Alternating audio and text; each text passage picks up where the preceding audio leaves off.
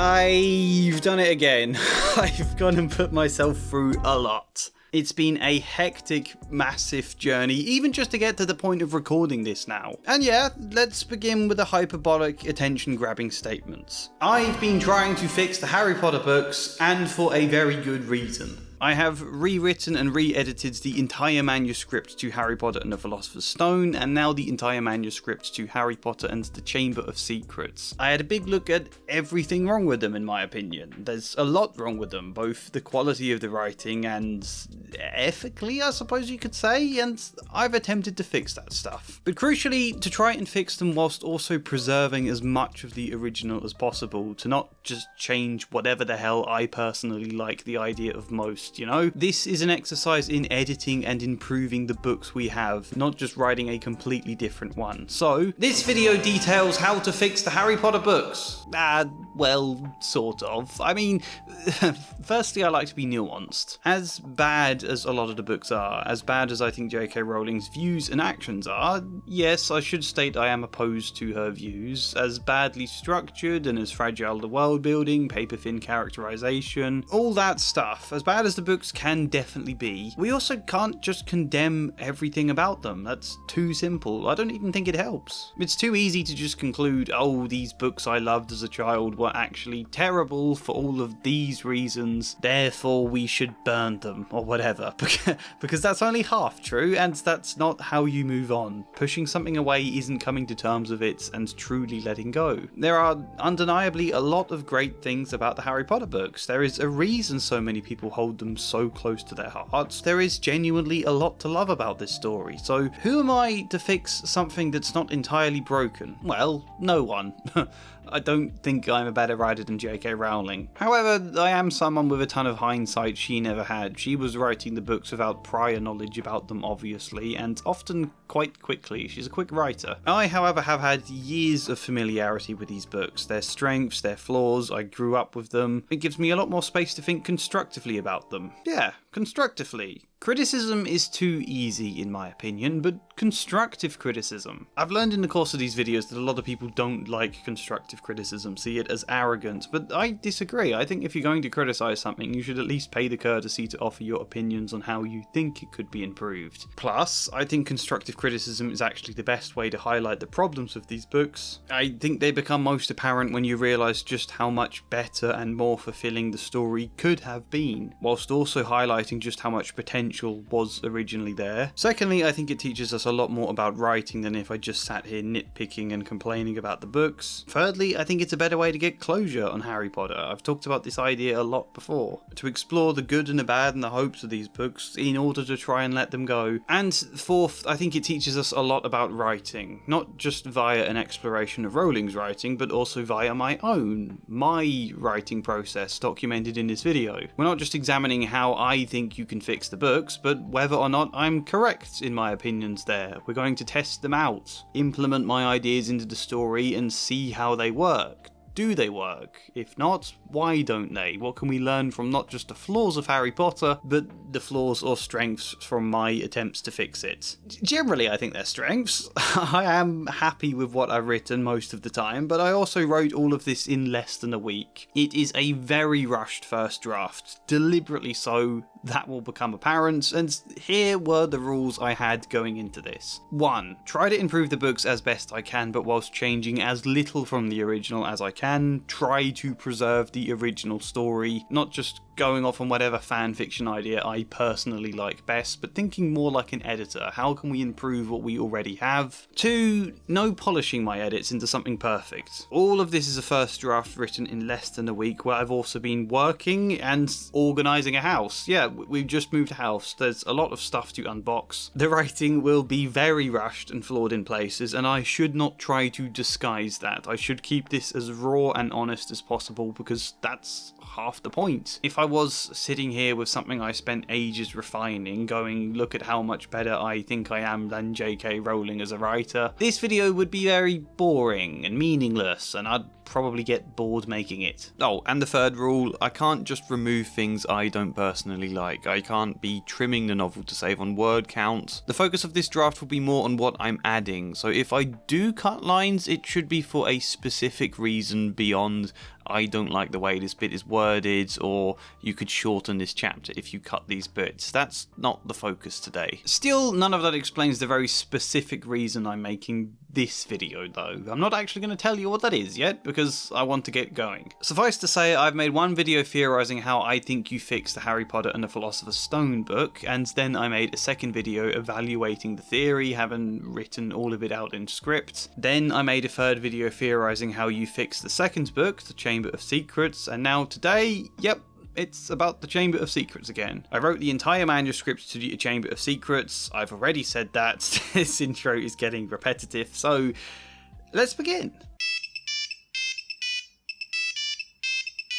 So, I should start with an overview of the challenges ahead. The Chamber of Secrets is, I think, the most tightly written of the books in the series. It's after this one that they start getting increasingly chaotic and flimsy in their structure. Books 4 and 5 can be an absolute structural nightmare, but right now, this is a very streamlined story, clocking in at a word count of only 86,000 despite so much going on in this book. You got a full-blown murder mystery with several not death scenes but petrified scenes. You've got flashbacks into Riddle's memories, 2 different monsters technically. We're introducing a load of new characters in Myrtle, Colin Creevey, Dobby, Justin Finch-Fletchley, Gilderoy Lockhart, Cornelius Fudge, Lucius Malfoy. 3 villains in this book in Lucius Malfoy, Tom Riddle and Gilderoy Lockhart. We've got an entire Death Day party, we've got Polyjuice Potion, obviously all the general school stuff that happens, chapters both at Privet Drive and the Burrow. Yeah, there's a lot packed in very tightly. All of that tightly packed nature makes it really hard to add in anything new without disrupting the existing flow of the story. But there's also a lot we need to add, because the main weakness of this book is that it's too streamlined. Lots of plot points don't properly conclude, characters don't develop. Ginny, I think, is a great example where they barely do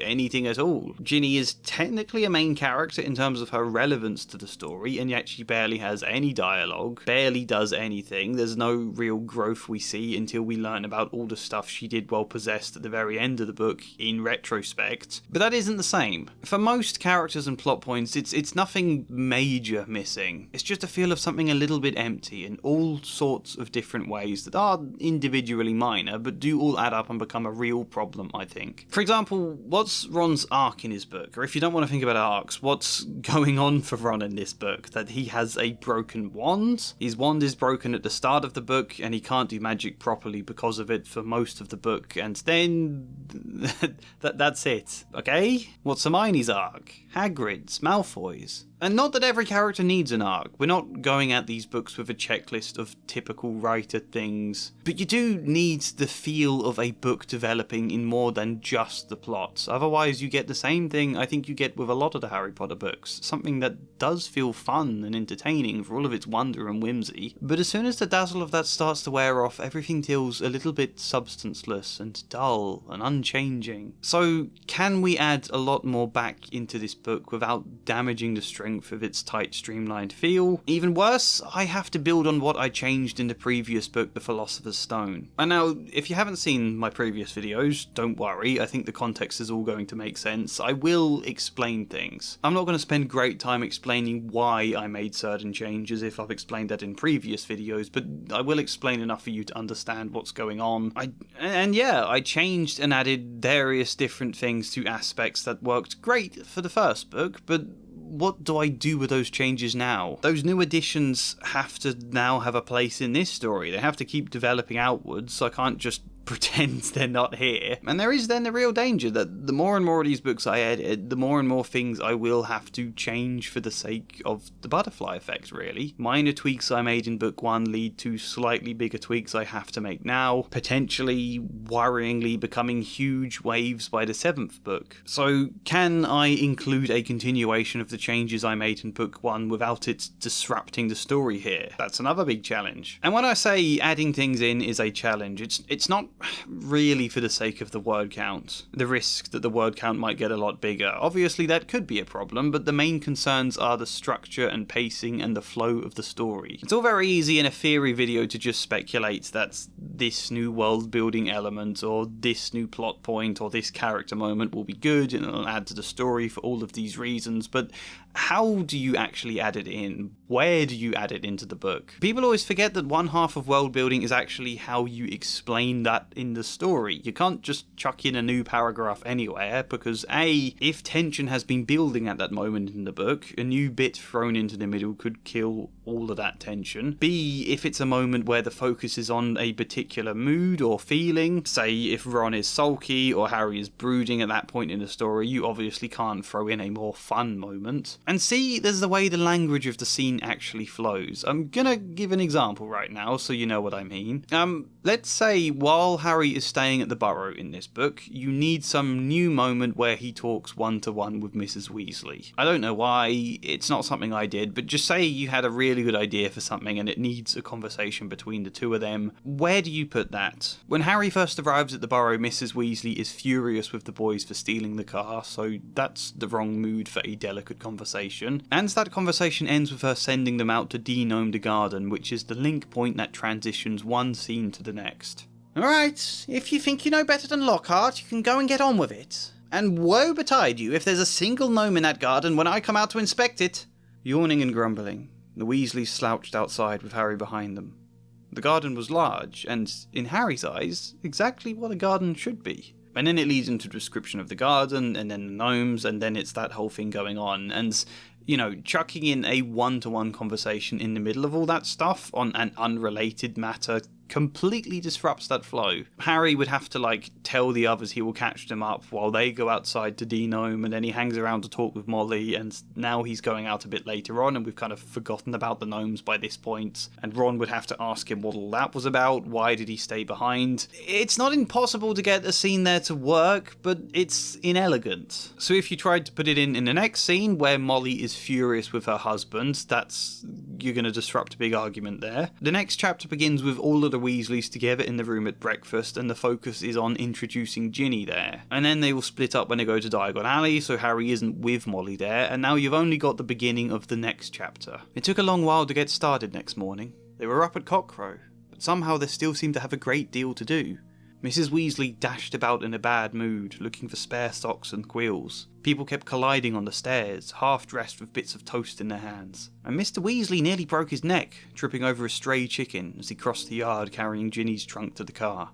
You know, the whole point of that bit is that they're all in a massive rush. This is why Harry and Ron get left behind when they can't cross through the barrier to platform 9 3/4. If you add in a slow conversation with Molly there, it detracts from the rushed feel and harms the suspension of disbelief to do with the barrier. Case in point, it wouldn't be easy to add in something here. There are obviously ways to work around these problems. You can probably imagine or think for yourselves how you might overcome these specific hurdles, but it's an example to show that you have to think carefully and think about where and how you're adding things in. You can't always just bank on there being a good opportunity to add something in, and if there's not a good opportunity, can you even add it in at all? And then if you're adding something that needs to keep cropping up at other moments in the story, or you're, say, adding an entirely new character, now that's a person that's got to be wedged in the middle of a lot of different conversations where they get their own dialogue now, but to somehow do that without disrupting the existing flow of dialogue or bloating a scene, it quickly becomes quite challenging, and the more I have to add, the more challenging it becomes to make it work without having to just completely rewrite entire scenes. That's the whole thing we're supposed to be avoiding here. We're supposed to be changing as little as possible, so can it be done? Stay tuned to find out. Another challenge ahead of us are the themes in this book. A cozy, warm-hearted children's story about kindness and love and friendship that also has a lot of very questionable ideas. Can we adapt that without detracting from what's fun about the book? You know, for example, how much is it bad taste and weirdly dismissive for everyone to be bullying, moaning Myrtle and to never give a damn about her? To be honest, I think a lot of the time it is in quite bad taste. This joke, for example. I wasn't paying attention, said Myrtle, dramatically.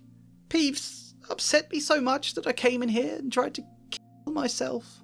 Then, of course, I remembered that I'm already dead, said Ron, helpfully. I don't know. Maybe it's because I've known more than enough people to commit.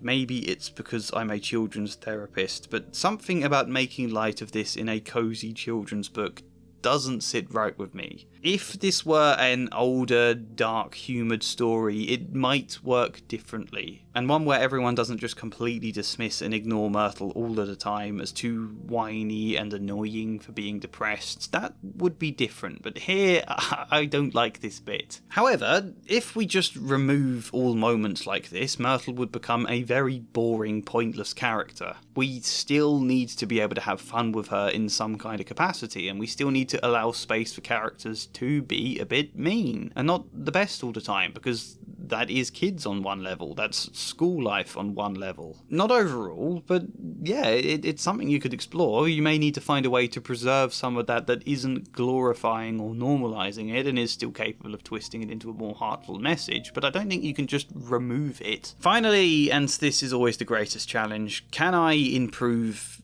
all these things? Character depth, thematic impact, dealing with the troubling madness of Rowling's writing. Can we improve upon that, but without harming not just the fun, but the light-hearted, whimsical, slightly cartoonish feel of this book? It's a big part of what makes it appealing to begin with. At least the very early books. Book 1 and 2 are much more cartoonish and kiddish than the later ones, and in them you don't really pick holes in a lot of the plot inconsistencies or the nonsense, because who cares? It's just a fun, deliberately whimsical, cartoonish kids book, just enjoy it. But book 3 onwards they start aging up. They're progressively older and more serious and more realistic, if you can say that about a fantasy series. And that then does create a huge disconnect with the original books, where all of the cartoonish stuff you at first just rolled with, now it doesn't make sense upon reflection in the later books where we're supposed to think more seriously. So part of my challenge is thinking about the wider trajectory of the series as a whole and trying to manage that aging up a bit less jarringly, so there isn't just this disconnect between cartoonish fun and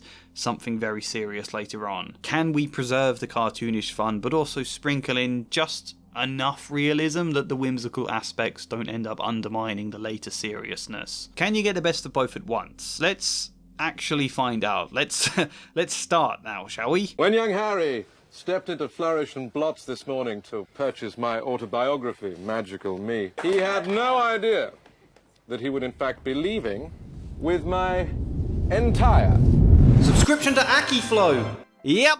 AckyFlow is the ultimate productivity tool for busy professionals, people who benefit from structure, and anyone who attempted to edit an entire novel and make a follow-up video all about it in less than a week. I suspect that's just me though. AckyFlow definitely helped. It's a tool designed for time blocking, but with an intuitive interface, a lot of flexibility, and some very slick color coding you can do. I've got my days, I've got different tasks I can assign for certain times, or even group things within bigger projects, like what's this giant block filling my calendar called HP video? I wonder what that is. You can set reminders for each task on your PC or phone. You can integrate so many other apps and programs into it. Like, this is perhaps the best thing about it in my opinion. If you're used to using Google Calendar, that's fine, just sync it with AckyFlow. You want to integrate your emails? Simple. If you get sent a particularly tricky email that you'll need a long time to answer, just right click, label it for AckyFlow, and now it's here in your task manager. You can also integrate Slack and Discord and all of these apps. Everything unified in a single place so you don't have to keep checking different things all of the time. But look, there's more worth explaining, and maybe you have a load of questions about AckyFlow or how to best tailor it to your needs. Well, why not schedule a free one-to-one call with one of their agents? Talk to them about what your needs are, what you'd like to learn, pop on, click a time, done. That is available to you now if you click the link in the description or the pinned comment. Give it a look. AckyFlow.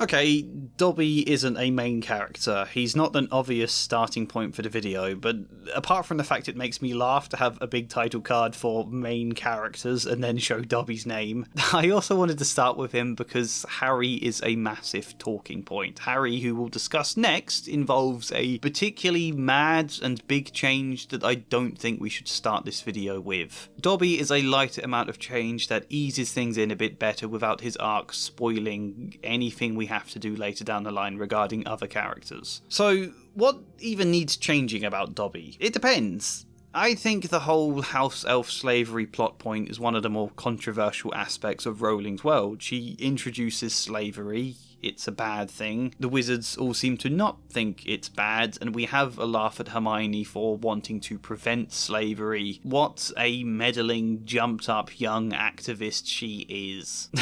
And then we end the series with nothing really changed. Dobby dies a free elf, but really nothing else has changed, and that's supposed to be a good conclusion? I've got no problem with slavery being a plot point in a children's book. Most of this we will actually tackle in book 4, so we won't get too heavy into a lot of those criticisms I just made now. But yes, I'm not of the opinion we should remove slavery from this book. I think we just need to treat it with a bit more humanity. It's a massive thing to add in, and quite a heavy emotional theme, and yet it's kind of weird how little anyone thinks curiously about it. Such as considering, why is Dobby and the other house elves stuck in slavery to begin with, and how does Harry, or by extension how is the reader, supposed to feel about it? I discussed this a lot last video. I set out different suggestions for how to deal with that. Here is what I settled on. So, in chapter 1, Harry meets Dobby, and I left the vast majority of their conversation exactly the same. There are very few tweaks to what I did. In the original, Harry quite quickly asks the obvious question to Dobby that you'd think to ask an elf who just told you about their life as a slave and how they have to shut their ears in an oven door and all sorts of things like that. Harry says the following, and for context, all the quotes I show in black are J.K. Rowling's writing. Anything I write will be in blue, and because a lot of the time I try to preserve original lines and dialogue within the bits I'm adding, even quotes I read from my version will include bits of black text within the blue. You'll be able to see all of that on screen. Anyway, Harry asks, "But why don't you leave? Escape?" "A house elf must be set free, sir, and the family will never set Dobby free. Dobby will serve the family until he dies, sir." Harry stared. "And I thought I was hard done by staying here for another 4 weeks," he said. "This makes the Dursleys sound almost human. Can't anyone help you? Can't I?" Almost at once, Harry wished he hadn't spoken. Dobby dissolved again into wails of gratitude. "Please," Harry whispered frantically, "please be quiet. If the Dursleys hear anything, if they know you're here." I don't think Dobby's response gives us enough, that he must be set free. Why must you be set free, Dobby? Why can't you make a run for it? Is it fear holding you back? Is there some bullshit magical reason? What is it? I mean, we learn in the later books that house elves are compelled to follow all orders, even if they ardently desire not to obey. We see that with Creature forced to do all sorts he'd rather not, and that their free will only exists when they find loopholes between their orders. That's not introduced until book 4, however, and I do have some concerns about the world building of that, which I would like to address in book 4, but the very beginning of the second book, right after slavery has been first introduced as a plot point, is it too early to start explaining all of the intricacies? Perhaps. Mainly, I just want to focus on space for Dobby as a character. To have actual character reasons beyond just an invented magic reason that strips him of all agency. I think that makes Dobby less layered, so I wrote in this response. "But why don't you leave? Escape?" Dobby blinked. "Where would Dobby go, sir?" he asked, as though the idea was impossible. When Harry found no response, Dobby nodded mournfully. "A house elf must be set free, sir. If Dobby left, he would be breaking wizard law, sir. The Ministry would find Dobby and punish Dobby and send Dobby back to his masters, who would—" He didn't finish the sentence. He gulped in alarm, and something about it made Harry's chest tighten. He watched the house elf's ears droop in dismay. "Dobby will serve the family until he dies, sir."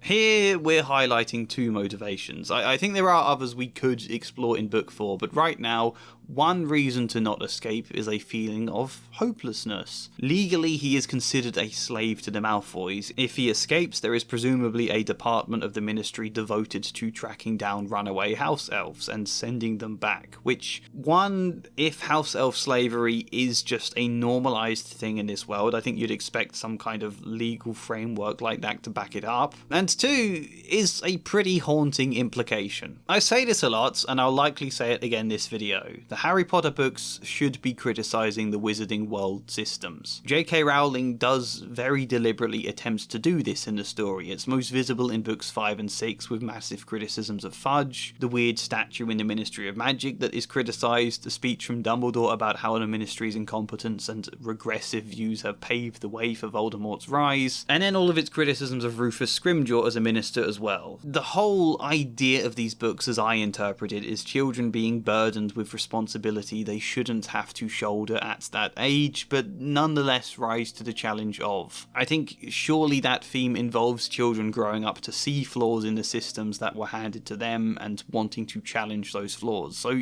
yeah, I think some government framework around house elf slavery is an obvious thing to include, specifically for characters like Harry and Hermione to later criticise and question that framework, and ultimately to stimulate change. Dobby could flee, but there is no obvious safe place to go, no allies he knows of, no haven to shield him from ministers who are likely to come looking for a runaway slave. And then the second reason is fear of punishment. One problem about the cartoonish way the books talk about Dobby shutting his ears in oven doors is that it dilutes the sense of cruelty. So I think the idea that there's a greater punishment here that Dobby won't even speak of, I think rectifies that and reminds us just how awful this is without having to make it too heavy. And the most important thing about there being some character reasons for Dobby to not escape is that it opens up space for him to have an arc, for him to develop as a character in this book. So what happens the next time we meet Dobby? Well, Harry is in the hospital wing after a rogue bludger attacked him during a Quidditch match, broke his arm, and then Lockhart magicked all his bones away. He is there overnight regrowing his bones when Dobby suddenly appears and again warns him about the dangers of Hogwarts. He also lets slip he's the reason Harry couldn't get through the barrier to platform 9 3/4, and in the original, Harry gets angry about it. "You nearly got Ron and me expelled," he said fiercely. "You'd better clear off before my bones come back, Dobby, or I might strangle you." Dobby smiled weakly. Dobby is used to death threats, sir. Dobby gets them 5 times a day at home. He blew his nose on a corner of the filthy pillowcase he wore, looking so pathetic that Harry felt his anger ebb away in spite of himself. "Why do you wear that thing, Dobby?" he asked curiously. I'll be honest, I think Harry is weirdly indifferent to the abuse Dobby suffers as a house elf. There's that one quote at the beginning of the book where he asks why Dobby doesn't escape. Dobby just says, "Nope, I can't," and then he lets the matter drop completely. Never thinks again about it until the very end of the book when he happens to get a chance to set Dobby free, which is a good ending, by the way. I'm not criticising that bit. There is just a general lack of empathy or care in all of the middle bits. Dobby goes on to explain why he must wear the pillowcase, and Harry doesn't think it's horrible, for example. There's no description of him feeling anything here. He says nothing. The conversation just returns to Harry's problems, and then he gets angry again. "This, sir," said Dobby, plucking at the pillowcase. "'Tis a mark of the house elf's enslavement, sir. Dobby can only be freed if his master presents him with clothes, sir. The family is careful not to pass Dobby even a sock, sir, for then he would be free to leave their house forever." Dobby mopped his bulging eyes and said suddenly, "Harry Potter must go home. Dobby thought his bludger would be enough to make—" "Your bludger," said Harry, anger rising once more. "What do you mean, your bludger? You made that bludger try and kill me." He goes on being angry with Dobby for the rest of the scene, so the very faint sense of guilt or apology for threatening to strangle him is just, it amounts to nothing. I know you can't make slavery too heavy in a children's book here, but you also can't make too much light of it either. Otherwise, it starts to feel weird how comical it's treated and how little anyone cares, so here's what I did. "You nearly got Ron and me expelled," he said fiercely. "You'd better clear off before my bones come back, Dobby, or I might strangle you." Dobby smiled weakly. "Dobby is used to death threats, sir. Dobby gets them 5 times a day at home." He blew his nose on a corner of the filthy pillowcase he wore. At the sight, Harry felt his anger ebb away, leaving a sickening guilt in its place. "I might strangle you." Those words could have been Uncle Vernon or Dudley. What was wrong with him? He remembered his anger towards Filch and Mrs. Norris. That was one thing, but looking at the burned fingers of a small house elf, the tears in his eyes, and then threatening to strangle him. He exhaled heavily. Why do you wear that thing, Dobby? He asked. So as expected, the writing is a bit ropey, a bit blunt here, and if you're wondering what the hell this stuff about Vernon and Filch and Mrs. Norris is about, you will find out later. It's not just as random as it seems to chuck that in here. There is something prior to this that we will explore later that sets this up. Something to do with Harry. It will make sense later on. Otherwise, it's just a little pang of guilt that might be appropriate when you threaten to strangle a house elf the exact way Lucius Malfoy probably does. I also removed the word curiously. I think, why do you wear that thing, Dobby? He asked curiously. Gives the wrong impression of Harry's feelings. Makes him feel very cold and removed. Also, my conversation goes on a bit more. This, sir, said Dobby, plucking at the pillowcase. 'Tis a mark of the house elf's enslavement, sir. Dobby can only be freed if his masters present him with clothes, sir. The family is careful not to pass Dobby even a sock, sir, for then he would be free to leave their house forever. But you can go any time you like, Harry stressed. You can do magic. You must be good if you can sneak in and out of Hogwarts. Just escape. Dobby shook his head. Where would Dobby go, sir? Where would Dobby be safe? It was what Dobby had said last time. Harry had expected the question and was ready with a reply. I don't know exactly, but there must be somewhere. I mean, you saw what the Dursleys are like. I thought that would be my life. I never imagined there'd be anything better for me, but then I found Hogwarts. If I can find something, Dobby, surely you can. Just having Harry press him again, even if he's a little bit ignorant and wishful as a child might be in this situation, it shows Harry actually cares. Harry's treatment by the Dursleys isn't the same as being a literal slave, of course, but I think it's a reasonably good comparison Harry might make. It's also highlighting something Dobby has completely failed to understand so far, that Hogwarts is good for Harry. Dobby thinks it's safer for Harry to be at home, but it's not safer. He needs Hogwarts as his one and only escape from the Dursleys. I think in adding this extra framing, it then becomes pretty understandable why Dobby, who feels hopeless to escape the Malfoys, would fail to recognise this about Harry. And yeah, Dobby dismisses this idea. He brings the conversation back to the fact Harry cannot stay at Hogwarts, he must go home. There's two other things I want to point out in this scene. One is that my Harry isn't just full-blown angry with Dobby. There's a touch more empathy. For example, I changed this line. "Oh, is that all?" said Harry angrily. "I don't suppose you're going to tell me why you wanted me sent home in pieces?" To this. "Oh, is that all?" said Harry bitterly. He was trying to keep a lid on his anger. "I don't suppose you're going to tell me why you wanted me sent home in pieces?" And then there's this moment in the original with Dobby is terrified and Harry is just continuing to be angry at him. Dobby can't, sir! Dobby can't! Dobby mustn't tell! Squealed the elf. Go home, Harry Potter! Go home! "I'm not going anywhere," said Harry fiercely. "One of my best friends is Muggleborn. She'll be the first in line if the chamber really has opened." I did this. Dobby can't, sir! Dobby can't! Dobby mustn't tell! Squealed the elf. The fear in his eyes was electric, his arms shaking, his chest heaving.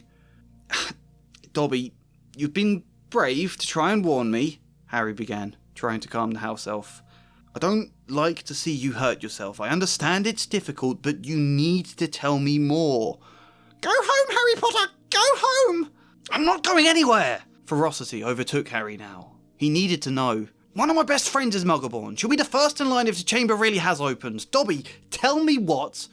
So, as you can see, I've got no problem with Harry getting angry. I just think the motivation now makes a bit more sense. We're drawing more attention to how afraid Dobby is, first of all, and then Harry is again attempting to keep himself calm, both out of empathy and also out of hopes it'll persuade Dobby to open up much more. But when it doesn't persuade him, out comes a bit of his anger again. This isn't a change I made just to be kinder to Dobby and present Harry as a bit more empathetic, although that is a reason. My version of Harry is deliberately supposed to be more empathetic for reasons we will discuss later, but I've also changed this here because it adds more structure to the dialogue. Ideally, you want your conversations to have some level of trajectory, building in tension, falling, moments of climax or low points, instead of the rhythm just remaining flat. It needs to be done in a way that feels natural and subtle, of course, but that can be a big part of what makes dialogue engaging. And so, in the original, Harry is surprised to see Dobby at the start, and then immediately angry when he learns about the barrier to platform 9 3/4. That's fine. Then a tiny moment of calmness where he almost feels sorry for Dobby before he lets slip he did the rogue bludger, and then Harry is straight back to anger for the rest of the scene. Whereas I think if Harry loses his anger about platform 9 3/4, then feels bad for threatening to strangle Dobby, and then when he learns about the bludger, tries to not get angry this time. Only we then get to see his frustration slowly build across the rest of the scene, getting up and up as he gets more and more desperate to know the truth. I think that's a stronger rhythm. Again, the actual writing itself is a bit clunky and first drafty, but that's to be expected. Well, a lot of you said it was very repetitive in the last video when I kept pointing out every minute flaw in my own writing and my dialogue clunkiness. Like,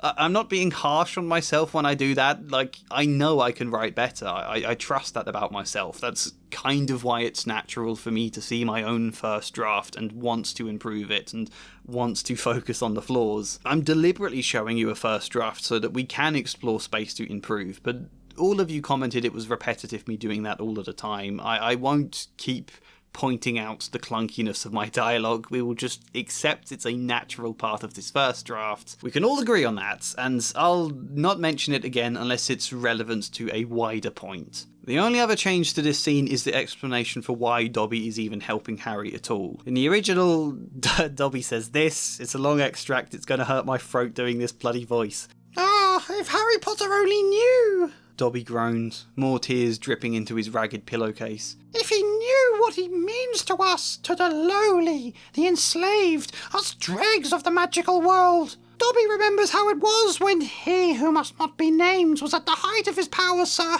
We house elves were treated like vermin, sir. Of course, Dobby is still treated like that, sir, he admitted, drying his face on the pillowcase. But mostly, sir, life has improved for my kind since you triumphed over he who must not be named. Harry Potter survived, and the Dark Lord's power was broken, and it was a new dawn, sir.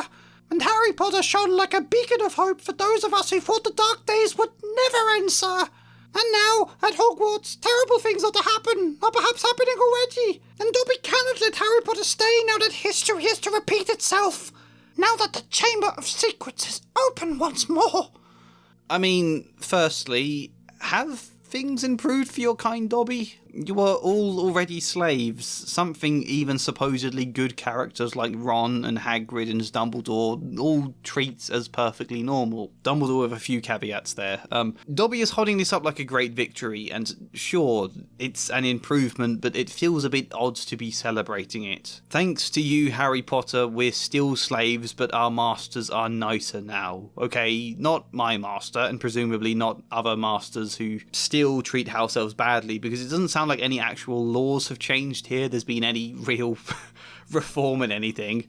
There are no ministry officials who go around expecting homes to make sure house elves are treated kindly. There's nothing. So in that sense, there's not really anything to stop the same bad treatment, but apparently it's better. You know, it's not to say there isn't something interesting to explore here. I think of George R.R. Martin to Dance with Dragons and how Tyrion and Penny and Jorah in that book become slaves to a master who feeds them well and houses them, and their collars are made of gold rather than iron, and is that really much better? If the book was exploring that kind of point, I might think differently, but it's not. There isn't any real room to explore that idea. Dobby just idolises Harry for vaguely making house elf slavery slightly better in ways that aren't explained at all, and so don't really feel tangible. And so I encountered a problem here. Let me explain my thought process. We need a good motivation for why Dobby is keen to go to such great lengths of risk in order to help Harry Potter specifically, this kid he's never met. And my first thought was that Dobby wants to help everyone. He hears the Malfoys are planning on,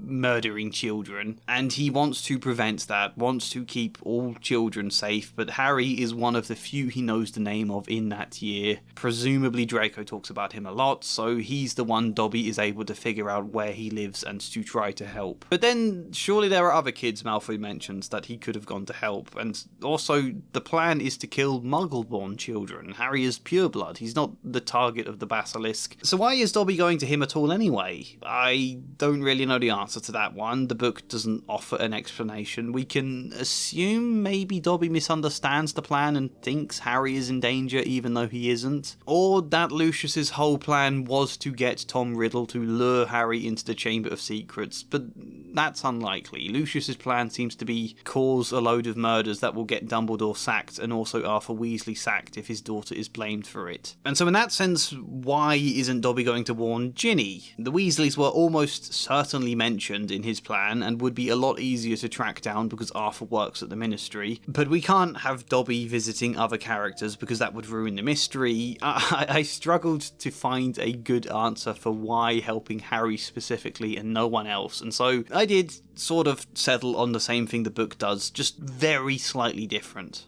Dobby would send all home if he could. Terrible things are to happen at Hogwarts, or perhaps happening already. But Harry Potter is the one who triumphed over he who must not be named, sir. Harry Potter survived, and the Dark Lord's power was broken, and it was a new dawn, sir. Not for my kind, Dobby admitted, drying his eyes on a pillowcase. We house elves are treated like vermin. But a new dawn for many witches and wizards, and Harry Potter shone like a beacon of hope for those who thought the dark days would never end. If Harry Potter were to die, then this beacon would be lost, sir. Dobby cannot let Harry Potter stay here now that history is to repeat itself. Now that the Chamber of Secrets has opened once more. Yeah, Dobby thinks Harry is in danger because he presumably doesn't hear all of Lucius's plan, and he would like to help everyone, but Harry is the priority because he means something for witches and wizards. Dobby is being selfless, I guess. He knows what Harry means to others, even if it does nothing for house elves. Because Dobby at this point in the story isn't really thinking about his own freedom or betterment. I think this is okay as a motive. It's not great, but it's as good as I could think without having to massively over-explain a better motive that would require a boring amount of exposition. The next time we see Dobby is at the end of the book. He has 3 appearances, and hopefully you can spot the development here. When Harry suggested Dobby escape, Dobby asked where he could go, and Harry had no answer. On their second meeting, Harry again suggested escape, and when Dobby asked where he could go, Harry said he didn't know, but if he found Hogwarts, there has to be somewhere similar for Dobby. Hogwarts vaguely as a metaphor for hope, I suppose. And so, on their third meeting, Harry frees Dobby with a trick that causes Lucius Malfoy to offer him clothes, and in their talk, my version of Harry says, "Where will you go now?" Dobby thought carefully for a moment. Dobby does not know where he will go, but Harry Potter found Hogwarts, and Hogwarts is good for him. He smiled again, looking excited now. If Harry Potter can find Hogwarts, Dobby thinks Dobby can find something good too. I think it's nice to see Dobby find hope, to see that grow within him. It gives him a little bit of agency and also cements the idea that he was wrong to try and prevent Harry returning to Hogwarts. He has now realised how good it is for Harry and that he deserves something similar. I think it's sweet, and it'll make it nice in Book 4 when we discover Dobby has been working at Hogwarts, and that Hogwarts is literally the place Dobby decided can be as good for him as Hogwarts is to Harry Potter. It's not a major change at all, it requires just adding one question and one response to each of their conversations in this book, but I think it does a lot. The only other real change for Dobby is a slightly more questionable one, and you'll see why I'm not exactly sure on this tweak. It's to do with Harry's realisation that Lucius Malfoy planted the diary on Ginny. He realises this in the scene with Dumbledore and Lucius because Dobby is there silently hinting it. This is what we get in the original. The elf was doing something very odd. His great eyes fixed meaningfully on Harry. He kept pointing at the diary, then at Mr. Malfoy, and then hitting himself hard on the head with his fist. And then, after a bit more dialogue between Lucius and Dumbledore, and still, behind his back, Dobby was pointing first to the diary, then to Lucius Malfoy, then punching himself in the head. And Harry suddenly understood. He nodded at Dobby. Dobby backed away into a corner, now twisting his ears in punishment. "Don't you want to know how Ginny got hold of that diary, Mr. Malfoy?" said Harry. I don't think there's anything massively wrong with this exchange. I just feel Dobby deserves a bit more agency in the story. Currently, Harry is doing everything for him. He frees him on his own initiative. Dobby has attempted a lot to warn or prevent Harry from being at Hogwarts, but none of that was really very useful. Most of it hindered him. He's mostly just a comic character who we sort of pity, sort of find funny, and who inadvertently provides a few clues. But I'd like some recognition for how brave Dobby is. Visiting Harry at all was super brave of him, but we never truly acknowledge it because Harry is always so frustrated with Dobby or desperate for more knowledge in those moments. But if Dobby got to do something else super brave at the end of this book, I think that would be nice for him. I thought, why doesn't he just speak out instead of silently gesturing for Harry to do it for him? So we have that same exchange, Dobby pointing to Malfoy in the diary and Harry not understanding. But on the second iteration of it, I made it so Harry still doesn't understand. And still, behind his back, Dobby was pointing, first to the diary, then to Lucius Malfoy. He looked frantic now. He was pleading with Harry to understand. He was beginning to feel quite stupid. Harry could only blink. "Well, it seems I must speak with the governors," Mr. Malfoy said, turning towards the door. "Come, Dobby." Dobby looks desperate now. Harry knew he had to say something to stall for time. He stammered uselessly as Malfoy pulled open the door.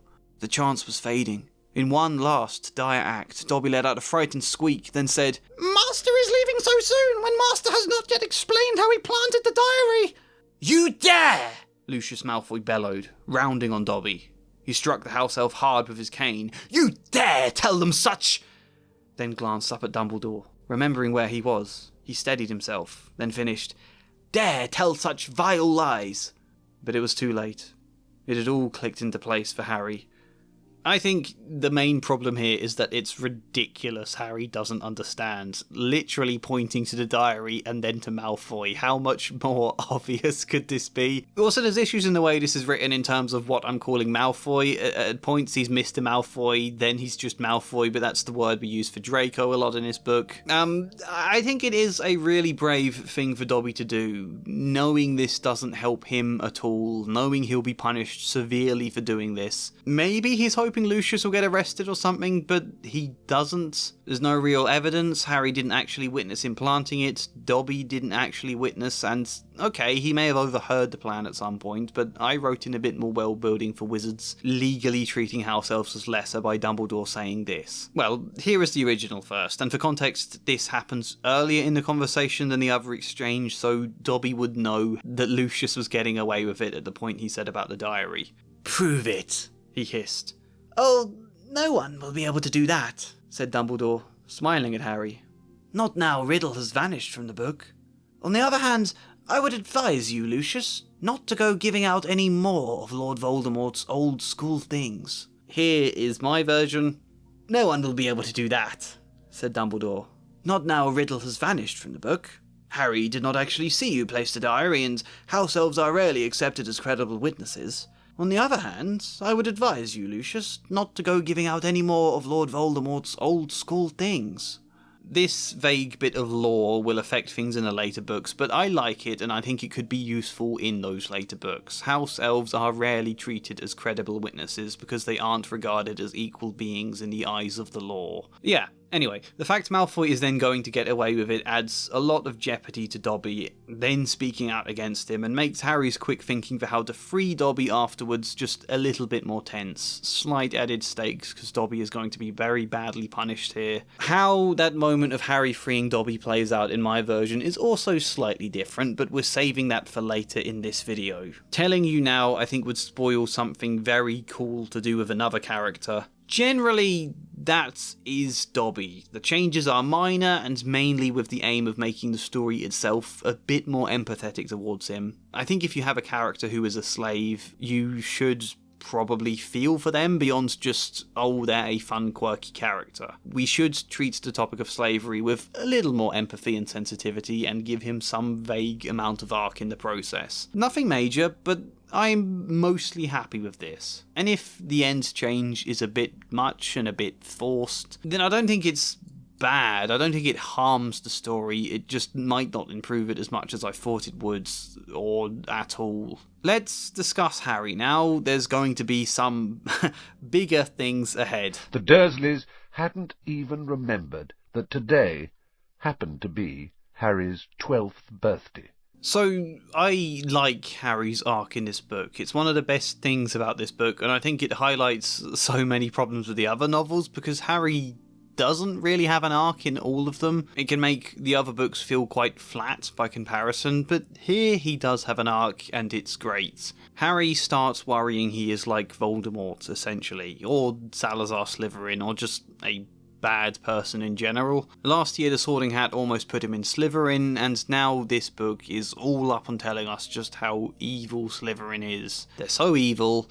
That itself is a separate issue we'll discuss later on, but Salazar Slytherin was a massive racist who smuggled a giant snake into a children's school in order to murder Muggle-born children. And Harry, like him, speaks Parseltongue, and Voldemort was a Slytherin who also got this snake to attack Muggle-borns, and he's a Parseltongue. And like Harry, they are both orphans who grew up in the Muggle world, and now these attacks are happening again, and people think Harry did it, so he starts to doubt himself. Not really thinking that he did the attacks without knowing, but thinking he's like Voldemort, that he is bad on some previously unacknowledged level. Until Dumbledore at the end of the books says it's your choices who define who you are, not your abilities. Yes, you share traits with Voldemort, but you choose to be different. You chose to slay this beast, not set it upon Muggleborns. You choose to be kind. You choose to be in Gryffindor. At its core, I think this is a very relatable message for kids. I think all of us on some level harbour a worry that we're actually a bad person. All of us have done bad things at times, but all of this is a good reminder that we can still choose to be better. We can still try, and sometimes trying is what makes all of the difference. However, there are still problems here, and not just the confused messaging around Slytherin being an evil house. That Harry should seek comfort in the idea he's a good person because he chose to be in Gryffindor is kind of mad. I mean, is the headmaster of Hogwarts there insinuating that 1/4 of his students are in fact bad people? Don't worry, Harry, you're not in Slytherin, you chose not to be, you're in Gryffindor, therefore you obviously can't be a bad person like those snaky kids. I'm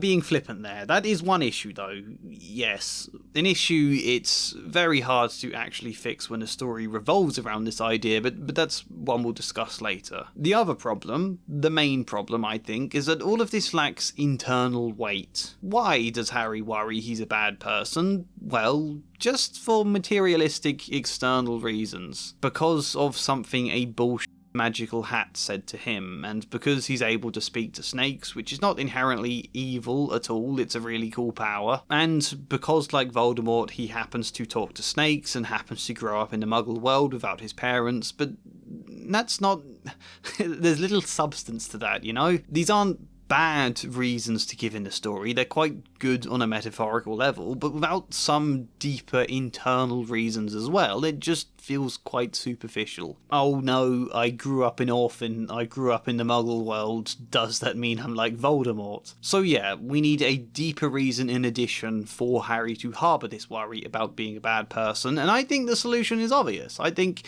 let him sometimes do things that are a bit bad. Let him be a bit mean, not even terribly. He still needs to be a likeable protagonist, just a kid who can have a bit of anger and can lash out unfairly only to feel guilt afterwards. And this makes a lot of sense psychologically. Harry technically is an abused, traumatized kid. Now, it somewhat ruins the fun of these books if we showcase all manner of trauma symptoms, however, bursts of anger make a lot of sense and is quite literally what I was preparing for in my book 1 changes. There I made Harry more timid, a traumatized child who has been what you would call hypo-aroused as a defense mechanism. Also a bit more compliant because that's what the Dursleys forced him into, but then in that book he gets space away from the Dursleys. He goes to Hogwarts, space to actually express himself and grow a little in confidence and self-esteem and the ability to stand up for himself. And as a result, book 2 is then an obvious point for a lot of the previously repressed anger to start surfacing. So Harry this year is starting to contend with having a temper, but he's also not used to having a temper, so it's confusing, he's worried about it. When you link that to a load of people accusing him of being the heir of Slytherin, suddenly that's an extra layer. Oh god, what if I am a bad person? What if this is it starting to surface? But crucially, anger isn't always a bad thing. Sometimes it's a vital emotion to help us both express our needs and feelings, but also to stand up for them. Harry isn't as strong as Dudley and was previously often at his mercy for torment, but now he knows magic. Now he can reverse that role if he ever feels the urge. He can scare Dudley, make Dudley feel the way Dudley used to make him feel, be a bit mean, and you can absolutely understand why he would want to. You see where I'm going with this? Just make Harry a little bit meaner to Dudley. Let me quote an original J.K. Rowling line from Chapter 1. Dudley hitched up his trousers, which were slipping down his fat bottom. "Why are you staring at the hedge?" he said, suspiciously. "I'm trying to decide what would be the best spell to set it on fire," said Harry. Dudley stumbled backwards at once, a look of panic on his fat face. You can't! Dad told you you're not to do magic. He said he'll chuck you out of the house, and you haven't anywhere else to go. You haven't got any friends to take you." "Jiggery pokery," said Harry in a fierce voice. "Hocus pocus, squiggly wiggly." "Mum!" howled Dudley, tripping over his feet as he dashed back towards the house. "Mum! He's doing you know what?" "Here's the fairly minor change I made." "Why are you staring at the hedge?" Dudley said suspiciously. "I'm trying to decide what would be the best spell to set it on fire," said Harry. Dudley stumbled backwards at once, a look of panic on his face. "You can't!" Harry tried to hide his smirk. "No? I suppose it might hurt the wildlife." He turned to Dudley. "Why not set your hair on fire instead? Just a touch more. This is mean of Harry, but also should he feel like he's a bad person because of it? No, I don't think so. It's not acceptable behaviour, but it shouldn't condemn Harry as a person. Also, there is a positive here in the sense Dudley came over first and tried to bully Harry. There was previous dialogue before the extract I showed where he's teasing Harry, and Harry is now showcasing an ability to snap back, to stick up for himself, to show that he won't be bullied anymore. That's good. Also, in case you're wondering, I did tweak that fat bottom line.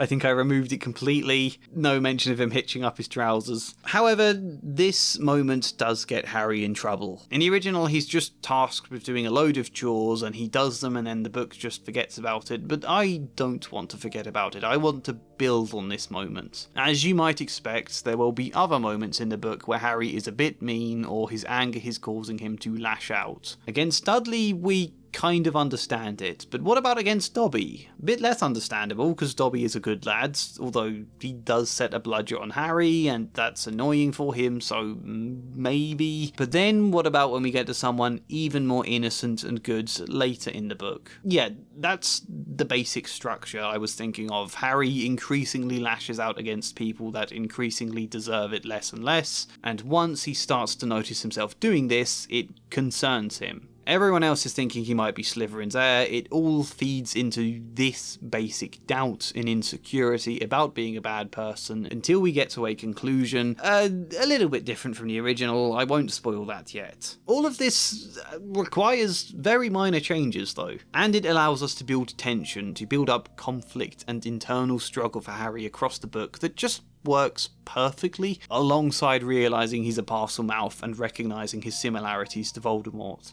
There is more to it than that though, so we'll have to go through it all together in order, but I'm afraid there's no way around this. To explain what happens in Harry's arc beyond Chapter 1, we have to talk a lot about other things first. We have to talk about one of the madder, more difficult changes I made that I would rather have saved until later in the video.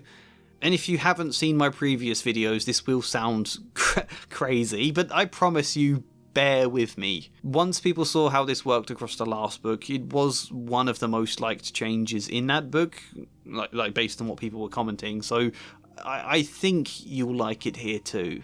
at least once you get the full picture of this book, beyond just the scene I'm going to show you in a minute. But it starts with the mention of safety. "Well, get off to your dormitories," said Percy sternly. "It's not safe to go wandering around dark corridors these days." Now, one of the biggest issues with Harry in the books is how the Dursleys treat him. Don't get me wrong, I'm perfectly fine with them being cartoonishly horrible and bigoted and cruel, because it all works as a solid satire of, like, small-minded, stereotypical British villager. And they can be cruel because we know they're bad. They're obviously meant to be seen as bad for how they treat Harry. I think the cartoonish nature makes it feel less overwhelming for a child to read, and they always get a bit of classic comeuppance as well. However, the problem is more so that this is just a repetitive status quo for Harry's home life. Yes, they're cruel to him. Yes, Hagrid criticises them, and even Dumbledore if we wait all the way until book 6. A very long wait. Dumbledore tells the Dursleys off for not treating Harry better. He waits 6 years until Harry has almost left for good before telling them to treat him better. But otherwise, as cruel as they obviously are, no one is expected to do anything about it. Harry is just supposed to go on living there like it's something unpleasant, but something to be tolerated. Just put up with it, Harry. Just roll your eyes, get a bit of comeuppance, and don't worry about it beyond that. Even in this book, Harry is literally locked in his room, bars on his windows, and starved on the tiniest amount of food. Here are some of the descriptions that state he is starving. But the way things were going, he'd probably starve to death anyway. The cat flap rattled, and Aunt Petunia's hand appeared, pushing a bowl of tinned soup into the room. Harry, whose insides were aching with hunger, jumped off the bed and seized it. The soup was stone cold, but he drank half of it in one gulp. They were starving him, Mum! You know, they kind of did literally have to save his life in this book, and then what? A few grumbling words about the Dursleys being cruel before everything goes back to normal again. Harry returns to the Dursleys again at the end of the book, and no one is raising any concern about that fact. This is perfectly normal. Okay, the book ends with some light humour about it. "This is called a telephone number," he told Ron, scribbling it twice, tearing the parchment in two and handing it to them. "I told your dad how to use a telephone last summer. He'll know. Call me at the Dursleys, okay? I can't stand another 2 months with only Dudley to talk to." "Your aunt and uncle will be proud though, won't they?" said Hermione, as they got off the train and joined the crowd thronging towards the enchanted barrier. "When they hear what you did this year." "Proud?" said Harry. "Are you mad? All those times I could have died and didn't manage it? They'll be furious." And together, they walked back through the gateway to the Muggle world. You know, in a way, making light of it without any greater concern is kind of worse. In my opinion, a lot of this here is accidentally normalising abuse. It's saying it's not a good thing to happen, but it's also acceptable, tolerable, okay to put up with, when it's not okay. I don't think Rowling is being deliberate in this. I think she finds abuse an interesting plot point to slightly explore, and it benefits Harry in the sense of the wish fulfillment from escaping a world that feels cruel. So she does attempt to explore it somewhat, that it's deliberate that he's starving and that they save him, but once it becomes inconvenient to the plot and the story she wants to tell, she just forgets all about it, and I think that is a problem. But at the same point, for the basic story of all these books to function, Harry does need to go back to the Dursleys. If I changed that now, maybe I could change it in the later books, I don't know, but definitely in the first 2 books, it's too great a change that disrupts too many things down the line. So I think Harry does need to go back to the Dursleys again. However, we don't need to frame it as okay. What I did in book 1 was to make this the fault of the wizarding systems, turn the fact Harry has to go back there into a criticism of government systems. Yeah, more on the theme of criticising systems.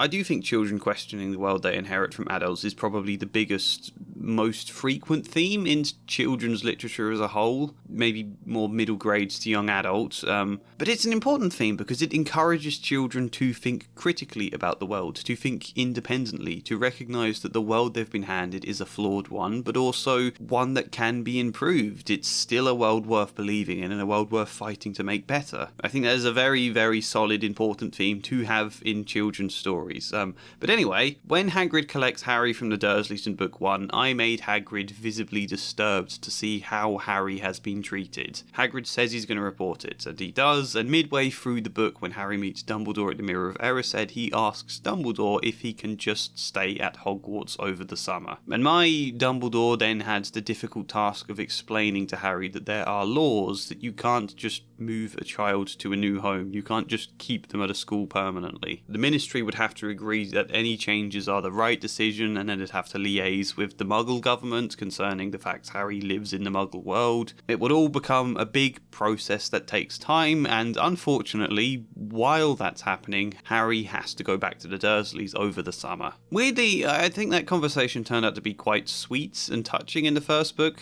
It's a natural low beat in the story anyway, but yeah, either way, it meant Harry had to go back home, but with the faint hope that someone from the Ministry will visit Privet Drive over the summer to do an inspection, basically. See what Harry's living standards are like, if they need to intervene, at worst, if they need to rehome Harry. That faint hope allowed Harry going back to the Dursleys at the end of the first book to feel a bit less like a mood-killing ending, but it gives us a difficult task now. Harry effectively has to have a wizard social worker visit him at the start of this book. How can we do that in a way that's child-friendly, that's not like a load of contrived jargon about laws and child safety, and most importantly, that is still actually fun and engaging and fits into the whimsical feel of this book? Because when you say wizard social worker, it sounds very boring, doesn't it? Well, I'm going to show you what I did, mostly in full. We're going to read long extracts. We're going to go through chapter 2 in order. And this is all the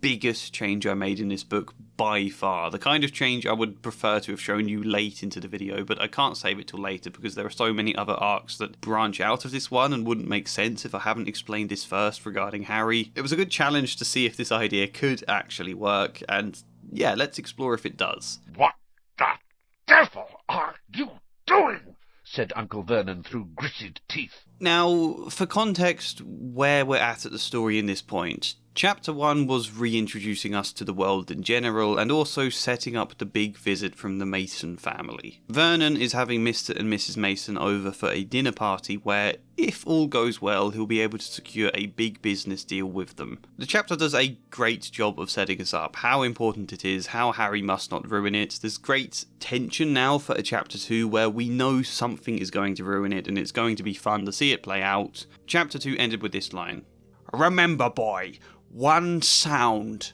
Harry crossed to his bedroom on tiptoe, slipped inside, closed the door, and turned to collapse on his bed. The trouble was, there was already someone sitting on it.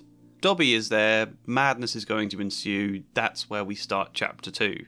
And for context about my writing, I actually wrote this chapter a while back. I wasn't at all sure if I was going to make this video at all. One, rewriting the whole script, is it a necessary video? I think it is now, but at the time I wasn't sure. Part of me considered just moving on to discussing ideas for book 3 rather than fleshing out and testing the ideas I had for book 2. But whilst I wasn't sure, I did want to try out this scene, knowing this was a big change, knowing it's a mad thing to attempt and it might not work at all, it's an odd idea. I was just personally curious to see if it actually could work. So yeah, I wrote this a while back just as a little test to satisfy my curiosity, and I put it on Patreon, and the rule was this script has to be a rough first draft. So when deciding to rewrite the rest of this manuscript, I was tempted to edit the version of this chapter I wrote for Patreon. I had a better idea about how it could work differently, something I mentioned in that Patreon article, but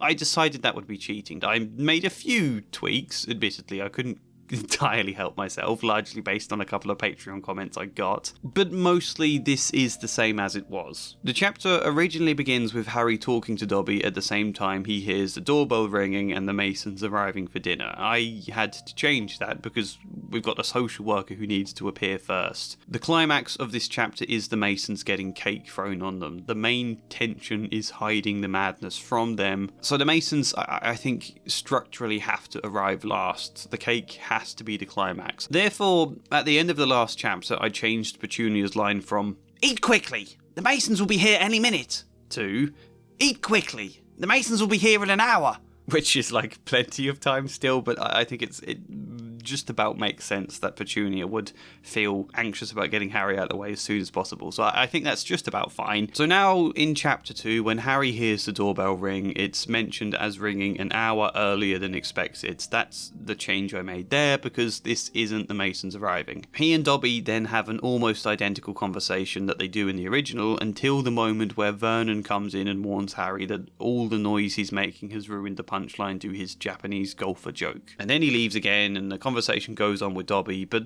I had to change that. Instead of Vernon coming into the room, I did this. He tried to think of something positive to say, only he heard Aunt Petunia's feet come scuttling up the stairs. He had only just squeezed Dobby into the wardrobe when the door burst open.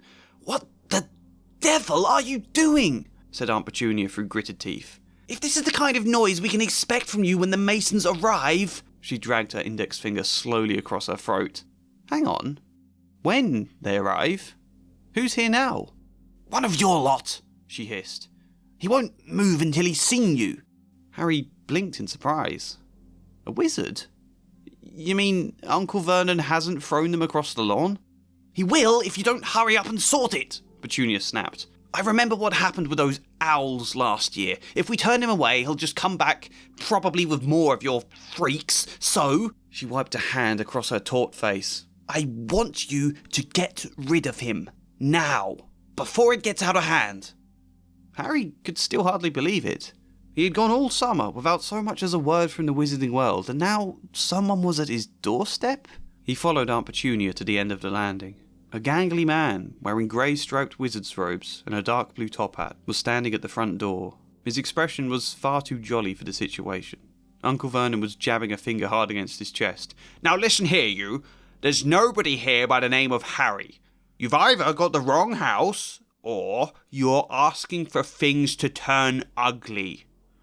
The success of this depends on how much you buy that they wouldn't just slam the door in his face. I think it could probably do with some more context here to make this more believable, but at the same time, is it worth stretching out the moment just for that? I think you can just about believe this moment enough as it is, and I think a lot of Petunia's lines here were actually Vernon's from the original, and they still feel like Vernon. This doesn't feel like something Petunia would say, drawing a finger across her throat either. I think that's more Vernon, so I should have changed that more. Also, Aunt Petunia scuttling up the stairs. Not sure why I went with scuttling like she's a crab. Couple of typos, couple of just general inconsistencies you get from a first draft as well, like the fact Harry had gone all summer without so much as a word from the wizarding world. This isn't all summer, it's about half the summer.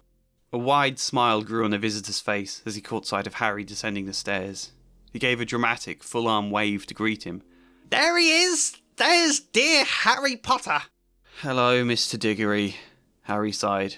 He should have been pleased to see him. Harry had hoped, half expected, that someone from the Ministry would visit at some point. Professor Dumbledore had promised it, someone from the Ministry to check up on how the Dursleys had been treating Harry, either to try and improve the situation, or else to find a different family for Harry to live with. He should have felt pleased. Only why did he have to come today? Why, of all people, did it have to be Amosiah Diggory? Yes, for repeat viewers, you will be familiar with this character. Originally called Mr. Ainsley when I first suggested this idea as a stock name, then he became Barty Crouch in my edit of the first book, before I settled on Amos Diggory. Yep, this is the Amos Diggory from Book 4. He has now been given a new role in my edit of the books. In Book 1, he was the badly titled student welfare representative for Hogwarts, his job being A, someone from the Ministry who has a seat on the Board of Governors for Hogwarts, and B, someone who's supposed to look out for the student safety and well-being. The one point of contact between Hogwarts and the government. I wrote him in for a ton of different useful reasons. I've discussed all of the ways this can be really helpful in the last videos, so I'm not going to repeat that too much here. But as a quick rundown, he is useful as an excuse for all of the ridiculous, nonsensical things Dumbledore is supposed to have done in the original. You'll see a good example of what I mean later on. Instead of Dumbledore did something stupid that doesn't quite make sense in the world building, we can say this incompetent character from the Ministry had a hand in it. Secondly, Mr. Diggory exists to have a bit of fun with the madness of this world, to be someone losing his mind about health and safety when there's like a troll in the dungeon, magician or a three-headed dog or whatever. And he exists as an early focal point for that theme we mentioned, that the systems can let you down, that they can be flawed. Mr. Diggory is a fun, whimsical means to highlight that sometimes it's incompetence or inattention rather than direct evil that can cause ill in the world. A lot of you really loved this character in my Philosopher's Stones edit, which was a nice surprise to see considering how odd an idea it is. And so to start this book, I thought, why have some totally new character playing a social worker when we could just let Diggory come in here for the same sort of shtick? I think he would be eager to make this home visit because it's the famous Harry Potter. I think he would want that on his CV, even though he's not technically qualified to make this sort of inspection because it's not technically his job. And doing something like that is very on brand for my version of Diggory. Mr. Diggory laughed performatively. Oh, no need for all that Mr. Diggory nonsense. You know me better than that, dear Harry. Call me Amos-iah. Amos, even. Harry didn't know Mr. Diggory well at all. He was the student welfare representative at Hogwarts, whose job it was to make sure students felt safe and supported. When Harry had come to him last year with concerns about the Philosopher's Stone, Mr. Diggory had been no help. Harry wasn't quite sure why he was talking as though they were close friends. He beckoned Harry down the stairs. Well, dear Harry, as you'll know from the owl we sent last Thursday, a ministry official was scheduled to visit and make sure everything is all diggity-boo. Uncle Vernon shifted uncomfortably at this. As Mr. Diggory blew his nose on his handkerchief, he began an exchange of wild yet silent gestures in argument with his wife. I didn't know, Harry said. I didn't get any owls. However, Mr. Diggory seemed not to hear. He bent low with an arm on Harry's shoulder and went on cheerfully. Originally, old Phineas Mumps was going to make the visit, but seeing as I knew you personally, I thought you'd prefer me to come. He said I just wanted a famous name on my record, but I told him, the boy looks up to me. He knows I'll listen. Mr. Diggory stood up again. It brought an end to the silent argument between the Dursleys. From what Harry could gather, Aunt Petunia had won, and they were now settled on going along with the visit for as long as it took to get rid of him. They forced a smile as Mr. Diggory led Harry towards the kitchen. Then, catching sight of Aunt Petunia's threatening glare, Harry spoke up. You see, Mr. Diggory... Amos-iah, my boy. Amos, even.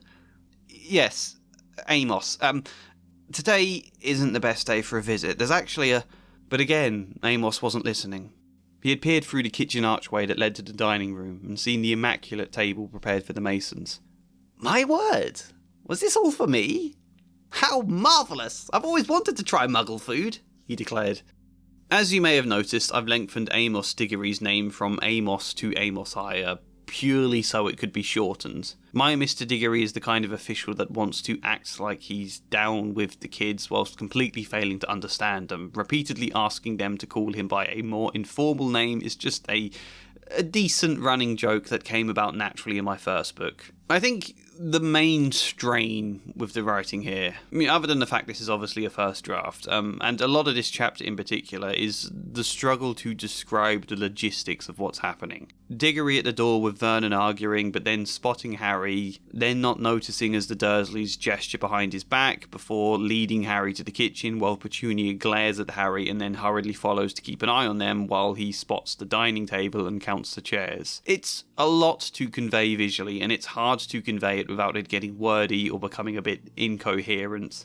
But I suppose that's fine for a first draft. I think you can feel this all needs explaining more clearly, or else just simplifying the scene, simplifying what's happening here. All of this is really build for a conflict, though. A conflict where Harry is torn between wanting Mr. Diggory to see how he's treated here, wanting to tell Diggory all about their cruelty, but also coerced to act like everything's fine, to just get rid of Diggory. A frighteningly real conflict for many children that could be too much to read, but I think the whimsical, over-the-top nature of it offsets that enough for it to feel relatable, but in a safer, positive, affirming way. The Dursleys hurried in, to witness him counting each of the chairs. One for Mr. Dursley, Mrs. Dursley. This one must be mine, next to dear Harry. He sat down, the sight of which caused Aunt Petunia to let out a strangled shriek, but Mr. Diggory was too busy looking at the table arrangement with confusion. Whose is the fifth chair? He had, of course, misunderstood the seating plan. One chair for Uncle Vernon, one for Aunt Petunia, 2 for Mr. and Mrs. Mason, and then the 5th for Dudley. No one corrected him. Aunt Petunia seemed near fate at the sight of a man in wizard robes touching her furniture and eyeing her muggle cutlery, as though he expected it to be different. The vein in Uncle Vernon's temple was throbbing, though he was trying desperately to restrain himself. If they weren't quite able to put on a show of politeness, they were at least holding back the urge to explode. The same could not be said for Dudley, who then wandered into the kitchen and stopped dead with a scream. "Ah, you have a son! This must be your seat then," Mr. Diggory called to Dudley. "No need to look alarmed, my boy. Why don't you come and sit down? I'm sure you have a lot to say about your cousin." He chuckled cheerfully.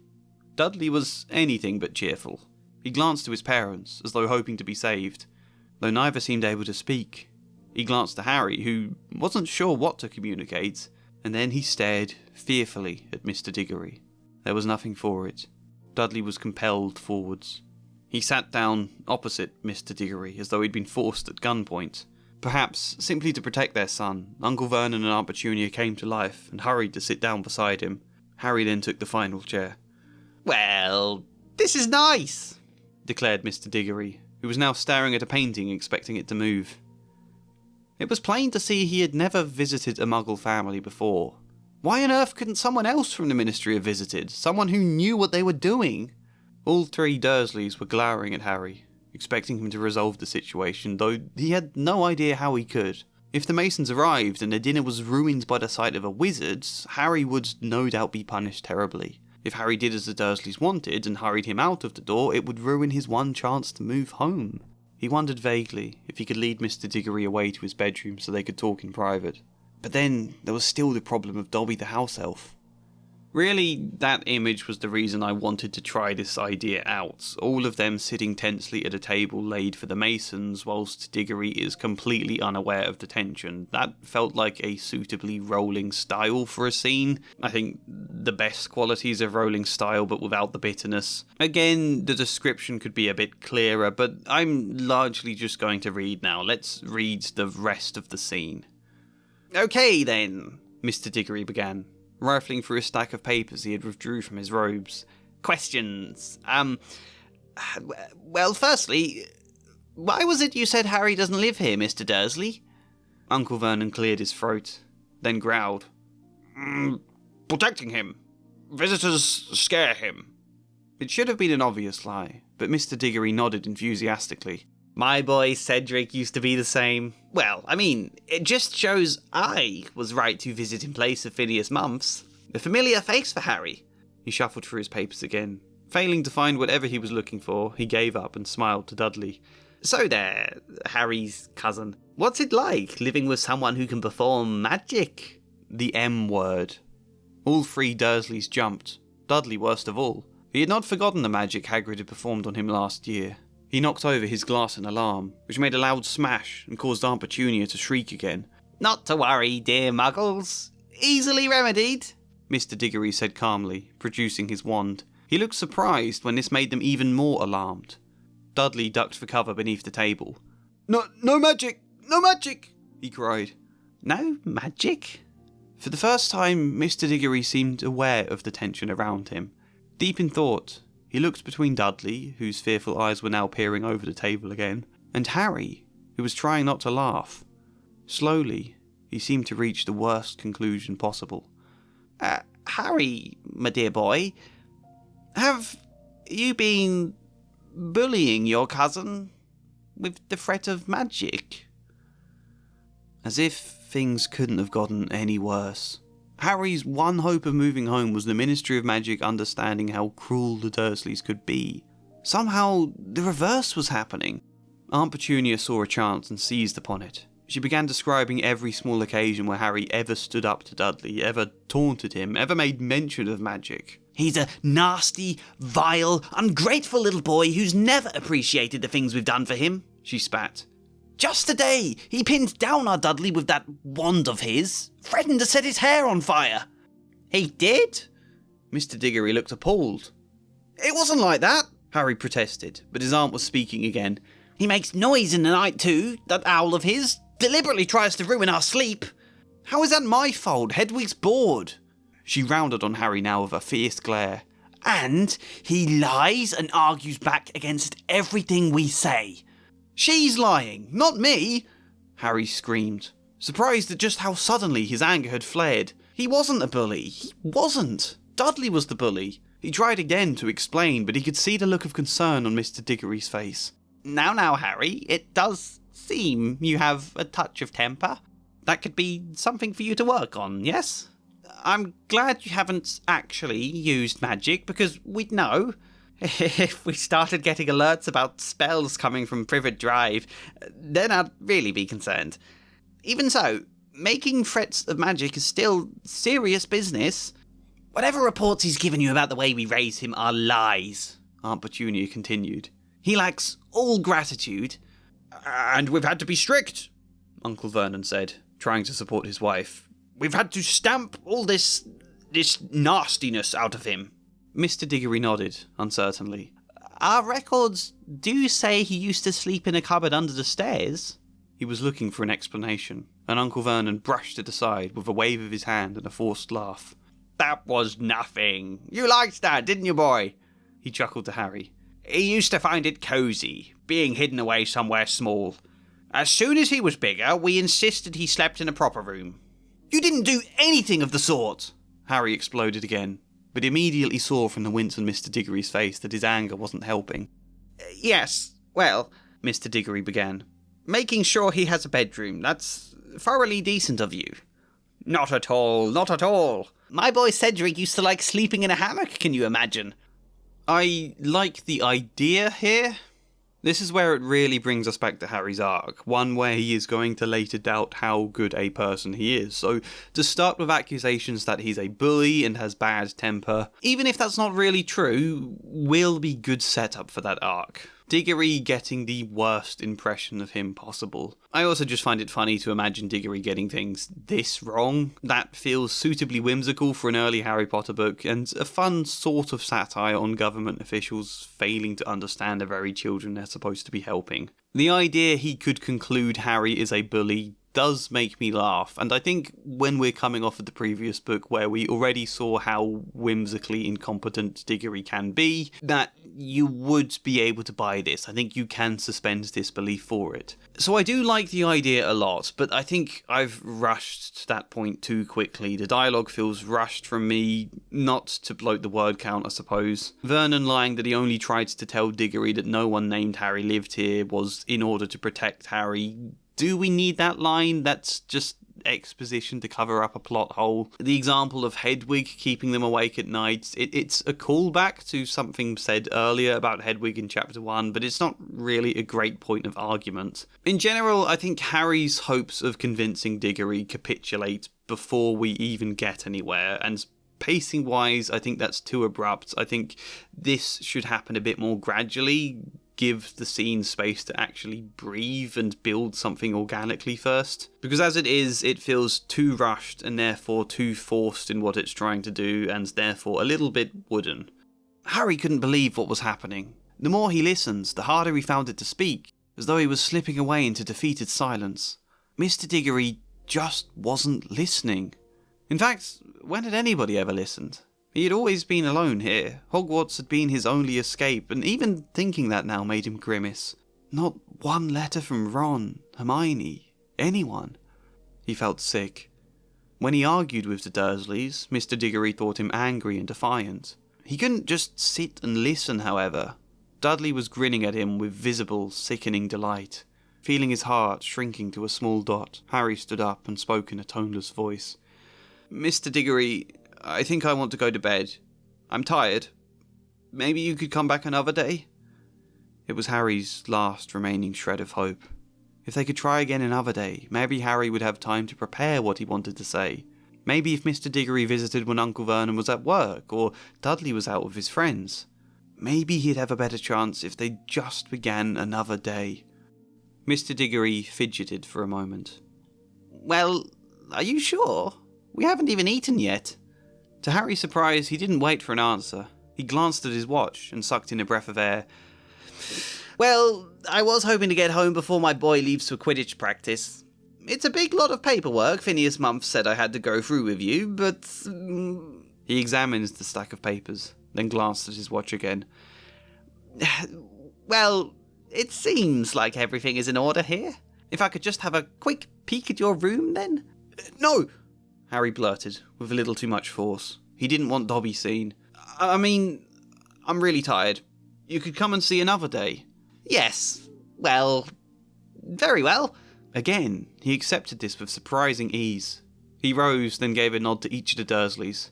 I'll schedule another meeting for, let's say, next summer? Next summer? Harry gaped. That's too long. I meant come again next week or something. Mr. Diggory was busy humming to himself, however. Yes, we can make it a yearly visit. Something for you to look forward to, eh? He strode to the door.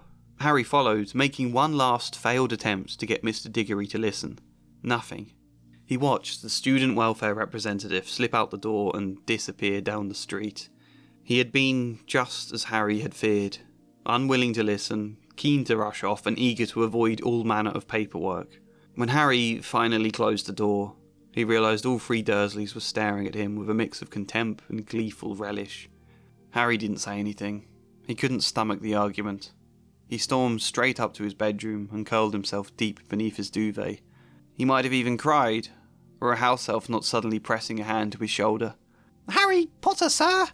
Look, Dobby, whatever it is you came to tell me, I'm not in the mood to... Dobby has come to protect Harry Potter, to warn him, even if he does have to shut his ears in the oven door later. Harry Potter is too good, too noble, sir. Dobby had to warn someone, sir. Despite his anguish, Harry slowly peeled back the covers until he had sight of the nervous-looking house elf again. Warn me? Warn me about what? And then we finally get back to Dobby. The Masons arrive, Dobby drops a cake on them, ruining the business deal, and then a letter from the Ministry arrives about Harry using a hover charm. I was thinking about word count again. I'm having to add a lot to this chapter. I didn't want the chapter to become massive, even though Rowling does regularly write 5,000, 6,000 word chapters, but this chapter feels like it should be short and breezy, so I think I was rushing moments in order to try and keep it as short as possible, which I think was a mistake. My original plan here was for Dobby to enter the madness. Half the reason Harry could have struggled to argue back in that dinner scene is because he spots Dobby peering through the dining room door, and then he has to make an excuse to exit into the corridor to speak to Dobby again, whilst Diggory is in the dining room and Aunt Petunia and Vernon are still talking to him. And then, Petunia would have to come out to find Harry, and Harry has to hide Dobby behind some coats, and just, mix everything together, you know? It would be more chaotic and provide more space for comedy if you just let all of the madness unfurl in one slow build. But then I decided it would make the chapter really long, so I settled on this version instead, where Harry talks a bit to Dobby, then Diggory arrives and we rush through that before Diggory leaves, and then we go back to Dobby. I think that's too fragmented for the chapter. Does Harry feel defeated a bit too quickly? Yeah, in hindsight, I think the first version would have worked better, even though it probably would have been a lot longer. Also, I don't like my use of "he felt sick," followed by "sickening delight" a few lines later. It's not terrible, I just think repeating an adjective too close together is a little bit sloppy. This is the sort of thing I'd change on a second draft. I don't think we need to read the rest of this chapter. We've talked about Dobby in his own section. How the cake on the Mr. Masons happens, I did a bit differently in my version. I did it more like the film, where he drops it on the Masons, as opposed to in the book he just drops it in the kitchen and then Aunt Petunia runs in and sees this mess has been created. I think the film version was a lot better way of doing it, but we don't need to go through that. The point is, Harry has been made to feel like a bad person, accused of being nasty, having a temper, bullying his cousin. The one slightly mean thing he does gets blown way out of proportion. They make it sound like he pins Dudley to the floor with his wand, and secondly, Harry doesn't feel listened to by anybody. Dobby had been hiding all his letters, by the way, if you can't remember why no one has contacted him over the summer. Harry feels like the people who should look out for him don't listen. These are both important points. So it was a strange, challenging idea to throw into this chapter, and I do think the chapter works. I think it functions okay. It's fun enough. It feels Rowling-esque. My concern is simply I'm trying to make too much happen too quickly. At the moment, there's a lot of legwork done within the scene to arrive at that point at the dinner table, all for the idea of this conflict between Harry talking to Diggory about the truth or doing as the Dursleys want, but then that happens so quick, it's almost like, what was the point? This doesn't feel like a core conflict for the chapter, you know? So, what happens next? His eyes are as green as a fresh pickled toad. His hair is as dark as a blackboard. Firstly, after Ron, Fred and George turn up and save Harry with a flying car, they all have a laugh about it in my version. Harry told them all about Mr. Diggory, about Dobby, the warning he'd given Harry, and the fiasco of the violet pudding. There was a long, shocked silence when he had finished. If Diggory had only come a day later, he might have seen what it was really like, Ron groaned. Stupid old duffer. And if threatening your cousin makes you a bully, Merlin knows what I am, said Fred. Threaten little Ronnie 5 times a day. He went to pinch his younger brother's cheek, who promptly batted his arm away. From what you've told us, your cousin deserved it, said George. I'd have done more than set fire to his hair. Want me to drive back now and lob a stink bomb through his window? Harry laughed. He knew they were only joking, but it felt nice that they agreed Dudley was the problem. It felt nice to be listened to at all. He would have gone on, regaling them with impressions of Dudley's scream or Aunt Petunia's shrieks. Only there was a more pressing concern in his mind. What about Dobby? He asked. In many ways, this moment isn't even necessary. You can feel it was originally smoother, where the dialogue went straight into discussing Dobby instead of first a bit about Diggory before Harry asks, what about Dobby? But I still think it's nice. It helps bury Harry's worries away until later on. The worry isn't gone here, but it means we don't need to dwell on it until bigger issues aggravate the insecurity. Then we're back at Hogwarts. Harry has Quidditch practice out when it's wet and muddy. On his way back into the castle, he leaves a trail of mud and Mrs. Norris sees this. Before Harry can do anything, Filch catches him, is furious about it and leads Harry to his office. Here's the original exchange. He retrieved a large roll of parchment from his desk drawer and stretched it out in front of him, dipping his long black quill into the inkpot. Name, Harry Potter. Crime. It was only a bit of mud, said Harry. It's only a bit of mud to you, boy, but to me, it's an extra hour scrubbing. Again, just the tiniest touch more in my version. Name, Harry Potter. Crime. It was only a bit of mud, said Harry, angrily. He found himself wishing he'd just kicked Mrs. Norris and ran for it the moment he'd seen her. Harry then finds Filch's quick spell letter and reads it, not just out of curiosity in my version. My Harry knows it's wrong to pry here, but because Filch has annoyed him, he doesn't care. It feels a little bit like revenge. This was clearly something private. Though Filch had rattled him, prying felt like a small revenge, so he flicked open the envelope and pulled out a sheaf of parchment inside. Just minor anger towards Filch and Mrs. Norris that shouldn't really mean much, but then Mrs. Norris is petrified and hung up with words written in blood across the wall. It is then more motivation for Harry to feel guilt about his anger. Not that he should feel guilt, and he knows he didn't do this to Mrs. Norris, but a kid in that situation, seeing Filch so hurt and upset, might feel bad for previously feeling angry towards them, and previously wishing to kick Mrs. Norris. Lockhart's comments were punctuated by Filch's dry, racking sobs. He was slumped in a chair by the desk, unable to look at Mrs. Norris, his face in his hands. Harry felt a jolt of sorrow. The last time he had seen Mrs. Norris, Harry had been wanting to kick her down the stairs. So much did he detest Filch that he probably would have been glad to hear of her death, but to see it like this, to see Filch so anguished. The feeling of guilt was overpowered only by the heavy fear that Dumbledore might be about to expel him.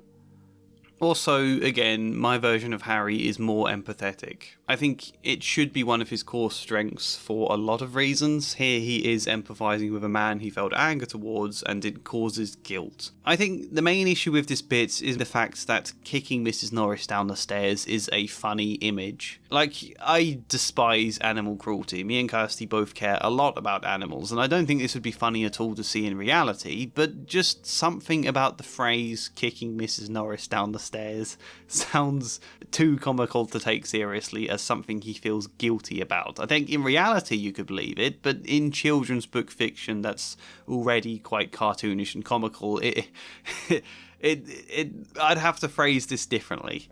Anyway, it doesn't matter too much because this pang of tiny empathy and guilt is eroded very quickly when Filch starts getting in Harry's face, blaming him for the attack, which he obviously didn't do, calling him horrible, all the stuff you get him say in the original. I just added this little line about it. It was becoming harder to feel quite as sorry for Filch. Now he was jabbing a finger before Harry and shouting in his face. So, again, Harry did feel a little bit of concern about his anger, but the worry is washed away until next time Harry is in the hospital regrowing the bones in his arm when Dobby appears and we get the scene that we discussed earlier. "You better clear off before my bones come back, Dobby, or I might strangle you." Dobby smiled weakly. Dobby is used to death threats, sir. Dobby gets them 5 times a day at home. He blew his nose on a corner of the filthy pillowcase he wore. At the sight, Harry felt his anger ebb away and leave a sickening guilt in its place. "I might strangle you." Those words could have been Uncle Vernon or Dudley. What was wrong with him? He remembered his anger towards Filch and Mrs. Norris. That was one thing, but looking at the burned fingers of a small house elf, the tears in his eyes, and then threatening to strangle him? He exhaled heavily. "Why'd you wear that thing, Dobby?" he asked. I like this idea a lot. It's a common struggle that comes up with children I've worked with in therapy, the fear that they are turning into their abusers. I think it's good to draw on that idea. We won't go too far with it because it could become too heavy, but this is definitely a theme I think the book should allude to. Is the writing here a bit too blunt, spelling out Harry's feelings a bit too much? Yes, I do think so, but I still like this idea. The next and bigger example is one that might require some context. Lockhart in the books thinks the school needs a morale booster, so for Valentine's Day he hires a bunch of... let me find the book description. A dozen surly-looking dwarfs. Not just any dwarfs, however. Lockhart had them all wearing golden wings and carrying harps. Yeah, that happens. He hires them to collect and deliver Valentine's messages across the school. And this is all J.K. Rowling's writing. We get a scene where Harry is lining up for class, but one of these card-carrying cupids has a song to sing for him. Harry does not want to hear this, especially not in front of a load of other students, so he tries to leg it, but the bloke grabs him, pins him to the floor, and sings. "Right," he said, sitting on Harry's ankles. "Here is your singing Valentine. His eyes are as green as a fresh pickled toad. His hair is as dark as a blackboard. I wish he was mine. He's really divine, the hero who conquered the Dark Lord." And in the original, this is mighty embarrassing and annoying, but Harry doesn't have to sit with the anger because the scene ends with him getting payback on Malfoy. You see, during that initial struggle to escape, Harry's bag splits and his books fall out, one of which is Tom Riddle's diary, which Malfoy then picks up, attempts to open, but Harry stops him. Percy said, "As a school prefect?" But Harry had lost his temper. He pulled out his wand and shouted, "Expelliarmus!" And just as Snape had disarmed Lockhart, so Malfoy found the diary shooting out of his hand into the air. Ron, grinning broadly, caught it. "Harry!" said Percy loudly. "No magic in the corridors. I'll have to report this, you know." But Harry didn't care. He had got one over on Malfoy, and that was worth 5 points from Gryffindor any day. Malfoy was looking furious, and as Ginny passed him to enter her classroom, he yelled spitefully at her, "I don't think Potter liked your Valentine much." Ginny covered her face with her hands and ran into class. And then it's forgotten about. The scene ends with Harry curiously noticing none of the spilled ink that stained all his other books is visible on Tom Riddle's diary. That's the whole point of this scene, that clue. Everything else gets forgotten in the story. I think two things are wrong here. I think Harry should be more angry and Ginny should be more concerned to see Harry with Tom Riddle's diary. We don't get much of a hint about it here, and to be fair, it's probably better to err on the side of caution when it comes to potentially spoiling the big reveal at the end of the book, but I reckon Ginny is the perfect, undeserved target for Harry to lose his temper. So here's my version. Again, many of these lines are original lines, I've just added a few small bits. "The hero who conquered the Dark Lord." Harry would have given all the golden Gringotts to evaporate on the spot. Trying valiantly to laugh along with everyone else, he got up, his feet numb as Percy Weasley did his best to disperse the crowd, some of whom were crying with mirth. Off you go, the bell rang 5 minutes ago. Off to class now, he said, shooing some of the younger students away. Malfoy wasn't as easy to clear. He had spotted Ginny's stricken face in the crowd, pointing to her with derision. Were you hoping that would make your boyfriend swoon? He doesn't look too happy. I'm not her boyfriend, Harry snapped through gritted teeth, but Malfoy had stooped to snatch up something. Are you sure, Potter? Let's see if this says anything different. He was holding a small black book, Riddle's diary. Obviously, Malfoy hadn't noticed the year on the cover, and thought he had Harry's own diary. A hush fell over the onlookers. Ginny was staring from the diary to Harry, looking terrified. Hand it over, Malfoy, said Percy, sternly. When I've had a look... As a school prefect, Percy began, but Harry had lost his temper. He pulled out his wand and shouted, Expelliarmus! And just as Snape had disarmed Lockhart, so Malfoy found the diary shooting out of his hands and into Harry's. Harry, said Percy loudly. No magic in the corridors. I'll have to report this, you know. But Harry didn't care. He was glaring at Malfoy now, who looked pleased, if anything. Must be something very soppy written in here, if you're so keen to hide it. He then smirked at Ginny. Do you think he's written you a similar poem? Ginny covered her face with her hands, but for once did not run off in tears. She remained rooted to the spot, waiting while the crowd dispersed for a chance to speak to Harry. She stammered. Harry was in no mood to listen, however. The humiliation still burning, he rounded on Ginny. Why the hell would you write something like that? Honestly, how did you imagine that going in your head? Ginny had no response. I don't like you, Harry roared. We've barely even spoken. All you do is cry. With everything that's going on, do you really think I care about a Valentine's song? That I'm going to sweep you off your feet? Just clear off, alright? He knew, even as the words left his mouth, that he was wounding Ginny. And yet he could not bring himself to feel bad. She ran, tears now flowing. Before Ron or Hermione could say anything, Harry was pushing past them towards the classroom. It is a bit mean, especially the judgment of Ginny always crying. I promise we will get to Ginny much later on. This isn't me being dismissive of a person's tears. At the same time, I think the humiliation Harry's feeling, I can understand why he might lash out. What's useful about this scene, though, is that in my version, Ginny might have been about to reveal the truth to Harry here, might have told him about the diary in the Chamber of Secrets, but because he lashes out, she never does. It feels like a nice consequence. I've invented a conflict now, though. After this, Harry does not feel guilty. This is the progression of his anger. It comes now alongside a bit of a struggle to feel bad. He doesn't. Even when Hermione stresses he should apologise, he understands what she's saying and kind of thinks he should apologise, but he's still too angry and so in no rush to seek Ginny out. Plus, he doesn't see her anyway. After this scene in my version, Ginny hides away in her dormitory a lot more, which is quite sad, but Harry's too angry to care. And Ron, we'll also get to Ron later. Something happens, something I will also explain later, which causes Harry to finally empathise with Ginny and to feel bad. It's quite a big scene that I don't want to spoil right now. Something big happens. And then later on, Harry does find a chance to apologise. It's actually the last scene we get of Ginny before she's taken into the Chamber of Secrets. In the original, it's this scene in the Great Hall. McGonagall announces that the mandrakes are nearly ready to unpetrify everyone.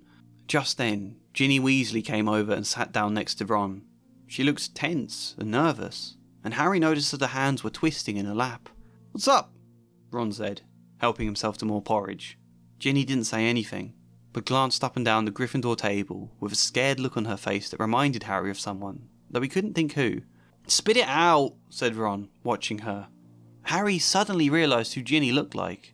She was rocking backwards and forwards slightly in her chair, exactly like Dobby did when he was teetering on the edge of revealing forbidden information. "I've got to tell you something," Ginny mumbled, carefully not looking at Harry. "What is it?" said Harry. Yeah, Ginny is almost about to tell them, but Percy interrupts and it scares her off. "If you finished eating, I'll take that seat, Ginny. I'm starving. I've only just come off patrol duty." Ginny jumped up, as though her chair had just been electrified, gave Percy a fleeting, frightened look, and scarpered away. Percy sat down and grabbed a mug from the centre of the table. "Percy!" said Ron, angrily. She was just about to tell us something important. Here's my version. Just then, Harry caught sight of Ginny heading for the exit. He went after her and caught up halfway down the corridor. Ginny! Ginny, wait! She stopped and turned with wide, fretful eyes. Ginny, I'm really sorry about before. I didn't mean it. I was just angry and... He screwed up his face with shame. I don't know what's wrong with me, but you didn't deserve that. He paused awkwardly. Ginny was looking at him with an expression of panic that didn't quite make sense.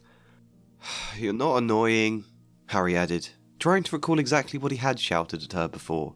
And there's nothing wrong with crying. I should have been kinder. Ron as well. Can we just... He put out his hand, unsure whether a handshake was a good idea or a ridiculous one. Just be friends? Ginny didn't move. She looked more frightened than before. It was just when Harry was starting to wonder if he'd said something stupid, Ginny opened her mouth. I've got to tell you something. If you wonder about the sudden change in my voice halfway through that extract, it's because at the time of editing I realised I missed out a block of that somehow. I missed like 2 lines in the middle, so I had to re-record it now, and I am very, very ill at the moment. So please excuse this temporary soreness of my voice. Yeah, I like this bit. An awkward but sincere apology made to someone who doesn't react at all because she's too paralysed with fear about something bigger. However, because Harry apologised, she does attempt to tell him, does attempt to open up, only he's interrupted by Percy in my version, who chides them for wandering the corridors alone when it's dangerous to do so at the moment. I think Harry's dialogue is a touch too old for him here, even if he is now a more empathetic character, but that kind of thing is an easy fix. We'll talk more about the Ginny dynamic when we get to the section on her, though. All of this leads us towards the ending of the book. I mean, there's other moments of Harry's internal doubt and things that we could mention, how that links to the Heir of Slytherin stuff. For example, there's this quote from the original that I didn't even need to change. Harry lay awake for hours that night. Through the gap in the hangings around his 4-poster, he watched the snow starting to drift past the tower window, and wondered, could he be the descendant of Salazar Slytherin? He didn't know anything about his father's family after all. The Dursleys had always forbidden questions about his wizarding relatives. Quietly, Harry tried to say something in Parseltongue. The words wouldn't come. It seemed he had to be face to face with a snake to do it. But I'm in Gryffindor, Harry thought. The Sorting Hat wouldn't have put me here if I had Slytherin blood. Ah, said a nasty little voice in his brain. But the Sorting Hat wanted to put you in Slytherin, don't you remember? One extract I did add to was when Harry tries to go looking for Justin Finch Fletchley, the kid who is scared by Harry because during the duel between Harry and Draco, a snake appears and it goes to attack Justin, and Harry speaks to it in Parseltongue to call it off, but everyone thinks it sounded like Harry was egging the snake on. That guy. Harry goes to find him the next day to explain, but stumbles upon a group of Hufflepuffs talking about him in the library. So, anyway, the stout boy was saying, I told Justin to hide up in the dormitory. I mean to say, if Potter's marked him down as his next victim, it's the best he can do to keep a low profile for a while. Of course, Justin's been waiting for something like this to happen ever since he let slip to Potter that he was Muggle-born. Justin actually told him he'd been down for Eton. That's not the kind of thing you bandy about with Slytherin's heir on the loose, is it? I just added a few lines into the middle of this extract. It's pretty obvious which ones. You definitely think it is Potter then, Ernie? Said a girl with blonde pigtails anxiously. Hannah, said the stout boy solemnly. He's a Parselmouth. Everyone knows that's the mark of a dark wizard. He dropped his head lower. I was talking to Cedric earlier. Mr. Diggory's son. He told me his dad visited Potter over the summer. Lives with muggles. Supposedly, Potter's not too nice to them, and that's putting it lightly. Set his cousin's hair on fire. He always seems so nice, though, said Hannah, uncertainly. Ernie shrugged. Maybe that's just how he wants it to look. The conversation goes on a bit longer, then Harry loses his temper and interrupts, and then gets into an argument with them. I altered the end bit of their argument here. I don't care what sort of blood you've got, said Harry fiercely. Why would I want to attack Muggleborns? And before you mention my cousin, I never set his hair on fire. That's not what I heard from Cedric. I threatened to set his hair on fire, and only to shut him up. I never would have actually done it, Harry shouted, then realised how unconvincing this explanation was. If you'd met my cousin, he began again, but Ernie's face hardened to a glare. He then caught sight of Madame Pince dashing over and realised he'd been shouting at the top of his voice. It was hopeless. He was only making things worse. He turned on his heel and stormed out of the library. What was wrong with everyone? Calling him the heir of Slytherin was one thing, but a dark wizard? Cruel, simply because he'd threatened Dudley? Ron had laughed about that story, so had Fred and George. Harry blundered up the corridor in a rage, barely noticing where he was going. It was only that nasty voice in his brain that brought him to a halt. "You've threatened other people too. Remember what you said to Dobby?" Harry's chest tightened at the memory. He hadn't meant it. He had only been angry, but then he had been angry so much recently. There are probably a few other little bits like this I'm forgetting about. That's obviously the big example. Let's discuss Harry's showdown with Riddle, though. That killing mudbloods doesn't matter to me anymore. For many months now, my new target has been you. Something that always confuses me in the original books is that during the showdown in Book 1, The Philosopher's Stone, Voldemort on the back of Quirrell's head attempts to recruit Harry, does the whole "join me and together we'll rule the world" type trope, and it just seems so out of place. What are you doing, Voldy? Do you really think a shrunken head is in any position to persuade this boy? Why are you trying to recruit an 11-year-old child that, according to prophecy, you really want dead? You can either say, oh, Voldemort was just pretending, or you can chalk it down to this being the first book. You didn't know others would be published. It feels like the sort of trope you might hit when your books haven't yet built their own following. Either way, we have the power of hindsight, and therefore we can say, if you're hitting that trope anywhere, Book 2 makes so much more sense. This is a young Tom Riddle who knows nothing about the prophecy, and he is fascinated by Harry. Ginny tells him all about Harry, and he becomes super eager to meet him. This baby who defeated my future self survived a killing curse. Tom thinks he might have some special powers or something that therefore could be worth recruiting. And it makes much more sense, because where Book 1 Voldemort is some shrunken, raspy head, young Tom Riddle has charisma. He's Mr. Charming, and this whole book has emphasised how charming he is, how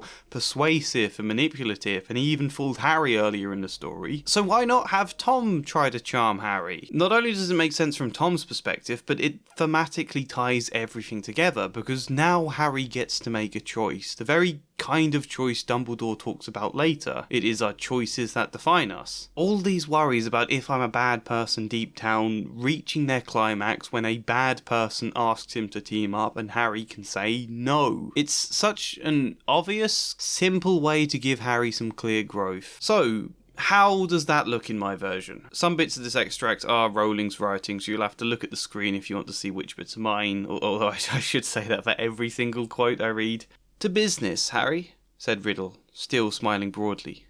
"Twice, in your past, in my future, we have met. And twice I failed to kill you. How did you survive? Tell me everything." Harry was thinking fast. Riddle had the wand. He, Harry, had Fawkes and the sorting hat, neither of which would be much good in a duel. If he stalled for time, more and more life would dwindle out of Ginny. And in the meantime, Harry noticed suddenly, Riddle's outline was becoming clearer, more solid. All he could think to do was insult Riddle. Maybe you just messed up a spell. Maybe you're not as great a wizard as you think. Riddle's smile thinned. "You know that's not true, Potter. No ordinary child can survive a killing curse. And there are strange likenesses between us. You must have noticed. Both half-bloods, orphans, raised by muggles. Probably the only two Parselmouths to come out of Hogwarts since the great Slytherin himself. We even look something alike." Harry felt the blood drain from his face. He had noticed. His similarities to Voldemort, to Slytherin, all year the thought had disturbed him. He tried to mask the feeling. "So what if we do?" Riddle laughed. "I'm trying to decide if I should recruit you, Harry Potter. It's the only way you come out of this alive. Think on it. Why are you down here attempting to slay Slytherin's great monster, when you could be aiding it, could be aiding me?" He withdrew the wand from his pocket, taunting the idea of handing it back. You have known the basest, most vile instincts of muggles, have you not? Yes, dear Ginny told me all about your aunt and uncle, your cousin. Why defend such filth and their mudblood counterparts? You can see how much purer, greater the world would be without their like. You're wrong, Harry said at once, but Riddle's laugh was louder now. Why deny it? Don't pretend there weren't times where you wished those muggles gone. There is a rage within you, Harry Potter. You understand perfectly. Riddle must have seen it in his face. Doubt. There had been many, many times he had wished the Dursleys gone. Many times he had fantasized about the hexes he could use on Dudley, but that was fantasy, wasn't it? Harry didn't want them dead. And even then, there were many kind muggles out in the world. Mrs. Fig and Hermione's parents. Hermione! To think of her lying petrified in a hospital wing. All because of the half-transparent boy standing before him. A rush of anger rose up in Harry. If you think I'd ever join your side when I've seen the real you. I saw you last year. You're a wreck. You're barely alive. You think that's a purer world? Harry laughed as derisively as he could, knowing it would enrage Riddle. That's where all your power got you. You're in hiding. You're ugly. You're foul. Whatever the Dursleys are, they don't deserve to die, and neither does anyone else. Again, there's a typical first draft bluntness to the lines, but I promised I wouldn't criticise myself too much in general for first draftiness.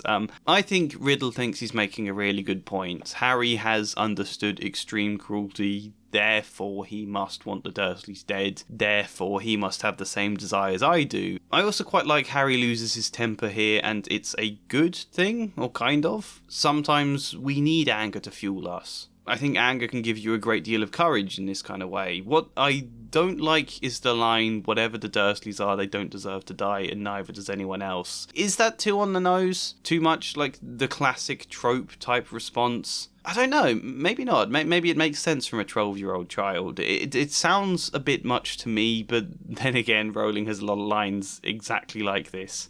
Either way, Harry understood the allure of his anger towards the Dursleys, and yet he did not give into it. He chose to channel it instead against Riddle, which is the right thing to do. And so we can finally get to that concluding scene where Dumbledore says his line about choices. Here's my extract that has a fair few changes. So I should be in Slytherin, Harry said, looking desperately into Dumbledore's face. The Sorting Hat could see Slytherin's power in me, and it... Put you in Gryffindor, said Dumbledore, calmly. Listen to me, Harry. You happen to have many qualities Salazar Slytherin prized in his hand-picked students. His own very rare gift, Parseltongue, resourcefulness, determination, a certain disregard for rules, he added, his moustache quivering again. But Harry interrupted. Cruelty, he said. He thought of his anger towards Ginny, Dobby. He thought of Mrs. Norris, of Mr. Diggory's appalled expression. I've been losing my temper, sir. Riddle asked me if there'd ever been times I'd wished the Dursleys were gone. A question you could not refute, Dumbledore said sagely. He thought for a moment, stroking Fawkes where she sat perched on a desk. Anger is not an evil, Harry. It is no different from other unpleasant but perfectly natural feelings. Sadness, fear, shame. Every year, with your aunt and uncle, I suspect you kept your anger hidden for fear of punishment. Is that right? It is only now you have found the freedom of Hogwarts that it has begun to emerge. Harry squirmed. I guess so, sir. And so, after 11 difficult years in Privet Drive, the surprise isn't that you have a temper. The surprise is that it does not rule you. Harry didn't know what this meant. He swayed on the spot until Dumbledore said, So, the Sorting Hat, even when stating you would have done well in Slytherin, placed you in Gryffindor. You know why that was? Think. It only put me in Gryffindor, said Harry in a defeated voice, because I asked not to go in Slytherin. Exactly, said Dumbledore, beaming once more. Which makes you very different from Tom Riddle. It is our choices, Harry, that show what we truly are. Far more than our abilities. You mentioned this temper of yours. Yes, you may have acted recklessly in the heat of a moment, but think once more. On those occasions, what did you choose to do afterwards? Harry scratched his head. Well, I felt bad, sir. I apologised, he said, feeling like this was a weak answer, but Dumbledore was smiling. Apologised because you felt sincere guilt and care. Dumbledore nodded. Cruelty does not mean to ever feel anger, Harry. To be completely without it is to be inhuman. Cruelty means to have no care when you give in to the worst of your anger. Yeah, almost. Those final two lines are too clunky for how much emphasis the moment places on them. It's also slightly too simplistic an explanation for my children's therapist brain to accept, but I think with a few tweaks this could work nicely. It all just ties Harry's arc together much better, and this is one of those moments where, I criticise myself a lot in this edit for not being subtle enough, being too blunt, but sometimes I think the bluntness is suited for a children's book. It's a bit much when Dumbledore explains this second bit again, asks Harry to think and point out he apologised, and that be the message. It's very heavy-handed there, but I think that actually is necessary. So that's one occasion where I don't mind it. Now Harry is not just vaguely troubled by being a bit Slytherin-like, and then Dumbledore just tells him it's choices that define him when, what choices, Dumbledore? Just that he chose to be in Gryffindor? That's the thing we highlight? That's what makes him a good person? A choice that wasn't even made in this book?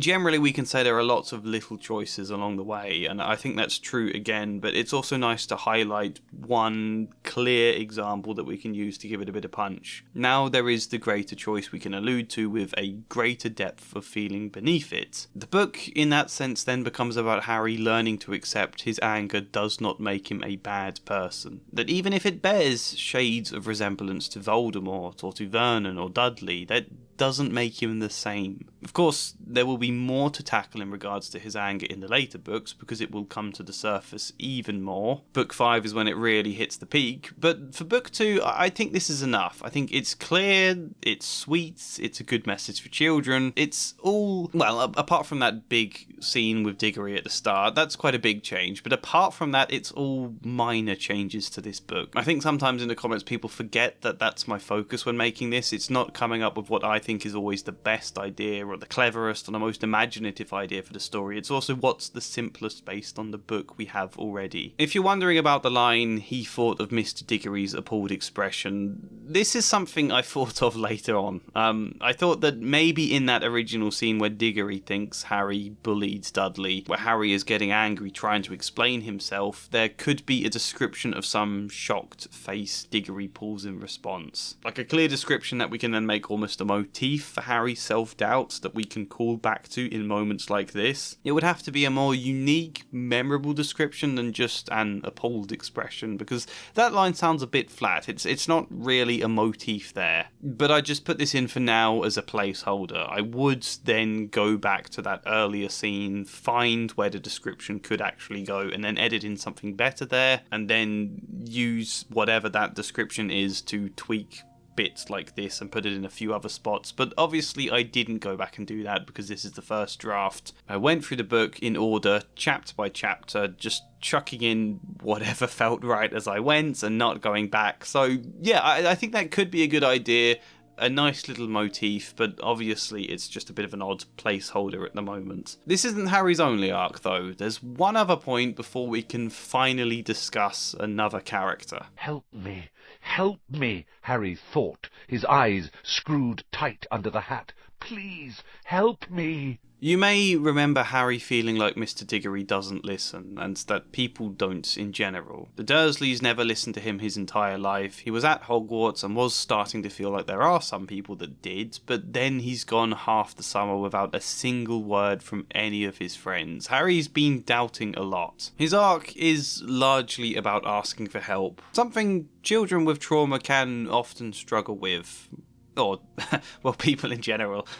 Harry rarely asks for help anyway. He's always Mr. Hero who does things on his own, and in a lot of ways, this isn't the best book to explore that idea because Ron does go with him at the end to fight the basilisk, also Lockhart for some reason, so clearly Harry has accepted help. But even then, he didn't really ask for it. He wasn't vulnerable enough to express that he needed it. He's not always sure there's a point trying because he feels like people don't always listen. The best example of that perhaps being Professor McGonagall last book, when they went to her for help about the Philosopher's Stone and she didn't listen to a word of it, which is why they had to go after Quirrell themselves. Anyway, the arc is partly about that. It's also about Harry having to live with the Dursleys and not wanting to live with them. Remember I said it's not okay that he has to do that it's weird everyone just tolerates that fact. Well, we're not gonna do that. Let's explore what happens in chapter 3. Ron, Fred and George rescue Harry in a flying car. They get back to the Burrow where Mrs. Weasley has a go at her children for flying a car, but she's nicer to Harry. "I don't blame you, dear," she assured Harry, tipping 8 or 9 sausages onto his plate. "Arthur and I have been worried about you too. Just last night we were saying we'd come and get you ourselves if you hadn't written back to Ron by Friday." That's an original line from the book. I just added in a response from Harry. "You did?" Harry asked, in a near inaudible voice. He had only met Mrs. Weasley twice before, and both times were brief encounters at King's Cross Station. He had never met Mr. Weasley at all. "Yes, of course we did," she said, matter-of-factly, now adding 3 fried eggs to his plate. "But really, flying an illegal car halfway across the country, anyone could have seen you." I find it sweet that Harry would be surprised by this. He doesn't express his gratitude, but you can feel it. Molly Weasley is supposed to be like his surrogate mum in the series, and mostly that just means giving him lots of food and occasionally fussing about some dust on his clothes or something. I like the idea of building up a sense of appreciation and affection from Harry. Anyway, towards the start of the next chapter we have this original line that I didn't need to tweak at all. What Harry found most unusual about life at Ron's, however, wasn't the talking mirror or the clanking ghoul. It was the fact that everybody there seemed to like him. Again, a nice surprise for Harry, a rare glimpse of Rowling actually offering some description on the fact Harry is a traumatised child. This here is a shock to him. Anyway, they've got to go to Diagon Alley via Floo powder, where there's this original exchange from the book. "He'll be fine, Molly dear, don't fuss," said Mr. Weasley, helping himself to Floo powder. "But dear, if he got lost, how would we ever explain this to his aunt and uncle?" "They wouldn't mind," Harry reassured her. "Dudley would think it was a brilliant joke if I got lost up a chimney. Don't worry about that."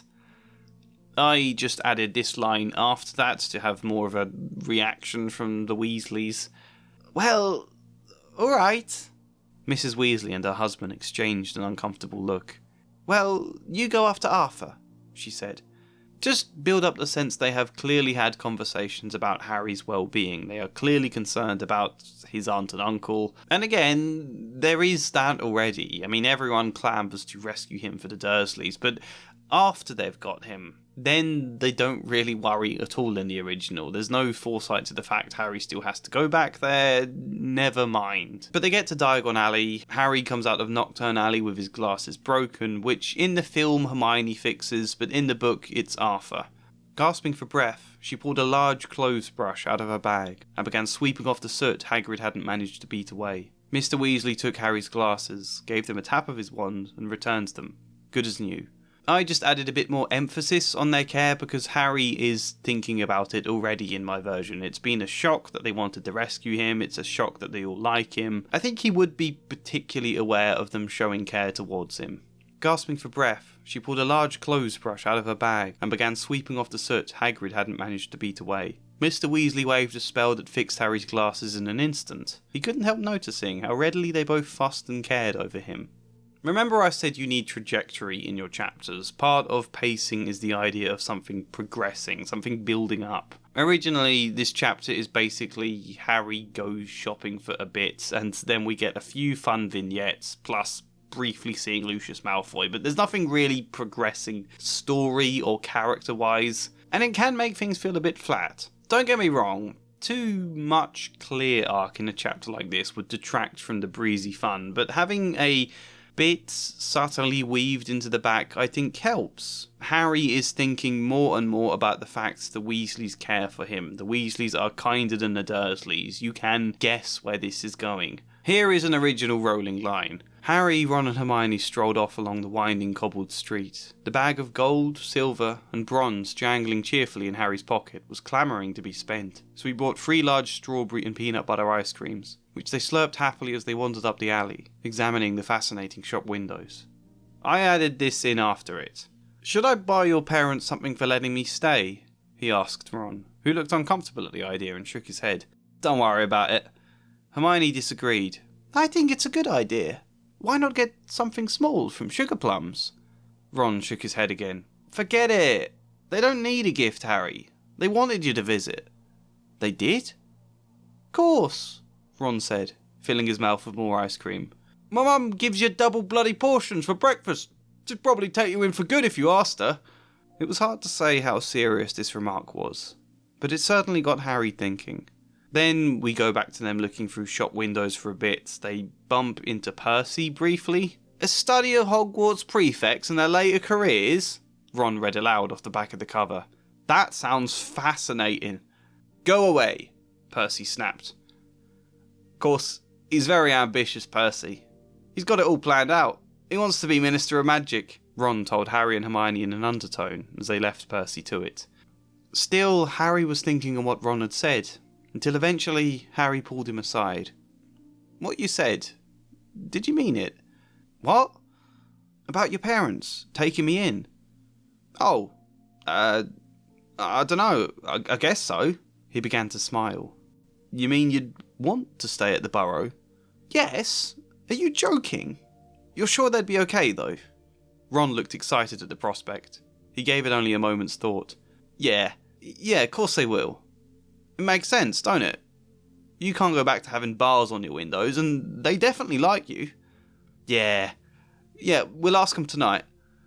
And the chapter originally ends with them just going back to the Burrow again. Here is that ending. They said goodbye to the Grangers, who were leaving the pub for the Muggle Street on the other side. Mr. Weasley started to ask them how bus stops worked, but stopped quickly at the look on Mrs. Weasley's face. Harry took off his glasses and put them safely in his pocket before helping himself to Floo powder. It definitely wasn't his favourite way to travel.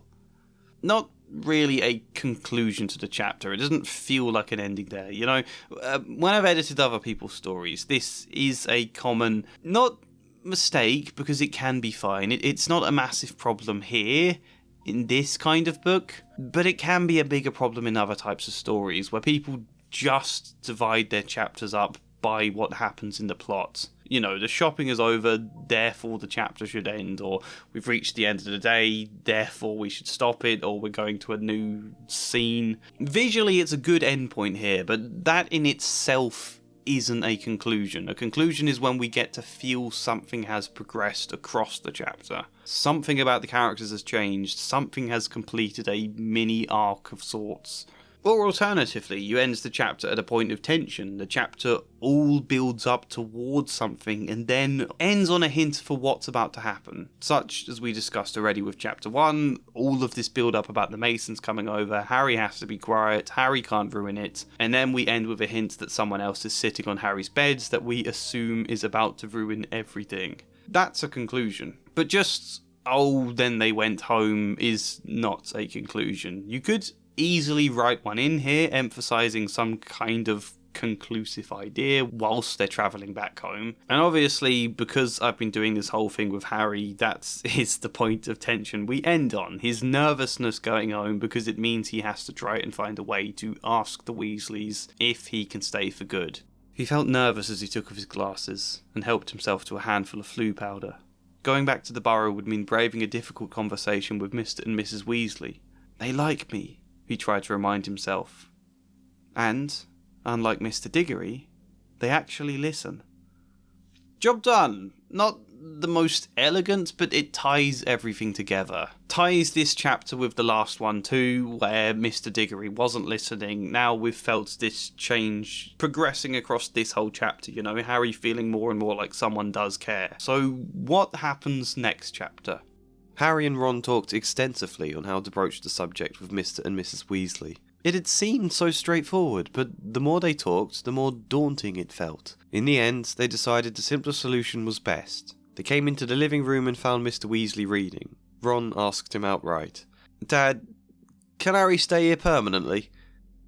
Mr. Weasley sat upright, put his book aside, and winced uncomfortably. He had the look of a man who had been expecting this question, yet had failed to properly prepare for it. Harry, he said, gently, trying to offer a kind smile. Harry, it's a very good idea in principle. I won't say Molly and me have not discussed it, but, you see, moving to another family is a complex issue. Why? Ron demanded. Why? Well, Mr. Weasley wiped a hand across his face. For one, there is the cost. I can pay, Harry said, fishing out some galleons that were still sitting in his pocket. I've got loads at Gringotts, it's not a problem. He held them out. Mr. Weasley flinched as though Harry was offering something dangerous, then gestured for him to put the gold away again. It is not a problem for you, Harry, but it would be to the Ministry. You see, even if your aunt and uncle agreed to let us take you in, which we don't know they would for certain, we would have to prove to the Ministry that we can look after you properly. That is, that we can afford to look after you. Harry didn't understand why Mr. Weasley was looking so grim. Ron's face looked equally confused. But you can afford to.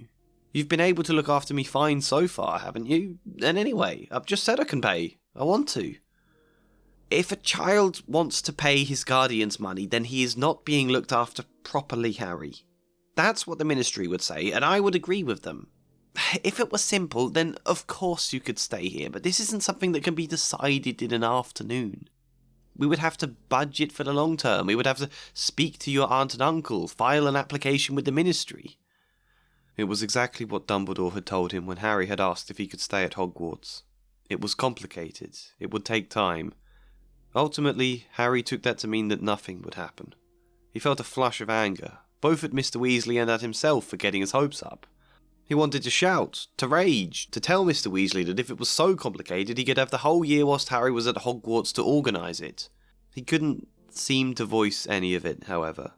He thought of what Mr. Diggory had said of his temper, then that the Weasleys might not let him visit again if they saw him angry. That's okay, Mr. Weasley, he said, in a thoroughly unconvincing voice. I understand. No, of course you don't, Harry, Mr. Weasley sympathised. It must feel cruel. Perhaps it even is, but you will always be welcome to visit. That I can promise you.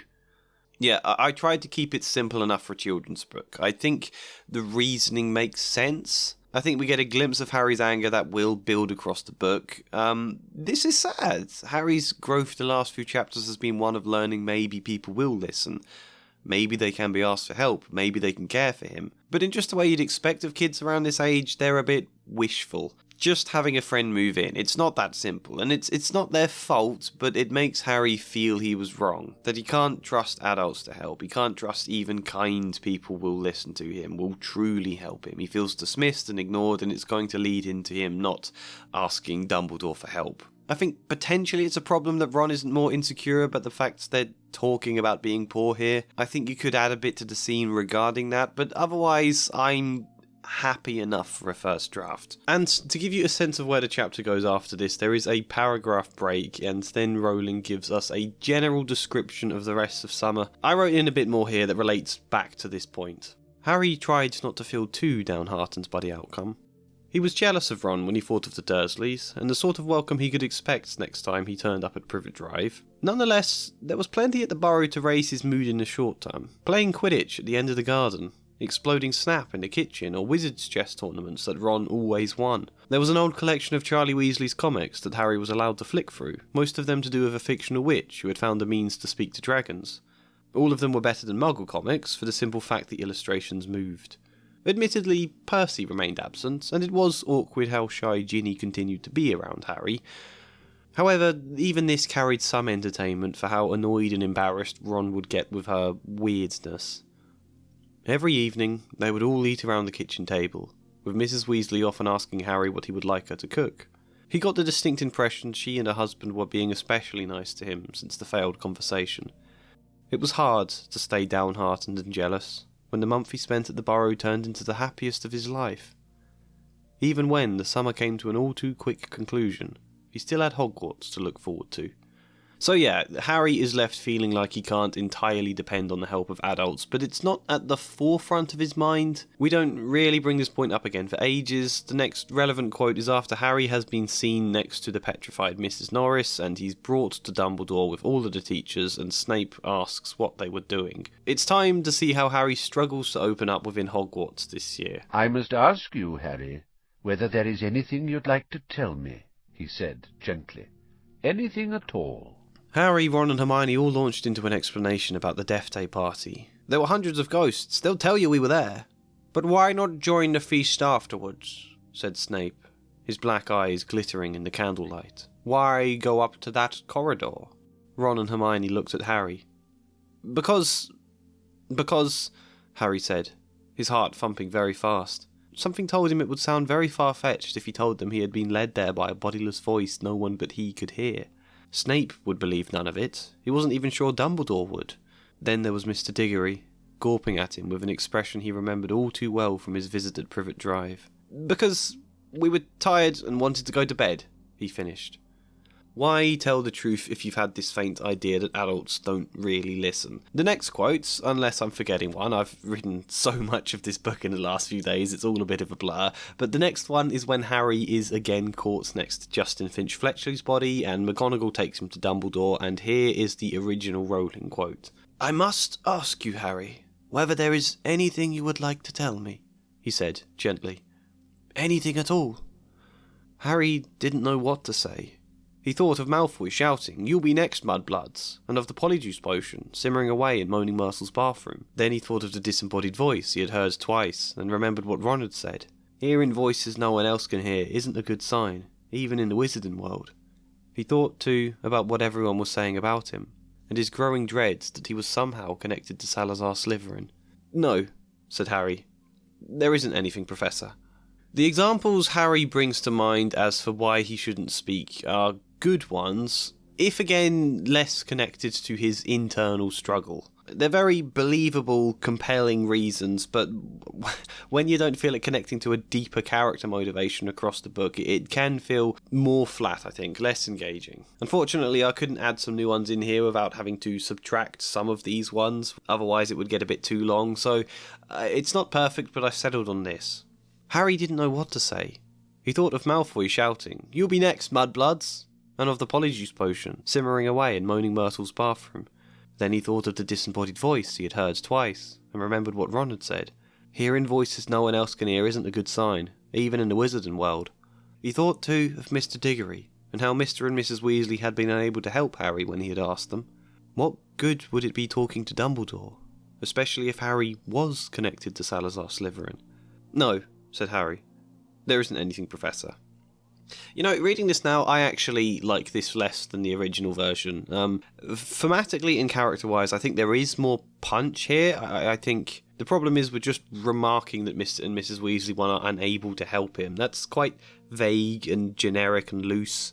Ideally, there could have been a memorable quote from that conversation with Arthur that I could draw upon. Anyway, the next extract to mention is after Dumbledore has been suspended. Hermione has been petrified. Harry and Ron are a bit stuck on where to go next with their investigation. Here is the original extract. Harry constantly repeated Dumbledore's final words to himself.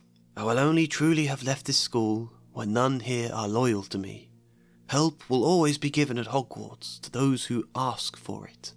But what good were these words? Who exactly were they supposed to ask for help, when everyone was just as confused and scared as they were? Here is mine. But what good were these words? Who exactly were they supposed to ask for help, when even teachers seemed just as confused and scared as everybody else? Perhaps he should have asked Dumbledore for help when he'd had the chance. I think it makes sense to draw some attention to that point, that twice Dumbledore has asked Harry to open up to him, and Harry has refused, and now Dumbledore is gone, and he's feeling like he's missed a chance to get the kind of help and advice that would be best. I think that makes it feel more like an arc, like Harry is beginning to recognise he's been making a mistake, not opening up in the past. But the help Dumbledore is actually referring to is the Sorting Hat, which is a bit weak in the book, I think. This quote about help comes to mean something when Fawkes has brought Harry the Sorting Hat to fight Riddle, and Harry is fleeing from the basilisk, dodging its attacks, desperate for something he can do, and so he jams the hat onto his head and frantically asks that for help. Help me! Help me! Harry muttered wildly. Someone! Anyone! The snake's tail whipped across the floor again. Harry ducked. Something soft hit his face. The basilisk had swept the sorting hat into Harry's arms. Harry seized it. It was all he had left, his only chance. He rammed it onto his head and threw himself flat on the floor as the basilisk's tail swung over him. Help me! Help me! Harry thought, his eyes screwed tight under the hat. Please, help me! And this causes the sword to appear. I think it is a bit weak. I think the movie version where he just sees the sword appear in the hat is more elegant. But then this version has actually Harry asking for help, which was the whole point of Dumbledore's words. And when I've built up this stuff earlier in the book to make the point of Dumbledore's advice more meaningful, I think we probably do need to keep this. There's probably a better way of doing it, but I left it as it was. I don't want to go crazy changing things unless I actually have a better idea of what to do instead. So the same thing happens, and in the original, that's kind of the end of the arc. Dumbledore says the one point about help, and then Harry asks for help and it pays off. In my version, I wanted Dumbledore to comment on it at the end of the book, and so here is the original Rowling line that I'm going to adapt in a second. First of all, Harry, I want to thank you, said Dumbledore, eyes twinkling again. You must have shown me real loyalty down in the chamber. Nothing but that could have called Fawkes to you. He stroked the phoenix, which had fluttered down onto his knee. Harry grinned awkwardly as Dumbledore watched him. And so you met Tom Riddle, said Dumbledore thoughtfully. I imagine he was most interested in you. And then the conversation goes on, but here is what I did. First of all, Harry, I want to thank you, said Dumbledore, eyes twinkling again. I'm not quite sure how Fawkes managed to find you so deep beneath the castle, even with his exceptional hearing. Nonetheless, if Fawkes came to your aid, it suggests you must have shown me real loyalty. He nodded in gratitude, then added, as well as a willingness to seek help. Something about the emphasis he placed on the final word made Harry pause.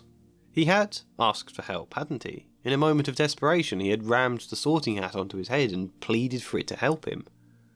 He smiled. Help will always be found at Hogwarts for those who ask for it, sir. Yes, quite so, Harry. Wise words, whoever told you that. His eyes twinkled once more. However, I must confess, twice this year I asked if there was anything you wanted to tell me. Even in my absence, there was Professor McGonagall or Professor Snape. I am glad you asked for help, but it seems you only did so at the death. Ron came with me, Harry said. It was only the tunnel that stopped him. Yes, Dumbledore nodded genially. Nonetheless, it is a word of advice, Harry. Twice at Hogwarts you have faced Voldemort alone and survived. A time may come, as all of us discover, when we ourselves are not quite enough.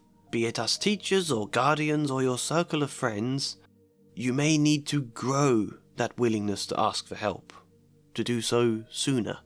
The problem, as you can tell, is that it's hard to make this point when Harry did actually have Ron's help. It's a bit awkward, but I think it is important. One, because it's a good message for kids. I think it's worth emphasising. Two, because it's true. It's kind of foreshadowing. Harry on his own won't be enough. We could say this numerous times across the rest of the series. I think of the Resurrection Stone, when all of Harry's loved ones come walking out with him to face death at Voldemort's hands, or, everyone he needs with him for the Battle of Hogwarts. The main point I was thinking of, though, the one I imagine we'd call back to this moment when we get there, would be in Book 5. Harry thinks Voldemort has captured Sirius Black, so he needs Hermione, Ron, Ginny, Neville and Luna to help him get to the Ministry. And in the original, as Harry always repetitively does, he tries to go on his own. Ron and Hermione insist on coming with him, which he begrudgingly accepts, and then Ginny and Neville and Luna also come along despite not really knowing what's going on or why getting to the Ministry is important. I think it's less contrived, though, and better growth for Harry if he does ask them to come along. If it's a vulnerable moment to ask, where he knows he can't expect help when it's all for his sake, but he dares to ask his friends and they do then help him. I want to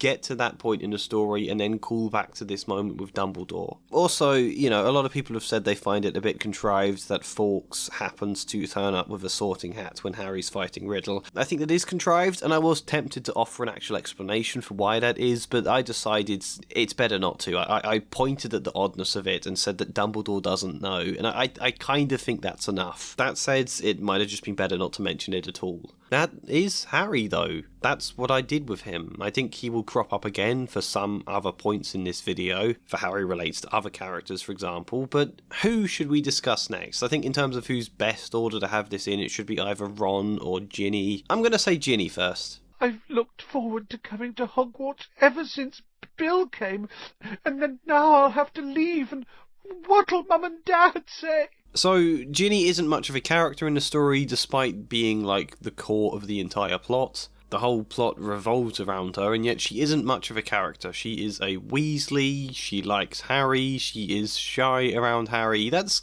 kind of all we get of her. Ron at one point tells us she's normally quite talkative, but we never see any of that, so his one throwaway comments doesn't really do much for her character. She doesn't have any friends of her own in this book, besides the, again, vague throwaway comment that she sat next to Colin Creevey in Charms. There's not much to her. Ginny comes up every now and again because the book needs to make hints about her, that something is up with her. This is important so that the reveal she has been possessed by a diary doesn't feel out of the blue. We can go, oh yeah, Ginny was acting weird, this explains it now. But you can't draw too much attention to something being up with her, otherwise it might become too obvious. And so Ginny's mentions are all incredibly vague and more anecdotal than anything. October arrived, spreading a damp chill over the grounds and into the castle. Madame Pomfrey, the matron, was kept busy by a sudden spate of colds among the staff and students. Her pepper-up potion worked instantly, though it left the drinker smoking at the ears for several hours afterwards. Ginny, who had been looking peaky, was bullied into taking some by Percy. The steam pouring from her vivid hair gave the impression that her whole head was on fire. Is one example. Ginny Weasley seemed very disturbed by Mrs. Norris's fate. According to Ron, she was a great cat lover. Is another example. Oh, okay then, she was a great cat lover. Why shouldn't we be here? Said Ron hotly, stopping short and glaring at Percy. Listen, we never laid a finger on that cat. That's what I told Ginny, said Percy fiercely. But she still seems to think you're going to be expelled. I've never seen her so upset, crying her eyes out. This example is slightly better because we get the vague sense of a big brother looking out for her, but A, this is the only time anyone really does, and B, it's immediately undermined by Ron saying, "You don't care about Ginny," said Ron, whose ears were reddening now. "You're just worried I'm going to mess up your chances of becoming head boy." Here's another quote. Ginny Weasley, who sat next to Colin Creevey in Charms, was distraught, but Harry felt that Fred and George were going the wrong way about cheering her up. They were taking it in turns to cover themselves with fur or boils and jump out at her from behind statues. You'll notice that Ginny is never an active presence in any of these extracts. They are all just a description of something that happened, rather than a direct sense where she can express personality or voice or anything. She's always like the upset passive object of what other people are doing. And even if we take the bigger scenes where she is present, like the scene caused by her Valentine's song, Malfoy was looking furious, and as Ginny passed to enter her classroom, he yelled spitefully at her, "I don't think Potter liked your Valentine much."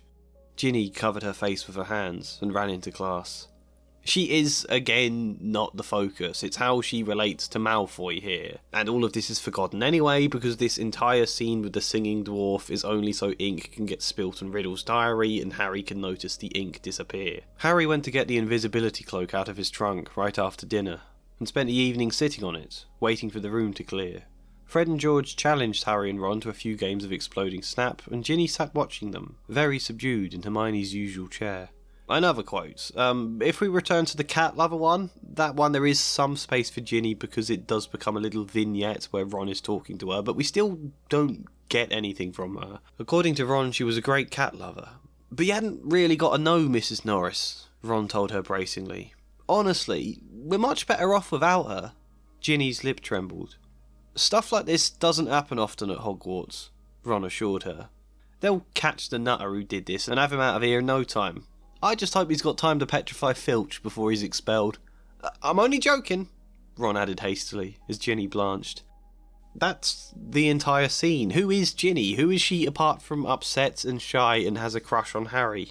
Something that is also weirdly never talked about, just treated as a running joke. How funny it is that Ginny has a crush on Harry, how awkward. Harry never addresses it, never expresses any feelings about it. I would assume he's uncomfortable simply because he never talks to her and never expresses any other emotion, but we don't know why. Is there something he dislikes about Ginny? Is he not interested in a relationship? Is he still at an age where he finds the idea repugnant? Ginny is the first girl to ever be attracted to him, and his thoughts are curiously absent. Because, again, Ginny is not a character. We don't have to think or care about her or our relation to her. Every occasion in this book she runs off crying, and there are many, isn't one where we're supposed to feel sad for her at all. They are just comic vignettes, and that's the way they end, and we're supposed to then forget about them. On its own, I would just say Rowling tried too hard not to draw attention to the hints she's making about Ginny being involved in the Chamber of Secrets. That she's keeping the character vague for that reason and just going a bit too far with it. But in many ways, this is less effective than, say, doing a red herring with Ginny. Giving us some other substance to a character so that we can go, oh, okay, all these vague hints aren't necessarily foreshadowing to do with the Chamber of Secrets, it's this other thing going on in her arc. That's what all the scene's about. I don't need to feel too suspicious. But yeah, I might have concluded she was just trying too hard to not draw attention had it been just this on its own. When we factor in the way Myrtle is characterised in this book, the way Hermione is characterised, the way the whole book laughs at almost every female character for swooning over stupid old Lockhart because girls and their silly crushes, silly Ginny and her silly crush, leading to her almost getting murdered by a very groomer-esque Tom Riddle. I think the characterisation of Ginny and women in general in this book starts to feel very dismissive. It starts to feel like maybe J.K. Rowling isn't quite the champion of women's rights that many of her supporters hold her up to be.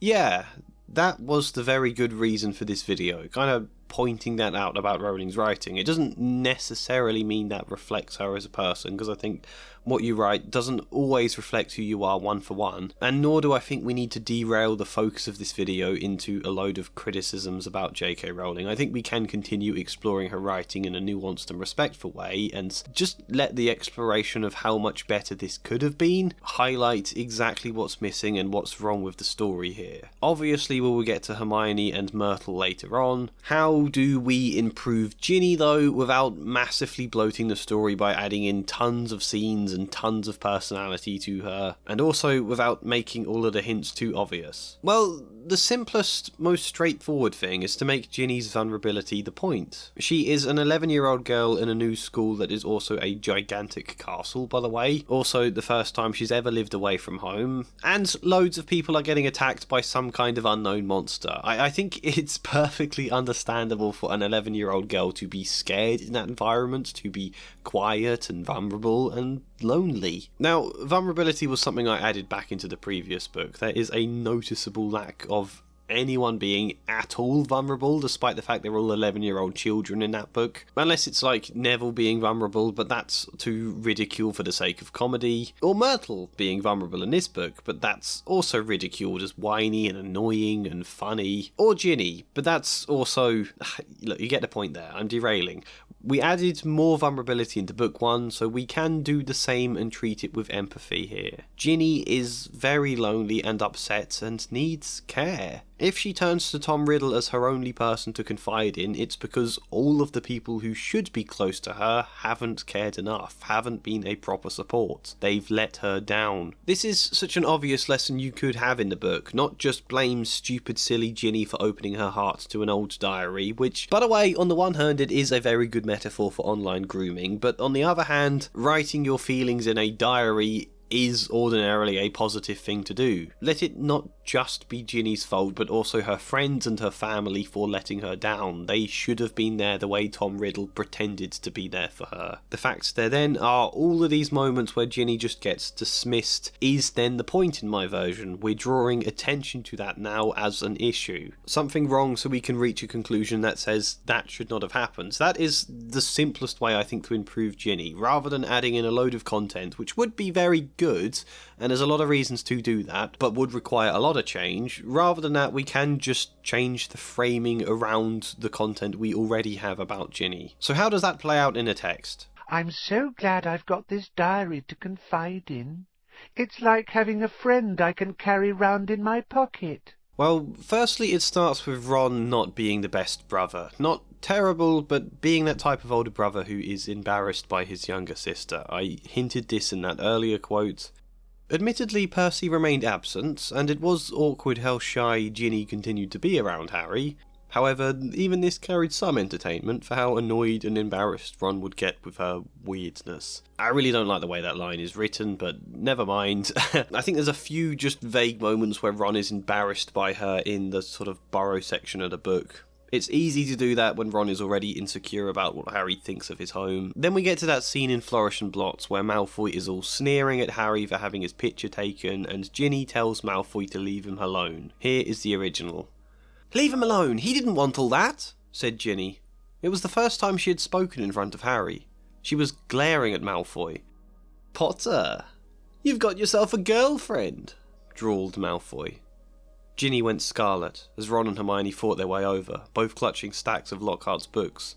"Oh, it's you," said Ron, looking at Malfoy as if he was something unpleasant on the sole of his shoe. "Bet you're surprised to see Harry's here, eh?"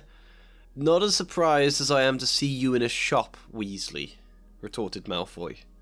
"Here is my version." "Potter, you've got yourself a girlfriend," drawled Malfoy. Ginny went scarlet as Ron and Hermione fought their way over, both clutching stacks of Lockhart's books. "Oh, it's you," said Ron, looking at Malfoy with a scowl. Then at Ginny's reddening face.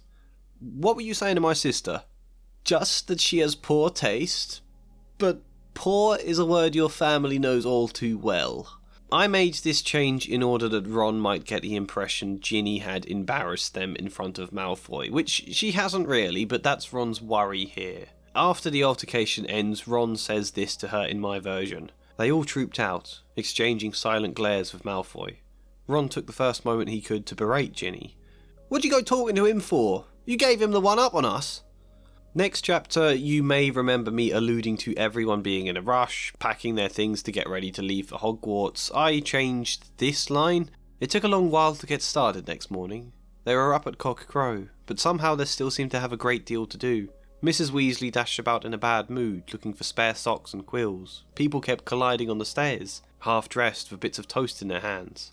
And Mr. Weasley nearly broke his neck, tripping over a stray chicken as he crossed the yard, carrying Ginny's trunk to the car. I changed it into an opportunity for Ron to get annoyed at Ginny and Mrs. Weasley to then comment something important. They were up at cock crow for their journey back to Hogwarts, but somehow they still seemed to have a great deal to do.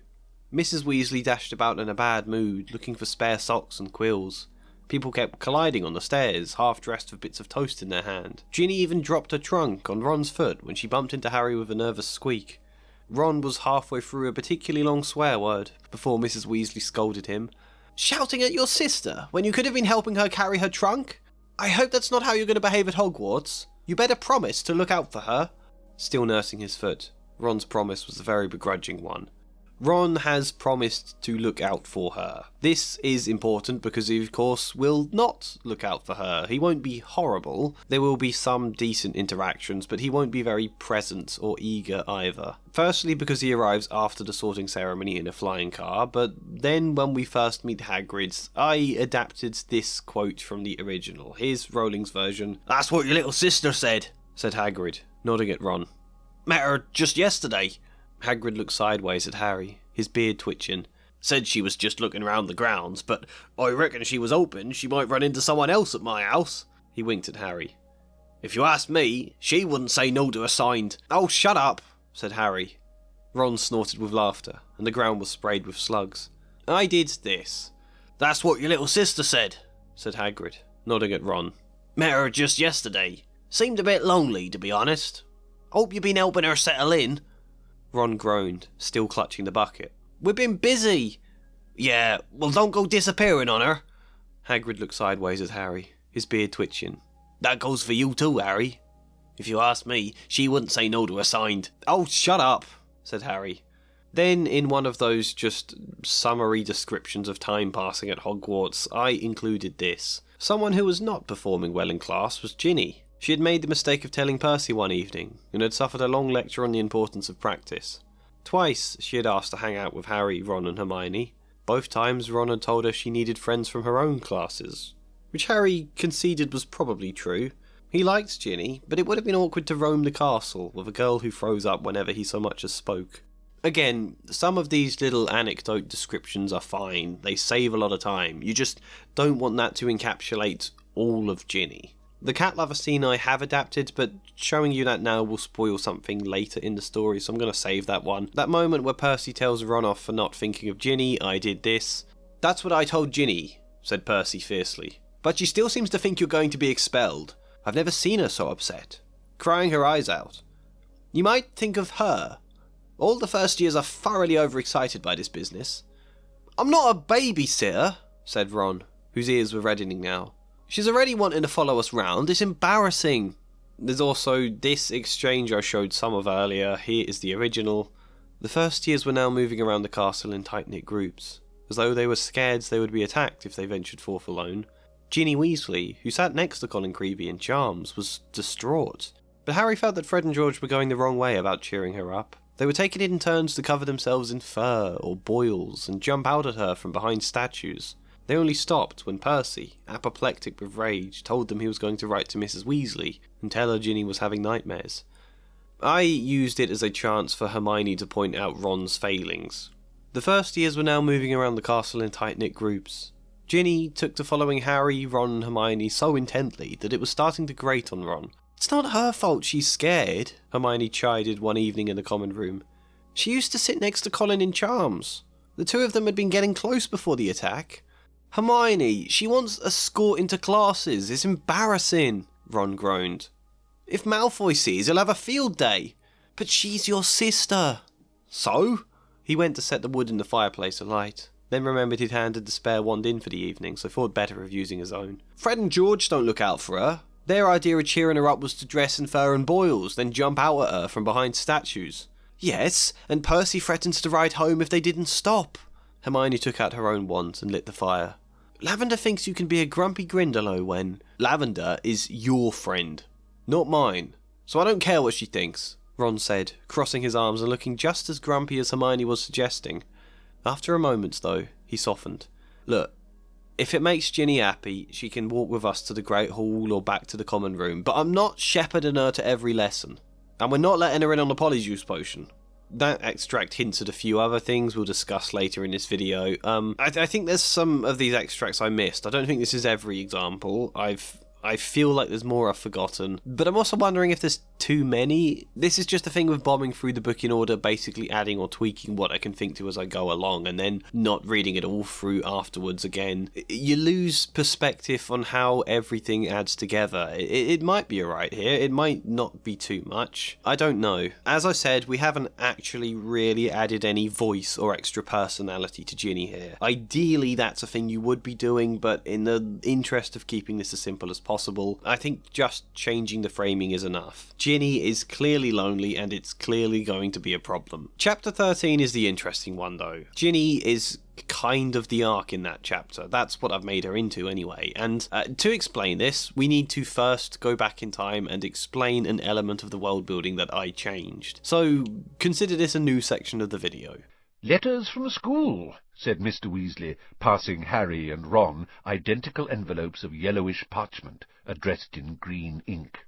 I made Hogwarts a private school. I introduced various other schools to the UK so that it's not just one school for every single student. Hogwarts is the original school. It was the only one for hundreds of years, but as the population grew, they couldn't all fit at Hogwarts. There was also some old concerns about teaching Muggleborns. Whilst Helga Hufflepuff herself was fine with that, many of the school leaders later down the line weren't. And then also squibs still need an education. They can't perform magic, but they still need to learn things, you know? So in my law, state schools were eventually introduced. The ministry started funding smaller other schools across the country to meet the demand, some of which taught both magic students and squibs. Hogwarts at this point became became a private school in order to retain much of its agency and control over the curriculum and the school rules. As such, where the Ministry produced more of a regulated standard that spread out across the state schools they funded, increasingly Hogwarts became the place richer elite families sent their children. And because there are limited places and the demand is high for the original Wizarding School, Hogwarts prioritised places to students who are purebloods, who had their parents attend Hogwarts before them, and obviously they had to pay a tuition fee. In fact, the archaic traditions of the school would still prioritise purebloods even if they couldn't pay the tuition fee. They would offer discounted fees or scholarships to students who needed the reduced costs if they were pureblood or had their parents attend Hogwarts before them. I'm explaining this all very vaguely because I've only ever hinted it in the story so far. It's not been necessary to chuck a giant exposition paragraph in about. Maybe it never will be. Why I made this change, there are so many reasons. I struggle to remember them all. I've talked about them extensively in my previous videos, so let's not repeat myself. I made the change, there were a lot of reasons that I do think makes it important, but right now, how does this relate to Ginny? Firstly, how do we learn Ginny is attending Hogwarts? Here's a bit of my version.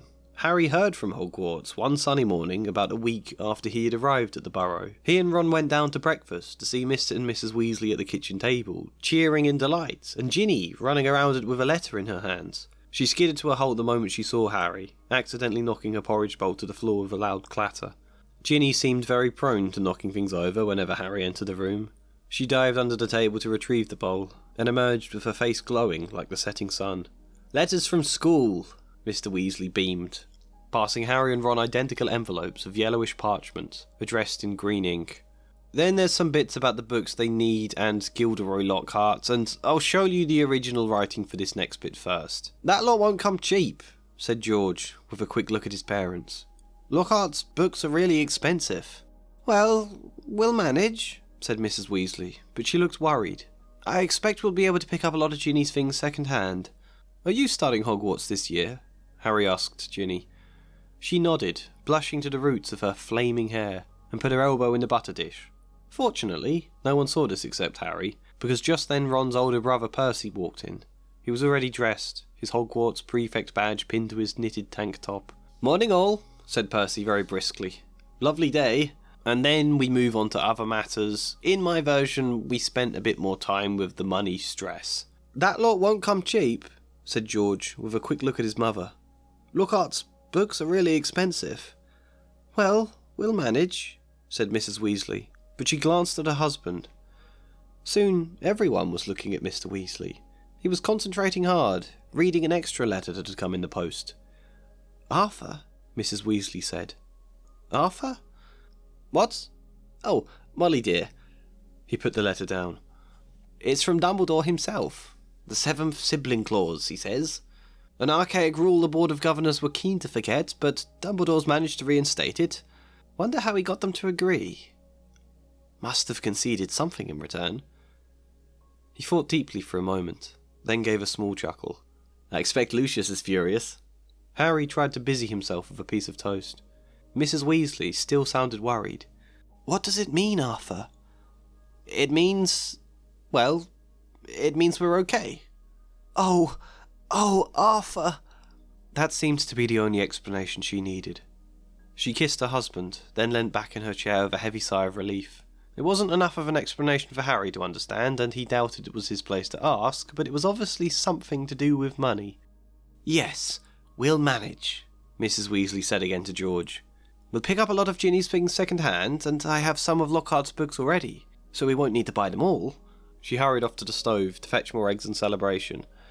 Okay, a lot of different things going on in this very weird scene I won't talk about yet because they're to do with other stuff in the video. Never mind the mention of the Board of Governors or Lucius or Dumbledore conceding something right now. This dialogue is designed to go over your heads the way it goes over Harry's head. That's kind of the reason Arthur doesn't actually explain what the letter says or any of that.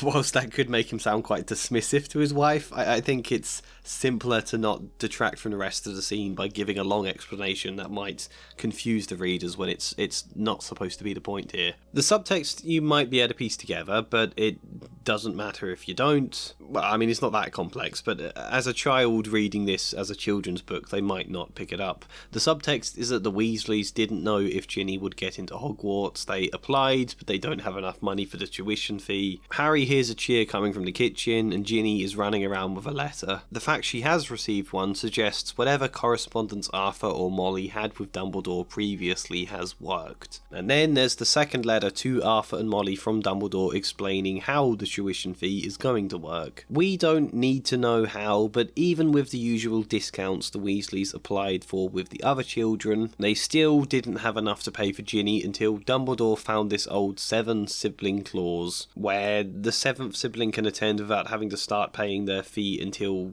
7 years after. I don't know. J.K. Rowling loves the number 7 in these books. It doesn't even matter if that rationale is stupid, because I never even explain it in the writing. It's just hinted to. Basically, because this confirms they don't need to pay anything at all this year in terms of Ginny's fees, Mrs. Weasley then reckons they will have enough in their budget to get all of the school things. How convoluted it is to explain that now is exactly why I left it as vague hints in subtext instead. Sometimes exposition is less about how you explain your ideas than knowing when not to explain them. Anyway, this is all technically set up for other things later on, and it probably sounds like I'm having to stretch the Weasley family to accommodate my world-building idea of state schools and Hogwarts being a private school, that I'm having to change their characters in order to try and make that consistent. But really, changing their characters is half the reason I wanted to make Hogwarts a private school in the first place. I wanted to add this to the Weasley family, to create space to explore the struggle of their position, A, as an established classic pureblood family, and B, a family that's poor, a pressure to attend Hogwarts and remain part of the elite world, and yet increasingly having differences of opinions and worldview and increasingly falling short of it to the point their children can barely scrape into Hogwarts anymore. I think that's something worth exploring. I think it adds more, not necessarily depth to their poverty, but more story about it, more space to explore it. It makes the contrast and rivalry between Arthur and Lucius more vivid, as well as between Ron and Draco. It gives more space for Ron's insecurity around being poor, and ultimately it will create more space down the line for culture clashes, for differences in culture to be explored. Purebloods, Muggleborns, Muggles, poor, rich, squibs, Hogwarts and state schools. The more dividing lines we're drawing and the more meaning behind them means the more conflict we can create and then also resolve and develop into something more meaningful. So I did always want to do this. I think it is a bit weird to wrap your head around with at first, but I'm fairly sure it's going to benefit the story immensely the more we go along. One other advantage we get here as well is Harry. Like, in Rowling's version of this scene, there is no relief from the money stress. Mrs. Weasley has no idea how they'll afford it all. Harry clocks how worried she looks. Later we even find there's nothing in their Gringotts vault beyond one galleon, and then they just seem to get everything they need. It's not mentioned again. Oh, okay, I guess they just bought all of the books. I guess it was nothing. I thought you were building to something there, JK. You know, it creates a little bit of a loose end, and I find it especially weird how conspicuously silent as well Harry's internal monologue is here. He's watching this family who have saved him this summer, fed him, watching their mum stress that she has no idea how they'll afford the things they need, whilst Moneybags Harry is just sitting in the middle of them thinking nothing. Yep, that must be a big worry for you, Mrs. Weasley. You know, not that Harry should be expected to pay for them, but this child who has more gold than he knows what to do with, who has not yet grown the more adult sense of responsibility to save it, who previously splashed out on a whole trolley's worth of sweets just because Ron didn't like his sandwiches on the train. That kid then is now a kid who doesn't feel motivated to offer help at all here, who doesn't even think it. Again, he shouldn't have to. The Weasleys would probably say no, but it's weird he doesn't even think it. And then this money stress is never brought up again. It's apparently resolved. So I think adding some financial relief into this scene not only spares us the oddness of that loose end, but it also makes Harry's awkward silence more just awkward and less strange. It won't be easy for the Weasleys, but thanks to Dumbledore, Molly believes they will manage. There is one slight inconsistency in this scene, that it all ends with the return to Harry asking, "Oh, you're going to Hogwarts too, Ginny?" Even though in my version he should already know that when he has seen her running around the kitchen with her letter. And also I I don't like that Arthur could look dismissive of his wife. I think that's the right word. I think he should have handed her the letter afterwards, so it feels less like he's going, don't you worry your pretty head about the explanations, just know we're okay. That wouldn't be great. But then again, it's pretty clear in this scene I've made Molly the one who does all of the budgeting for the family, so maybe it's not terrible here, but I still think that could be improved in this scene, and I think it highlights what I mean when I say your writing doesn't always necessarily reflect your feelings. It obviously can do a lot of the time, especially if patterns emerge in your writing, but sometimes you write something in a certain way for one reason, such as here keeping the explanation vague for the sake of Harry and the reader, and it just happens to have this other unintended result that you didn't think of, but hopefully you pick up and adapt when you come to edit it. So what does all of this have to do with the rest of Ginny's story? Well, we get to the point where Ginny has thrown the diary away. Harry's got it. Therefore, the attacks can't happen because Ginny can't be possessed, so everything dies down. People start relaxing, and we get a long description from Rowling about the kind of things returning to normal. I added this extra bit. Even Ginny, who had been the most frightened, was starting to ease. Whilst she still struggled talking to Harry directly, she was better able to speak in his presence. I don't care what's happened to them, she said to Ron one evening when they were debating if the heir of Slytherin had lost their nerve. So long as it's over, we can all just move on and pretend it didn't happen. Don't you want to find out who did it? Hermione asked, to which Ginny shook her head. I just want to enjoy Hogwarts again. I was so excited to come here. After Ron almost didn't get in, I spent ages worrying I wouldn't, so to actually attend Hogwarts, only for it to be ruined by... She didn't finish a sentence. Ron's face had flushed red. He was barely able to restrain the anger in his voice. Why did you say that? Ginny, why would you let that slip? What? Ginny sounded afraid. They were all looking at Ron in confusion. Hogwarts, he snapped. That I barely got in. Do you think I want anybody knowing that? Malfoy already laughs at us if he knew we barely scraped my tuition fee, especially with the discounts. But you did get in, Ginny said desperately. Bill helped pay. I only got in because of some seventh sibling clause that... Ron was on his feet. This is exactly why I didn't want you following us around. Go sit with Percy if you want a babysitter. Embarrass him instead. Or maybe find some friends of your own. People who can stand to be with you. Ron! Hermione called, but it was too late. He was already stomping off to his dormitory. Ginny was left rigid with shock. I thought you knew, she stammered. I didn't think it mattered. A slow trickle of tears broke from her eyes. The second they touched her mouth, she was jerked out of her stupor. She leapt to her feet and bolted from the room. What's going on here? One of the more dramatic moments, and perhaps a bit random, but there have been other Ron-related hints that come before this. We just haven't mentioned them yet in this video.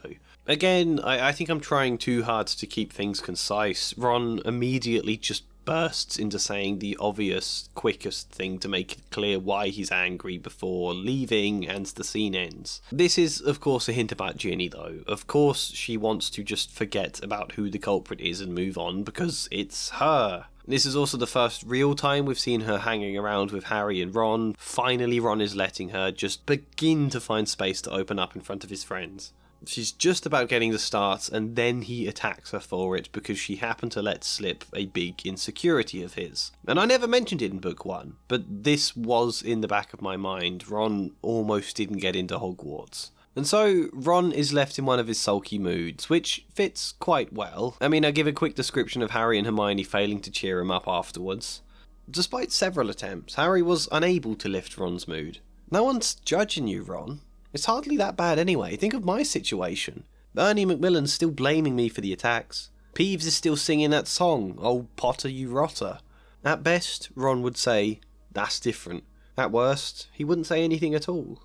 Hermione tried to scold him for shouting at Ginny, though this yielded similar sulky results. Harry wasn't sure what would lift the mood, but he doubted Gilderoy Lockhart's latest enterprise was the answer. The next scene in the book is Lockhart announcing his card-carrying Cupids, which is a scene Ron is sulky during anyway because he finds the idea of Valentine's messages appalling, so that fits. And then the next scene is Ginny's Valentine's song for Harry, where he reacts badly and explodes at Ginny. So now both Ron and Harry are unfairly angry with Ginny. And it opens space for a long, dramatic scene with some questionable dialogue and some other lines that won't make sense until later in the video. The thing this chapter 13 has kind of been building to. The mood in the common room was tense that evening.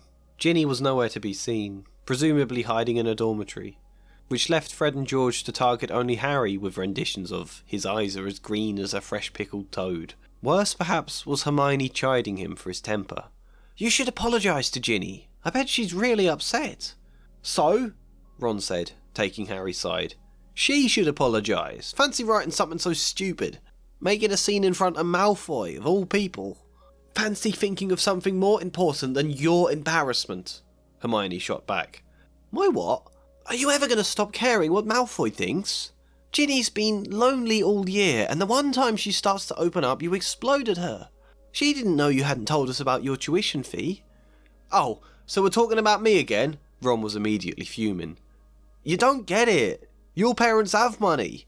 By some miracle, all 5 of my brothers could afford Hogwarts. Then it gets to me. Going back hundreds of years, I'd have been the first Weasley not to attend. I'd have been sent to Yorkshire Hollow, and then what? Might have been on their Quidditch team, getting battered 695 to 20 by Fred and George and you, Harry. You'd all have been laughing, calling it a bog school. You heard what Seamus said. It doesn't mean we think that way."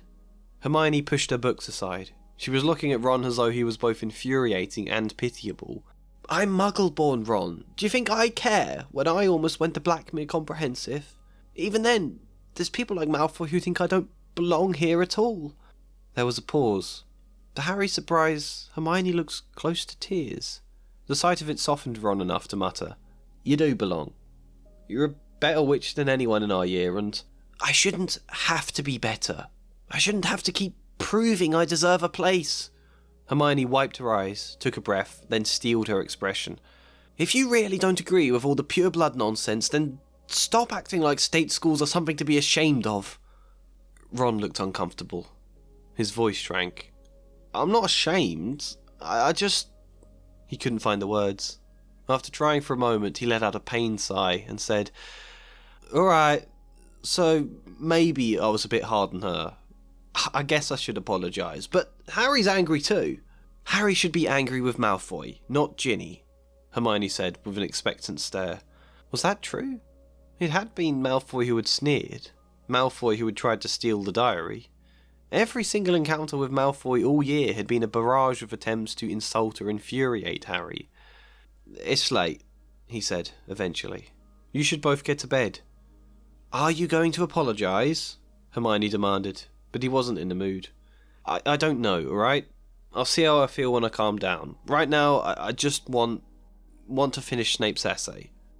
Yeah, I tied a lot of other threads into this one scene. There's stuff here to do with Ron, with Hermione, Malfoy, Quidditch. Actually, I think this is okay. It reads better than I thought it would, especially when I explain later on the context behind some of this. It's less random when you know it. It's mostly a good moment that brings a lot of different things to a head. Anyway, Harry doesn't finish Snape's essay, obviously. He sits and broods and then notices there's no ink stains on Riddle's diary in my version. Originally, Harry notices this way back during the Valentine's scene. It's how that scene ended. Ginny covered her face with her hands and ran into class. Snarling, Ron pulled out his wands too, but Harry pulled them away.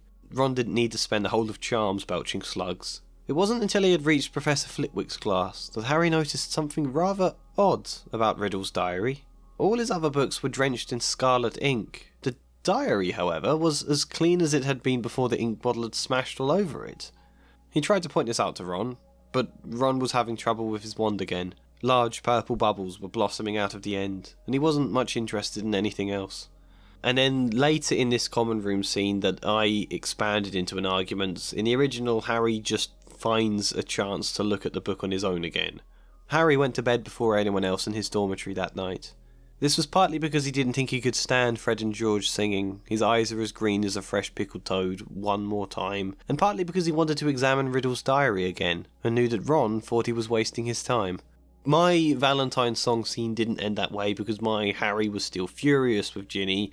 Therefore, I used this moment where he's brooding for Harry to realise it about the diary, and actually I think this works better. It was perhaps obvious Harry wasn't planning to finish Snape's essay. Nonetheless, they left him to brood. He still felt angry. His thoughts went nowhere until he was absent-mindedly flicking through the diary again, hoping something might spring out at him. Nothing. Nothing at all. He froze, staring down at the same blank pages he had flicked through many times before. The same clean pages. Not a drop of ink. With a lurch, his mind began racing. Harry flicked through his copy of Magical Drafts and Potions. Ink stains, where the bottle had smashed when his bag had split. The Standard Book of Spells, Grade 2. The same red ink stain on many of the pages. Gadding with Ghouls, Magical Theory, Fantastic Beasts and Where to Find Them. All of his books were stained. So why isn't the diary like that? And then he writes in the diary as a test, and then he goes back into Riddle's memory, and then that's the end of the chapter. I'm not sure why I'm explaining that bit now. We're supposed to be talking about Ginny, so let's cut to another section. Bed rest and perhaps a large steaming mug of hot chocolate. I always find that cheers me up. So, after Harry and Ron are both angry and are quite vague on if they'll apologise, we don't see Ginny again. As far as they can tell, she is hiding away in the dormitory, not wanting to see anyone, but Harry and Ron are both avoiding their guilt. Here is an original line from Rowling. The second years were given something new to think about during the Easter holidays. The time had come to choose their subjects for the third year, a matter Hermione, at least, took very seriously. That's just like the start of a new paragraph, one of Rowling's classic summary descriptions to convey time passing. I linked it to some of the description that comes from the end of the previous paragraph. There's a general description of things looking up there. Here's what I did with that added context to the previous paragraph. Peeves had finally gotten bored of his "Oh Potter, you rotter" song. Ernie Macmillan asked Harry quite politely to pass a bucket of leaping toadstools in herbology one day, and in March, several of the mandrakes threw a loud, raucous party in Greenhouse 3.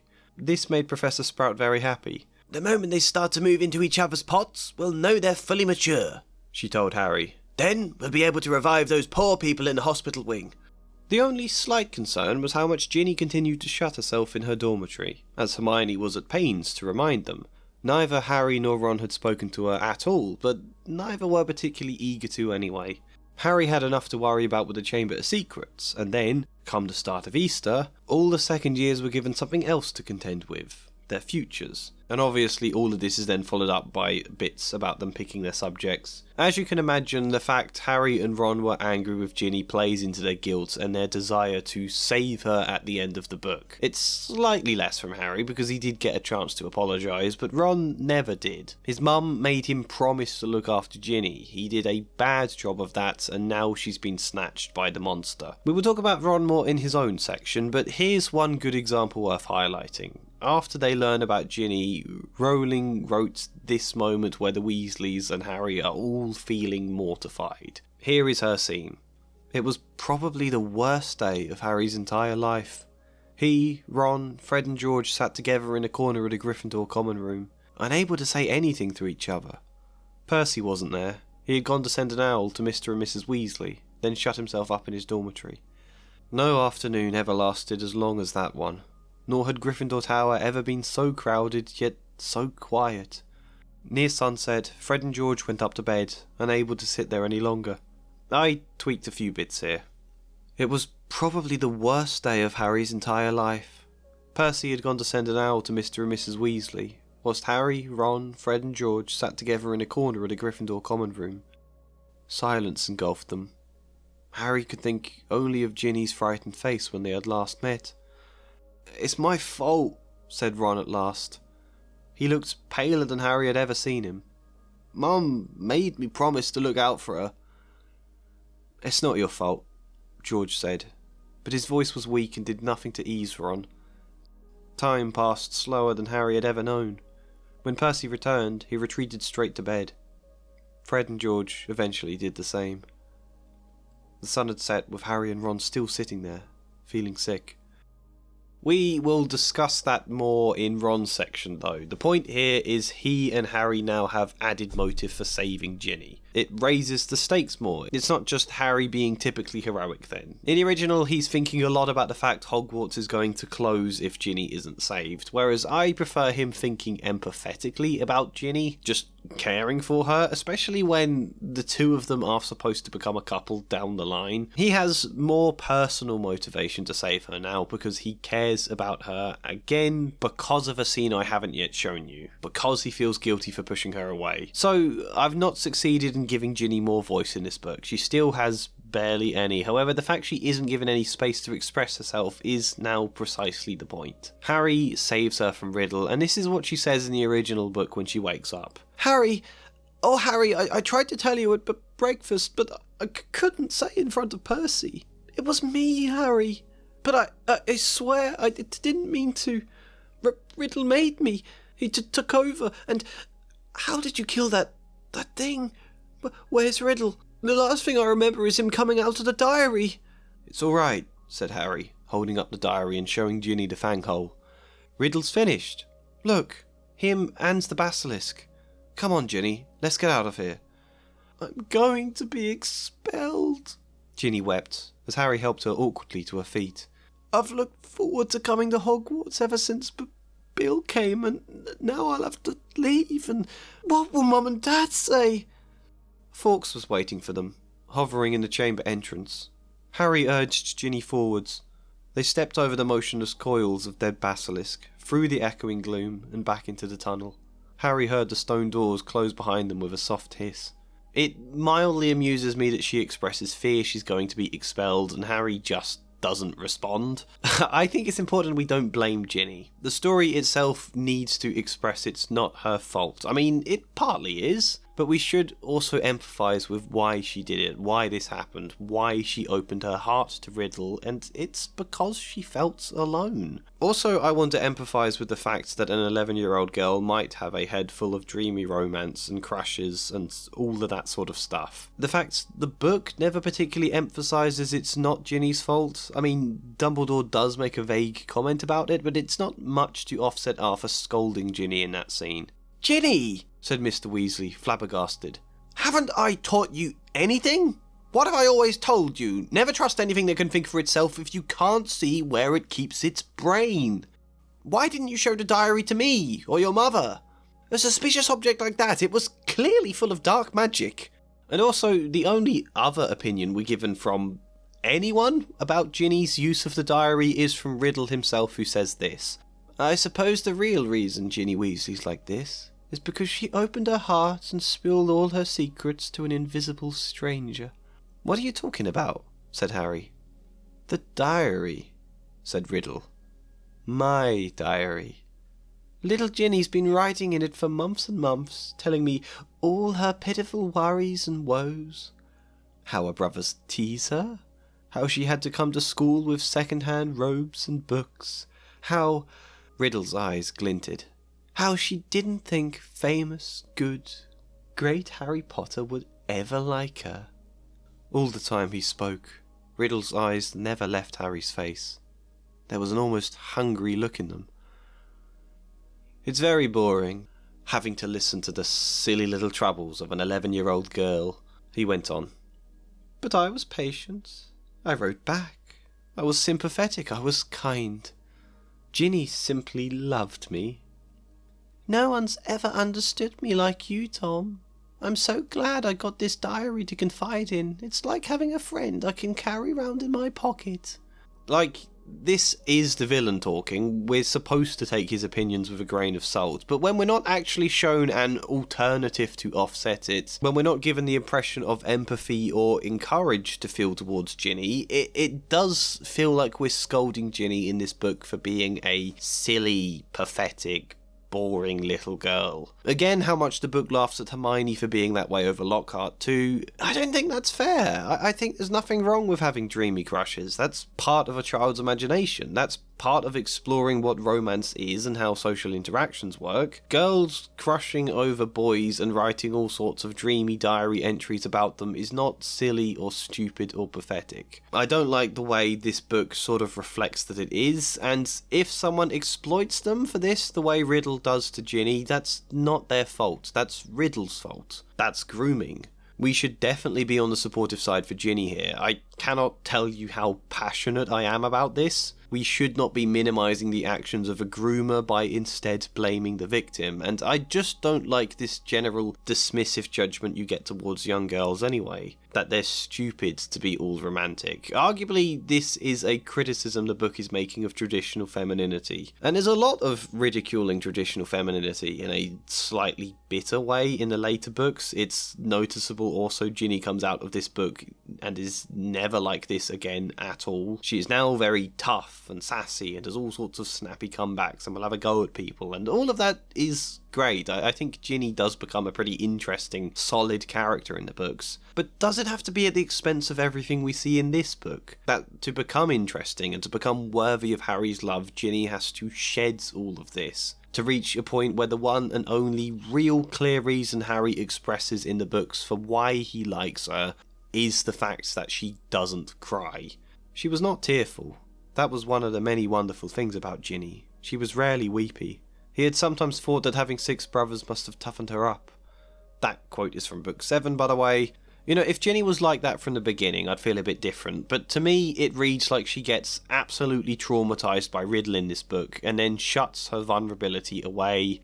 And rather than ever helping her to open up, everybody treats this change like a totally good thing, that she was stupid before and now she's become great. I still want Ginny to become exactly as she does in the later books, although some changes that I think will make her better, but I also want it to be clear trauma has affected her. And I want my more empathetic version of Harry to try and open her up. That's going to be their dynamic in my books. Harry is someone quite vulnerable and empathetic, Ginny is someone quite tough, the two of them growing from the ways they are opposites there. Anyway, right now there are a few things we can do to offset the impression that girls being dreamy is bad.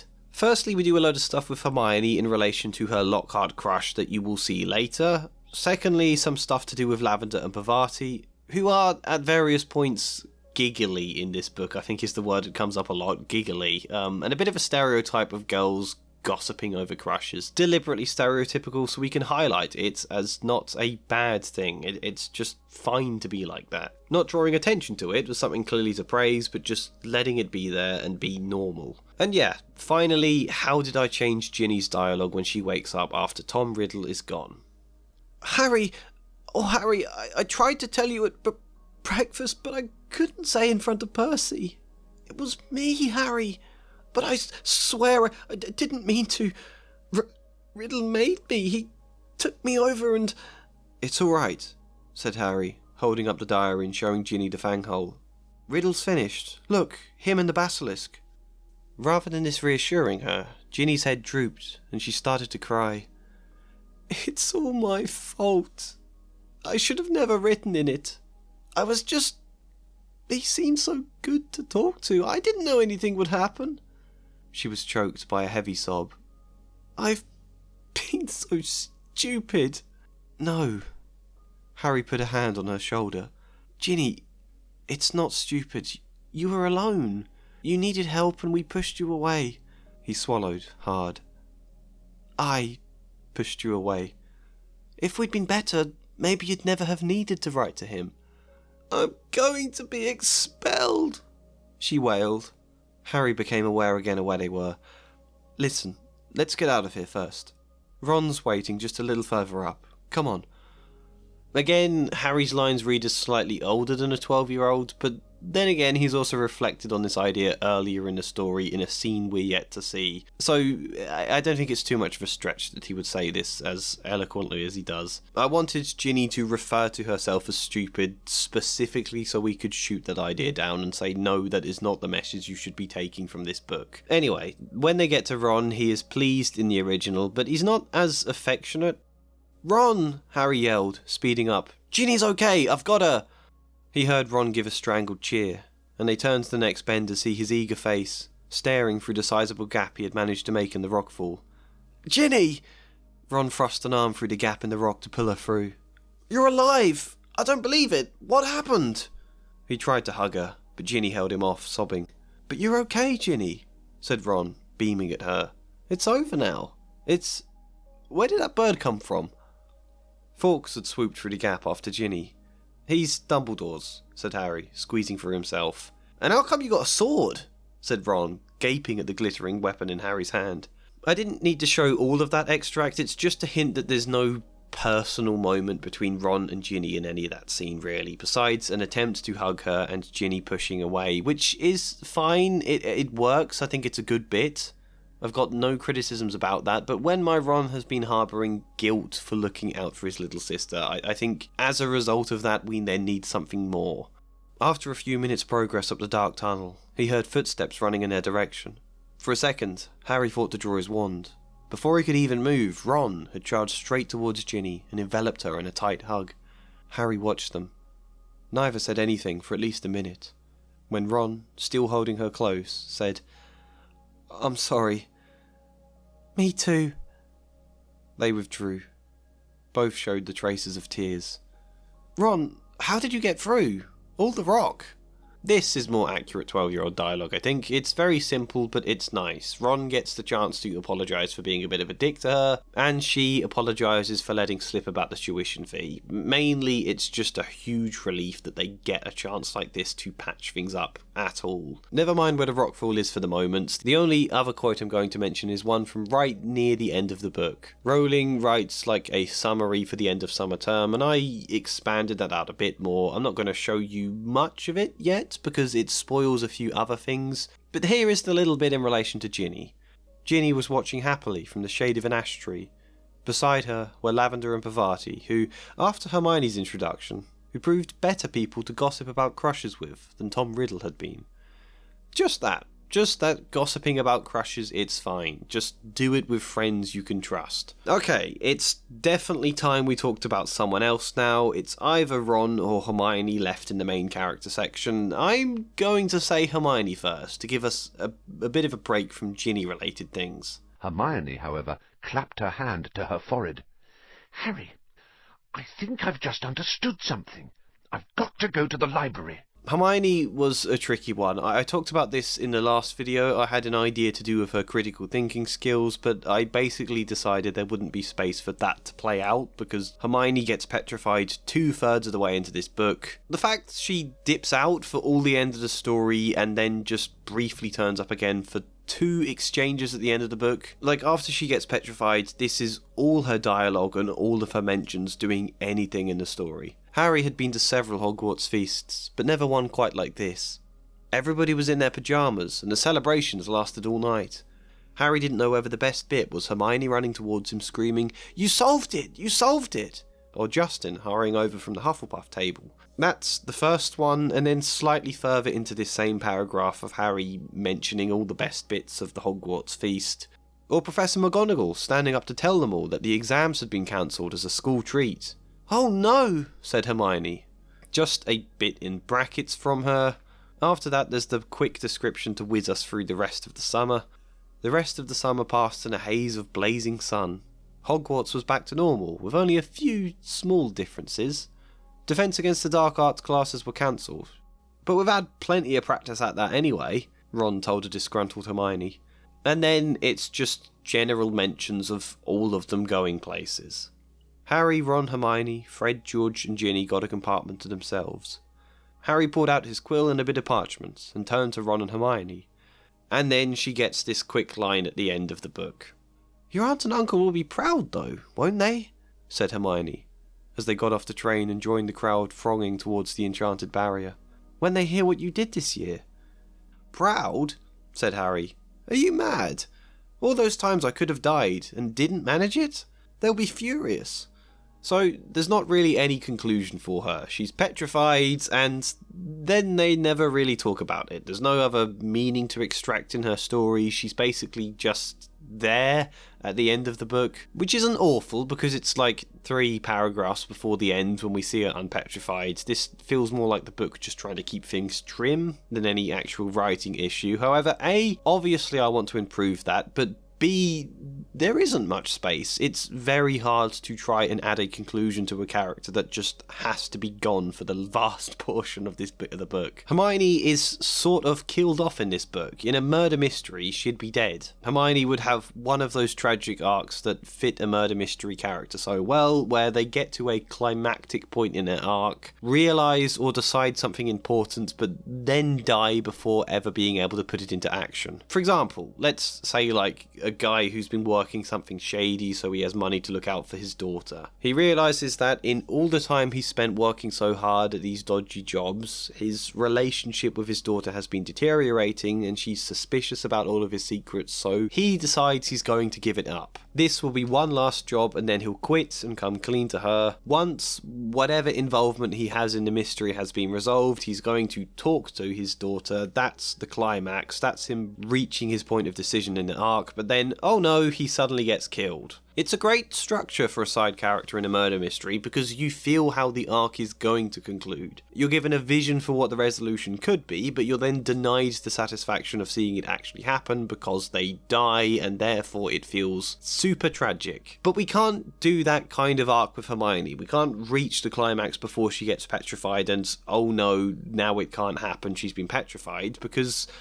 Hermione doesn't die. She does come back at the end. If we gave her a very quick arc that concluded 2/3 of the way into the story so that she can then be petrified, after that's done and she is returned, her appearance would just feel very flat for the remainder of the story. She is now just there. It would be like when you're playing a game and there's an NPC who's supposed to die in the story, but some weird glitch means you save their life. So now they're still with you in the story, but they don't have any new lines of dialogue. This previously fun character you had great chemistry with is relegated to being a shallow robot. I don't want Hermione's character to fall into that kind of camp. So if we try and find space to fit a conclusion at the end, after she's been petrified, it now means there's a big gap where her arc was building up, then she's petrified for ages, and then finally we can get back to it. I don't think that's ideal either, but they are still both preferable to the third option, which is not having an arc at all. Because the thing is, Hermione does have things going on for her in this story. Two things, primarily. She is the main Muggleborn in this book about wizard racism. She gets called a mudblood, she is upset by it, needs comfort from Hagrid and Ron about it, and is then later attacked for being a Muggleborn. That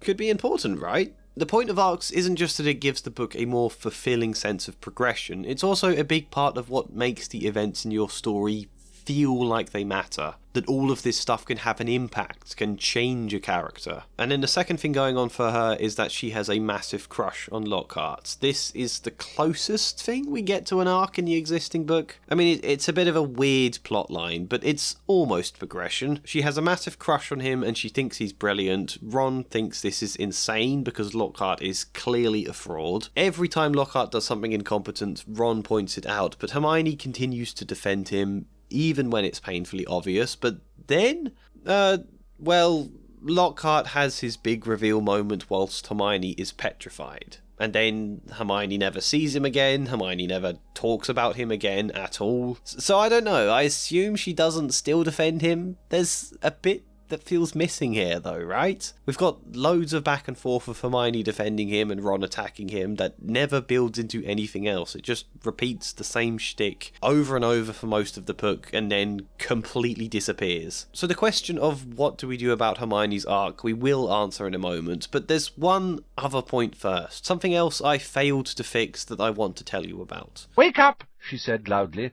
pulling back the curtains at the window. "Hermione, you're not supposed to be in here." I talked in my last video a lot about how Hermione changes across the books. To begin with, she's a bit oblivious. Not massively so, just struggles a little with social cues. This is literally how we meet her in book 1. "Are you sure that's a real spell?" said the girl. "Well, it's not very good, is it?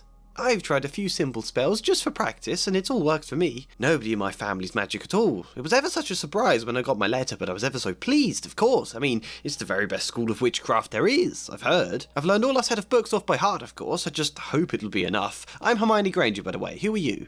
She said this all very fast. Harry looked at Ron, and was relieved to see by his stunned face that he hadn't learned all the set books off by heart either. Ron Weasley," Ron muttered. "Harry Potter," said Harry. "Are you really?" said Hermione. I know all about you, of course. I got a few extra books for background reading, and you're in modern magical history and the rise and fall of the dark arts and great wizarding events of the 20th century. Am I? Said Harry, feeling dazed. Goodness, didn't you know? I'd have found out everything I could if it was me, said Hermione. Do either of you know what house you'll be in? I've been asking around, and I hope I'm in Gryffindor. It sounds by far the best. I hear Dumbledore himself was one. But I suppose Ravenclaw wouldn't be too bad. Anyway, we'd better go look for Neville's toad. You two had better change, you know. I expect we'll be there soon. Just slightly unaware that she's insulting Ron a bit, and unaware how weird this must feel for Harry, and then she's off again. There are moments a little bit like this, I would say, spread across the first 3 books. The other obvious example is her being unintentionally rude to Parvati and Lavender in book 3 because they are into divination, and Hermione thinks it's a load of nonsense. And then that personality trait fades from Hermione as she has become increasingly very, very good at understanding exactly what people are thinking and feeling, where Harry and Ron are now oblivious. The moment in book 5 where she splurges a giant exposition about what Cho Chang has been feeling is the best example. Well, obviously she's been feeling very sad because of Cedric dying. Then I suspect she's feeling confused because she liked Cedric and now she likes Harry and she can't work out who she likes best. Then she'll be feeling guilty, thinking it's an insult to Cedric's memory to be kissing Harry at all. And she'll be worrying about what everyone else might say about her if she starts going out with Harry. And she probably can't work out what her feelings are towards Harry anyway, because he was the one who was with Cedric when Cedric died, so that's all very mixed up and painful. Oh, and she's afraid she's going to be thrown off the Ravenclaw Quidditch team because she's been flying so badly. A slightly stunned silence greeted the end of this speech. Then Ron said, "One person can't feel all that at once. They'd explode."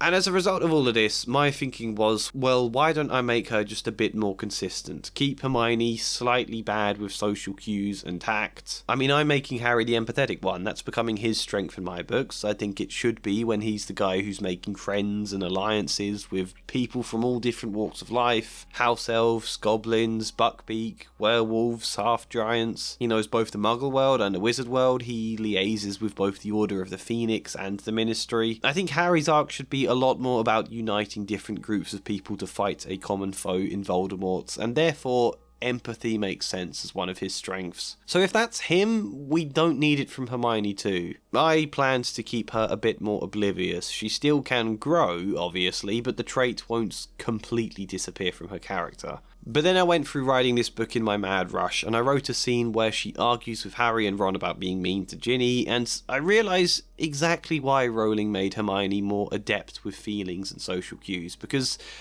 she's an easy means to provide exposition for the reader to understand. That quote from book 5 about Cho Chang is one example, but there are honestly loads of them. Here's another from book 5 that just springs to my mind.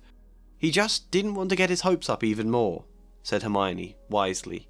"And he probably felt guilty himself, because I think part of him was really hoping you'd be expelled. Then you'd both be outcasts together." "Come off it," said Harry and Ron together, but Hermione merely shrugged. "Suit yourselves, but I sometimes think Ron's mum's right. And Sirius gets confused about whether you're you or your father, Harry." "So you think he's touched in the head?" said Harry, heatedly. "No, I just think he's been very lonely for a long time," said Hermione, simply. This moment of dialogue exists to make clear to the younger readers in case they didn't understand from the previous conversation when Mrs. Weasley already hinted all of this. There are a lot of moments of Harry and Ron playing dumb as stand-in for any readers that aren't fully following, and then Hermione playing the role of providing exposition to them. Kinda like that classic sci-fi thing in a movie where some brainiac explains a complicated time travel and then someone else goes, "Hang on, can you say that again but in English?" for the sake of the audience, you know, that kind of thing. I find it sad how often Hermione is reduced from a genuine character into someone who exists for this kind of exposition or to spout a useful bit of world building on the excuse she once read it in a book. However, you probably do need this kind of function in the story. It's no accident. Well, it is an accident that I used Hermione in that exact way. Alright, so maybe I was a bit hard on her. I guess I should apologise, but Harry's angry too. "Harry should be angry with Malfoy, not Ginny," Hermione said, with an expectant stare.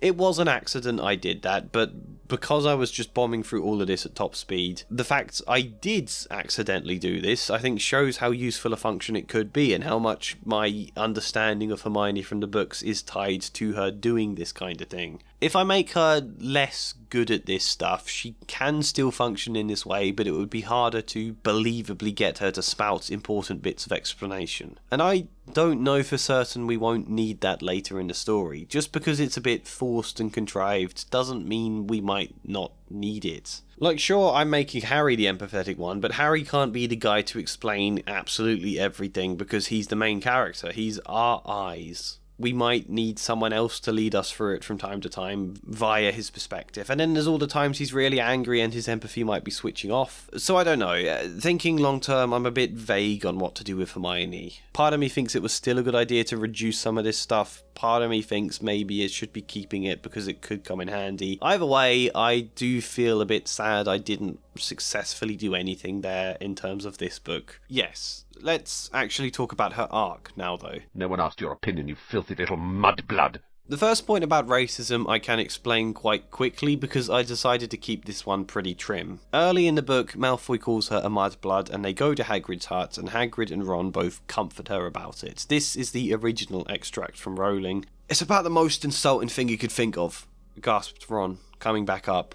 "Mudblood's a really foul name for someone who was muggle-born. You know, non-magic parents.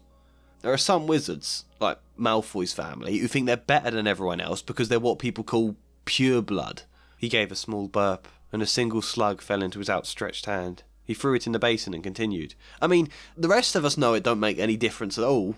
Look at Neville Longbottom. He's pure blood, and he can hardly stand the cauldron the right way up. And they haven't invented a spell our Hermione can't do," said Hagrid proudly, making Hermione go a brilliant shade of magenta.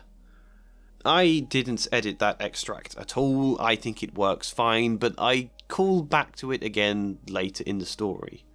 "I always knew Salazar Slytherin was a twisted old loony," Ron told Harry and Hermione as they fought their way through the teeming corridors at the end of the lesson to drop off their bags before dinner. "But I never knew he started all this pureblood stuff. I wouldn't be in his house if you paid me. It's like Hagrid said, isn't it? Hermione's muggle-born and she's better than any of them." Hermione smiled, but with a strange tightness Harry might have noticed, had his stomach not dropped. Same point again, but this time less of a compliment. I consider a third iteration of this at a later point in the story, but I think it was just these two I went with in the end. You might have guessed the point of all of this because I showed it earlier. Ron gets very upset when Ginny lets slip he almost went to a state school, and Hermione has an argument about it, during which we get this. "Even then, there's people like Malfoy who think I don't belong here at all." There was a pause. To Harry's surprise, Hermione looked close to tears. The sight of it softened Ron enough to mutter, "You do belong. You're a better witch than anyone in our year, and I shouldn't have to be better. I shouldn't have to keep proving I deserve a place." Hermione wiped her eyes, took a breath, then steeled her expression. "If you really don't agree with all the pureblood nonsense, then stop acting like state schools are something to be ashamed of." Just that. With the addition of 2 lines to the novel, we've vaguely got an arc here of racism causing Hermione to feel more pressured. Okay, it's not exactly an arc, there's no conclusion. I thought about having something come up again at the end of this book to do with it, but I think it would be too contrived in how short and concise a moment that is in the story. I don't think there's enough space to do that. And the next book is the one where Hermione really feels pressure. She studies way too many subjects, nearly has a breakdown from the stress of it. I think this idea of a pressure to prove herself feels like something we can properly conclude in that book. Arguably we're stretching all of it across the first 3 books because we did do a little bit around this in the Philosopher's Stone. There I included a slight thing where Hermione is surprised to not be sorted into Ravenclaw. She considers intellect to be her greatest strength. It makes her feel like maybe she's not smart enough for Ravenclaw, and she is determined to excel as a result. Until she realises it's not that she wasn't smart enough for Ravenclaw, it's that she was brave enough for Gryffindor. That's her greatest strength. But even then, she still studies exceptionally hard, and whilst there is a conclusion, all of it isn't resolved in that first book, and nor should it be entirely. Hermione wanting to do well is not a bad thing. It's a good thing, but the pressure she is lumbered with in book 2 isn't fair, and then in book 3 it shows us the unhealthy extreme. So I think it can progress across the first 3 books quite well there. Let's talk about Lockhart. You sleep with this under your pillow? So, I think it was sensible they cut Hermione's crush on Lockhart out of the films. To give a few examples in case you can't remember, Lockhart's first lesson begins with a pop quiz on Lockhart. What is my favourite colour? What is my ideal birthday present? And so on. Hermione gets full marks. She defends him when he makes a mess unleashing pixies, when he has no idea what he's doing in the dueling club, when he makes Harry's bones disappear. Most notably, she sends him a Valentine's Day card. Happy Valentine's Day! Lockhart shouted. And may I thank the 46 people who have so far sent me cards? Please, Hermione, tell me you weren't one of the 46, said Ron as they left the Great Hall for their first lesson. Hermione suddenly became very interested in searching her bag for her timetable and didn't answer. When they need his signature to get a book from the restricted section, Hermione wants to keep the signature. Most potent potions? She repeated suspiciously, trying to take the note from Hermione, but Hermione wouldn't let go. I was wondering if I could keep it, she said breathlessly. Oh, come on, said Ron, wrenching it from her grasp and thrusting it at Madame Pince. And then, when Hermione is in the hospital wing, they find this note under her pillow. To Miss Granger, wishing you a speedy recovery from your concerned teacher, Professor Gilderoy Lockhart, Order of Merlin, 3rd class, honorary member of the Dark Force Defence League, and 5 times winner of Witch Weekly's Most Charming Smile Award. Ron looked up at Hermione, disgusted. You sleep with this under your pillow? All of this occurring well past the point you could reasonably believe Lockhart is at all competent. Look, I don't want to be too critical. Some of this is quite fun. There are some good jokes, some decent back and forth between her and Hermione. None of them make me laugh, but I can appreciate why a child would enjoy them. But Lockhart is a total fraud. Worse, he is a parasite. He steals people's stories and then wipes their memories beyond the point they can be recovered. He was going to wipe Harry and Ron's memories. There is an incredibly nasty man at the heart of this supposedly bumbling, incompetent but affable figure. And in a book where Tom Riddle is already partly a metaphor for a groomer, I am very uncomfortable about the kind of teacher-student relationships we're getting with Lockhart. When I hear him thanking students for sending him Valentine's Day cards, it sets off safeguarding alarm bells in my mind. Writing personal get-well cards to 12-year-old girls who clearly you know have a crush on you. Look,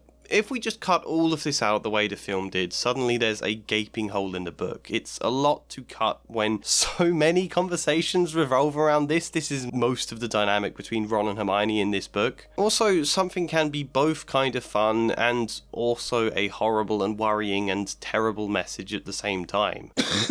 If you don't think too hard, it's a light-hearted joke about this idiot Lockhart, but if you do, it is concerning. My main concern, however, isn't the content of this stuff, it's the framing, because a 12-year-old girl having a massive crush on a teacher and not thinking objectively as a result, it feels weird to just laugh at Hermione for that, make that her fault. The target to ridicule. Silly, rose-headed Hermione. Can't you see Lockhart is an idiot? A lot of the jokes are at her expense, when in reality this would be a member of staff who should know better, who is taking advantage of her, exploiting her, likely exploiting many students. And whilst there's no direct sense of danger for a lot of the time with Lockhart, he is still someone who would wipe their memories in a heartbeat if he thought it benefited him. And direct danger or not, this is still toying with vulnerable girls' feelings. In a children's book about school life, we should be condemning Lockhart for this, right? And we can say, okay, the book makes it clear by the end that he's a villain and he was a fraud, but that doesn't necessarily condemn a lot of this stuff. That just condemns him for being a fraud, where there's still the impression if he wasn't a fraud, if he genuinely had done all of the things he was done, then his behaviour would somehow be acceptable. I think we should be doing more than just laughing at Hermione like it's a simple joke she is the butt of and that we can dismiss, the same way the book laughs at Ginny and Myrtle. So, if we can fix the framing, my theory was that would improve a lot of this without having to cut all of the content or change everything drastically. So just little tweaks like this.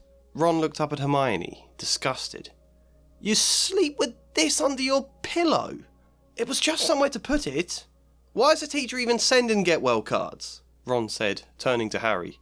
That's creepy, right? Harry, that's creepy. Not the most elegant of fixes. God, I've said the word elegant a lot this video, haven't I? I don't think I've used that in many videos before. It seems to be my word of the week, I guess. But not the most elegant of fixes, but it does the job. And not that I'm suggesting all get-well cards from a teacher are inherently creepy, but when Hermione previously sent you a Valentine's Day card, it does make me wonder, what's the other part of this arc? We have to make Hermione understandable and empathetic, and ultimately reach an actual conclusion so that this stuff doesn't just disappear suddenly. So, all the early moments of Hermione defending Lockhart and Ron being in disbelief about it, I left the same. Exact same back and forth until we get to the Polyjuice Potion idea. They want a way to find out if Malfoy is the heir of Slytherin, so Hermione suggests using Polyjuice Potion and states it's something Snape mentioned in class. That's how she knows what it is. Here is the original quote. "But that's impossible," Harry said, as Ron laughed. "No, it's not," said Hermione. "All we'd need would be some Polyjuice Potion." "What's that?" said Ron and Harry together. "Snape mentioned it in class a few weeks ago. Do you think we got nothing better to do in potions than listen to Snape?" muttered Ron. "It transforms you into somebody else. Think about it. We could change into 3 of the Slytherins. No one would know it was us. Malfoy would probably tell us anything. He's probably boasting about it in the Slytherin common room right now, if only we could hear him." "This Polyjuice stuff sounds a bit dodgy to me," said Ron, frowning. "What if we were stuck, looking like 3 of the Slytherins forever?" I decided, instead of Snape mentioning it in class, what if one of Lockhart's books gave Hermione the idea?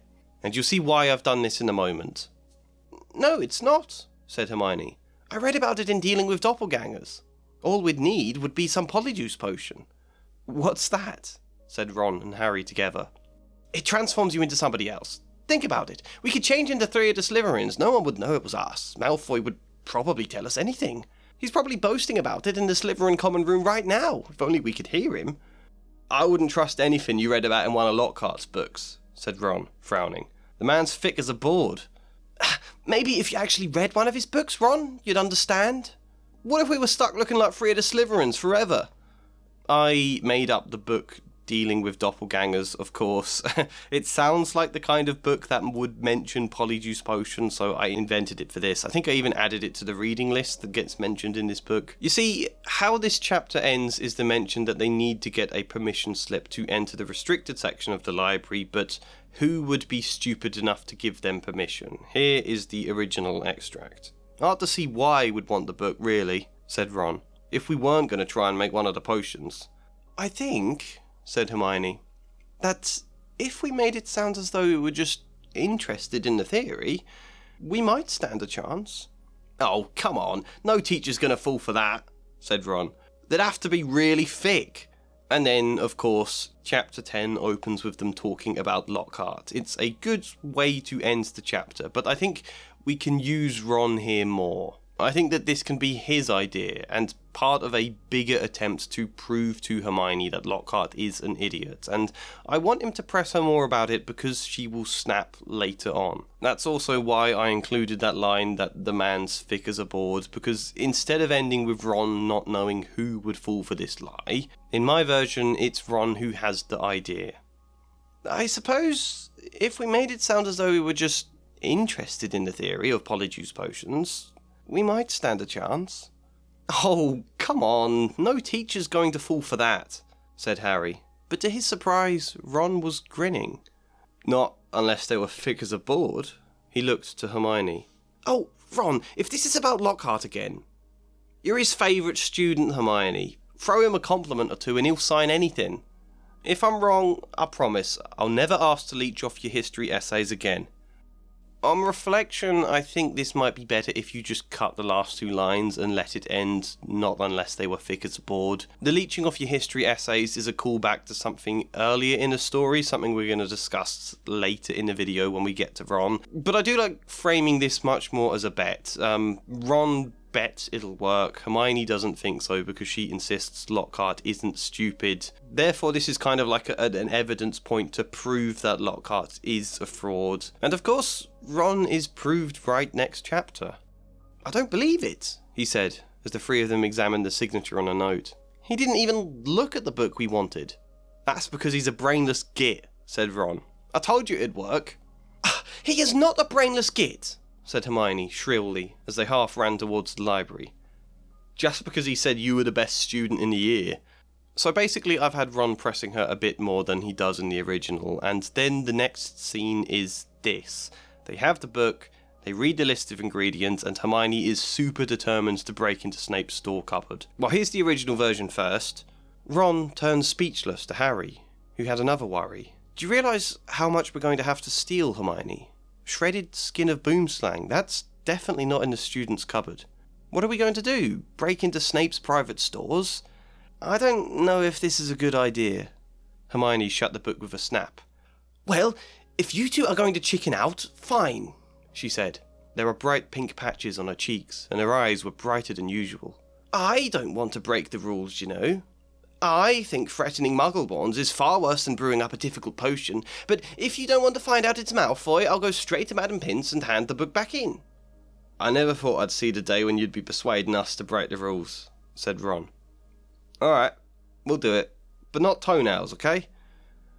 Again, this is actually quite a nice bit.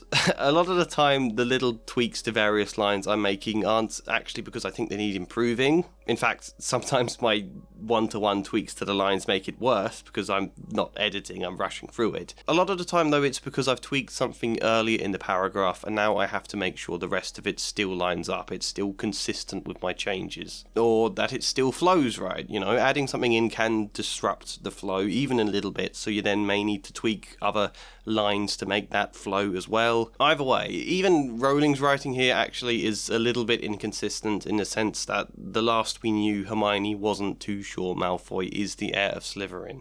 She was quite sceptical about that. Ron is the one who was insistent, where Hermione was doubting. Let's think, said Ron in mock puzzlement. Who do we know who thinks Muggleborns are scum? He looked at Hermione. Hermione looked back, unconvinced. If you're talking about Malfoy... Of course I am, said Ron. You heard him. You'll be next, Mudbloods. Come on, you've only got to look at his foul rat face to know it's him. Malfoy, the heir of Slytherin, said Hermione sceptically. Look at his family, said Harry, closing his books too. The whole lot of them have been in Slytherin. He's always boasting about it. They could easily be Slytherin's descendants. His father's definitely evil enough. They could have had the key to the Chamber of Secret for centuries, said Ron. Handing it down, father to son. Well, said Hermione cautiously, I suppose it's possible. But how do we prove it? Said Harry, darkly. So, in the context of that, Hermione now suddenly being super determined is slightly odd. It's not a plot hole, it's not necessarily an inconsistency, but it is unexpected with what we've been led to believe so far. I like the joke of Hermione being the one to convince them to break the rules. I want to preserve that, but is there a better motive we can offer to make this work more believably? Well, that's where my idea for Lockhart's arc comes in. Hermione shut the book with a snap. Well, if you two are going to chicken out, fine, she said. But in dealing with doppelgangers, Lockhart brewed this on his own, having raided supplies from a vampire's cabin. If he could do all that, we can surely... You still believe everything he writes? Ron interrupted. Hermione, he's thick as a board. It doesn't matter if I believe it or not. Her voice was suddenly sharp. There were bright pink patches on her cheeks, and her eyes were brighter than usual. Maybe some bits of his books are exaggerated, or even a fabrication. It doesn't matter, because they inspire me either way. They make me want to... Oh, I don't know. Be more daring. There are some things worth breaking the rules for. Both of you proved that last year. But if you don't think this is worth it, I'll go straight back to Madam Pince now and hand the book back in. I never thought I'd see the day you'd be persuading us to break rules, said Ron. Lockhart has gone to your head. Alright, we'll do it. But if this is being more daring, what was it that time you set Snape's robes on fire last year? Yeah, that's the point. True or not, she can still defend Lockhart, not totally out of delusion now, but because she thinks he's a great writer. She loves the stories and they inspire her. What's wrong with that? You know, even if they're made up, it's still a good thing for her, especially when she can have a tendency to be too rigid about the rules. This is helping her develop out of that. I do like this bit. I think it's a good beat in the middle of the story. It means the Lockhart stuff can develop into something more. But I don't like Ron's final line. I think I must have wanted to poke fun at the inconsistency that's already present, them being so concerned about breaking into Snape's store cupboard when they've already done way worse stuff in the past, such as setting Snape's robes on fire. But this isn't good for poking fun. It feels crowbarred into the scene. It doesn't really make sense when a lot of readers might not remember that from the first book. All it does is makes Ron's line sound unnatural and minimise the tension this scene is attempting to build. So I think it'd be better trimming that back and leaving it as, alright, we'll do it, but no toenails, or whatever the original version was of that line. So yes, this is halfway through the book, and I'm building towards something. The problem is there's still a load of occurrences where Ron and Hermione carry on the same bickering about Lockhart like they were doing before. Because of this line I've just had about inspiration, I need to change the nature of all of the other lines going ahead. For example, here is an original Rowling extract after Lockhart removes the bones in Harry's arm. Hermione waited outside the curtain drawn around Harry's bed, while Ron helped him into his pyjamas. It took a while to stuff the rubbery, boneless arm into a sleeve. "How can you stick up for Lockhart now, Hermione, eh?" Ron called through the curtain as he pulled Harry's limp fingers through the cuff. If Harry wanted deboning, he would have asked. "Anyone can make a mistake," said Hermione. "And it doesn't hurt anymore, does it, Harry?" "No," said Harry, "but it doesn't do much else either. Here's my tweak." "Is Lockhart still inspiring, Hermione?" Ron called through the curtain as he pulled Harry's limp fingers through the cuff. If Harry wanted deboning, he would have asked. Hermione let out a huff. "I already admitted some of the events in his books might be exaggerated." "You mean downright lies?" Ron said, which Hermione pretended to ignore. "If you think you're going to spoil my enjoyment of the stories, forget it. Besides, anyone can make a mistake. Your arm doesn't hurt anymore, does it, Harry?" "No," said Harry, "but it doesn't do anything else either." Again, this change isn't really improving the scene. Arguably it's worse because it's less trimmed and needs an edit, but it does keep the arc consistent, and I think what you gain there is greater than the loss. Anyway, there's a few other little moments like this, and then Hermione gets petrified. It is a bit of a shame she can't be there for the conversation where Lockhart admits to Harry and Ron he's a fraud and all of this stuff, because Hermione's the one with personal feeling. At its best, she would be there for that scene, but we can't do that. It would ruin too many other things to have Hermione there, so we go all the way now until that tiny bit at the end where Hermione is awake again. And I wanted to do more with her in that celebration feast scene than just describe her saying "you solved it," but that entire paragraph isn't really a scene, it's just a description of things that happened. Harry didn't know whether the best bit was Hermione running towards him, screaming, "You solved it! You solved it!" or Justin hurrying over from the Hufflepuff table to wring his hand and apologise endlessly for suspecting him, or Hagrid turning up at 3:30, cuffing Harry and Ron so hard on the shoulder that they were knocked into their plates of trifle, or winning the House Cup, or announcing exams were cancelled, or announcing Lockhart won't be returning next year. You know, if I want that paragraph to include proper dialogue with Harry and Hermione or whatever, I have to alter the entire paragraph into an actual scene rather than a quick list of things that happened, and the amount of change that requires, I decided I might as well leave it as it is. So instead, I added a bit to the scene of them returning on the train. Originally, it's just this. Harry, Ron, Hermione, Fred, George and Ginny got a compartment to themselves. They made the most of the last few hours in which they were allowed to do magic before the holidays. They played Exploding Snap, set off the very last of Fred and George's filibuster fireworks, and practiced disarming each other by magic. Harry was getting very good at it.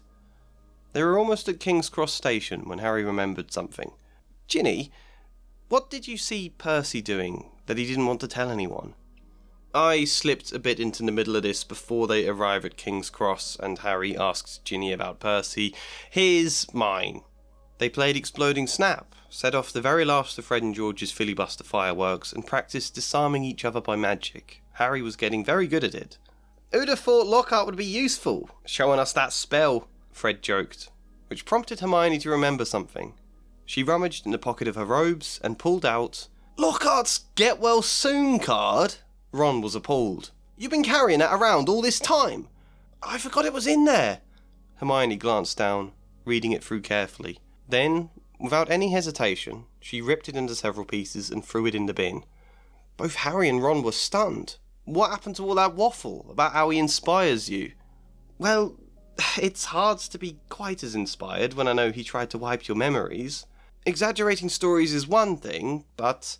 She reddened a little and tailed off. I'll keep his books. I might read them again one day. If not, I think I know better people to be inspired by. The end. Yes, if you haven't already twigged, I've been doing something meta this whole time. It's an arc reflecting people's own conflicting feelings around loving J.K. Rowling's stories, but not her as a person. Aren't I so clever? No, I really like this though. I think for such a visibly meta idea, it fits really well into this story. It turns all of the Lockhart stuff into something kind of wholesome instead of just ridiculing Hermione non-stop and then never having a conclusion. And we've preserved all of the original humour, but just with some framing that adds empathy and actual progression. Neither of the things we've done for Hermione in this book are huge arcs. There's not like great emotion and growth to them, but I don't think they need to be. You can definitely go too far trying to force development and some great revelation into a children's story for a side character, but something as minor as this I think can be fine. Harry has a strong arc this book, so it's okay for Hermione's to just be this. It fits so smoothly into the book. What about Ron's arc, though? What about my sister? Said Ron, jerkily.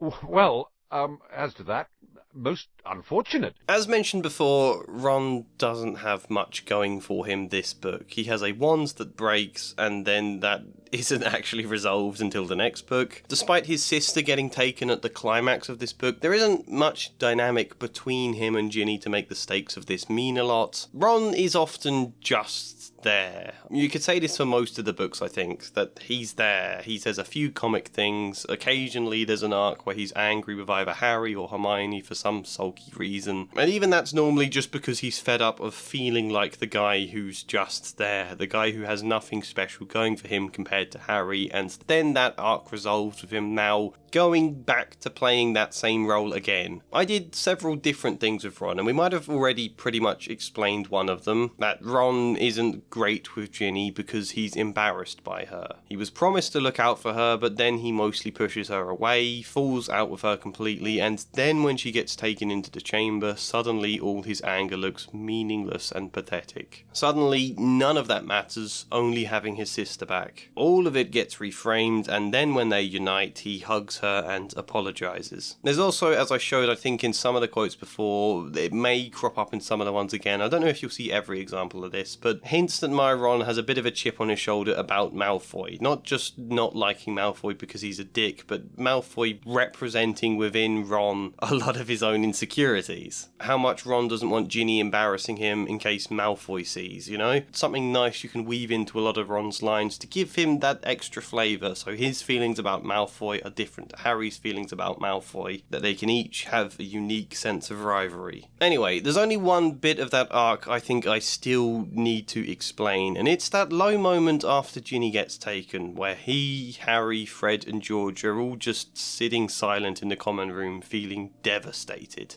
And on the one hand, I thought, why does this beat even exist? Ginny has been taken. Surely Harry and Ron are going to be wasting no time at all. Like, sure, they don't know where the Chamber of Secrets is at this point, but they do know who to ask. They know Myrtle was the girl killed last time, and that was where they were originally heading when McGonagall suddenly announced all students needed to return to their common rooms. So they went to the staff room to overhear what happened and discovered it was Ginny that's been taken. But yeah, why not go straight to Myrtle again after this? Why go back and sit in the common room for ages when Ginny might still be alive? The thing is, that low beat is really useful pacing and structure-wise for the story to function. You don't need it really in the movie version because movies are different medium, but you do in a novel. I think if we go straight from the dramatic high of discovering Ginny has been taken to rushing to Myrtle, I don't think it would flow quite right. That is just a theory. I don't think this applies in every situation, and it would take ages to explain all my rationale for thinking that here. And as you know, we're very short on time. This is a very short, concise video. But also, this is a nice moment to emphasise Ron's feelings of guilt. He was angry with his sister, now she's been taken. There was that bit I edited in earlier. Silence engulfed them.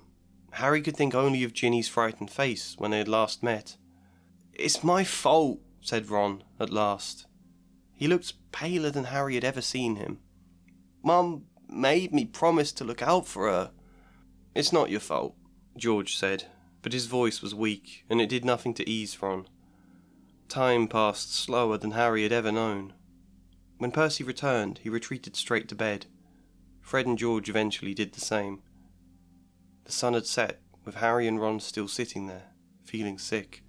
This is obviously followed by the beat where they rally themselves up to go out and face danger together. You know, that bit you often get before the third act, because it's good structure. Our heroes don't know what to do, they feel bested, but then they rally together with a new idea, and one of them maybe makes a passionate speech, so they go out and they give it their all. You see this trope a lot in variations because it's a good beat at this precise point in a story. There's nothing wrong with that trope. It's a sensible thing to do. As a result, I've kept it, but I've made Ron the one to rally Harry, which is sort of the case in the original version. I'll show you that first. "She knew something, Harry," said Ron, speaking for the first time since they had entered the wardrobe in the staff room. "That's why she was taken. It wasn't some stupid thing about Percy at all. She'd found out something about the Chamber of Secrets. That must be why she was..." Ron rubbed his eyes frantically. "I mean, she was pure blood. There can't be any other reason." Harry could see the sun sinking, blood red below the skyline. This was the worst he had ever felt. If only there was something they could do. Anything.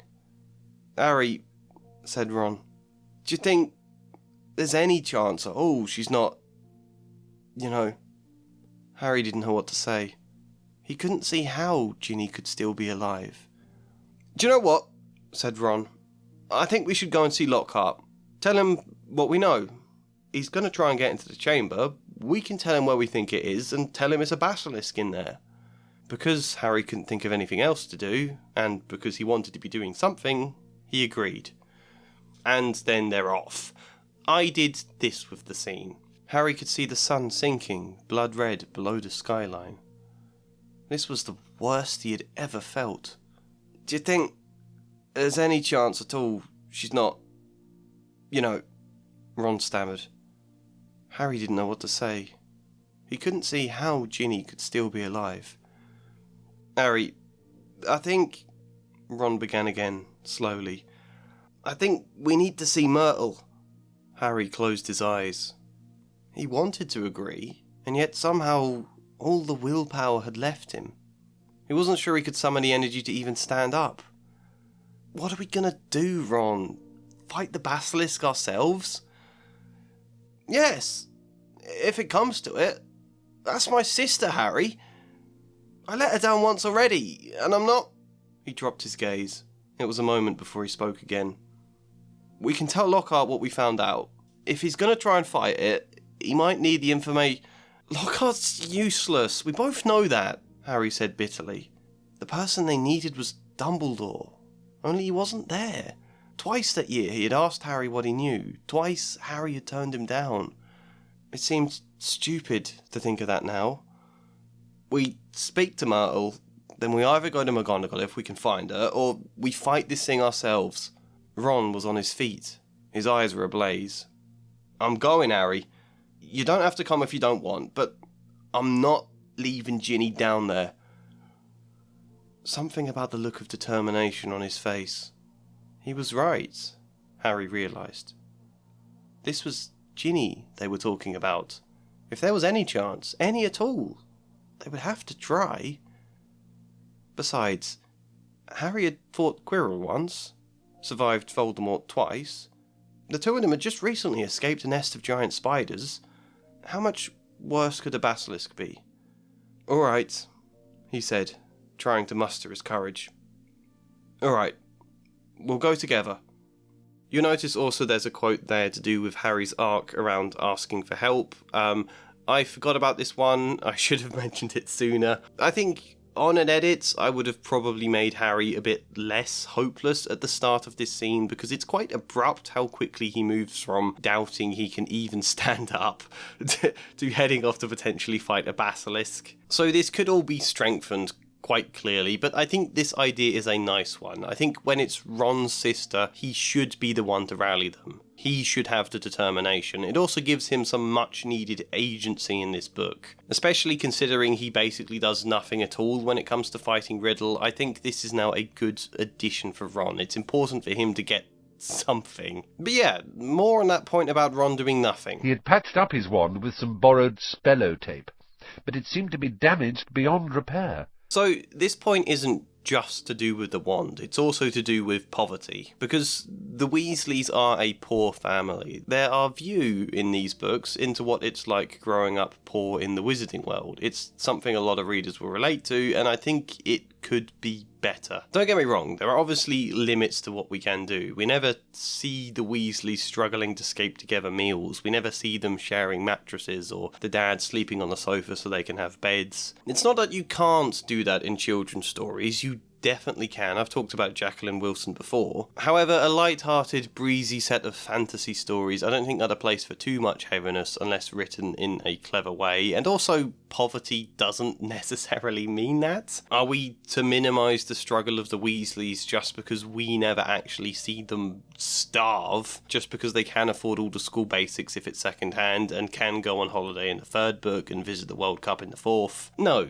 Poverty isn't as straightforward as that, but what it's like for the Weasleys, or mainly Ron, to grow up poor is something to explore in the books, is something worth expressing, and when there isn't much extremity to it in a set of books that can be cartoonish in exaggerating a lot of other things, it does then deny us space to explore. Also, poverty inevitably raises a ton of questions in the wizarding world, like why don't you just use magic to get food, or a duplicating spell, or engorgement charms, or whatever else, either to bring in money or get the things you need. And we don't really have existing answers to those questions. I mean, I somewhat do. I talked in my previous videos that my theory for transfiguration and how it works is that it's more of an illusion of change than actually altering an object's innate being, but that there are what I saw as meditative spells often used in potions where you do alter or at least heighten or lessen certain chemical or magical effects that ingredients might have. The example I gave was that the potion Felix Felicis contains alcohol. You use a meditative spell on the ingredient alcohol to boost the feeling of confidence alcohol gives you, but using another spell to diminish the negative effects of drunkenness, such as impaired balance and senses. Now, you can use a very complicated meditative spell to do that. It's a difficult type of magic where you have to focus intensely on the spell and on the ingredients for a long period of time to even subtly alter its effects. Therefore, you can't just magic up food or gold. You can magic up the illusion of food, or duplicate a loaf of bread, or even use engorgement to make it appear bigger so you can technically eat more of it, but the innate quality of the bread is just the same. It'll look and feel like you're eating more bread, but you won't gain any sustenance or nutrition or have filled your hunger any more than the original amount of bread ordinarily does. Does that make sense? You could use meditative spells to increase the calories or the amount of fiber or something, but it's super difficult to do that kind of spell, and it will only have marginal effect. Unfortunately, it's only saying this now I realise I forgot to alter any of that when it comes to the random bit where Hagrid uses engorgement charms on his cabbages in this book. Remember that bit from earlier? If I was doing a redraft, I'd have to tweak that a little. In terms of gold, obviously transfiguration, duplicating spells would just give you the illusion of more gold, but we can assume there are magical checks to tell if gold is real, something like that, you know? These are things it would be nice to explain somewhere in one of the books, but only if a good place actually comes up. As it is, we do have a lot of questions about why they're so poor, and the book mostly avoids the subject. This book offers us space to do two interesting things here. Explore what it's like when your wand breaks, if you're a kid and you're not sure your parents can afford a new one, and what it's like if you're Harry, who has a lot of gold and you don't know how to interact here. Ron having his wand broken is just a comic bit in Rowling's version of this book. Only once does the question get raised of getting a new one. Very early into the book, Harry says this. "Right home for another one," Harry suggested, as the wand let off a volley of bangs like a firecracker. "Oh yeah, and get another owler back," said Ron, stuffing the now hissing wand into his bag. "It's your own fault your wand got snapped." That's it, which is less to do with a lack of gold than the fact he's in trouble with his mum. In regards to Harry's experience of having money and staying with a family that doesn't, the books consistently pretty much always do the same thing. Harry notices them struggle with something money related, and the narration describes his feelings of awkwardness, and he then pretends not to notice, or he moves away, or he silently lets the moment pass. Over and over again, he just feels awkward and embarrassed, and it's like, you could say something, Harry. You could offer at times to help, even if it's wrong, or if it offends them. It's still the sort of thing you'd think a kid might want to try asking. As it is, poverty starts to feel like something awkward you're supposed to ignore, something pleasant you must pretend isn't there. And I'm not sure that's a great message. I get where it's coming from. I'm not saying Harry's completely heartless here. It's an awkward thing to bring up when you're worried they might be insecure about it, but even so. So what have I done? Well, I did faintly expand that scene at the Burrow where they're all nervous about what they can afford, Mr. Weasley reading the letter from Dumbledore and then saying they're going to be okay. It was a little ham-fisted, but it's a nice moment. Then they all go to Gringotts to get money to buy things, and this is potentially a good moment from Rowling. Harry seeing how devastatingly empty their bank is. Harry enjoyed the breakneck journey down to the Weasleys' vault, but felt dreadful. Far worse than he had in Knockturn Alley when it was opened. There was a very small pile of silver sickles inside, and just one gold galleon. Mrs. Weasley felt right into the corners, before sweeping the whole lot into her bag. Harry felt even worse when they reached his vault.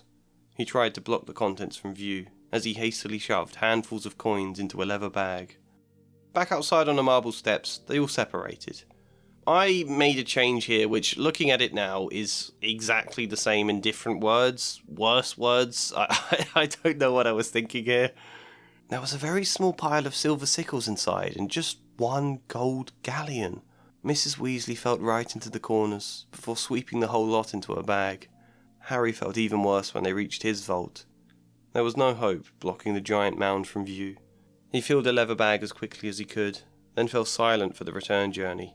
Okay, maybe I'm being a bit harsh on myself. There is a difference. The first extract, Harry feels awkward and tries to hide the situation because he feels awkward, but then the moment they're away from the vaults, he completely forgets about it. His feelings don't matter here beyond the awkwardness. And I don't think Rowling was intending that in the writing here. I think Harry is meant to be feeling empathy for them, and she just wanted to get on with the story, but as a result, that's not how it reads. In my extract, the fact he remained silent afterwards signals he's still thinking about it. He hasn't actually done or expressed anything here yet, because we also need to get on with the story, but it signals he hasn't just pushed it from his mind. I think that is probably important to signal because it's part of the arc this chapter, if you remember. So far, Harry has expressed nothing, but twice we have seen him notice their poverty, and twice we have signalled him thinking about it, and it's later in this chapter where he first proposes buying them a gift. "Should I buy your parents something for letting me stay?" he asks Ron, who looked uncomfortable at the idea and shook his head. "Don't worry about it." Like, this one is odd it's not in the book. I think this is surely the least you'd do for getting to stay there half the summer when they saved you from starvation and prison. A little thank you gift. I know a kid might not necessarily think of it, but it feels important to include in a story. Ron insists Harry doesn't have to buy one, and he makes a joke about them wanting to take Harry in, and it eventually leads to them deciding to ask if he can stay for good, where we then have Harry now wishfully, simplistically trying to give Arthur money. "I could pay," Harry said, fishing out some of the galleons that were still sitting in his pocket. "I've got loads at Gringotts, it's not a problem." He held them out. Mr. Weasley flinched, as though Harry was offering something dangerous, then gestured for him to put the gold away again. "It's not a problem for you, Harry, but it would be for the Ministry. You see, even if your aunt and uncle agreed to let us take you in, which you don't know they would for certain, we would have to prove to the Ministry that we can look after you properly. That is, that we can afford to look after you." Harry didn't understand why Mr. Weasley was looking so grim. Ron's face was equally confused. "But you can afford to. You've been able to look after me fine so far, haven't you? And anyway, I've just said I can pay. I want to." "If a child is having to pay his guardian's money, then he's not being looked after properly, Harry.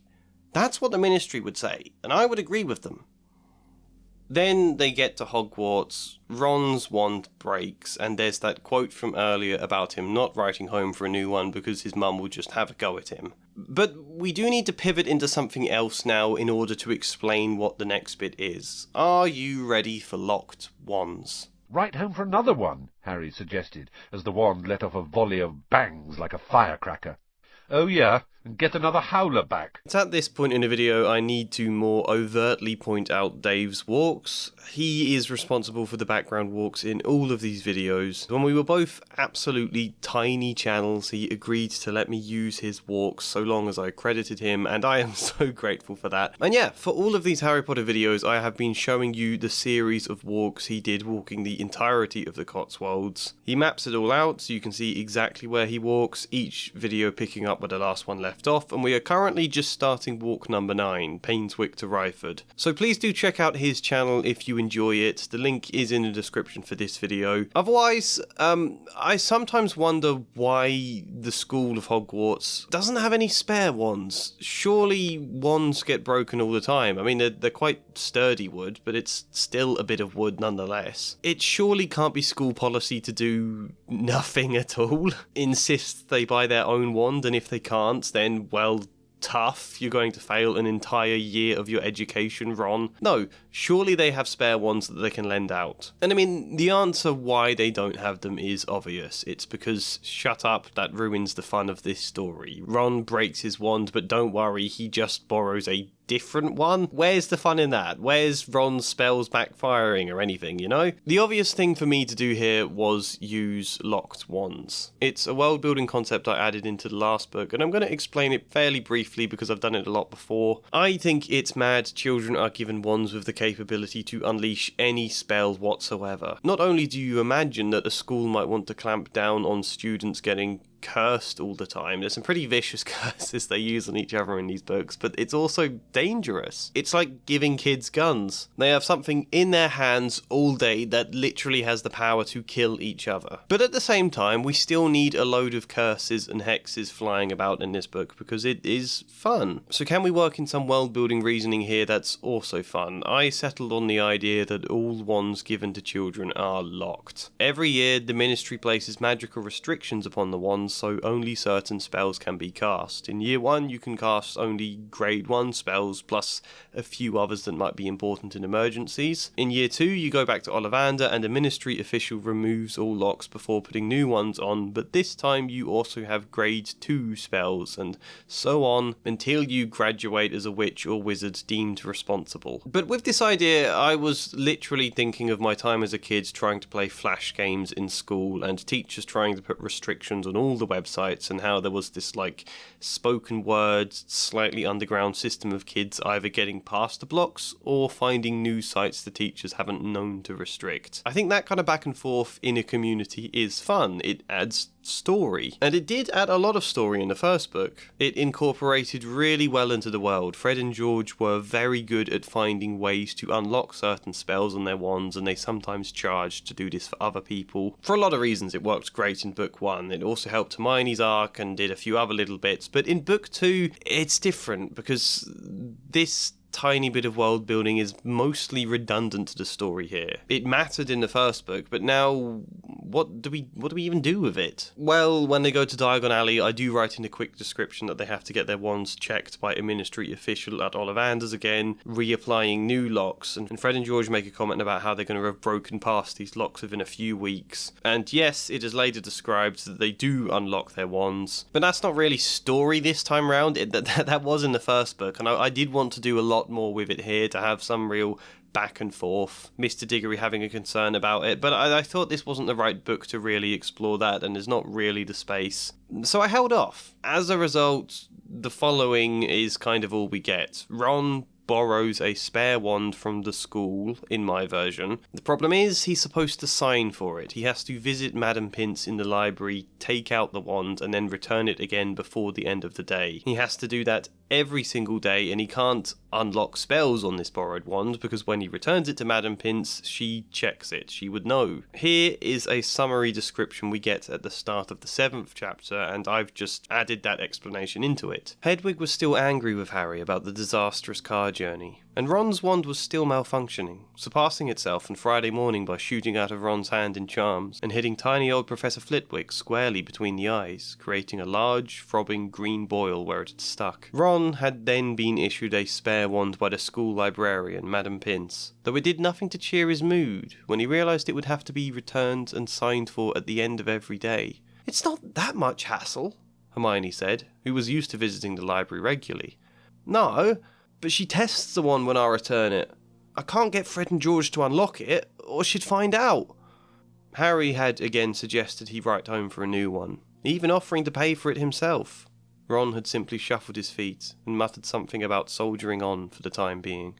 This is why when we then get to the eat slugs moment with Malfoy, Ron still uses his own wand. He and Hermione supported Ron out of the stadium and across the grounds towards the edge of the forest. "Nearly there, Ron," said Hermione, as the gamekeeper's cabin came into view. "You'll be all right in a minute. Almost there." "Why did you use that wand?" Harry asked. "You know it's broken. What about the spare from Madam Pince?" "Locked," Ron managed to say with great difficulty. "Can't hex." Here's then this opening paragraph to the 8th chapter. October arrived, spreading a damp chill over the grounds and into the castle. Madame Pomfrey, the matron, was kept busy by a sudden spate of colds among the staff and students. Ron was growing accustomed to the routine of trudging to the library every morning and evening to collect or return the school-issued spare wand. He was still grumbling about the way Madam Pince eyed him suspiciously whenever he returned it, though he seemed to be adjusting to the feel of the wand, and was performing better in charms again. A very long sentence, that one, far too long and unwieldy. But talking of long and unwieldy paragraphs, here's this other one I wrote. The scene where they're discussing if Malfoy is the heir of Slytherin and Hermione is suspicious. This was a moment I attempted to use to explain about school places and tuition fees. Arguably I should have shown you this when we were talking about Hermione, but here it is now. Hermione looks back, unconvinced.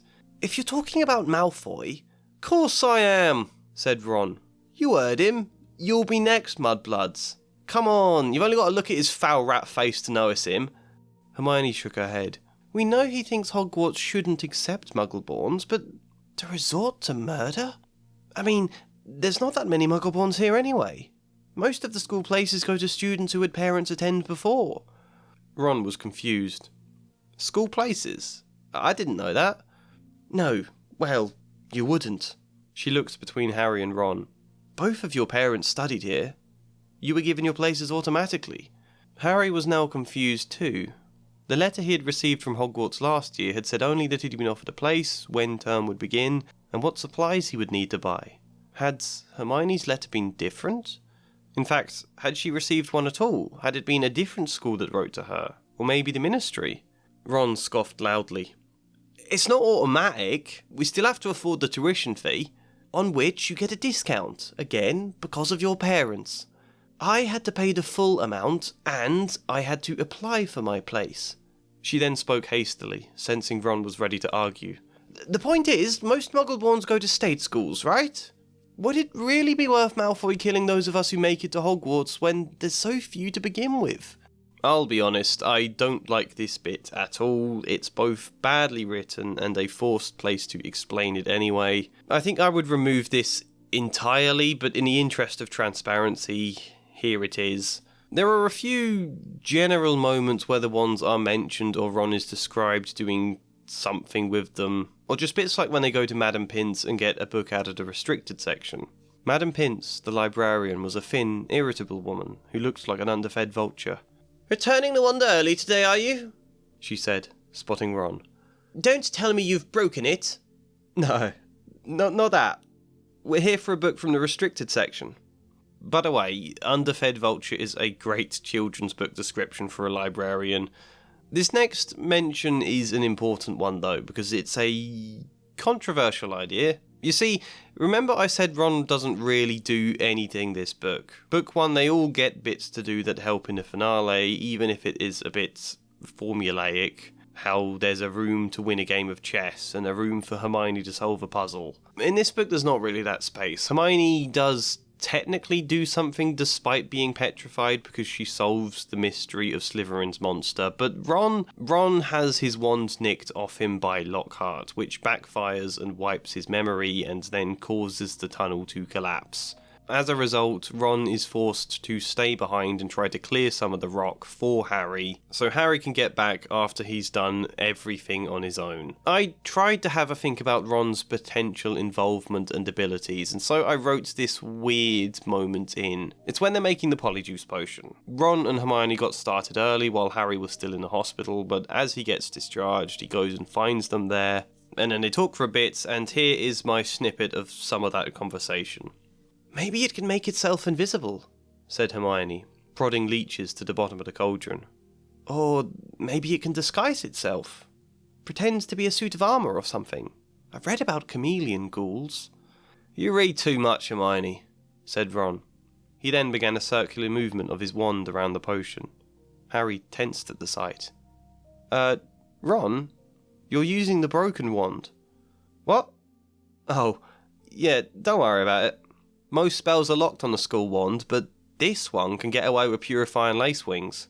He pulled a handful of dead lace wings out of a bag and began casting a spell. Harry stopped him. "Don't worry about it. That wand of yours could sooner blow up the entire cubicle." "It's fine," Ron said, in a manner far too casual for Harry's liking. Hermione chimed in. "No, really, Harry, it's fine. He's been using it all morning. Fast bursts of magic, like incantations or snap spells, seem to backfire, but slower, meditative spells work without issue.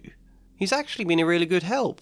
Well, not with following the instructions and the measurements, but the wand work." "You hear that, Harry?" "A compliment," Ron said. Hermione hit him in the side, and he started laughing. I like the way this reads. It's a nice moment of Ron and Hermione having a bit of chemistry. I always think this. Almost all of their chemistry in the books is bickering very seriously, sometimes nastily, which I get. I'm not getting rid of that in these books, but I think we also need other things too, if they're going to one day become a couple. So I think the idea Ron would sometimes take the piss out of Hermione fits. The problems here are I've never explained what snap spells are. I thought of the term as I was writing this scene and I didn't go back to add it in anywhere else. So it's just a random phrase in a first draft to mean non-meditative spells, basically. Ones that are like a quick flick of a wand, and a word like Expelliarmus is a snap spell in my concept. The other problem, I'm not sure if this is a good idea or not, because it means Ron has the potential to be very good at potions now, if only he was able to follow instructions better. I do quite like that, but I think it could also create problems in the later books. Also, this is still a bit random. There's not really an explanation for why this is the case. I wanted at some point Hermione to continue being curious about why this set of spells works with Ron's wand and not other ones. And I did have a theory for why that is, which she would figure out later in the book, but I either never found the space or just forgot to write it in as I went along. So it's just this, and it is very random on its own. The next relevant quote, though, is at Christmas. Here is Rowling's writing, with one tiny inclusion from me at the end. The rest of Harry's Christmas presents were far more satisfactory. Hagrid had sent him a large tin of treacle fudge, which Harry decided to soften by the fire before eating. Ron had given him a book called Flying with the Cannons, a book of interesting facts about his favourite Quidditch team, and Hermione had bought him a luxury eagle feather quill. Harry opened the last present to find a new hand-knitted jumper from Mrs. Weasley and a large plum cake. Ron, who still hadn't dared to ask for a new wand, received similar presents from her. Harry had strongly considered buying him a wand himself, only it would have required a trip to Diagon Alley. I mean, it's quite nice in principle. I think it is odd in the books that it's never really mentioned what Harry buys anyone else. It's always just what he gets. So it's nice to have a vague mention of something he considered buying Ron, even if it doesn't actually tell us what he did. And I think it is worth, again, reminding us of this fact in the story, that Ron still hasn't dared to ask his parents for a new wand. But I would also say this is where things start to go wrong in the arc, because it is a nice inclusion, but it doesn't ultimately do anything and doesn't tell us anything more about Ron's feelings. I guess I was torn.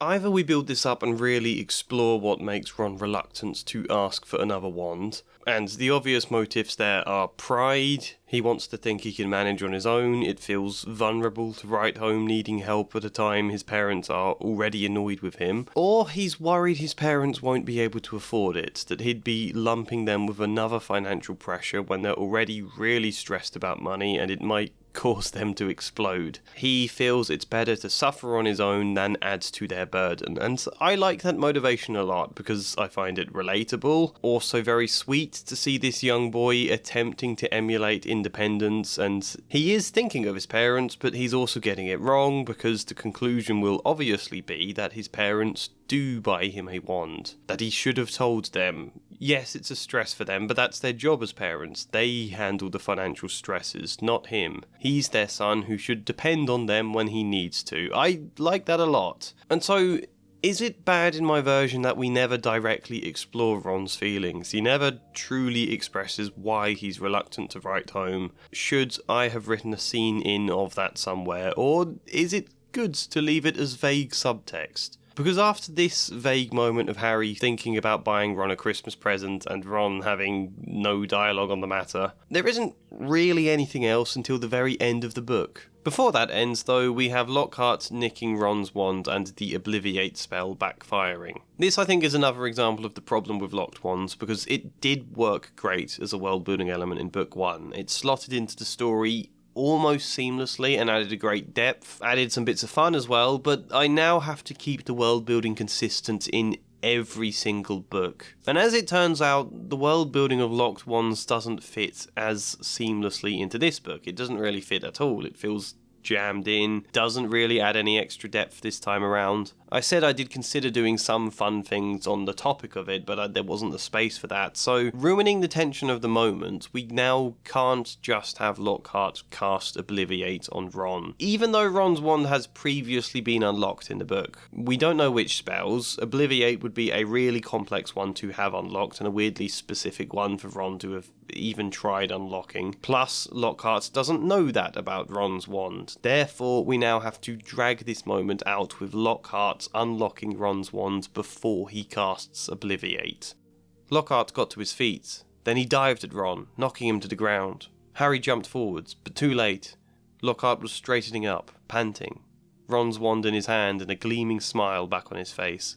"The adventure ends here, boys," he said. "I shall take a bit of this skin back up to the school, tell them I was too late to save the girl, and that you two tragically lost your minds at the sight of her mangled body." Harry went to reach for his wand, but Lockhart raised the wand in fret.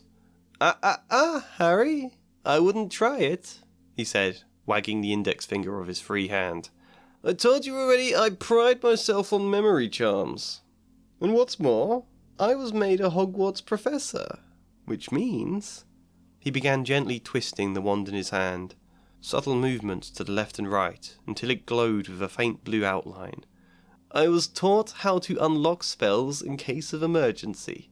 Say goodbye to your memories." He raised one spellotaped wand high over his head and yelled, "Obliviate!" I don't think it's awful, but it's just naturally a bit clunky when we're forced to explain something during a moment of tension. Also, I used the word wand twice in the same sentence. I really don't like that. It's just a sloppy first draft thing. Did you notice that? Harry went to reach for his wand, but Lockhart raised the wand in frets. That's just odd and confusing and clunky. Anyway, the tunnel collapses, Ron says he'll try and shift some of the rock, and so when Harry comes back, instead of the original tiny hole Ron has physically made with his hands that they're able to squeeze through, my version has this.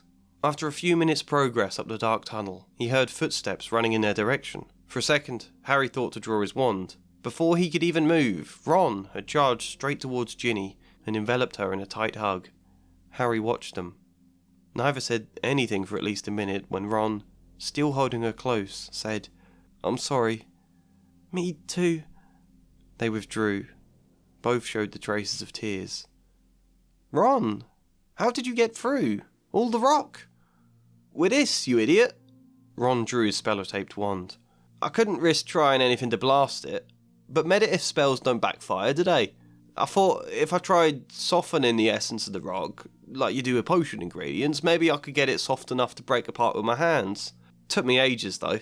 I only just got it to work, and..." He suddenly noticed what Harry was carrying. "How come you got a sword? And what's that bird?" Again, the problem with the writing here is that it's so clearly an explanation for the reader's benefit. How we fix this, and this is, I think, one good thing you can tend to do with exposition. It's not always about explaining in the scene more subtly. Sometimes it's about setting it up earlier so that when you actually get to the exposition, the idea has already been established. By that I mean, how I reckon we fix this is probably replacing that moment where Ron purifies Lace Wings for the Polyjuice potion. Instead of him doing that, you have him softening some really hard rock-like ingredient for the potion. Doing there what he's later going to do here, so that when we do get to this now, he doesn't need to explain it like we're idiots. We kind of already get the theory, therefore he can explain it much more naturally. The concepts, the idea we're going with here, I mean, what a great triumph for Ron. He shifted a bit of rock.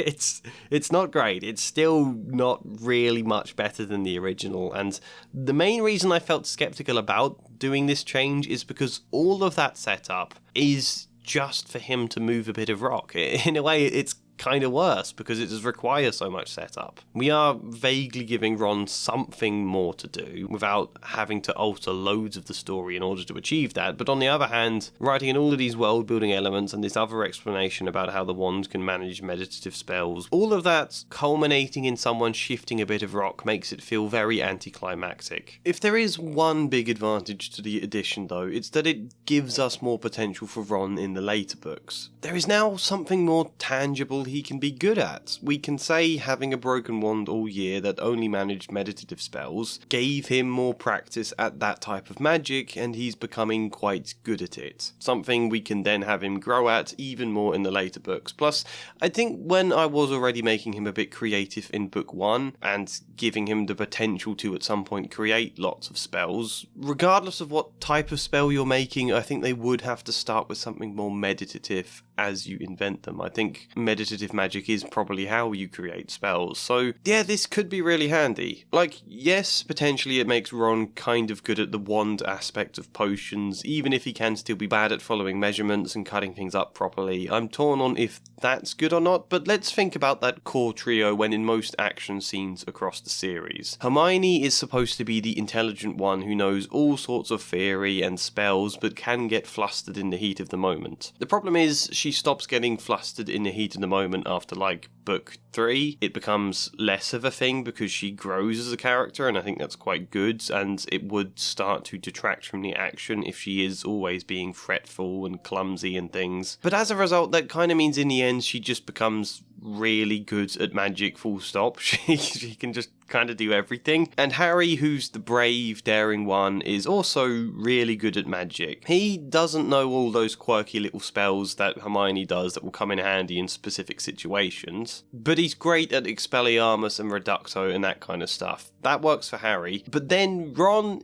is something. Ron doesn't really have any space to stand out in action scenes, and whilst making him more cunning and strategic will become handy for specific moments, it's still not so much when there's action, when they're working urgently, you know, or when he needs magic. If we've now got two different types of magic, snap spells and meditative spells, and Hermione can be great at one of those and Ron can be great at the other, now he can do things. Now Ron's the one who can place all sorts of enchantments on their campsite to make it invisible, for example. Ron's the one who, like his dad, can be a bit of a tinkerer, can make the inside of Hermione's handbag much larger, can invent spells. This undeniably opens up so much space for Ron to be useful. So yeah, whilst the payoff in this book is relatively meagre and potentially anticlimactic, I think this could still be useful in the long term. Either way, when we get to Dumbledore's office at the end, Mr. Diggory is talking to Harry, and Ron says, "If you're handing out rewards, I'd like a new wand," said Ron, trying to catch his attention. "Failing that, a new owl? Ours is getting a bit too old for travel." "Wand? Why do you need a wand?" Mr. Weasley sounded confused. "It broke when we crashed the car, Dad.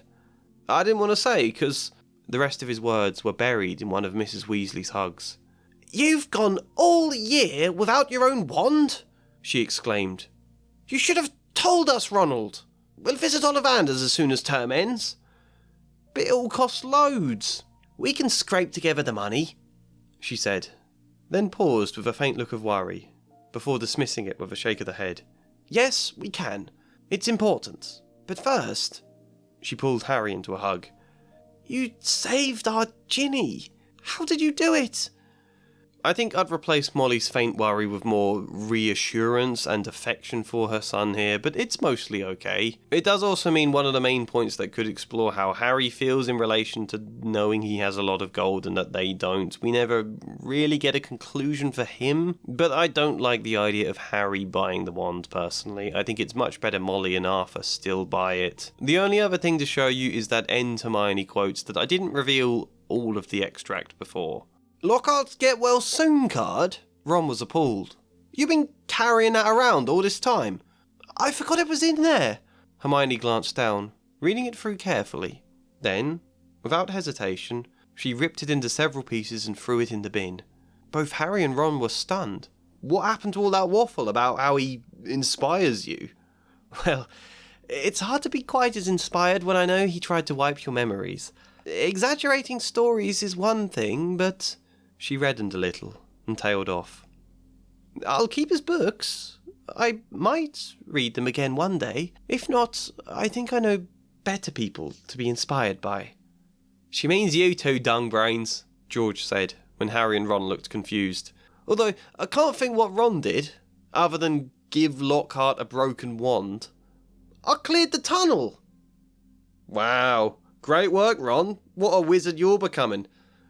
So, on reflection, I do think Ron's arc is better now. I mean, I've actually given him one. It explores his insecurities around wealth, leading to Hermione scolding him when he lets his insecurities sabotage his relationship with Ginny, and then eventually Ron hugs Ginny and apologises, and also he realises he can still rely on his parents' money struggles or not. I think it's still quite loose and vague, but it's nice how all of this stuff ties together. The stuff around the wands, his rivalrous feelings of Malfoy, the tuition fee, Ginny, they're all kind of mixed into the same melting pot arc. Maybe you feel it doesn't conclude properly here. I think that comes down to whether or not you like the decision that I don't mention his insecurities at all at the end of this book. All of his insecurities about being poor or the rivalry with Malfoy. He had that big scene where he argues with Hermione about it, kind of half of the way, 2/3 of the way through the book, but then I never mention it again. And my thinking was that after Ginny gets taken, that stuff just doesn't matter anymore. When Ron sees Ginny again, he doesn't even need to bring it up, it's forgotten. All of that insecurity seems so insignificant knowing his sister almost died, so all that matters is seeing her safe. Whether that idea needs expressing more clearly for it to land, I'm not sure. I think I like it as it is though. What else did I do with Ron then? If I say it myself, Harry, I've always been able to charm the people I needed. So, Harry is the empathetic one who also has bursts of anger. Hermione is the clever one who can potentially be a little bit socially oblivious, or at the least she's very rigid in some of her thinking. Who is Ron? The sulky one, yes, but what else? What strengths? People in the comments on my previous videos have had differing views on this, but either he is supposed to be street smart and he knows things because he grew up in the wizarding world that Hermione and Harry don't, but it's not enough of a strength as depicted, or he's not supposed to be street smart, in which case the outcome is the same. There's still no real strength there. Now, I argued in the first book that strategy can be a strength and creativity as a whole, that his skill at chess can reflect a strategic mind which will help for the forming of various plans in the future, and eventually with organising the Battle of Hogwarts and things. As I also said not long ago, we can use meditative spells and he can become quite creative in inventing spells and doing a bit of tinkering. The problem is, A, there's not much strategic he can do in this book, and B, there's not much creativity either. I tried to think about what other strengths he has or could have that doesn't hinder what we depicted in book 1, and I think he should be the charismatic one, the one that can persuade people, can have a bit of cunning to him when he needs, can be street smart, or just generally can get on with lots of different people. Hermione can be too uptight for lots of people, and Harry is quite quiet across most of the books, really. Not with Ron and Hermione, and not when he's angry, but he's a kid who has no friends prior to Hogwarts. I think he would struggle with just striking up conversation, you know? He's still the empathetic one who will be good at seeing other people's perspectives and uniting people together, but he might also need Ron's help for building rapport. I said it's a bit of a problem Ron is always just there in Harry's shadow. I think this is the solution. Ron, a bit like Fred and George, will become quite popular. Still very sulky and grumpy, but that can also be quite an endearing trait, I think. It can be off-putting when you don't get the person, but I think it can also be quite sweet. So I have subtly started to factor some of this in. Not a crazy amount, because Ron is still growing. It will take a few books still, but some little bits. I'll try and find you the quotes I can remember. There was, for example, this little bit with Hermione. I'll show you the original Rowling quote first. Harry found Ron at the back of the library, measuring his history of magic homework. Professor Binns had asked for a 3-foot-long composition on the medieval assembly of European wizards. "I don't believe it, I'm still 8 inches short," said Ron furiously, letting go of his parchment, which sprang back into a roll. "And Hermione's done 4 foot 7 inches, and her writing's tiny." Then, after a bit of other dialogue, we get, "Hermione, let me read your composition," said Ron desperately, checking his watch. "No, I won't," said Hermione, suddenly severe. "You've had 10 days to finish it. I only need another 2 inches. Go on." The bell rang. Ron and Hermione led the way to History of Magic, bickering. "I did this." "Hermione, let me read your composition," said Ron, desperately, checking his watch. "No, I won't," said Hermione, suddenly severe. "You've had 10 days to finish it. But you might need someone to read it back for you." "I could check your spelling." It was a poor ruse, but he said it with deliberate humour. Hermione smirked, and looked as though she may have given in. Instead, the bell rang. They began the trek to History of Magic, with Ron grumbling all the way about his bad luck. I do quite like this, I think. So often, charm and persuasion is less about saying something super clever and being really subtle than about making a play with enough confidence and humour that it becomes kind of cheeky and endearing. That's what this is supposed to be, and it's again an attempt to build chemistry between him and Hermione, you know, where their bickering can also be fun and playful rather than always just snappy and a bit nasty as it exists in the books currently. Another example is Ron having the idea to trick Lockhart, coming at the end of that same chapter. "Oh, come on, no teacher's going to fall for that," said Harry. But to his surprise, Ron was grinning. "Not unless they were thick as a board." He looked to Hermione.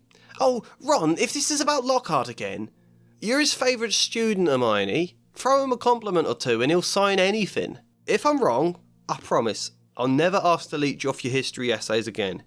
And then, as part of the scene where she does approach Lockhart, I threw in a bit of Ron offering advice when Hermione's really nervous about if this plan is going to work. Ron put a hand on her shoulder. "Wait till everyone's gone," he advised. "And don't let him look too closely at the note. If he starts reading it, say something to distract him. Just keep talking." What's fun about this one is I realised I could incorporate it into Harry tricking Lucius Malfoy at the end of this book. I told you I did that bit kind of differently. In the book, Harry puts the diary inside his sock before handing it to Lucius, so he has to peel the sock off of the book, which he then chucks into the air and Dobby catches it. I think the movie version is better. The sock is hidden inside the book rather than the book inside the sock, and then he hands the book to Dobby to carry, where Dobby then opens the book and realises the sock's inside it. So in my version, Harry has to basically make sure Lucius doesn't open the book and notice the sock before he hands it to Dobby. "Mr. Malfoy," he gasped, skidding to a halt. "Don't you want it back?" And he forced the diary into Lucius Malfoy's hand. Malfoy glared down at it. He moved his other hand as though to open the pages. Harry remembered Ron's advice to Hermione about keeping a person distracted. In case Lord Voldemort wants it back," he said. "Though I doubt he'll be happy with you when he finds out it's been destroyed." Lucius Malfoy glanced up at Harry again. A flicker of fear. He tried to mask it with a cold smile, then threw the book to Dobby. "You'll meet the same sticky end as your parents one of these days, Harry Potter," he said, softly. "They were meddlesome fools too." He turns to go. "Come, Dobby." I said come, but Dobby didn't move. He had opened the diary, and was holding up Harry's disgusting, slimy sock, and looking at it as though it were a priceless treasure. I think this works very well. You know, it is slightly annoying to have spent all of that time testing out a weird plot point around using meditative magic on the collapsed tunnel, and then, by sheer improvisation when I got to this scene, realising we can have a much better moment of triumph for Ron in just him teaching Harry how to do this. I like this change a lot. It is tiny, but it does still give Ron involvement in a way that's fun and doesn't feel forced, and contributes to this idea of Ron becoming someone quite charming and persuasive. Last point about Ron, and then we're going to discuss someone else. Something large and grey fell into Hermione's jug, spraying them all with milk and feathers.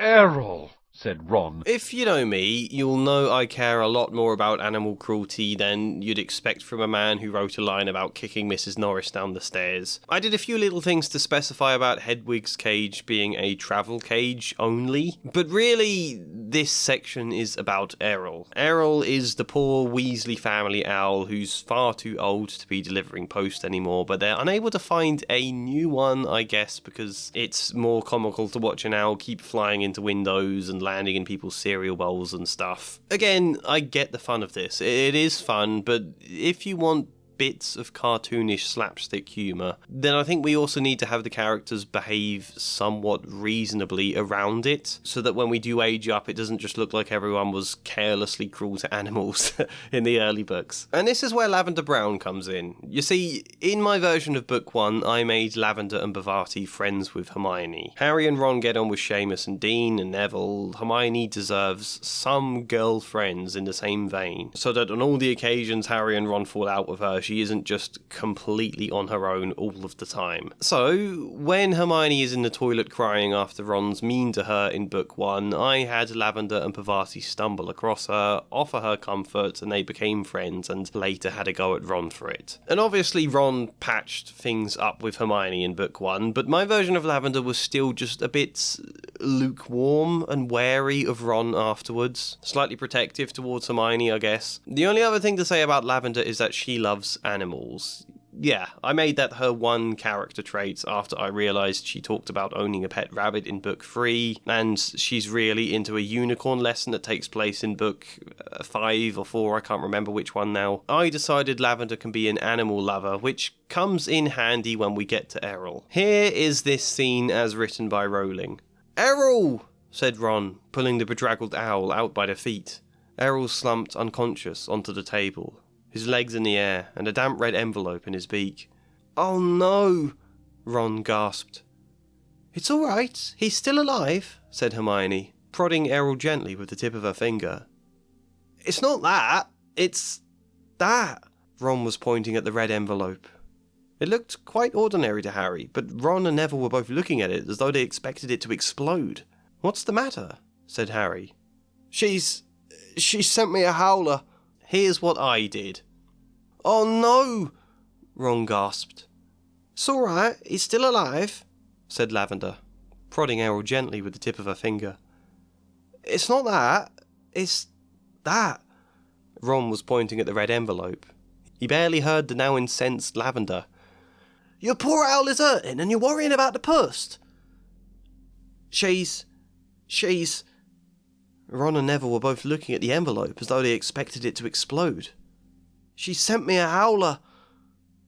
There seems to be a bit missing here, actually. I'm sure I remember writing a bit after this where, when they leave for classes, Lavender tries to tell Ron to carry Errol to the owlery, but he's in such a foul mood after the howler that Ron snaps and tells her to do it if she's so bothered. I'm sure I wrote that, but I can't find it. It's not here. I don't know if I accidentally deleted it somehow, or I decided it was badly written. I don't know. As a result, this little moment during the hopology lesson later on makes less sense. Justin Finch Fletchley, he said, brightly, shaking Harry by the hand. Know who you are, of course. The famous Harry Potter. And you're Hermione Granger, always topping everything. Hermione beamed as she had her hand shaken too. And Ron Weasley. Wasn't that your flying car? Ron didn't smile. The howler was obviously still on his mind. He caught sight of Lavender and Parvati, who were glowering at him from a table opposite. Yeah, without Ron being snappy to them, this bit makes less sense. I suppose it still kind of makes sense. It's not inconsistent, but it's not as clear. Then there's this bit during the Death Day party where Hermione's telling them about moaning Myrtle. She haunts a toilet. Ron laughed. Yes, toilet. She's never once left the bathroom. Even teachers have failed to coax her out, according to Lavender. Ron scoffed. Yeah, well, according to Lavender, I was cruel to Errol. You were! Then there's this bit where Ron first tries to cheer up Ginny after Mrs. Norris has been petrified. I will show you the original first. Ginny Weasley seemed very disturbed by Mrs. Norris's fate. According to Ron, she was a great cat lover. But you hadn't really gotten to know Mrs. Norris, Ron told her bracingly. Honestly, we're much better off without her. Ginny's lip trembled. Stuff like this doesn't happen often at Hogwarts, Ron assured her. They'll catch the nutter who did this and have him out of here in no time. I just hope he's got enough time to petrify Filch before he's expelled. I'm only joking, Ron added hastily as Ginny blanched. Here's mine. Mr. Diggory was making a show of his support for students by announcing that his door was always open to anyone feeling disturbed by the attack. He had a board outside his office for well-being requests, where anyone could sign their name for a chance to talk. As Harry could tell, only Ginny Weasley seemed disturbed. I feel bad for the poor thing, she told them one evening. But you hadn't really got to know Mrs. Norris, Ron said bracingly. She's horrible. Honestly, we're much better off without her. Lavender overheard this and fumed. Oh god, I've forgotten what voice I gave her a minute ago. I'll just do the generic one. She's a cat, Ron. What is it with you and hating animals? Hating animals? He laughed in disbelief. We're talking about Filch. If some nutter has to go round petrifying cats, then Mrs. Norris ain't a bad choice. This was clearly the wrong thing to say. Lavender glanced at Hermione, voice seething. How can you stand to hang around with him? She stomped up the dormitory steps. Ginny, whose eyes were welling with tears, then hurried in the same direction. You know, we're keeping all of the same humour here. We're just providing a character who adds a different bit of framing to it. And I think it also adds another bit of fun because now there's a vague sort of rivalry where Lavender thinks the absolute worst of Ron and Ron doesn't really know what to do about it. Obviously, it's nice having just a bit of a rivalry between Lavender and Ron because, as we know in Book 6, they end up in a relationship. Whilst this isn't what their dynamic will be then, it's nice to have a dynamic now to establish something. So prior to the scene where Ron really falls out with Ginny, we get this attempt from Hermione to get him to be nicer to her. I think I read this before at some point. Hermione, she wants us escorting her to classes. It's embarrassing, Ron groaned. If Malfoy sees, he'll have a field day. But she's your sister. So? He went to set the wood in the fireplace alight, then remembered he'd handed the spare wand in for the evening, so thought better of using his own. Fred and George don't look out for her. Their idea of cheering her up was to dress in fur and boils, then jump out at her from behind statues. Yes, and Percy threatens to write home if they didn't stop. Hermione took out her own wand and lit the fire. Lavender thinks you can be a grumpy Grindylow when... Lavender is your friend, not mine, so I don't care what she thinks, Ron said, crossing his arms and looking just as grumpy as Hermione was suggesting. After a moment, though, he softened. Look, if it makes Ginny happy, she can walk with us to the Great Hall or back to the common room. But I'm not shepherding her to every lesson, and we're not letting her in on the polyjuice potion.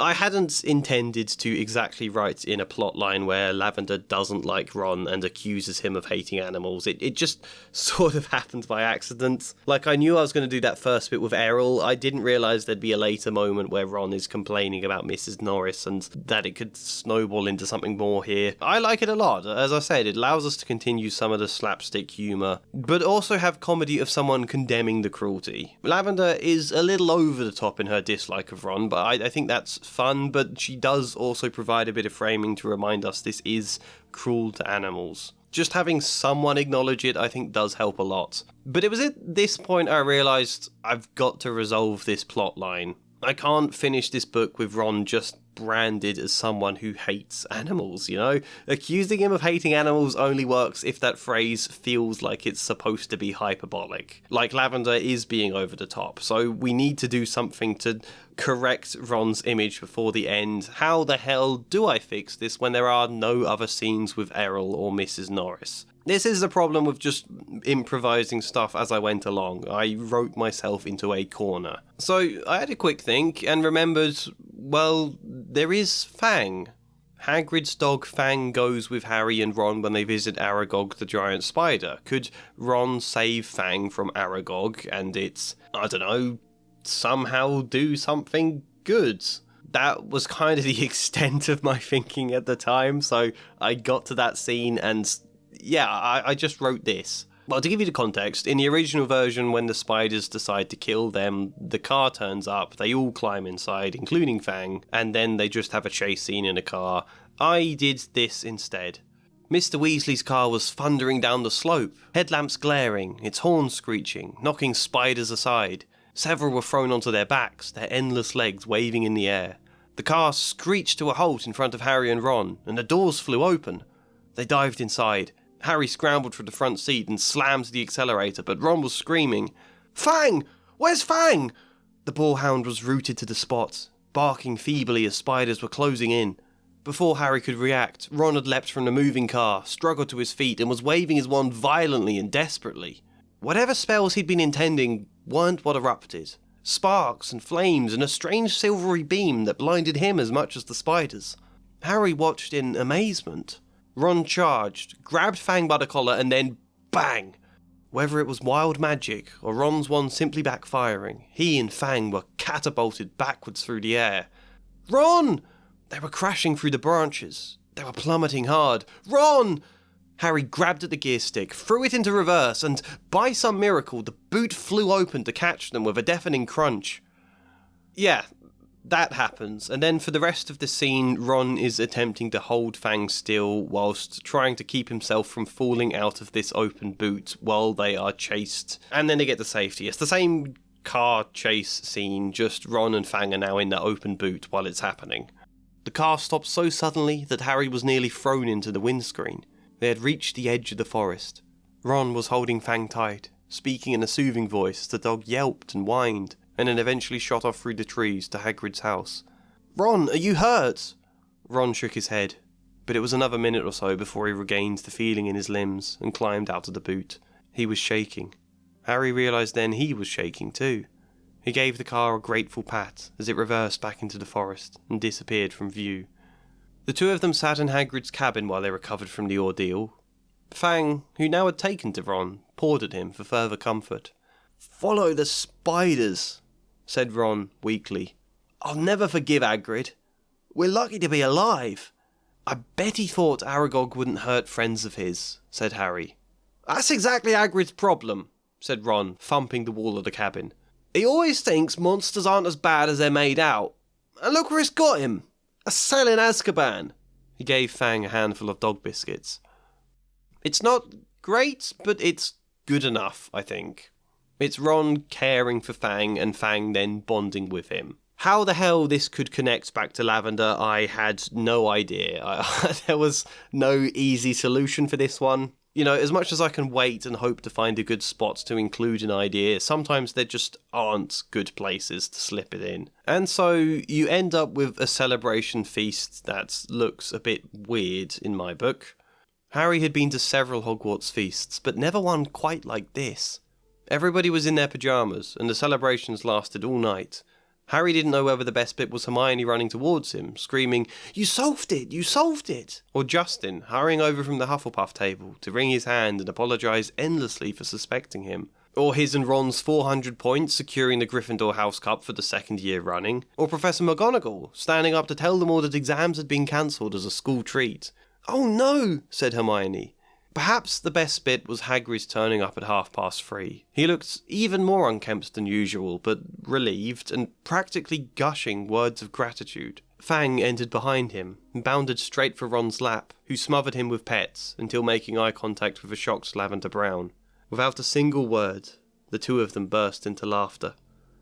It's somewhat believable Fang would come to the hall with him after he's not seen Hagrid for months. The main problem is, I don't know if it's quite tense or just the way the sentences are constructed, but to go from this summary of the feast into a random few sentence snippet of Ron and Lavender feels abrupt. It feels a bit jarring. What I really should have done, as I did consider earlier when discussing Hermione at the end here, is rewrite this whole paragraph into an actual scene where it then could fit more organically. But yeah, that's the vague animal-related plotline for Ron I did on the spur of the moment because it's fun and it's building something between Lavender and Ron, who will of course be dating in the 6th book. It's time to move on. So Malfoy was one where I set out a possible idea in a previous video, but I wasn't really sure about it. However, a lot of you commented saying that you thought it was a good idea worth pursuing, so I decided to try it out here in the end, and the results are mixed. Good enough that I think it could work with a few revisions, but definitely quite vague at the moment. The arc is again tied to Harry. It's like part 2 of their rivalry progressing because it should progress. It's a problem in the books that after they become rivals, that's just sort of it for the next 5 books until you get to the Half-Blood Prince. Nothing at all changes between them. Nothing at all changes about Malfoy. And like, you can absolutely be rivals for that entire time. But think about the most compelling rivalries in fiction. Things still need to change in their relationship. The nature of their rivalry, the dynamics need to adapt so that it's not just a flat, shallow, Malfoy says sneering things and Harry gets annoyed about it over and over and over. As I've said a lot now, my Harry is more empathetic. As I haven't said, Malfoy and Harry had an interesting endpoint in my version to the first book. Basically, they developed their rivalry as they do in that book, getting each other into trouble until they both end up in detention in the Forbidden Forest, where in my version they start hashing things out. Malfoy ranting all sorts about Harry always getting special attention and special treatment from the teachers and always wanting to play the hero and steal the limelight. And Malfoy is both sick of it and obviously jealous. Harry reassures him he doesn't mean for that to happen. He promises he's not trying to steal anyone's thunder. And they almost make a truce until the end of the book when Dumbledore steals the House Cup away from Slytherin because he wants to give Harry and his mates a load more house points so that they can win instead. A bizarre, fun, triumphant moment at the end of the book, except for the fact Harry clocks Malfoy's expression and realises Draco is never going to believe them now, that this is the rivalry back on in full force. That's how they ended in my book 1. Naturally though, coming into book 2, that means Draco is the one far more invested in disliking Harry than Harry is in disliking Draco. At the beginning of this book, my Harry doesn't really want to rival Draco at all. He kind of gets where Draco is coming from, feels a little bit guilty about it, and would rather just drop their issues. Our first encounter is of course Harry accidentally spying on Draco and his dad in Borgin and Burke's. "I hope my son will amount to more than a thief or a plunderer, Borgin," said Mr. Malfoy coldly. And Mr. Borgin said quickly, "No offence, sir. No offence meant." Though if his school marks don't pick up, said Mr. Malfoy, more coldly still, that may indeed be all he is fit for. It's not my fault, retorted Draco. The teachers all have favourites. That Hermione Granger. I would have thought you'd be ashamed that a girl of no wizard family beat you in every exam, snapped Mr. Malfoy. Harry winced a little. He couldn't forget the conversation he'd shared with Malfoy in the Forbidden Forest last year. Draco's jealousy and suspicion that Harry kept trying to show him up. He could no more forget his look of anguish when Gryffindor had stolen the house cup from under Slytherin's nose. It was clear Mr. Malfoy expected nothing less than perfection from his son. I remember writing this, finding it really hard how to explain that forest scene and then the end scene in like one sentence here. How do you explain that in a way that doesn't sound slightly convoluted? There's probably a way. I guess I didn't try particularly hard. This is useful to just remind readers who might not have been aware, may not have read the first book. I think that's unlikely, but it's possible. And secondly, to spell out what Mr. Malfoy thinks of his son. It's arguably unnecessary and quite blunt to have Mr. Malfoy expected nothing less than perfection from his son. If this wasn't a children's book, that would definitely be too blunt. It wouldn't be needed. But as it's a children's book, I felt it's worth including more of a clear explanation when Harry is going to be slightly motivated out of empathy for Malfoy this book and is less keen to engage in a rivalry. We next meet Draco in Flourish and Blots when he's getting at Harry for having his photo taken, and this is a big plus for having that Forbidden Forest scene. Draco's feelings were brought to the surface well enough that we can have this moment, and even before Draco says anything, the reader knows exactly what he feels and exactly what he's going to say. "Bet you loved that, didn't you, Potter?" said a voice Harry had no trouble recognising. He straightened up and found himself face to face with Draco Malfoy, who was wearing his usual sneer. "Famous Harry Potter," said Malfoy. "Can't even go in a bookshop without making the front page." "Leave him alone, he didn't want all that," said Ginny. It was the first time she had spoken in front of Harry. She was glaring at Malfoy. "Potter, you've got yourself a girlfriend," drawled Malfoy. Ginny went scarlet as Ron and Hermione fought their way over, both clutching stacks of Lockhart's books. "Oh, it's you," said Ron, looking at Malfoy with a scowl. Then at Ginny's reddening face. "What were you saying to my sister?" "Just that she has poor taste. But poor is a word your family knows all too well." Ron went as red as Ginny. He dropped his books into the cauldron too, and started towards Malfoy, but Harry grabbed the back of his jacket. "Forget it, Ron." As expected, my version of Harry doesn't really want to fight Draco. I think the next scene like this is when Colin Creevey takes a photo of Harry and then, to Harry's horror, asks him if he will sign it. "Everyone queue up!" Malfoy roared to the crowd. "Harry Potter's giving out signed photos." "No, I'm not," said Harry, exasperated by Malfoy. He always seems to appear at the worst times. "You're just jealous," piped up Colin, whose entire body was about as thick as Crabbe's neck. "Jealous?" said Malfoy, who didn't need to shout anymore. Half the courtyard was listening in. "Of what? I don't want a foul scar right across my head, thanks. I don't think getting your head cut open makes you that special myself." "I've got a scar on my knee from when I was 5, Crabbe said stupidly, making all of them pause in confusion. Harry saw this as a good opportunity to duck out. He didn't want conflict, and could understand Malfoy's feelings. Ron had other ideas. "Eat slugs, Malfoy," he said, angrily. "Be careful, Weasley," sneered Malfoy. "You don't want to start any trouble, or your mummy will have to come and take you away from school." He put on a shrill, piercing voice. "If you put another toe out of line..." Welcome to the strange world of my ongoing attempt to inject just a modicum of life into Crabbe and Goyle. Something. They have no lines of dialogue ever. They are cardboard cutouts simply for Malfoy to crack jokes to. They stand there growling or cracking their knuckles or looking menacing. It's so hard to find any space for them to say anything at all. This was the best I got, and it's weird. I think a lot of you will cringe at this line, but I kind of like it. I don't know, I guess it is a bit of the big, dumb, innocent stereotype, which I don't really want to play into, but I still find it fun. It is stupid, it is a bit whimsical, it makes me feel oddly endeared to Crabbe, We'll talk about the other thing I did with Crabbe and Goyle later on though. The point is Harry again not really wanting conflict. The next scene I think is the Quidditch bust-up. Flint reveals Malfoy is their new seeker. There's a bit of back and forth between both the teams. And I highlighted this line in blue in the script. It's not anything I did. I think I must have just highlighted it because I found it odd and I wondered what you would think. Angelina, Alicia and Katie had come over too. There were no girls on the Slytherin team, who stood shoulder to shoulder, facing the Gryffindors, leering to a man.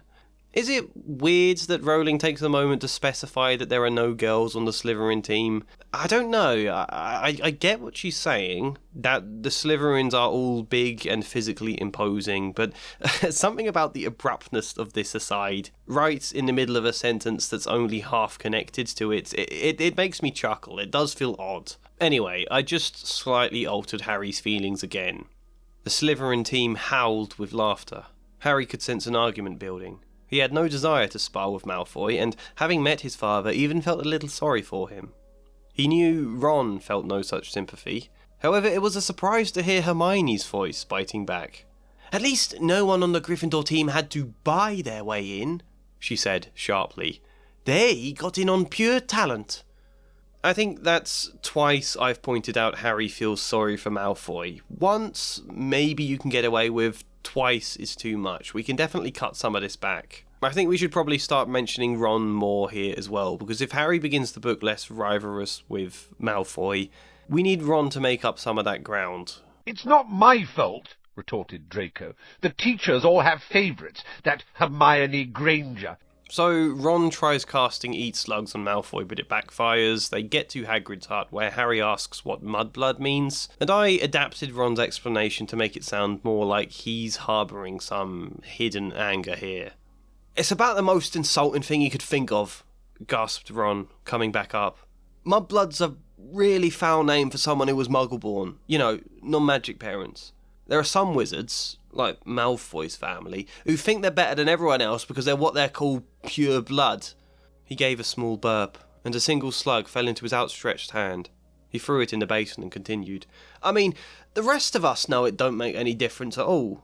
Look at Neville Longbottom. He's pure blood and he can hardly stand a cauldron the right way up. And they haven't invented a spell our Hermione can't do," said Hagrid, proudly, making Hermione go a brilliant shade of magenta. "It's a disgusting thing to call someone," said Ron, wiping his sweaty brow. "Common blood. Dirty blood. Like it taints everything. Then they call all the other schools bog schools just because most of the students are muggle-born. It's mental." Ron looked so angry that he might have gone further. Instead, he was forced to duck out of sight again when a loud retch issued from his throat. Also, yes, popping in a tiny bit of world building, we haven't really talked this video at all about the advantages to adding other schools, but here is just another aspect to the racism or the classism. Hogwarts is an elite school meant for pure blood wizards, and all the other witches and wizards are supposed to go to bog schools in the eyes of people like the Malfoys. Well, I mean, they'd probably prefer the Muggleborns didn't get any education at all, but the state schools were invented. Yes, because Hogwarts could no longer meet the demand, but I suppose also as a systemic means of segregating off the Muggleborn students. Sure, Helga Hufflepuff was all up for taking them, but the systems and the laws that long preceded her death decided otherwise. Again, not that we explain any of that, the point is that Ron is particularly angry because of his own insecurities here about the fact he almost ended up in a state school. The next mention is when Ron thinks Malfoy is the heir of Slytherin and Hermione is sceptical. I also made Harry sceptical too. In the original, he is totally on Ron's side. We read the long extract of this before, so I'll just show you the end bit where it's relevant to Harry. She then spoke hastily, sensing Ron was ready to argue. "The point is, most Muggleborns go to state schools, right? Would it really be worth Malfoy killing those of us who make it to Hogwarts when there's so few to begin with?" "I don't think it's Malfoy either," Harry said, though for different reasons. He remembered the conversation he'd overheard in Borgin and Burke's between Malfoy and his father. Draco had been upset that Hermione did better than him in exams, but not murderously so. He's a bit of a git, but he's not, well, evil. "You're only saying that because you had a nice little stroll with him through the forest last year," Ron shot back. "It wasn't nice, I'm just saying." "Who else could be the heir?" Ron interrupted, and so on. The next scene is the Quidditch match against Slytherin, and I assumed there would be a good place for Harry to start becoming more exhausted with Malfoy and start getting angry with him. That's vaguely what's been happening so far. Harry's been becoming a slight bit more fed up, but it's been very, very vague because I was just bombing through the book in order, not really knowing how many chances I was going to get, how much to build up his frustration each time. Weirdly, there wasn't really any chance during the Quidditch match. I didn't change much at all in that scene. But it's alright I don't, because there's the dueling scene not long after this. "Face your partners," called Lockhart back on the platform, "and bow." Where Harry bowed, Malfoy barely inclined his head. It made Harry roll his eyes. Did he always have to be so petty? "Wands at the ready," shouted Lockhart. "When I count to 3, cast your charms to disarm your opponent. Only to disarm them. We don't want any accidents. 1, 2, 3. Harry swung his wand over his shoulder, but Malfoy had already started on 2. His spell hit Harry so hard he felt as though he had been hit over the head with a saucepan. He stumbled. Feeling his temper flare, he pointed his wand at Malfoy and shouted, "Rictus Sempra!" A jet of silvery light hit Malfoy in the stomach, and he doubled up, wheezing. Just a touch more. But the annoyance of Harry getting hit in the duel, I think, says enough on its own. He is trying to be empathetic, but his patience is wearing thin. The next relevant scene is a moment where Rowling just describes them deciding to stay at Hogwarts over Christmas, and I added quite a bit here. We will talk about Quidditch later, but I'm going to show you this now. Crabbe and Goyle, who always did whatever Malfoy did, had signed up to stay over the holidays too. But Harry was glad that most people were leaving. He was tired of people skirting round him in the corridors. He was tired of the hissing noise people emitted in his direction. Worst of all during Quidditch matches. Harry would be high above the stand, soaring for the snitch, and yet the wind whipping against his ears would be nothing compared to the whistling from the crowd. The last match before the break, a home game against Yorkshire Hollow, saw Slytherin, Ravenclaw and Hufflepuff students all in full voice. To Harry's surprise, even a few of the Gryffindors hissed at him. At least, until he helped the team secure their biggest win of the season, 695-20. "That shut them up," Dean Thomas said jovially, on their way back up to the castle. "Can't hear any Gryffindors now." As far as they could tell, it had been a bunch of fifth years that Harry didn't know. The win felt too good to worry about it right now. Seamus clapped him on the shoulder. "We should have won by even more had you not been so quick with the snitch. You demolished their team." "I almost felt bad watching," Parvati said. "Yorkshire Hollow are pretty good normally." Seamus laughed. "Felt bad? Who cares? They're bog school, Parvati. They expect to lose against Hogwarts teams." Most of them laughed at this, though Ron tensed up. "Don't call them bog schools," he said. "Alright, touchy." "Just don't say it," Ron spat. "It's the sort of thing Malfoy would say," and he stormed off before anyone could respond. Again, this was just supposed to be hints about Ron's insecurity and slowly building tension to the point he snaps at Ginny when she reveals he almost went to a state school. This very state school, Yorkshire Hollow, which geographically doesn't make any sense unless I'm making Ron a northerner. This was just a generic choice, really. I don't mind this scene, to be fair. I think you can tell I struggled to find a way to transition into it, but I think it flows okay in the greater context of the novel. As I said, we will talk about Quidditch later, but then we get to the scene where Harry and Ron are disguised as Crabbe and Goyle to talk to him. Long before, Muggleborns were barely even allowed at Hogwarts. It was him parroting on that anyone deserves a place if they put in a good enough application. Bog schools should be taking slime like that Creevey. Malfoy started taking pictures of an imaginary camera, and did a cruel but accurate impression of Colin. "Potter, can I take your picture, Potter? Can I have your autograph? Can I lick your boots, please, Potter?" It's Dumbledore in that quote, by the way, parroting on about anyone deserving a place. He means Dumbledore. Then, a moment later, "Saint Potter," said Malfoy, slowly. "He's another one with no proper wizard feeling, or he wouldn't go around with that jumped-up Granger mudblood.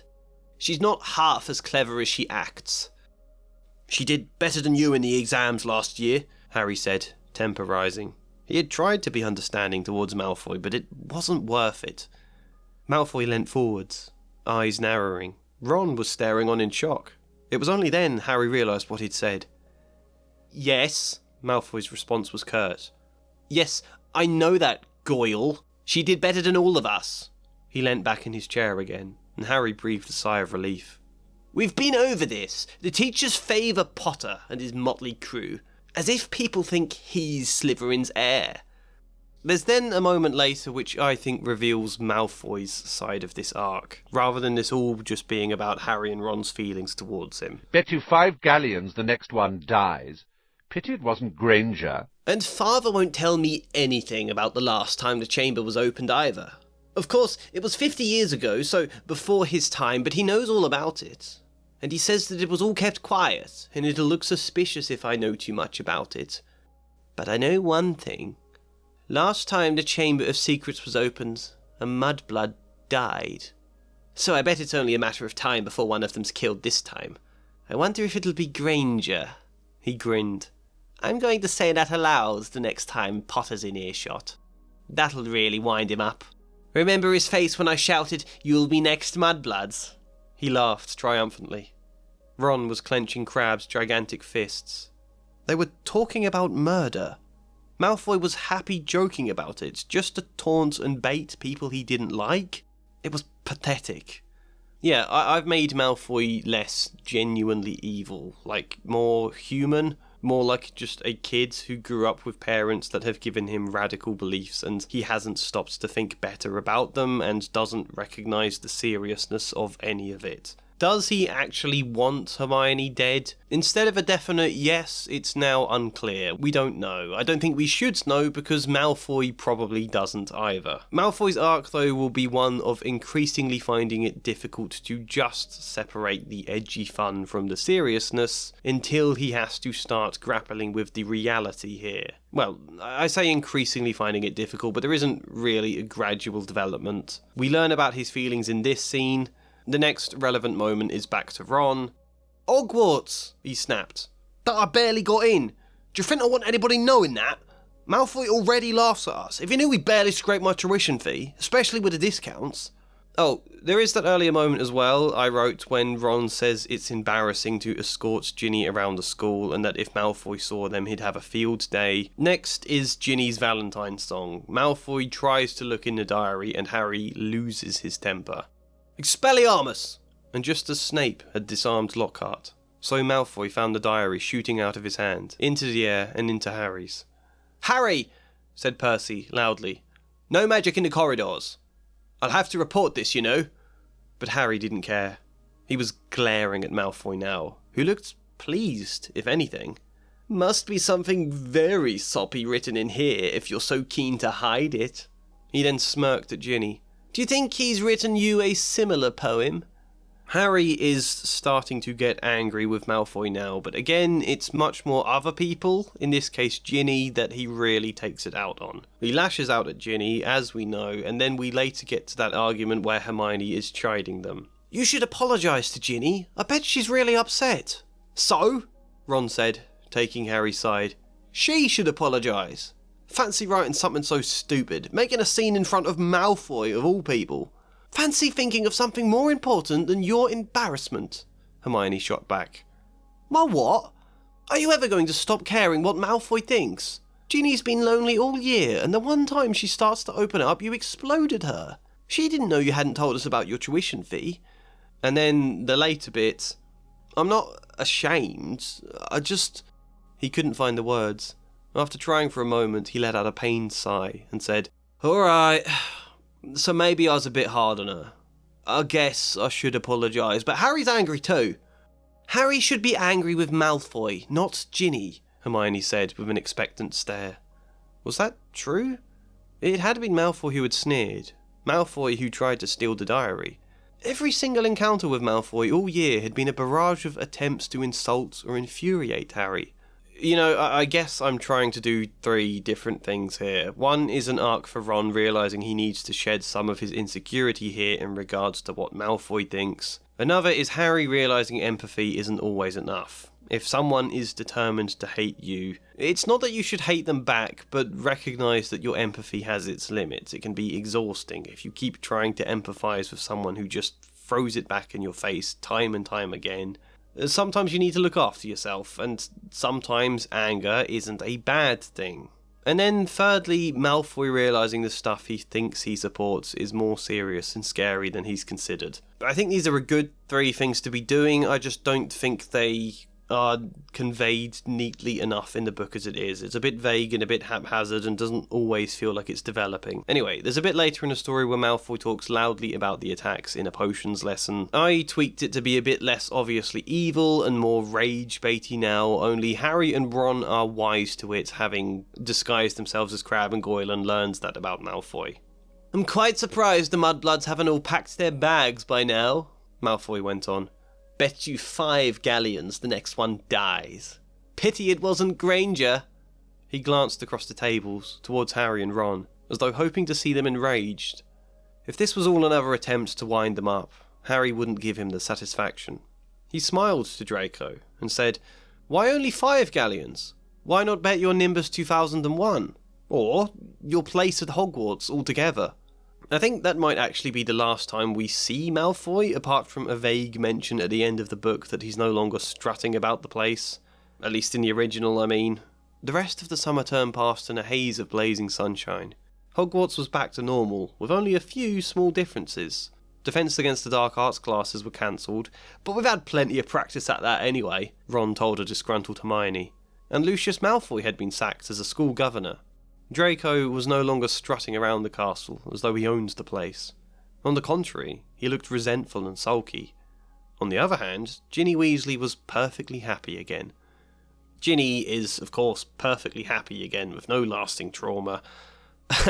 We have the same problem with Book 1. Our semi-antagonist in Malfoy dips out of the book for the 3rd act and then has no real bit at the end, which makes it hard to build his arc to any real climax before the conclusion. Same problem we had with Hermione, really. The best I could do was to add in a scene here at the end instead of just mentioning that he's looking sulky.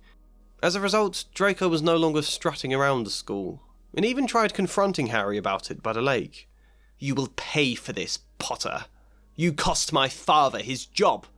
"He did that to himself," Harry spat back, for once feeling no regret about his anger. "He tried getting students murdered. Because, what? He doesn't like Mr. Weasley? He wanted Dumbledore sacked? If you're angry at me for stopping him, then you're just as bad as he is." He strode off towards Hagrid's hut, before a stunned Malfoy could respond. They had better things to do with the remainder of term than tolerate Malfoy. Also, I suppose that's arguably the conclusion for Harry and Ron in relation to Malfoy. Just forget about him, he's so not worth wasting time on. We don't actually know what Malfoy thinks in response to this. I did consider making it more clear, but I decided this stuff should probably wait for another book. Book 2 is too early for Malfoy to really be starting to reevaluate his ideas. Enough to just acknowledge that, yes, Malfoy is literally supporting a man who tried to murder children. Malfoy's story is okay. You can tell all these disparate elements are very all over the place, but I think it could be tied together quite nicely. I like how much Ron ended up being involved in this part of the story, and this is something I've talked about before. The strongest character arcs don't happen in isolation. They're bound up in the arcs of other characters too. Malfoy's arc is partly to do with Ron's anger towards him, which is to do with an insecurity he takes out on Ginny. In the same way, Harry's feelings about Malfoy also feed into his anger with Ginny, and Hermione feeling a pressure to prove herself is bound up in Malfoy. People's lives are all interconnected all the time, you know? So it's nice when just by virtue of writing stuff, all their arcs do end up tied together by accident. The bit of Draco's arc I feel less satisfied with, and less sure could be refined in the second draft, is Harry's feelings here. And the reason it went wrong for him is because structurally I didn't actually get the space to do the thing I originally wanted. Originally, Harry begins being sympathetic and understanding towards Draco, yes, not really wanting conflict, as I set out already. This slowly wears away as Malfoy winds him up more and more, until, in my original idea, I wanted Harry to completely lose it with him halfway through this book. Harry to end up hating Draco way more than Ron does, precisely because of how hard he had been trying to be nice at first. And having Draco throw that back in his face over and over just felt like a massive betrayal until Harry has completely had enough. I wanted Harry to get really angry and mean, and that to factor into all the things Riddle points out about Harry and be another reason for Harry to feel bad about his temper. And so when Harry walks away at the end of the book, that would have been a conclusion to his anger here, that sometimes you turn away from conflict not out of pity and empathy now, or a desire to change Malfoy, but because he's just not worth the fight. There are so many better things to cultivate. And maybe that sounds weird coming from a therapist who does a lot of work helping people change for the better, but not everyone is a therapist. Harry is a 12-year-old boy. There's only so much you can handle, you know? I think that would have made a clearer, stronger arc for Harry here. Only the idea fell apart when I realised how chock full the book already was, and all the scenes where Harry could be really losing his temper at Draco either happened surprisingly early on, too early on for this to really be a beat in the story, like the Quidditch scene or the dueling club, or later on moments. I mean, the Polyjuicy's disguised as Goyle, so that wouldn't work, and then that moment with Ginny's Valentines where she has to be the focus there. So I didn't really get any of the space I was hoping to find. And also I did have a few concerns about this conclusion. You know, a book about people being murderous racists. Is this really the right situation to present a message of just turning away when you feel angry? Which is a great message, but I don't know if it's a great message there. You know, as empathetic as I always strive to be, even towards the people I criticise, I think that's always a good thing, but it shouldn't come at the expense of action to defend things that are important. And if society just turns away from every single injustice, you end up with a lot of injustice because nobody is trying to stop it. In that sense, I could have been creating a thematic problem here, and so I both lost space and I think just lost conviction in my idea the more I was trying to implement it. As a result, we end up with something that's not bad. I think it does still work, but it's not very strong. Harry just gradually gets a bit more miffed towards Draco, and then instead of that building to anything particularly dramatic or meaningful, he just has that moment of turning away at the end of the book. Anyway, Hagrid next. "What's that for?" said Harry, pointing at the crossbow as they stepped inside. Nothing, Hagrid muttered. "I've been expecting... Doesn't matter. Sit down.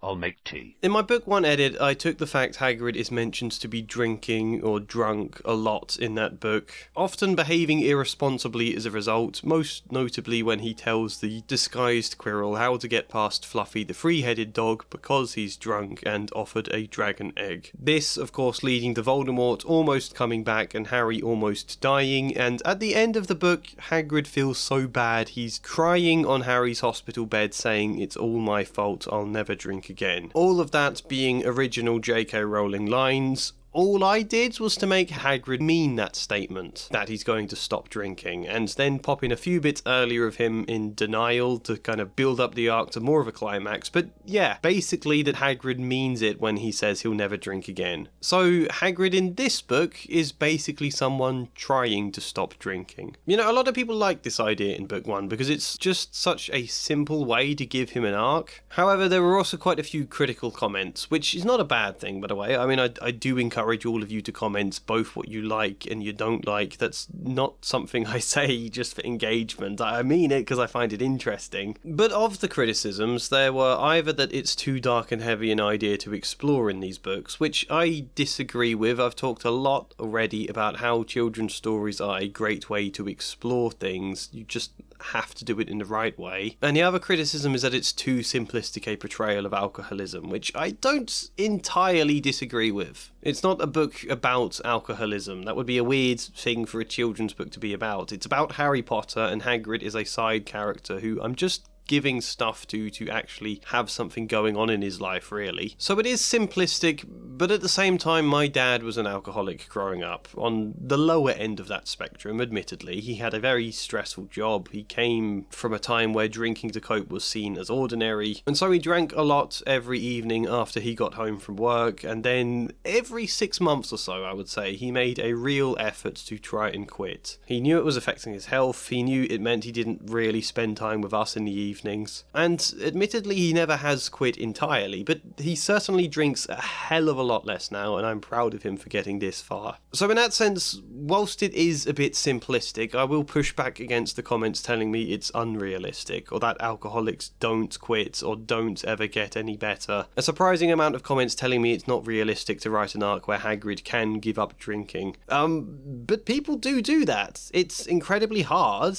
but it's not hopeless. We're not totally doomed to our addictions. I mean, I'm not an addiction counsellor, I'm a children's therapist, and my dad obviously isn't the best example here, but I have definitely known of people who have quit entirely. If you think it's unrealistic that someone alcoholic could ever give it up, I just think you're wrong. Anyway, Hagrid doesn't quit alcohol in this book.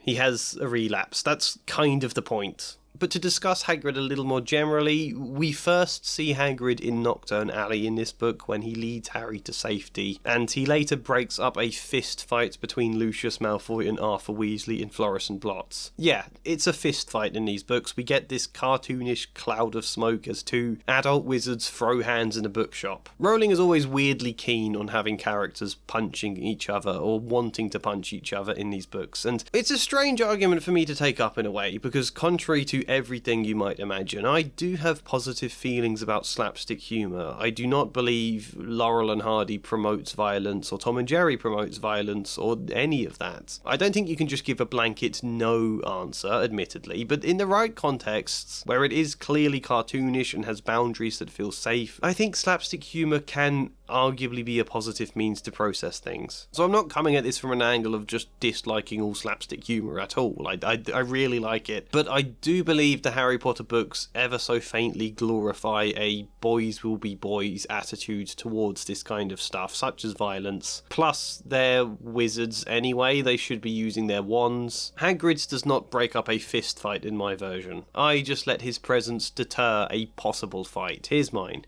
The company you keep, Weasley, and I thought your family could sink no lower. Harry saw Mr. Weasley's hand flex, close to drawing his wand. Then he caught sight of Hagrid's enormous moleskin coat through the shop window. Mr. Weasley forced a smile. Sour mood, Lucius? Has something got you rattled? He didn't wait for a response, turning to his children, even as Mr. Malfoy flared. Come along then, we've outstayed our welcome here. The context here, by the way, is that the Ministry has recently been conducting raids on family homes searching for dark magic relics, for which Lucius has been hastily trying to pawn off his at Borgin and Berg's. So writing this line that Arthur implies Lucius is rattled is technically Arthur accusing him of hoarding dark magic relics. It sounds a pretty weak comeback in isolation, but I actually like this line a lot. The next time we see Hagrid is after Ron's Eat Slug spell has backfired. In that scene, Hagrid is already mentioned bustling around making tea for all of them, so I built on that. Dumbledore thought no such thing, Hagrid grumbled, pouring himself a large mug of tea and downing it immediately, unscathed by the heat. A moment later, Hagrid poured and drank another mug of tea. Dumbledore tried to argue, of course, but some people don't listen. And then... Bet he didn't like that, said Harry, sitting up and rubbing his chin. Don't think he did, said Hagrid, his eyes twinkling. And then I told him I'd never read one of his books, and he decided to go. Want the tea, Ron? He said, lifting the teapot, then stopping. Oh, think I've drunk it all. He chuckled, and sheepishly rose to make another pot. There was a short silence, before Hermione spoke cautiously. Hagrid, are you feeling okay? Harry was wondering the same thing. He had finished 3 large mugfuls in a matter of minutes. Hagrid laughed. It's only tea, Hermione. I meant what I said last year. I'm quitting drinking for good. Had a rough time of it at first, but was Dumbledore that suggested good old-fashioned tea. Gives me something to do with my hands. It's not perfect, but it helps. Been sleeping better and everything. He puffed out his chest, suddenly looking proud. Cheaper than whiskey, too. Come see what I've spent my galleons on. Replacing alcohol with a substitute like tea isn't a perfect solution, but it is also a common coping mechanism that people new to quitting tea can tend to try. At least, speaking for the UK here. I don't know about elsewhere, but drinking loads of tea is very much culturally accepted and even somewhat expected of a British person. It's also what my dad would do. I'm potentially playing it up a bit too much here because at this rate Hagrid would have like hundreds of cups of tea before the day ends, and I'm sure that sheer amount of caffeine would at the very least cause an anxiety spike. But I'm playing it up largely as a vehicle for Hermione to be able to have her attention drawn to it, and Hagrid drinking a lot of tea felt like a nice, slightly cartoonish way of fitting this plot point into the existing feel of the book. Anyway, continuing the quote on, in a vegetable patch behind Hagrid's house, they found a new area dug out, where the structure of a large greenhouse had been erected. Vast, shining glass panels, with a golden frame all the way around. Inside were a dozen of the largest pumpkins Harry had ever seen. Each was the size of a large boulder. "Not just Professor Sprout with greenhouses now," said Hagrid, cheerily. "I asked her what to get, mind. Enchanted glass, see? Keeps it perfect heat and perfect sun. Works a treat." Hermione looked impressed. "And this is all just from the glass?" Hagrid looked over his shoulder to check that they were alone.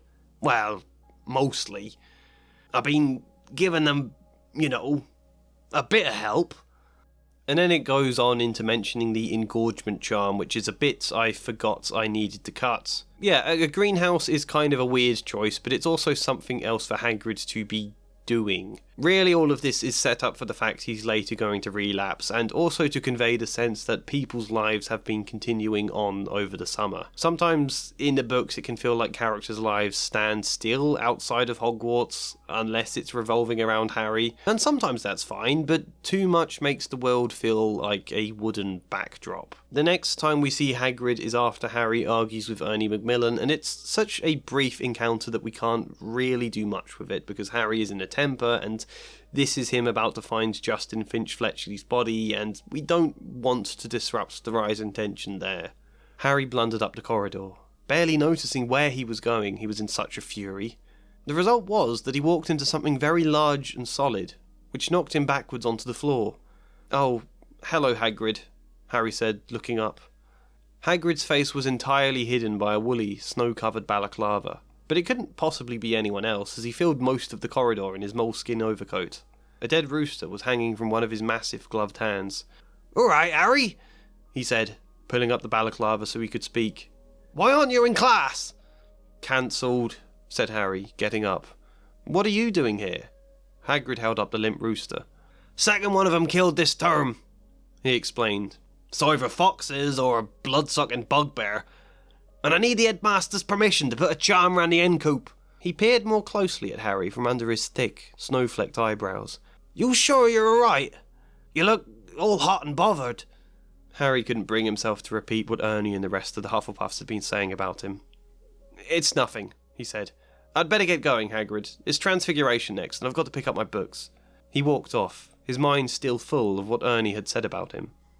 That's how it is in the original. Mine's slightly different because I altered the end of the conversation with Ernie. But you can see there's not much space to add in anything more when this scene already feels stretched in what it's saying, and we can't really cut this stuff because the dead rooster is a clue for the later mystery. Then we see him bursting into Dumbledore's office to swear Harry didn't attack anyone, but again, there's not much we can do with Hagrid here because he's asked to wait outside, and the focus of this scene is not on him, which is where we can start to notice a problem. We don't have many scenes at all with Hagrid in this book, considering he is one of the main side characters. My sneaking suspicion was that Rowling wrote the first draft, realised apart from briefly seeing Hagrid when Ron throws up slugs and another scene when he's arrested, apart from that he is barely in this book, especially compared to the previous book where he collects Harry from the Dursleys, takes him shopping, raises Fluffy, gets a dragon egg, leads to tension in the forest. My suspicion is she realised he doesn't have much going on in this book, and so on her second draft she just started chucking him into scenes. Have Hagrid break up a fight between Arthur and Lucius, have Hagrid meeting Harry before seeing Justin, have him burst into Dumbledore's office. Scenes where he is visible, he is a presence, but he still doesn't really do anything of substance. And he is of course mentioned in a few other places, like during the Christmas feast.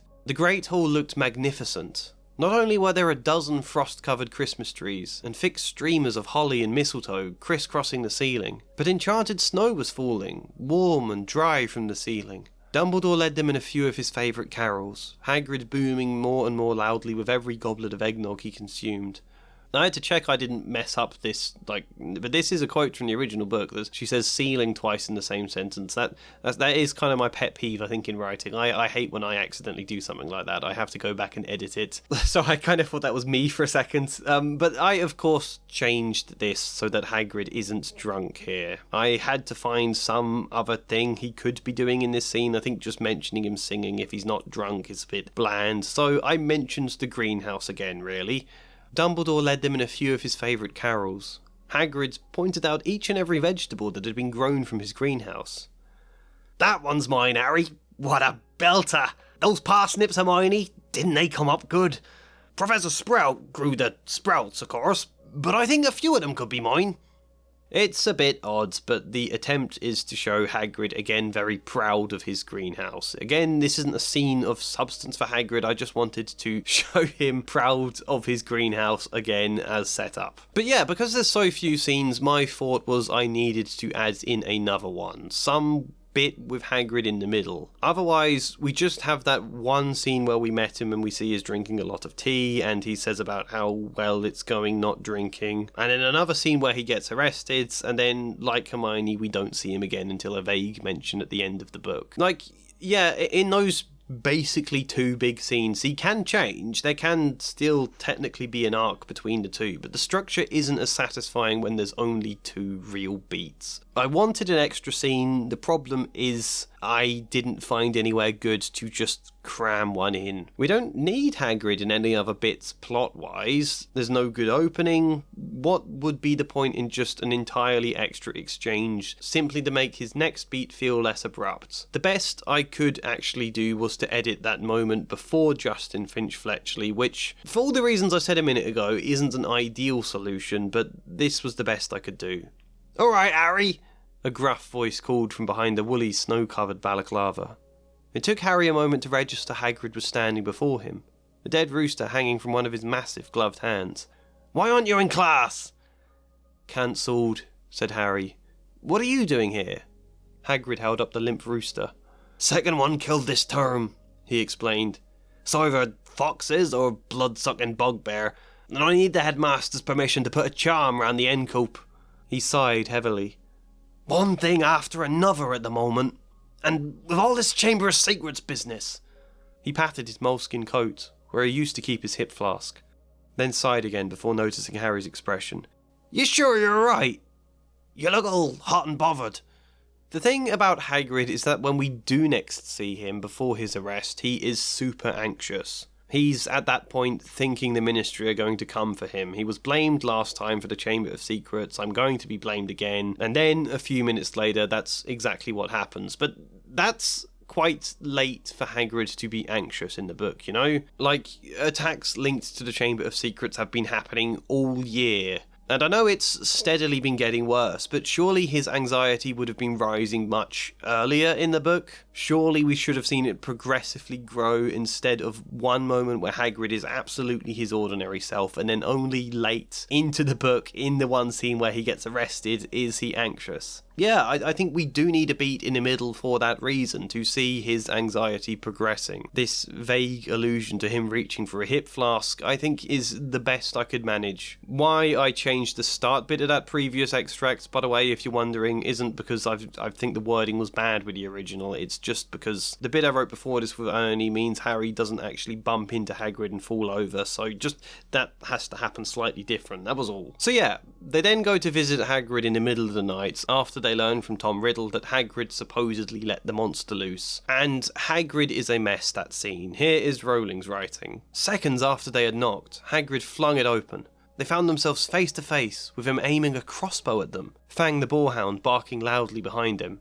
"Oh," he said, lowering the weapon and staring at them. "What are you two doing here?"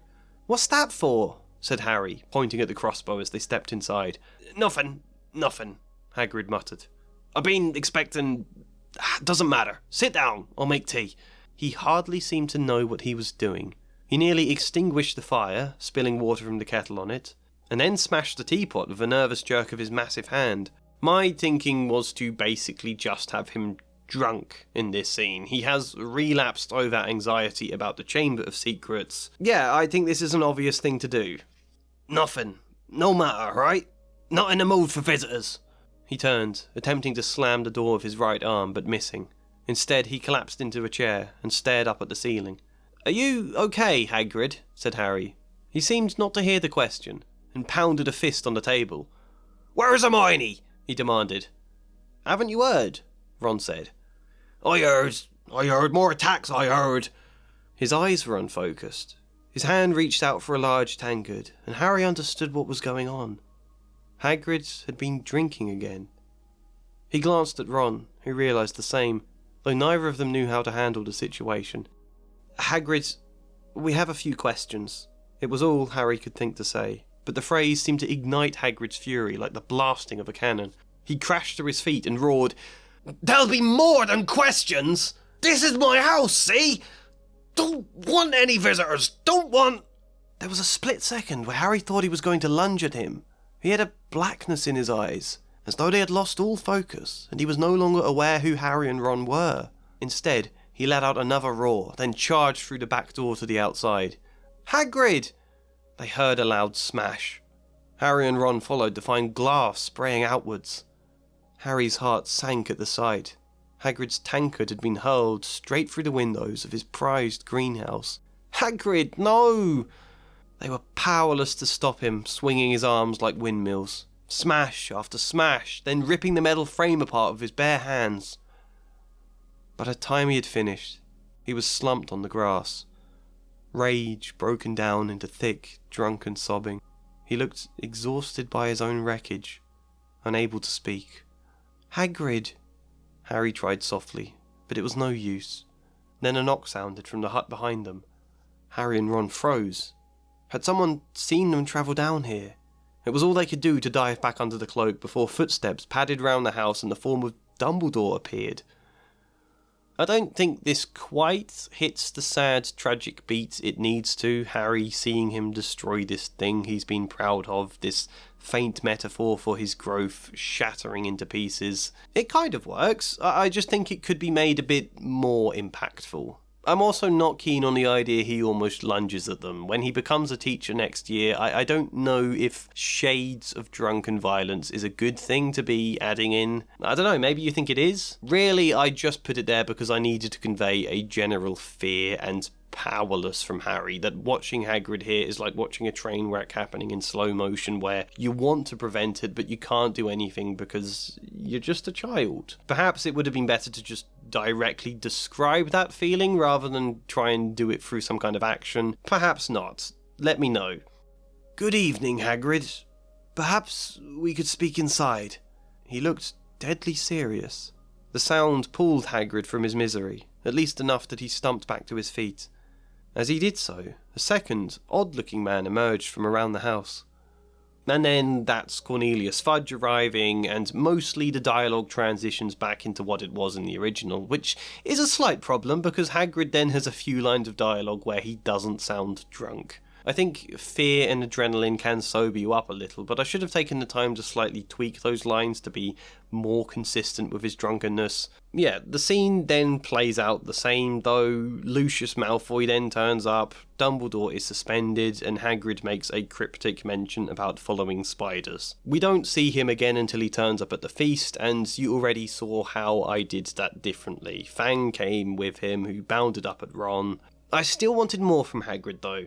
As such, there is the paragraph after the feast where Rowling just quickly summarises the rest of the summer. I popped in that bit there where Malfoy has a go at Harry, and that led directly into a moment with Hagrid. "He did that to himself," Harry spat back, for once feeling no regret about his anger. "He tried getting students murdered, because, what, he doesn't like Mr. Weasley? He wanted Dumbledore sacked? If you're angry at me for stopping him, then you're just as bad as he is."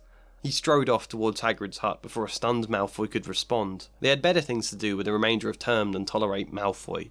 There's then a brief description I added of him seeing other characters up to their own stuff. Seeing that as he walks to Hagrid's hut and it eases his mood. And then when he gets there, he was smiling by the time he reached Hagrid's hut, and found him outside, working carefully to rebuild his greenhouse. "I'm sorry about Aragog," Hagrid said, as they joined in with the repairs. "They wouldn't normally attack no one. All of that about Slytherin's monster must have just gotten them riled up." "They weren't riled, they were hungry," Ron exclaimed. "What were you thinking, sending us there without warning?" "I wasn't in too much of a state for thinking at the time." Hagrid ruffled the back of his thick hair. "Chucked all my whiskey again. Ain't touching another drop, you'll see. Been a bit shaken since Azkaban, but..." A shiver ran through his body. He took a breath to ease himself, then straightened out the last portion of the dented greenhouse frame, whilst Hermione cast reparo on the shattered glass. "I'm putting that behind me. Got big plans for the summer. You just wait till next year."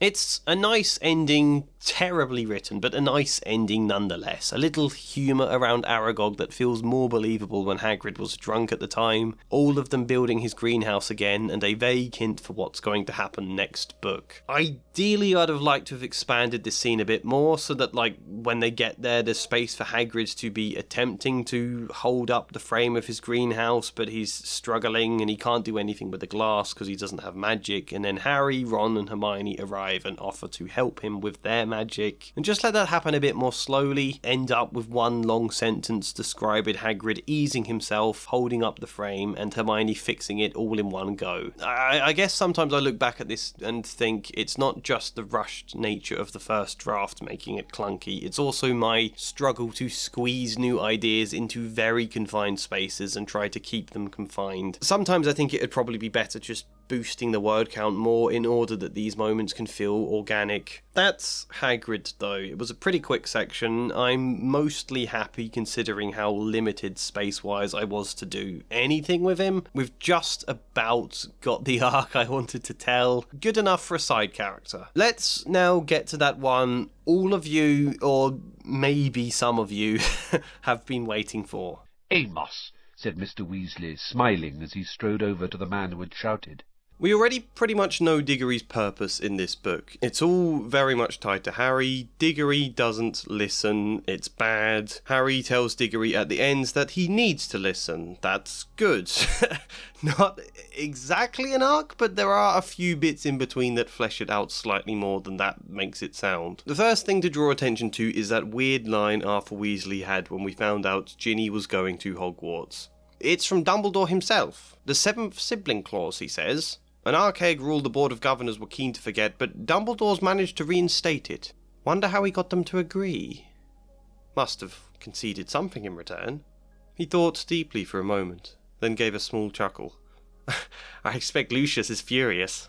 This is a line that's set up for Ginny. It also introduces the idea of Malfoy's dad, and hints a big part of what his motive will be in this book. Yeah, I mean, one of the big reasons why Lucius Malfoy is doing this is because he wants Dumbledore sacked. And then, yes, in order to get the Board of Governors to vote for financial concessions that make sure Ginny is able to attend, Dumbledore had to concede something in return. I think this is important anyway in terms of the world building, because it's quite, tenuous to have any reasons to get one particular student to attend Hogwarts if they're unable to pay. I was tempted that this was rolling out an entire scheme to help more students be able to attend, but I think if I was going to do that, it should be something to do with Muggleborns that links better to the themes of this book. So I just had this slightly odd 7th sibling clause be a thing that used to exist. Dumbledore is wangling to help a student. It's not necessarily great behaviour from Dumbledore in terms of the way a school should be run, and that's kind of part of the reason he had to concede something in return. We find out what that is in a scene with Hagrid. First, let me show you the original version of that scene. It was most unlike Hagrid to criticise a Hogwarts teacher, and Harry looked at him in surprise. Hermione, however, said in a voice somewhat higher than usual, "I think you're being a bit unfair. Professor Dumbledore obviously thought he was the best man for the job." "He was the only man for the job," said Hagrid, offering them a plate of treacle toffee, while Ron coughed squelchily into his basin. "And I mean the only one. Getting very difficult to find anyone for the dark arts job. People aren't too keen to take it on, see? They're starting to think it's jinxed. No one's lasted long for a while now. So tell me," said Hagrid, jerking his head at Ron, "who was he trying to curse?" Yes, you might sense this is about Lockhart. I never really liked this reasoning for why a massive fraud and a terrible teacher, and let me add, a dangerous and harmful man who is more than ready to permanently wipe children's memories beyond the point of repair, why Dumbledore hires him to teach at Hogwarts. Either Dumbledore is blind to Lockhart's true nature, which goes against the wise, shrewd characterization he's given, or Dumbledore has a terrible sense of judgment. Or yeah, he was apparently the only person for the job when we know Snape wants that job, and apparently Lockhart is more preferable to Snape. I find that really hard to believe. Plus that no one else would take it. No one? In a country where this is the only wizarding school. Like, sure, this curse from Voldemort goes back years. Since Voldemort was refused to teach the job in his younger days, nobody else has lasted more than a year in a role, but they've not all died. Not all suffered great misfortune. If someone told me you got the chance to teach at the only wizarding school in the country for an entire year, but the catch is you'll only probably get 1 year, I would still go for that in a heartbeat. Also, this curse is very unclear. We don't really learn about it until the later books, and it's hard to be invested in this idea when we've personally only seen one teacher lose the job so far, and that was a person who deserved to lose the job. So no, I don't think this is a good reason. A better reason is that Dumbledore didn't hire him. Dumbledore didn't want him, but the Board of Governors did, fueled by Diggory's recommendation. Here's my scene. I think you're being a bit unfair. Professor Dumbledore obviously thought he was the best man for the job. Dumbledore thought no such thing, Hagrid grumbled, pouring himself a large mug of tea and downing it immediately, unscathed by the heat. The choice was out of his hands, see? After Professor Quirrell had turned out to be, well, inappropriate, the Board of Governors didn't much trust Dumbledore to choose his replacement. Hogwash, if you ask me.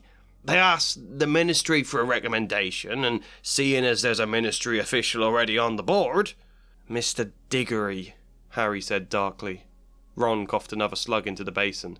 Diggory recommended Lockhart, and the rest of the board agreed.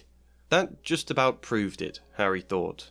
If someone as terrible a judge of character as Mr. Diggory likes Lockhart, then surely Lockhart was no good for the job. Hagrid poured and drank another mug of tea. Dumbledore tried to argue, of course, but some people don't listen. Yes, Mr. Diggory is still not listening to people. Especially fun because he's a total hypocrite now. He was all for Quirrell in my version of Book 1, even when in my version Dumbledore lodged concerns about him, so to turn around and dismiss Dumbledore again because he apparently was a poor judge of character to have hired Quirrell in the first place, I really enjoy the hypocrisy there. I think this makes more sense. It's very stupid on Diggory's part, but that's his character. That's what he's supposed to be satirising, and therefore it's easier to suspend the disbelief for him. It's kind of the point, you know? And whilst this Board of Governors stuff is a bit wordy, let's remember I set them up already in Book 1, so we already know this function to the school exists. I think it's then easier for a child to follow and helps us better establish the Board of Governors, which we need to establish for later in the book when they suspend Dumbledore. The next time we see Diggory is after Mrs. Norris has been found petrified. Harry, Ron and Hermione are taken to a room with all the other teachers, and I had the enviable task of trying to insert Diggory into that scene. See, this was the challenge I didn't entirely think through. He worked great in Book 1, but now every single book where something that concerns student safety happens, I have to find a way to squeeze Diggory in. Harry, Ron and Hermione exchanged tense looks, unsure whether to sink into the nearby chairs or stand rigid in a charged silence. It only lasted a moment before the door burst open and a panting Mr. Diggory scampered in. Dumbledore! What's been... There's writing on the... I was told you went this way, and... He suddenly let out a scream as he caught sight of Mrs. Norris. A cat! An animagus? Is this the culprit, Dumbledore? Dumbledore did not respond. The tip of his long, crooked nose was barely an inch from Mrs. Norris's fur. He was looking at her closely through his half-moon spectacles, his long fingers gently prodding and poking.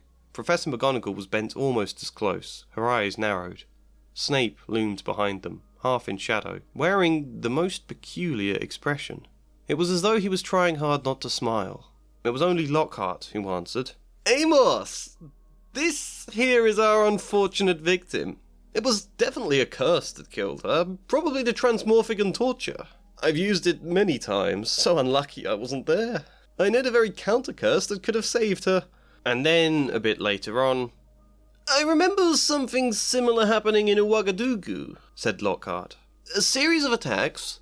The full story's in my autobiography. I was able to prevent the townsfolk with various amulets that cleared the matter up at once. The photographs of Lockhart on the walls were all nodding in agreement as he talked. Mr. Diggory looked desperate. Yes, well, I mean, you have these amulets, Gilderoy. You'll be able to clear this up before word gets out? Oh, to imagine the owls on my desk tomorrow morning. At last, Dumbledore straightened up.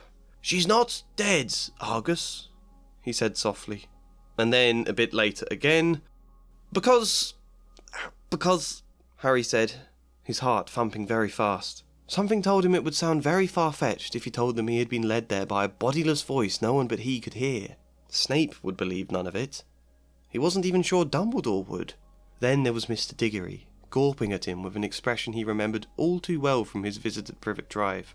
Because we were tired and wanted to go to bed, he finished.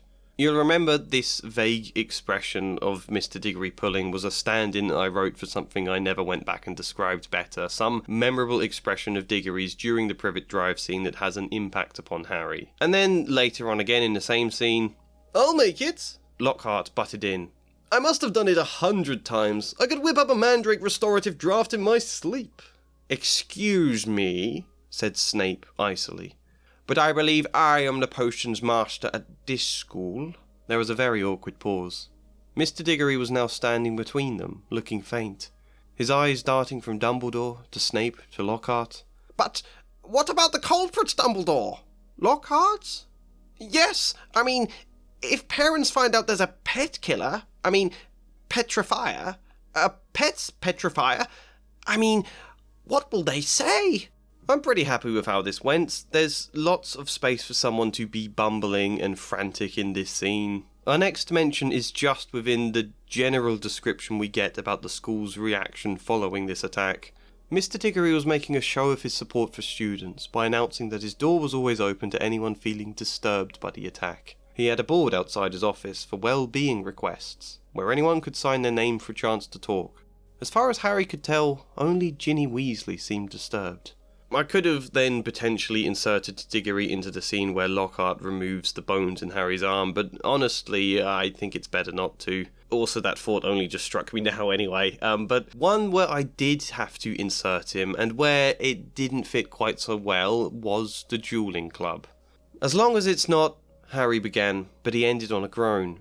Gilderoy Lockhart was walking onto the stage, resplendent in robes of deep plum, accompanied by none other than Mr. Diggory, waving a handkerchief for attention. Gather round. Yes, can everyone hear me? Yes. Well, as you know, I am your student welfare representative, Mr. Diggory, but please, do call me Amosiah. Amos, even. Doesn't matter how many times he asks, Ron mouthed beside Harry. No one's ever going to use his first name. As you all know, these are troubling times at Hogwarts. Troubling times, yes. My door will always be open for any of you wishing to talk. Just sign up for a well-being request outside my office. Mr. Diggory left a pause, dramatically putting his hand to his heart. But in the meantime, your great Professor Lockhart and I thought it would be beneficial to train you up with defences in case the rumours about a monster are... Mr. Diggory suddenly looked woozy. He put a hand on Lockhart's shoulder, signalling for him to take over before exiting the stage. That's exactly right, Lockhart beamed to his audience. I have defended myself from all manner of dangers on countless occasions. For full details, see my published works. However, not even I can handle such a noble task entirely on my own. Allow me to introduce my assistant, Professor Snape. Even as he said it, Snape had entered the hall, striding wordlessly towards the stage. It's not great Diggory passing to Lockhart and then to Snape in rapid succession. It makes me wonder if we do actually need Diggory here at all. I like the idea that he's involved in the decision behind starting this club. I think that's kind of important for what his character is. But apart from that, it's just to have him pull a face again when the whole snake thing happens. That's it. Lockhart and Snape turned to face each other and bowed. At least Lockhart did, with much twirling of his hands, whereas Snape jerked his head irritably. When they raised their wands like swords in front of them, visible beyond the stage was the gaping face of Mr. Diggory, watching Lockhart in awe. Then we get... Both of them swung their wands up and over their shoulders. Snape cried, "Expelliarmus!" There was a dazzling flash of scarlet light, and Lockhart was blasted off his feet. He flew backwards off the stage, smashed into the wall, and slid down into a sprawl on the floor. Malfoy and some of the other Slytherins cheered. Mr. Diggory let out a quiet whimper. Hermione was dancing on her tiptoes. Do you think he's alright? She squealed through her fingers. Who cares? Said Harry and Ron together. Diggory is quite clearly blinded by Lockhart in this book, and I think that's actually quite useful because it frames it not just as young girls with crushes who fall for him, and also it's kind of the whole point in a way, the kind of thing I'm criticising here, how often celebrities seem to worm their way into important government positions because they have this allure of being someone competent. It's important in that sense we do see Diggory totally charmed by Lockhart. Now, the disarming charm is grade 3, but Mr. Diggory has given us permission to unlock some useful defensive spells, Lockhart said. So if you all hold your wands high... Everybody held their wands up. Though Harry knew Fred and George had already unlocked grade 3 spells for his wand. Lockhart, Snape, and even Mr. Diggory scuttled through the crowds, performing silent counterspells until at last no wands were left raised. That's basically just there for the sake of locked wand continuity. It's again a bit clunky. I don't like that being there, but having made that a world-reading point, I have to include it, and I think it's okay. Then there's just a Diggory face bit again, where it's currently a placeholder. Mr. Diggory was wading through the crowd towards him. Before he could make sense of the appalled look on his face, Harry felt a tugging on the back of his robes. "Come on," said Ron's voice in his ear. "Move, come on."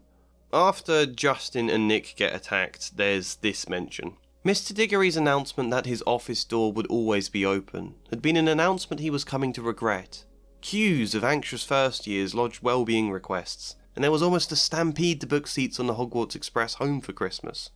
This slots itself nice into the existing sentence about booking seats home for Christmas. I think it makes sense as an escalation that lots of people would start making these well-being requests. What Diggory was originally doing as a kind of show of care now is starting to backfire as it actually means a lot of work for him. There's also a line later about the reason Percy stays for Christmas is for prefects to help the school during a troubled time. I could easily just tweak that line and have it reference Diggory. He had already told them pompously that he was only staying over Christmas because Mr. Diggory had requested help from prefects. He can't play emotional support for every student outside his door. He asked me personally to answer well-being requests for Gryffindor first years finding it difficult.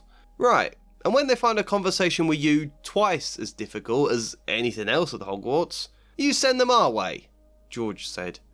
I like how much Rowling always includes the word pompously whenever Percy is described doing anything in these books. You know, as much as I criticise my additions for not being very subtle, Rowling herself is not at all subtle, and sometimes that's quite good, actually, for a children's book. Children can't necessarily follow. Sometimes I think that's fine and it adds to the cartoonish feel. So I am sometimes a bit hard on myself as a result. Next up is when Lockhart is talking to McGonagall about his plans for a morale booster. I just tweaked that so Diggory sounds involved in the decision because all terrible decisions for students should in some way link back to Diggory. I was saying to Amos earlier, what the school needs is a morale booster. They overheard him telling Professor McGonagall while they lined up for Transfiguration. I mean, there won't be any more attacks, Minerva. I think the chamber has been locked for good this time. The culprits must have known it was only a matter of time before I caught them. So, why don't we wash away the memories of last term? Amos completely agrees. We had a big think about what to do, and I won't say any more just now, but I think we've got just the thing. I also do enjoy the idea that Lockhart is the only person to ever actually call Diggory Amos. I mean, maybe that will change by the time we get to book 4, I don't know.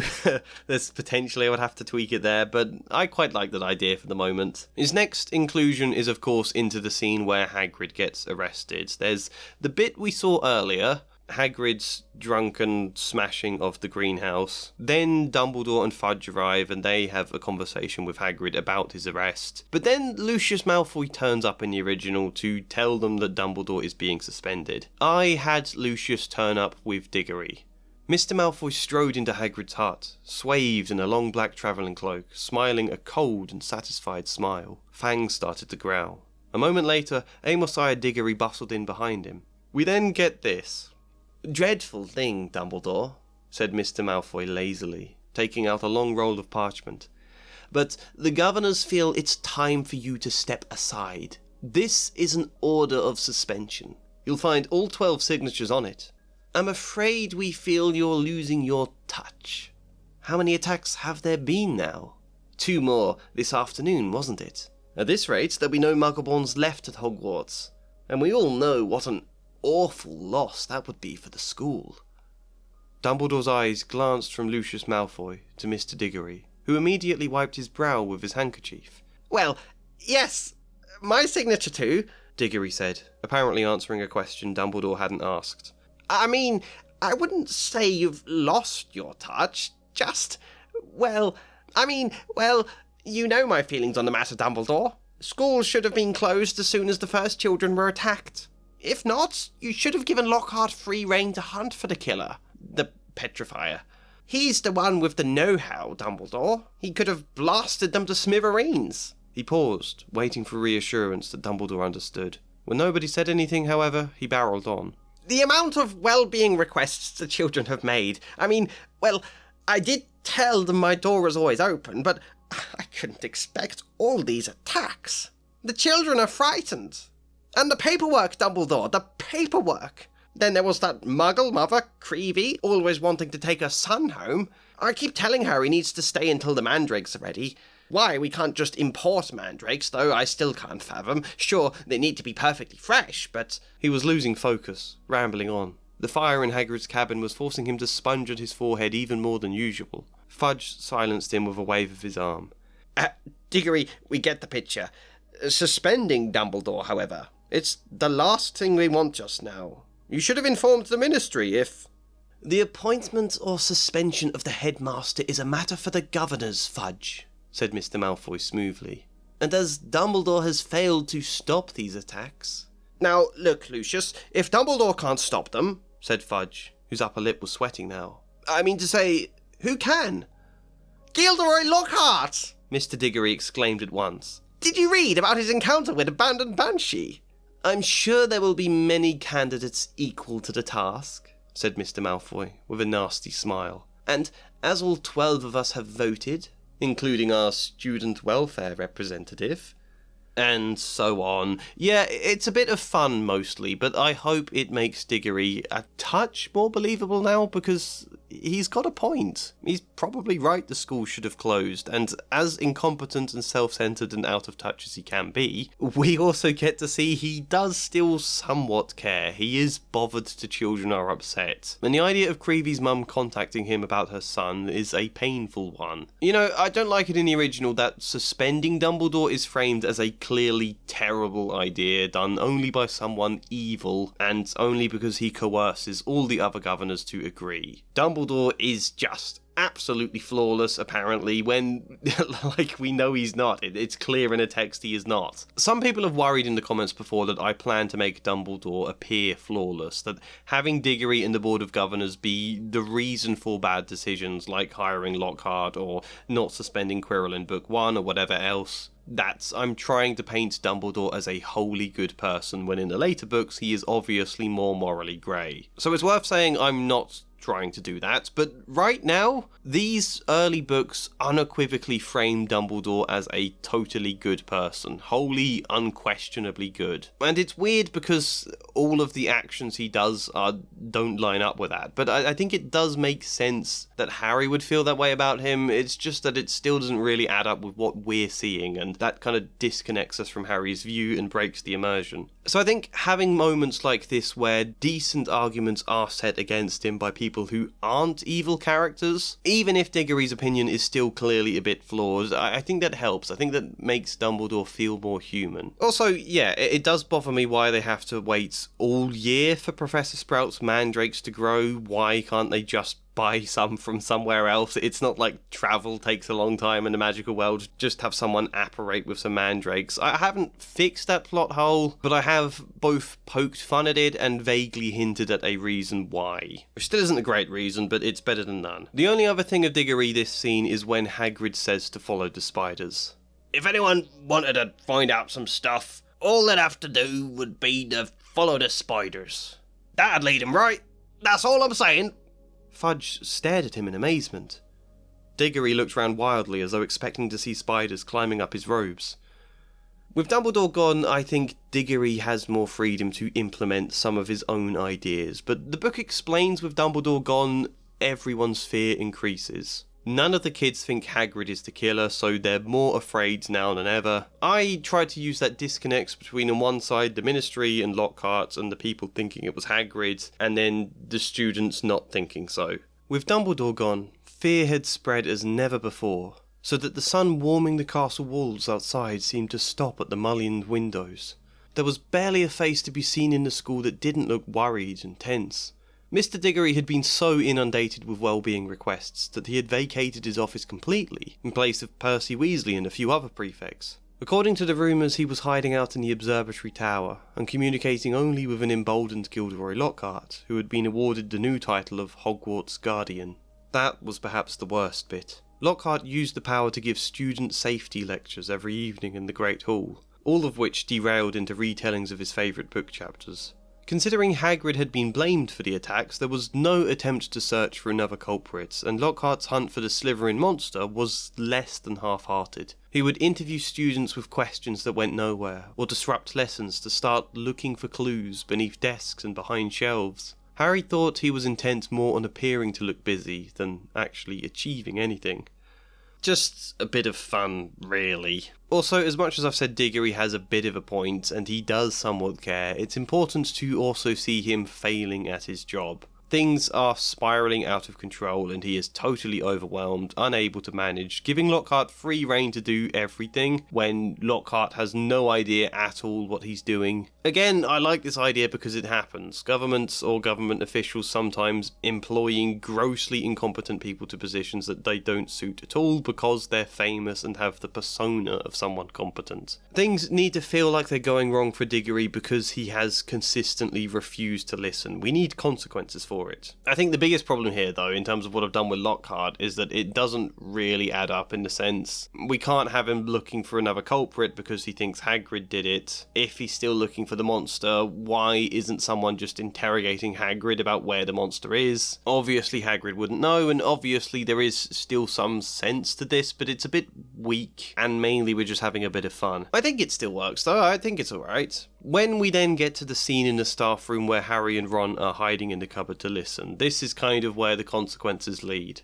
The staff room door banged open again. For one wild moment, Harry was sure it would be Dumbledore, but it was Mr. Diggory, followed by Gilderoy Lockhart. When Mr. Diggory looked frantic, Lockhart was yawning and smiling. "So sorry, dozed off. What have I missed?" He didn't seem to notice that the other teachers were looking at him with something remarkably like hatred. Snape stepped forward. "A girl has been snatched by the monster, Lockhart. Ginny Weasley, taken into the Chamber of Secrets itself." "Snatched by the monster?" Diggory exclaimed, almost squealing with fright. But that means... "It means suspending Dumbledore was a mistake," McGonagall said sharply. "We don't have much time left to rectify this." One day I'll be able to do a good impression from McGonagall. One day. Mr. Diggory let out a whimper, then buried his face in his handkerchief. "What will the parents say? A child killed on my watch? Oh, think of the paperwork!" "Why the fear, Diggory?" Snape said, with a veiled coldness. "The castle has not been left undefended. After all, you appointed Lockhart here to be Hogwarts Guardian." He turned a cold smile upon Lockhart. "Your moment has come at last." Lockhart blanched. "That's right, Gilderoy," chipped in Professor Sprout. Weren't you saying just last night that you know where the entrance to the Chamber of Secrets is? Well, I think I know. Haven't wanted to test it until I was sure, spluttered Lockhart. And didn't you tell me you were sure you knew what was inside it? Piped up Professor Flitwick. Did I?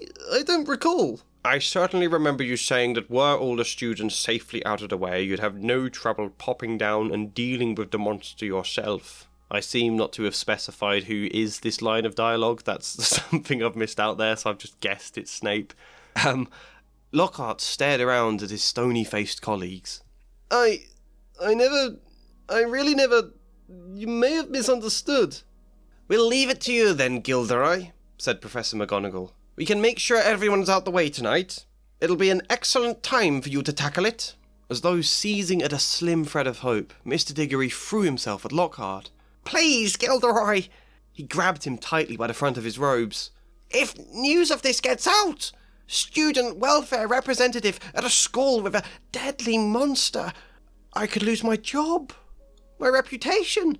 He then let out a shriek of comprehension. And my son! If the monster is now attacking purebloods, Cedric could... Still attempting to hold Lockhart by the front of his robes, Mr. Diggory collapsed in a sudden faint. Lockhart's eyes darted from him to every teacher in the room. Nobody came to the rescue.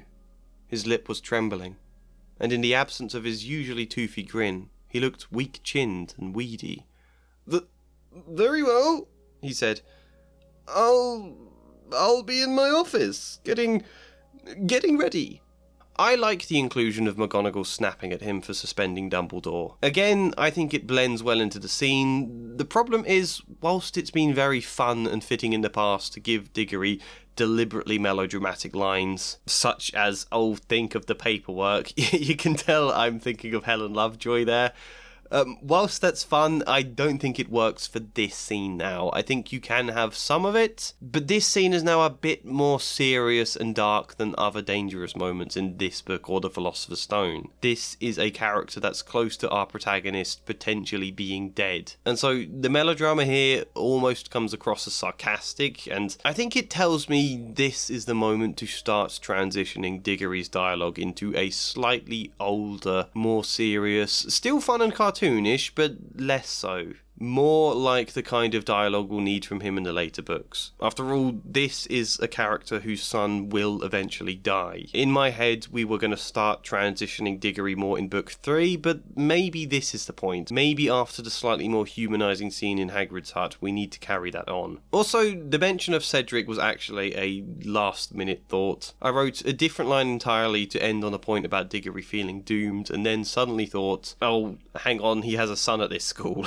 He's been mentioned a couple of times this book. Harry played a Quidditch match against him in my Philosopher's Stone edit. It's probably time he seems worried for his son, which I think is true. I think done well, it's an important point to raise, but when we haven't actually seen Cedric this book, it feels weak and out of place. It's one of my main regrets here, actually, that I half forgot about Cedric, and also didn't really find good space to include him anyway. As a result, the original line I had been writing for Diggory I think worked better, even though this one probably should carry more weight if executed properly. We next see Diggory when they all return from the Chamber of Secrets and go to Dumbledore's office, and this was one of those scenes that was just really hard to piece together logistically. Like, here is the original. They knock on the door, they open it and hear a cry. It was Mrs. Weasley, who had been sitting crying in front of the fire. She leapt to her feet, closely followed by Mr. Weasley, and both of them flung themselves on their daughter. Harry, however, was looking past them. Professor Dumbledore was standing by the mantelpiece, beaming, next to Professor McGonagall, who was taking great, steadying gasps, clutching her chest.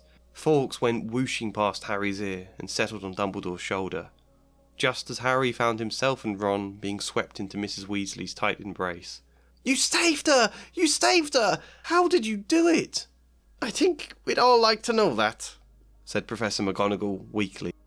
This is a good description from the book. It's the side of writing I think people rarely talk about and completely undervalue. Not just writing poetic description or emotive or tense description, but bits where you just have to convey an image of a scene in as clear a way as possible. It would be clunky to describe in one stream that there was Mrs. Weasley and Mr. Weasley sitting with Dumbledore, who was this, and McGonagall, who another adjective, and then Fawkes.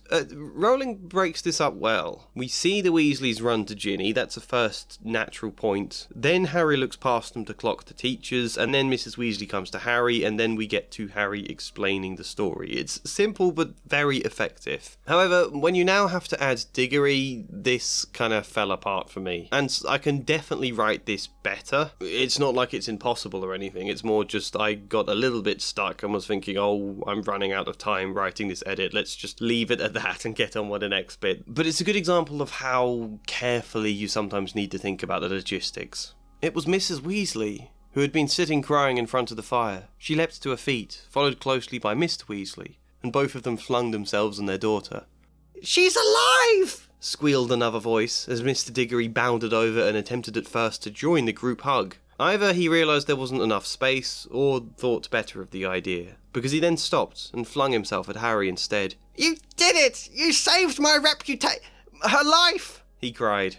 "How can I ever thank you?" It took Harry a moment to extract himself from the flail of arms. It wasn't Mr. Diggory's gratitude he wanted, or even asked for. However, he remembered the family meeting over the summer. This was perhaps his best chance to explain. "You can start by visiting Privet Drive again," he said. "And this time, listening to what I say. Doing your job.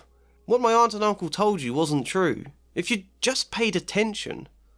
Yes, well," Mr. Diggory chuckled nervously, then nodded. "Yes, you were quite right, Harry. I will look forward to the visit."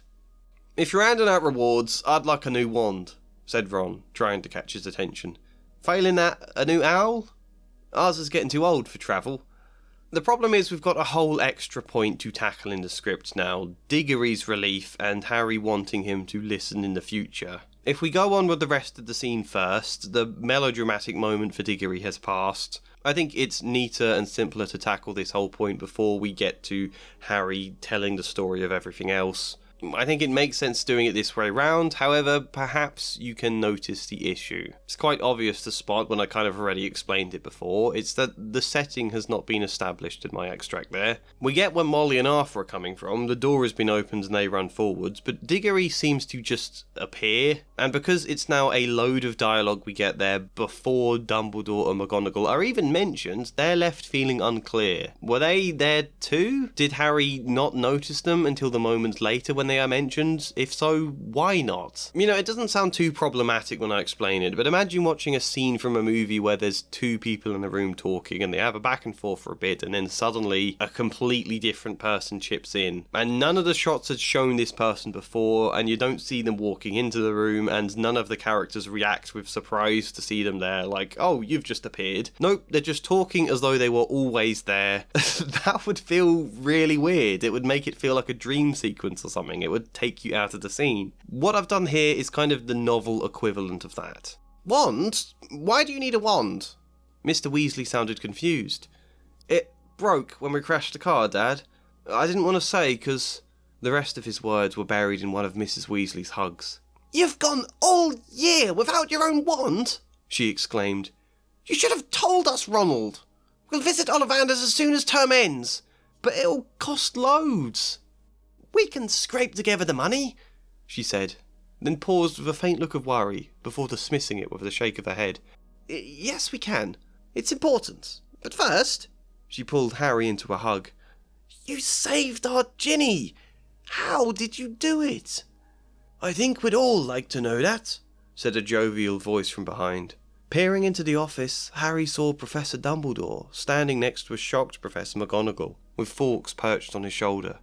Oh, okay, so Harry and Ron were outside of the door for all of this large exchange? It's only now they're peering into the room? They've just been conducting this conversation in a cramped lobby?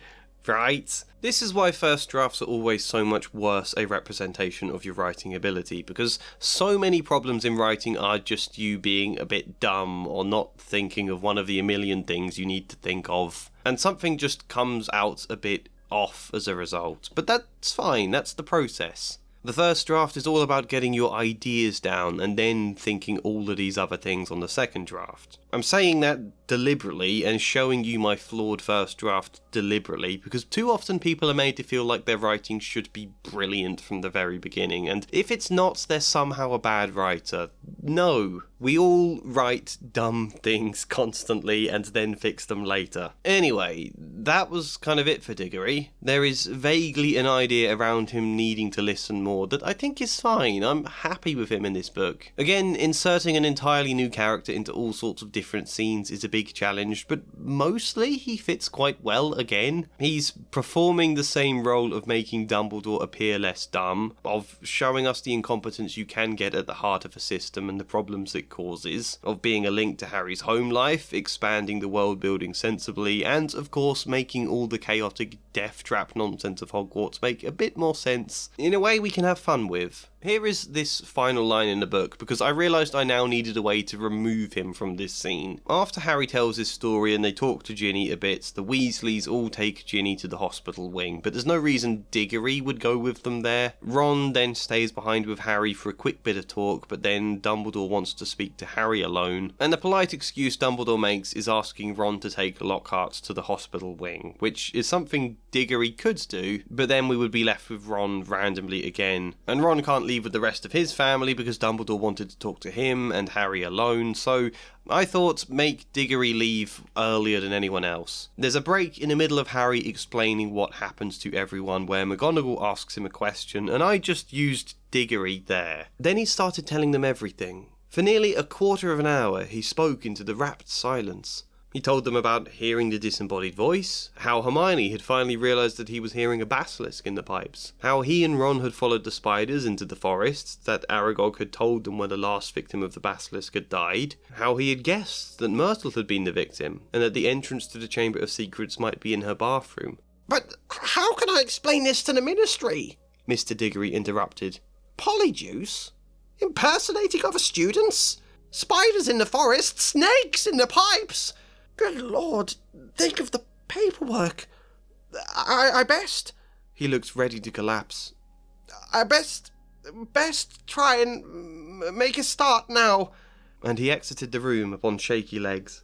Again, I think the paperwork bit has run its course already. I think the last iteration of that should have been Hagrid's hut, but I still like this moment. I like poking fun at the ridiculousness of all of this, but crucially, this isn't just in a breaking the fourth wall type way where we're going, heh, that's a bit crazy, isn't it?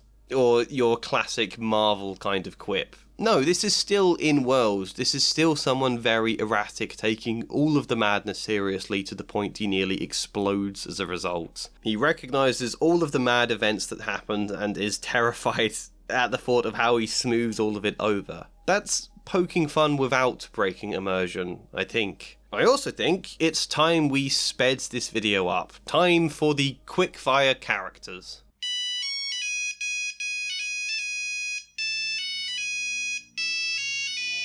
I do feel sorry for Myrtle in this book. I do think she's characterised very harshly. This is, well, I don't actually know what age she was when she died, but a young girl who was lonely and crying in the bathroom when Tom Riddle walked in. I do have various questions about how Tom Riddle discovered the entrance to the Chamber of Secrets was in a girl's bathroom, by the way. That's not just a place you stumble across it. Why did Tom go there to begin with? Even stranger, why did Salazar Slytherin make that the entrance? I can't tell if it's consistent with Rowling's views on female public spaces or contradictory that we have Harry, Tom, Ron, and Salazar all entering without anyone raising an eyebrow beyond a jokey moment with Percy, but that's all just a separate odd thing to wonder about. Anyway, what was I in the middle of saying?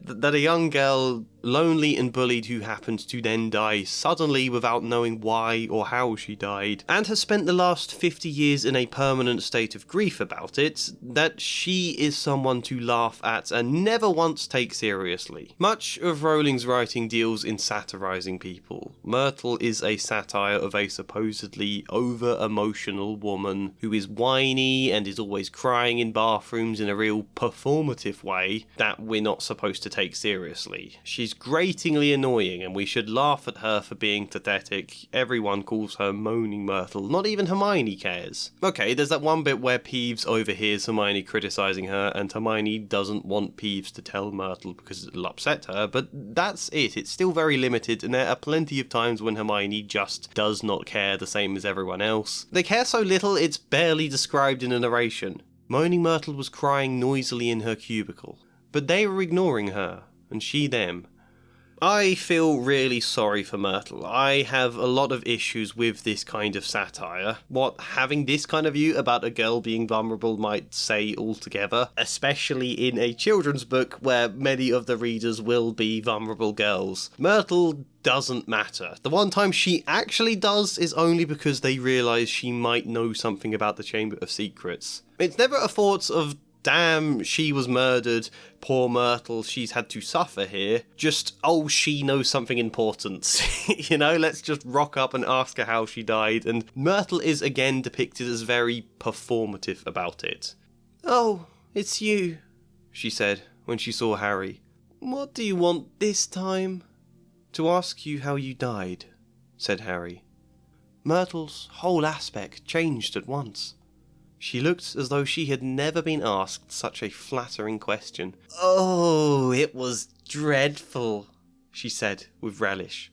It's not just that the characters all laugh at her and call her annoying Moaning Myrtle, it's not even that the narration laughs at her. Because, you know, plenty of characters get laughed at in all sorts of stories, and yet there are also still people you can care about on a deeper level. Because those are characters that still get some moments of connection, some bits of humanity. But this book doesn't give Myrtle anything like that. It is totally devoid of any empathy for her. The narration itself wants you to not care and never once strays away from that. And I just find it so damning, so weird. How do you never once write any shred of empathy for your own characters?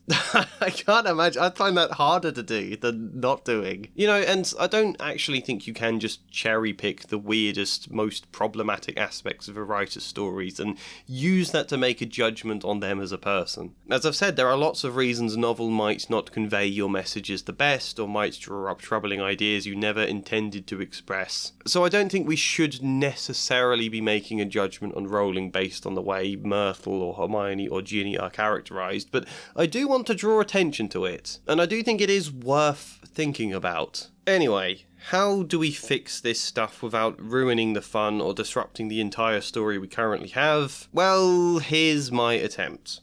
Myrtle's first mention comes at the Death Day party for all the ghosts. Sir Nick invites Harry, Ron and Hermione to attend. Here is Rowling's version of that scene. Oh no, said Hermione, stopping abruptly. Turn back, I don't want to talk to Moaning Myrtle. Who?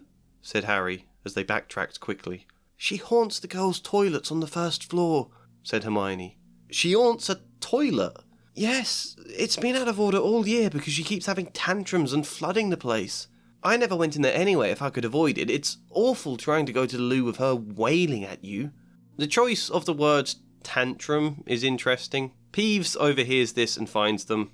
Heard you talking about poor Myrtle, said Peeves, his eyes dancing. Rude you was about poor Myrtle. He took a deep breath and bellowed, Oi, Myrtle! Oh no, Peeves, don't tell her what I said, she'll be really upset, Hermione whispered frantically. I didn't mean it, I don't mind her. Hello, Myrtle? The squat ghost of a girl had glided over. She had the glummest face Harry had ever seen, half hidden behind lank hair and thick, pearly spectacles. What? She said, sulkily. How are you, Myrtle? Said Hermione, in a falsely bright voice. It's nice to see you out of the toilet, Myrtle sniffed. Miss Granger was talking about you, said Peeves slyly in Myrtle's ear. Just saying how nice you look tonight, said Hermione, glaring at Peeves. Myrtle eyed Hermione suspiciously. "You're making fun of me," she said, silver tears welling rapidly in her small, see-through eyes. "No, honestly, didn't I just say how nice Myrtle's looking?" said Hermione, nudging Harry and Ron painfully in the ribs. "Oh yeah, she did." "Don't lie to me," Myrtle gasped, tears now flooding down her face, while Peeves chuckled happily over her shoulder. "Do you think I don't know what people call me behind my back? Fat Myrtle, ugly Myrtle, miserable, moaning, moping Myrtle." "You've missed out, Spotty," Peeves hissed in her ear. Myrtle burst into anguished sobs and fled from the dungeon. Peeves shot after her, pelting her with mouldy peanuts, yelling, "Spotty! Spotty!"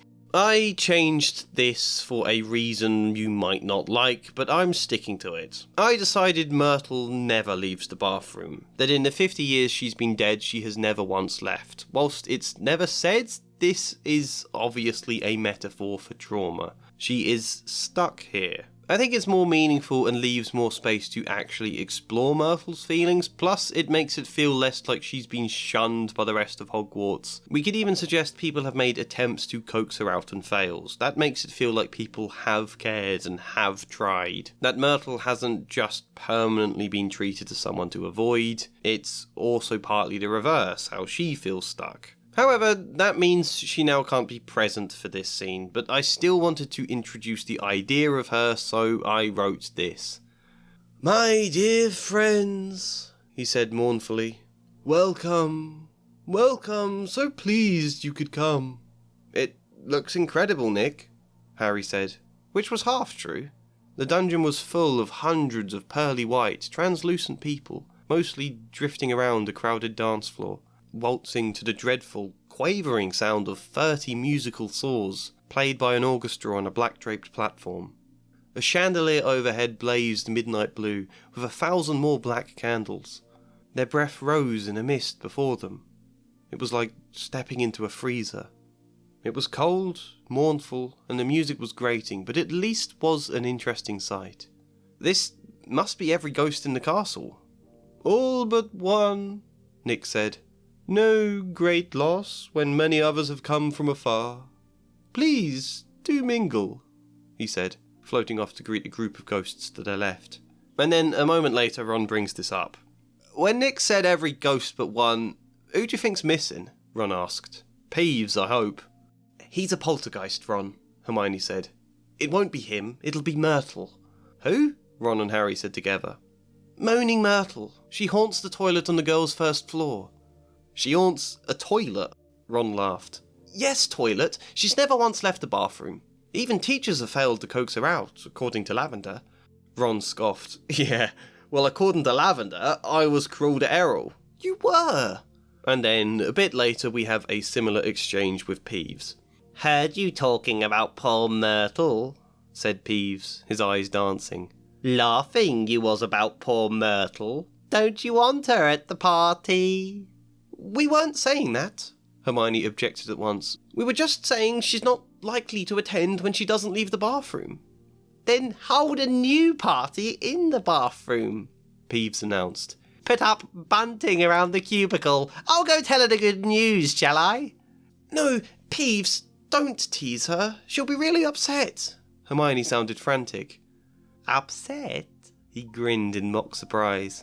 "Only if you don't show. Oh, she'll cry. Poor miserable, moping, moaning Myrtle. She'll cry and flood the bathroom, she will." He whizzed off out of the dungeon, pretending to cry before bursting into a loud cackle that echoed in his wake. Nick watched him go, then floated towards the three of them. "Whatever mischief he's planning to cause, at least he's likely to do it elsewhere now."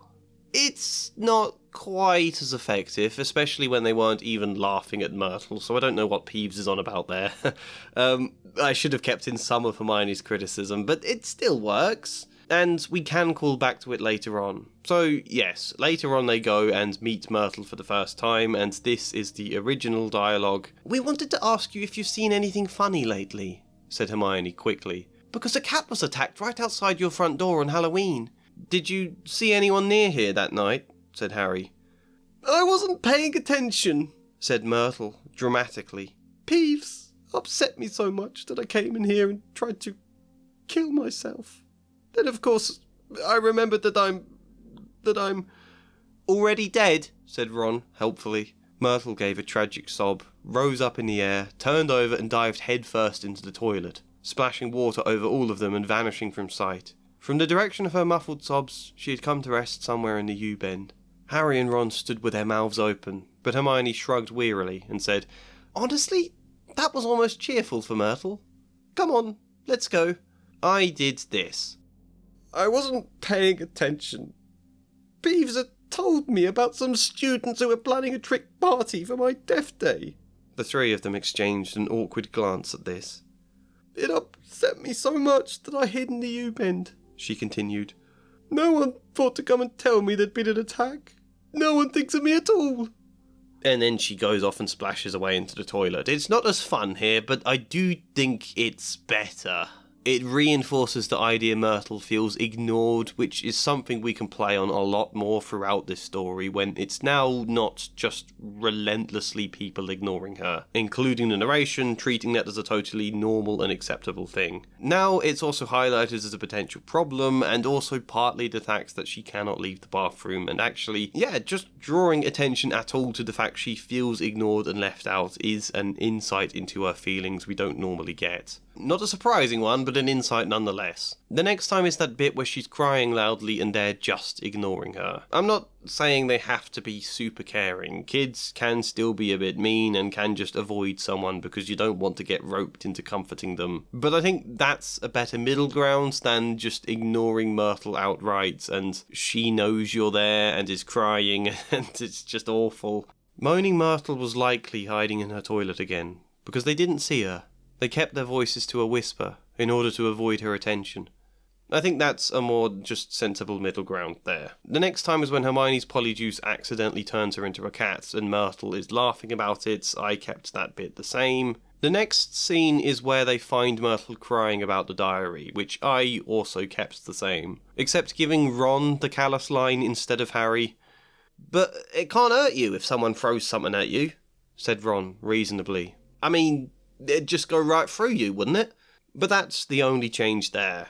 I gave the more callous line to Ron, so my more empathetic Harry doesn't seem quite so callous. But even then, my more empathetic version of Harry is still not particularly empathetic to Myrtle at the moment. Emphasis on at the moment. Because what I did then was write an entirely new scene. Hermione has been petrified. Harry and Ron have been given the cryptic advice of help will always be found at Hogwarts by those who ask for it, as well as the other cryptic advice to follow the spiders. They don't know what the first one means, and they can't find any spiders in relation to the second. Which is different in a movie. I think they go to the spiders straight after the cabin, but in the books it's like several weeks later. They have to find the spiders before they can follow them first. And yeah, they keep looking for them wherever they go, but have so far failed. That's all already in the book. And they sort of don't get anywhere with the mystery. They end up just mostly focusing on other things like their upcoming exams until later on they happen to spot the spiders. But I think instead of just kind of forgetting about the mystery to focus on other things in that meantime while they haven't found any spiders, there are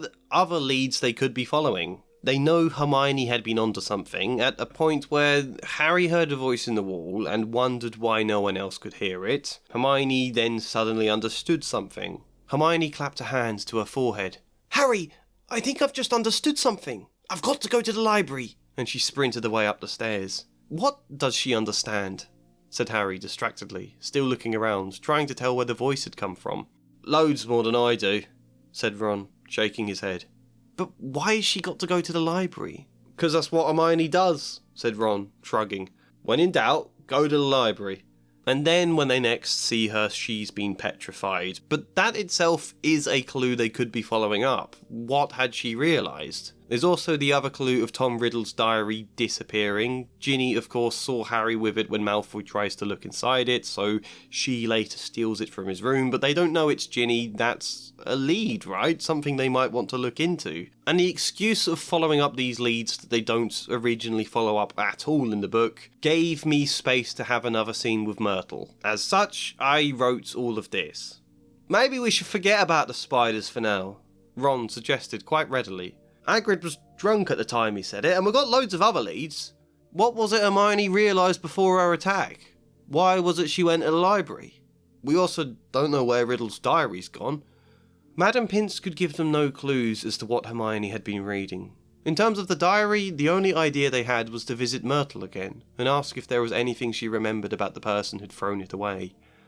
"Nothing! I've told you this already!" she wailed. "Was there anything you heard? Anything about their footsteps?" Harry pressed, but she wailed even louder. "Why must you torment me with this? Don't you care I'm crying?" "Well, yeah," Ron said bluntly, "but no offence. You're always crying, and always so dramatic about it. Hermione's been attacked, and..." He didn't get any further. Myrtle had drawn herself up high in the air and let out a deafening scream of anguish. "If I'm dramatic, it's because nobody listens!" she shrieked. "All these years! You'd be crying too! You'd be miserable, moping, moaning. It's the only way anybody hears, and even then they just laugh. Everything is torment." She let out another shriek. Before either of them could stop her, she had plunged herself deep into the toilet and disappeared out of earshot. "I did say no offence," Ron remarked, largely to himself, as Myrtle's words had made Harry think of Ginny. In one sharp jolt, he understood exactly how she felt. Whatever anger he'd been harbouring towards her peeled away into an aching guilt. Ginny had been braving a new school at a dangerous time. Her only real friend in Colin had been petrified. Ginny had been alone and desperate for someone to listen. She had been crying. How had he not cared?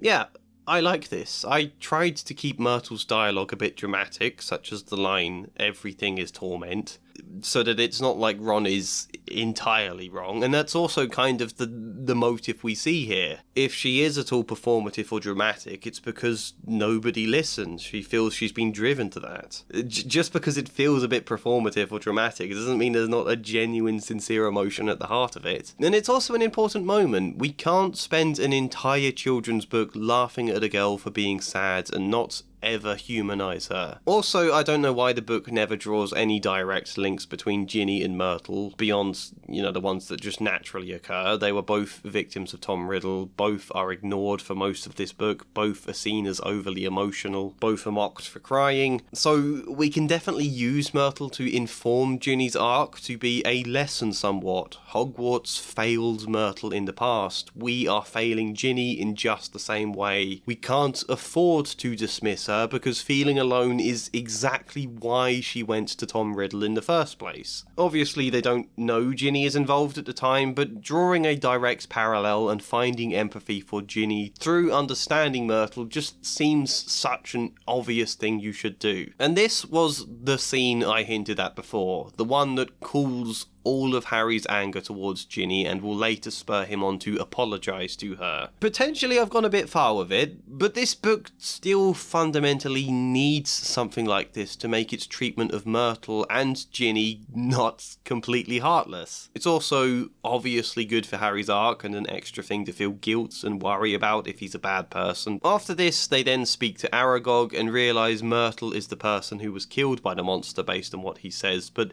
talking to her now is more difficult again because of the increased security. They can't easily slip away from the escorts that are supposed to shepherd them between each classes so that they can visit the girls' bathroom, Also, the mandrakes are almost ready. They're not entirely sure it's worth trying to visit Myrtle, because soon everyone's going to be unpetrified and they'll be able to explain who did it or whatever, but they do decide it's worth trying to visit Myrtle if a good opportunity arises. But then they find out Ginny has been taken. A Eventually they then get to Myrtle with Lockhart alongside them, and I made Myrtle's reveal less performative than the original. More like she's recounting something traumatic. Well, here's all of Rowling's version first.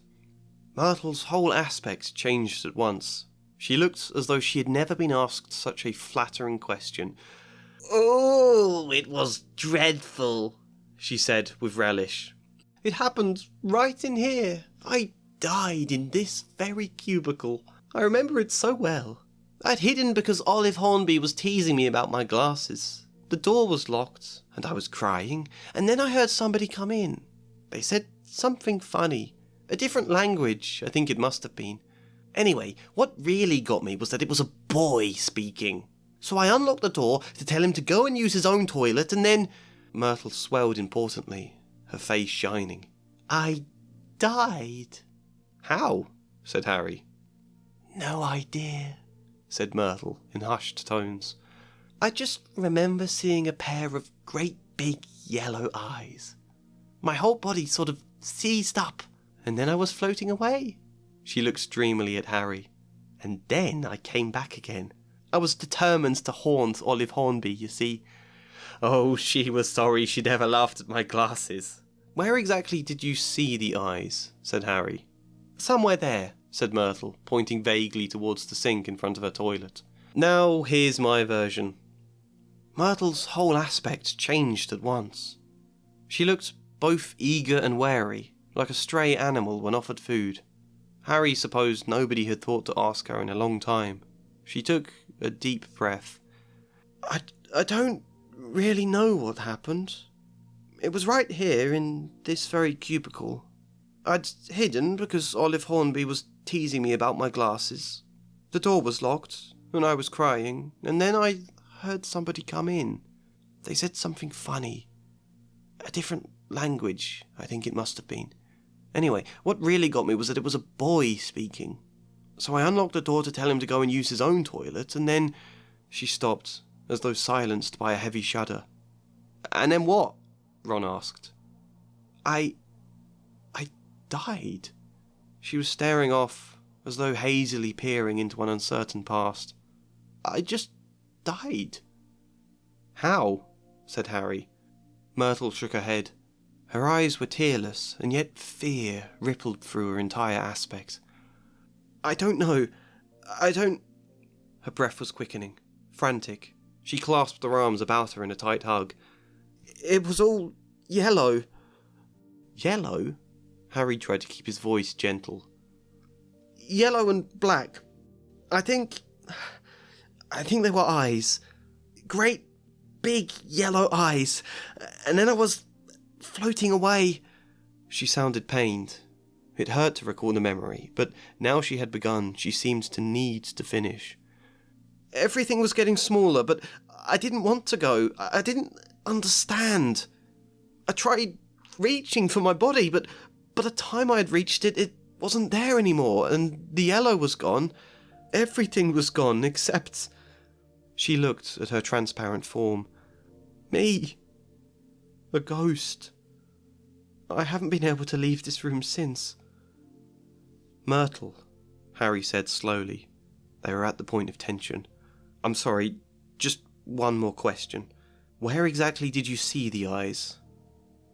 I like this more. I think there's a lot more to it. We actually feel fear from Myrtle and confusion and sadness, and there is something really tragic in the image of floating away and the room where your body is getting smaller and smaller and then fighting to get back to it until when you reach it, the body isn't there anymore and time has moved on God knows how much, and now you're trapped in there forever as a ghost. I think if there was more space to expand that idea, or else make a short story about a ghost in that situation, it could be really cool. It does blow apart the world building for ghosts that currently exists in Harry Potter lore, but I prefer this anyway. And also this is just Myrtle's experience, others might be different. Yeah, I like this a lot. It needs a few tweaks, but I really, really like this. I think what's so important about it as well is that it's so genuine from Myrtle. This is an experience of someone genuinely listening to her open up something vulnerable, and I'm really glad there was a way to include this in the story. In my version, Harry also says this to her right before they jump down the pipe. "We're going down. If we don't come back... He felt a shiver run up his spine at the words. Tell everyone what happened. You know, I do find it just a bit strange in the original that the basilisk killed Myrtle 50 years ago. She doesn't know it was a basilisk. She doesn't know who the boy was. None of it makes any sense to her. Harry, at this point, however, does know it was a basilisk, and he's planning to fight it, and he doesn't think to mention that to Myrtle. Again, her feelings don't matter. They're only talking to her for what they can find out, you know? Okay, I do kind of get that here because they've got a big task ahead. Time is of the essence. Ginny could be dying. But when they come back up again, here is the dialogue in Rowling's version when they get back. All four of them were hitting the wet floor of Moaning Myrtle's bathroom. And as Lockhart straightened his hat, the sink that hid the pipe was sliding back into place. Myrtle goggled at them. "You're alive," she said blankly to Harry. "There's no need to sound so disappointed," he said grimly, wiping flecks of blood and slime from his glasses. "Oh, well, I'd just been thinking. If you had died, you'd have been welcome to share my toilet," said Myrtle, blushing silver.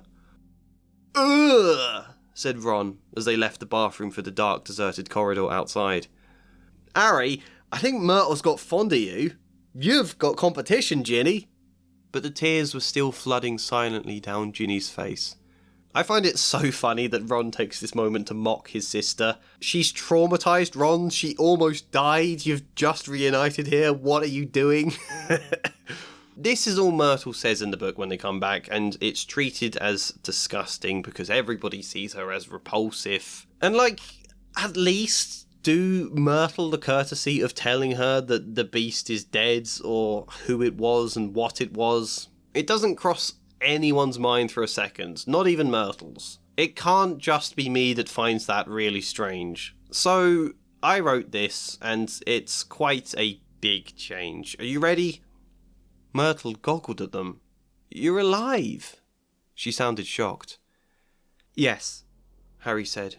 He wasn't sure how to explain it to Myrtle. For a moment he awkwardly wiped flecks of blood and slime off his glasses, then decided to speak as plainly as he could. "I saw it, Myrtle. What killed you? It was a basilisk. Anyone who makes eye contact with it dies. Tom Riddle set it loose 50 years ago. I saw it and I killed it. It's gone." Gone? Myrtle struggled for a moment to take it in. "Gone?" Harry nodded. "It's over." The two simple words had such a profound effect. Myrtle began to cry. Harry had seen her cry many times, but this was different. It was quiet, soft. At first, just a small trickle of ghostly tears. Then something built in her throat, and she tried to wrestle against it for a moment, until the sob broke free from her mouth. Then another, and then she was pouring out a pain too deep and unconquerable for any noise to emit. Ginny was crying too. And then, as Ginny's sobs picked up, Myrtle found her voice again. "Oh, these years," she managed to say. She repeated the phrase between half-swallowed whimpers. Oh, these years. Oh, these years." It was clear then something was happening to Myrtle. With every tear she shed, something of her form seemed to spill away. The definition of her face, the outline of her body. It was like Riddle in reverse, disappearing, though not into nothingness. The tears were a beautiful silvery sheen. The more she shed, the brighter they became, until Myrtle altogether was a shining silver light that caught the moonbeams through the window of the bathroom. In a sudden, radiant flash, she was gone. At peace, Harry supposed. He wasn't sure how ghosts came to be, nor why they left, but something of those tears had helped Myrtle.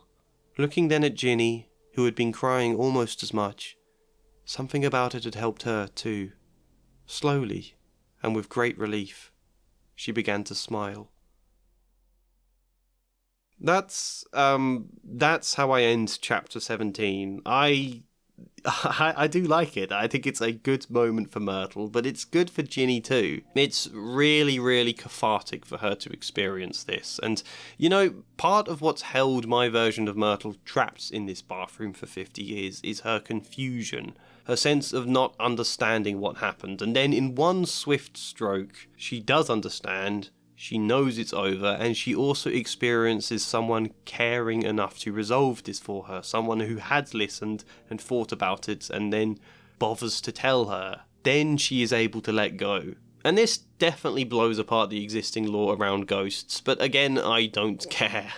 I think we can change the conversation Harry has with Nick in Book 5. I also don't care Myrtle will no longer be around for a very predatory scene in Book 4 when she to spy on a naked Harry. I'm quite fine with changing that scene. The more difficult one is Book 6 when she forms a friendship with Draco. I think I have a good idea for what can be done there instead, but we will have to see when we get to it. We're still on Book 2 right now. I do like this scene a lot. I think it adds an extra bit of something sweet and touching and moving to the book that's not currently there. It's great resolution for Myrtle, it's great resolution for Ginny. We're just told she's perfectly happy again in the original version, but now there's something that actually helps her begin to smile, and I think that's really important. Again, it links both those characters and the theme they're exploring. Yeah, it's a little bit sugary, I think, overly poetic, that she turns into a silver light that catches with the moonbeams through the window of the bathroom. That's a bit too perfect and kind of slightly anime in a way, but I don't care. I still like it. We can indulge in a bit like that. I think we've earned it. You can hopefully see why I wanted to wait before I showed you this scene, though. It is a controversial change, and it's not just that it changes the lore around why ghosts are dead, but it also changes the meaning of what they are. The original idea that they are cursed to live forever because of their fear of death is an interesting, meaningful concept, and what I'm doing is a little bit more cliche, I suppose, a little bit more of a trope, but I think we can still do it in an interesting way that makes it unique. Now let's talk about Lockhart. Awfully sorry, boys,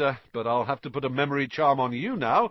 So, Lockhart has cropped up a lot in other sections. Also, there's not a great deal about him that I actually changed. I made him Hogwarts Guardian, which is admittedly a little confusing when McGonagall is acting headmistress at the time, and she's unlikely to agree to that. My rationale was, as acting headmistress instead of an actual one, her powers aren't quite the same, and the Board of Governors were already sort of on Diggory's side. I think all of that is kind of implied without us ever needing to explain it. Plus, it makes sense something would happen. They removed Dumbledore. Fudge asked in that scene if Dumbledore couldn't stop it, who could? And Lucius says that it remains to be seen, but it permanently remains to be seen because there's no attempt of anyone to do anything. Remove Dumbledore and do nothing else at all? Really? Again, this change was more about a chance to show Diggory clearly getting something wrong and there being consequences. Voting to suspend Dumbledore in place of upping Lockhart is a mistake. But this is besides the point. The point was that even as Hogwarts Guardian, it doesn't really change anything. We get a few different descriptions, we get a little bit of fun of him poking about for clues, but that's about it. That's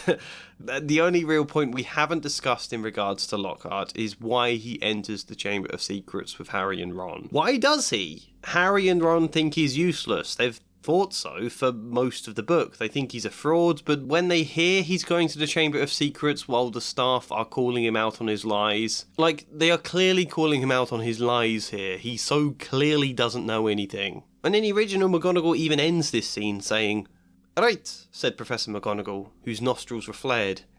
"That's got him out from under our feet." You know, it's so clear Lockhart is not going to the Chamber of Secrets, that they're not expecting him to go to the Chamber of Secrets, they're just trying to get rid of him. So it's hard to imagine, having heard all of this, why Harry and Ron genuinely think he's going to enter the Chamber of Secrets and they think they should go and offer him what they know. Why not tell McGonagall what they know, if anyone? And even then, they find Lockhart and he tells them he's a total fraud, he can't do any of it, he's clearly going to be no help, but they force him to come along with them. Lockhart will literally be more of a hindrance than a help. It makes no sense. And I set out a theory on my last video for what I could do, but admitted it wasn't perfect. As a result, loads of you in the comments suggested way better ideas than my plan, way better explanations that I was tempted to use instead. However, this has never truly been about fixing plot holes. I don't think that's what really improves a book. It can help, obviously, but it's not substance. Just providing an explanation on its own doesn't really matter unless unless you're also adding substance and meaning and story through that fix. So I ended up sticking with my original idea because whilst it's a worse explanation, which you do have to suspend more disbelief for, it also informs Ron's arc a lot better. Let's remember Ron has been feeling guilty after he lost his temper with his sister, never made it up with her, and then she got taken. That's been weighing really heavily upon him in my version, until out comes his furious determination that we quoted earlier. What are we gonna do, Ron? Fight the basilisk ourselves? Yeah, if it comes to it. That's my sister, Harry. I let her down once already, and I'm not... He dropped his gaze. It was a moment before he spoke again. We can tell Lockhart what we find out. If he's going to try and fight it, he might need the information. Lockhart's useless, we both know that, Harry said bitterly. The person they needed was Dumbledore, only he wasn't there. Twice that year he had asked Harry what he knew. Twice Harry had turned him down. It seemed stupid to think of that now. We speak to Myrtle, then either we go to McGonagall if we can find her, or we fight the thing ourselves. Ron was on his feet. His eyes were ablaze. I'm going, Harry. You don't have to come if you don't want, but I'm not leaving Ginny down there. The little back and forth I added there, I think, helps, because it conveys a real determination from them, and also, again, an awareness that Lockhart isn't much use. So, rather than going to Lockhart's, they are heading to Myrtle. God knows the actual geography of the castle, but we could imagine on the path going from Gryffindor Common Room to Myrtle's bathroom that it might overlap with the path from Lockhart's office to the school exit, which is where Lockhart is going. In my version, they bump into each other on the way. If Ron was right, if there was the faintest chance Ginny was still alive, they would have to be quick. So fast were they running that neither of them saw the tall figure who rounded the corner, running in the opposite direction, and crashed straight into them. Ah, what are you? Ron began, then stopped at the sight. Professor Lockhart? Where are you going? Lockhart had fallen. The large trunk he'd been carrying had burst open, spilling books and clothes all across the floor. He began hastily scrambling them up. Urgent call, I'm afraid, boys. Can't be avoided. You're leaving? Harry could barely believe it. He didn't imagine Lockhart was ever going to fight the basilisk, but to see him actively fleeing the castle. How can you? Ron snapped. What about my sister? Much of the conversation that follows is exactly the same as Rowling's until we get towards the end, where I added this. What are you going to write about all this then? Ron demanded. About my sister? Yes, well, she'll be a tragic loss, I'm sure. I understand you're upset, but really, boys, an 11-year-old girl, an unknown in the world of celebrity, compared to the death of my reputation should the truth emerge, the fans would be heartbroken. No, this sticking point needs dealing with. He pulled out his wand. I'm just adding a touch more to enrage Ron. I want Ron angry. Ron, who's already angry with himself for how he treated Ginny. Lockhart is about to try and wipe their memories here, but Harry casts Expelliarmus on him, and Ron catches the wand and then chucks it out the window. Although, in my version, they're now in a corridor, so there probably aren't any windows. I just have Ron snap it in half instead, kind of paralleling his own wand. Shouldn't have let Professor Snape teach us that one, said Harry, kicking Lockhart's trunk aside. Ron advanced, red-faced and furious. He put his wand to Lockhart's throat, who suddenly looked weedy once more. Don't you dare talk about her like that, Ron threatened. Don't you dare! What do you want me to do? Said Lockhart weakly. I don't know where the Chamber of Secrets is. There's nothing I can do. You're in luck, said Harry. We think we know where it is, and what's inside it. Yeah, Ron snarled. And just because you've been a git, we're going to make you come along. As I say, it's not a great explanation that they would bring him along because Ron's so angry at him trying to weasel his way out of a situation and blame his sister and all of that. It is still flawed, but it does offer us space to show how angry Ron really is. Not actually at Lockhart, I would say, but angry at himself. He turns that into a righteous anger on Lockhart, but I think the idea is clear. After they talk to Myrtle, they open the entrance, and then we get this in my version. The plan had been to find McGonagall and tell her everything they discovered, but now they were here, Harry felt differently. They couldn't waste any time, if Ginny might still be alive. He looked to Ron. who had the same determined expression from before. "Shall we do it?" Harry said. When Ron nodded, he turned to Myrtle. "We're going down. If we don't come back..." He felt a shiver run up his spine at the words. "Tell everyone what happened." "Well, I can tell them," Lockhart said, with a shadow of his old smile. "You hardly seem to need me down there, so I'll just..." He put his hand on the doorknob, but Harry and Ron pointed their wands at him. "You can go first," Harry said. White-faced and wandless, Lockhart approached the opening. "Boys," he said, his voice feeble. "Boys, what good will it do?" "You can tell Ginny you're sorry for insulting her," Ron spat, and gave him a push. Yeah, that's about it for him. As I said, it's still a weak explanation, but I like how it informs Ron. Unlike Myrtle, this section was actually fairly quick-fire, at least by the standards of this video. Who's next? Goyle's turned the khaki colour of a bogey. Crabbe's a dark, murky brown. Every time I make one of these videos, I dread when it comes to Crabbe and Goyle, because I know I am going to be disappointed. I know there's never going to be the space I want to throw them into actual dialogue. Why is it I can find so much space to add in Diggory into all sorts of scenes, and yet never these two? Well, it's because Diggory is a different kind of character who genuinely has something to add to scenes. He brings a new dynamic, he's a different mood to the other characters, he can add a bit of world building and fulfills an actual function in the school. Diggory bounces off Lockhart very well, he bounces off Dumbledore very well. Crabbe and Goyle, though, don't have any real purpose to speak. All they'd be doing is the same thing Malfoy is already doing in those scenes, which is to sneer at Harry, Ron and Hermione. And when Malfoy is already doing that just fine, why stretch the dialogue out further just for them to say something similar? The only way I can really add them in is if they bring something different, and there's not often places for that because Malfoy's conversations are often intense showdowns. Crabbe and Goyle can't add to the tension, so they can only puncture it for humour, and that's rarely ideal in these moments. Sometimes it works a bit, like that dumb line I do like from before.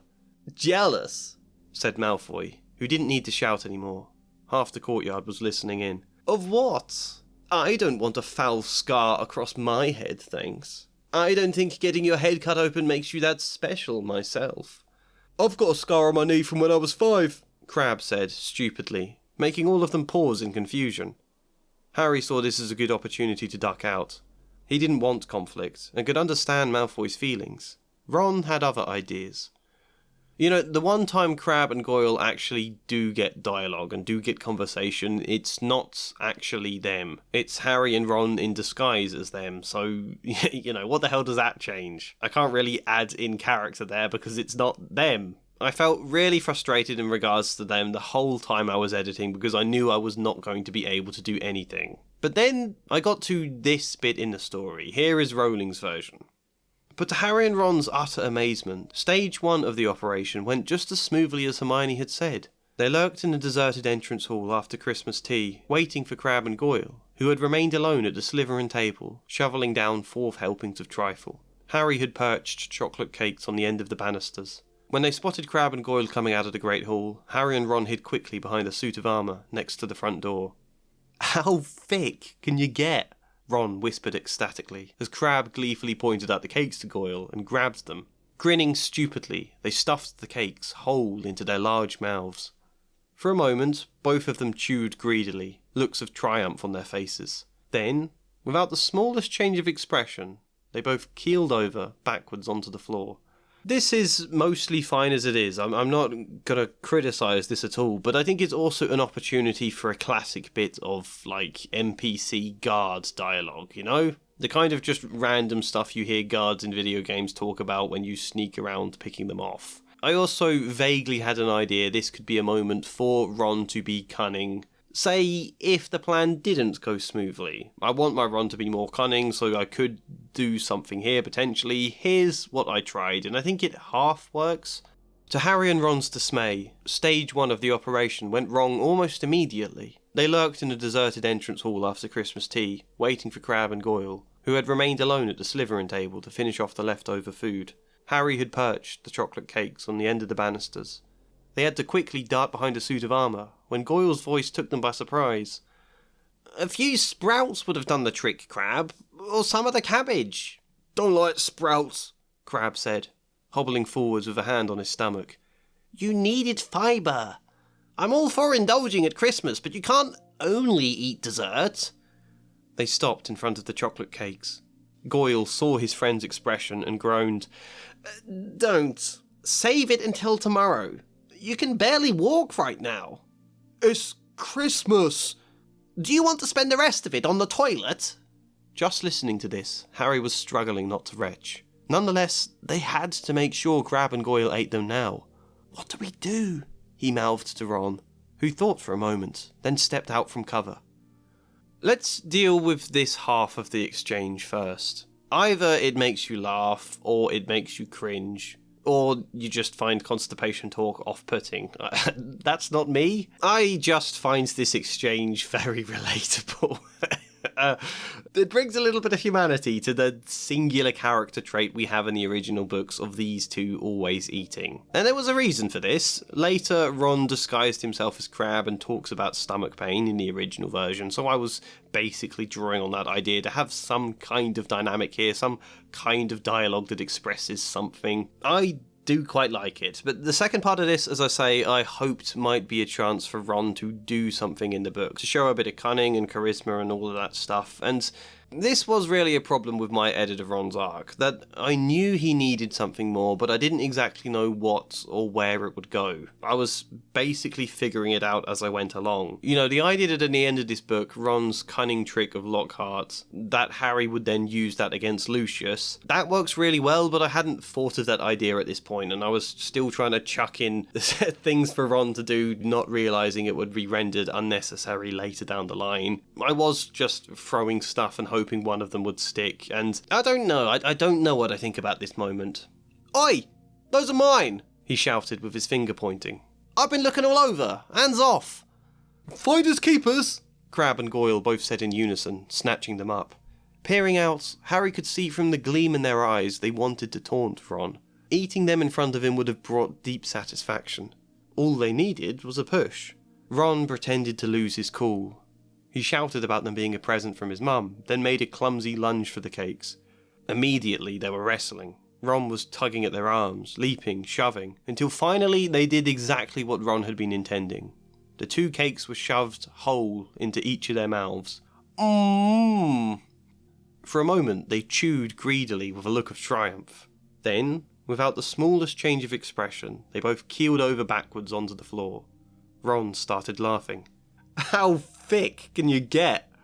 It's a typical school kid kind of dynamic, that you stop someone from being able to steal your food by shoving it into your mouth. And it's kind of fun. It's, again, about adding anything to Crabbe and Goyle, anything at all that isn't the total void of dialogue. So in that sense, I think this works. My main concern, however, is the rhythm of drawing this moment out. I think in the context of the rest of this chapter, it does flow better when this part of the plan goes simply and smoothly, and that it's later into their plan when they start encountering issues. Having this bit also be a problem that they have to work around, I think bogs down the flow of the chapter. Anyway, I was torn on the descriptions that followed, because I think my idea in book one was to visually make Crabbe and Goyle distinct. So Crabbe remained basically the same, but I gave Goyle glasses in book one and made him thin and lanky. So I figured I should probably tweak every moment where the narrator describes how much bigger and wider Goyle is when Harry changes, but I was tight on time. So I mostly just highlighted things I should change but never did. I cannot stress how quickly I wrote this draft. The other thing I did in book one was make Goyle more intelligent. I wanted Goyle to vaguely mirror Hermione, where Crabbe vaguely mirrors Ron. I drew points of similarity between Crabbe and Ron in book one, and this time I liked the idea of Goyle being the kind of person to correct Malfoy and be a bit pedantic. I think I did that in book one as well, but again, it's very subtle here because I don't want to be clogging up the scene. As a result, I gave the line that originally was Ron's here to Harry/Goyle instead.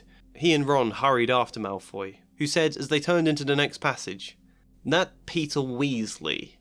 "Percy," Harry corrected him automatically.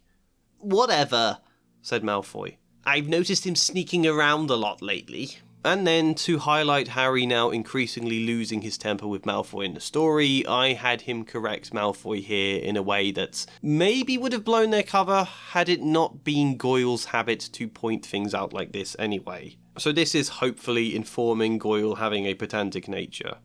"Saint Potter," said Malfoy, slowly. "He's another one with no proper wizard feeling, or he wouldn't go around with that jumped-up Granger mudblood. She's not half as clever as she acts." "She did better than you in the exams last year," Harry said, temper rising. He had tried to be understanding towards Malfoy, but it wasn't worth it. Malfoy leant forwards, eyes narrowing. Ron was staring on in shock. It was only then Harry realised what he'd said. "Yes," Malfoy's response was curt. "Yes, I know that, Goyle. She did better than all of us." He leant back in his chair again, and Harry breathed a sigh of relief. "We've been over this. The teachers favour Potter and his motley crew. As if people think he's Slytherin's heir. But yeah, I also drew on the stomachache thing when we get there. Ron's, or rather Crabbe's face, was contorted with fury. "What's up with you, Crabbe?" snapped Malfoy. "Stomachache," Ron grunted. "We'll go up to the hospital wing and give all those mudbloods a kick for me," said Malfoy, snickering. "You know, I'm surprised the Daily Prophet hasn't reported all these attacks yet." To make that consistent with the fact Crabbe had previously been complaining about stomach pain, I made Malfoy's response a lot simpler. "What's up with you, Crabbe?" snapped Malfoy. "Stomachache," Ron grunted. "Still," said Malfoy, snickering. "You know, I'm surprised the Daily Prophet hasn't reported all these attacks yet."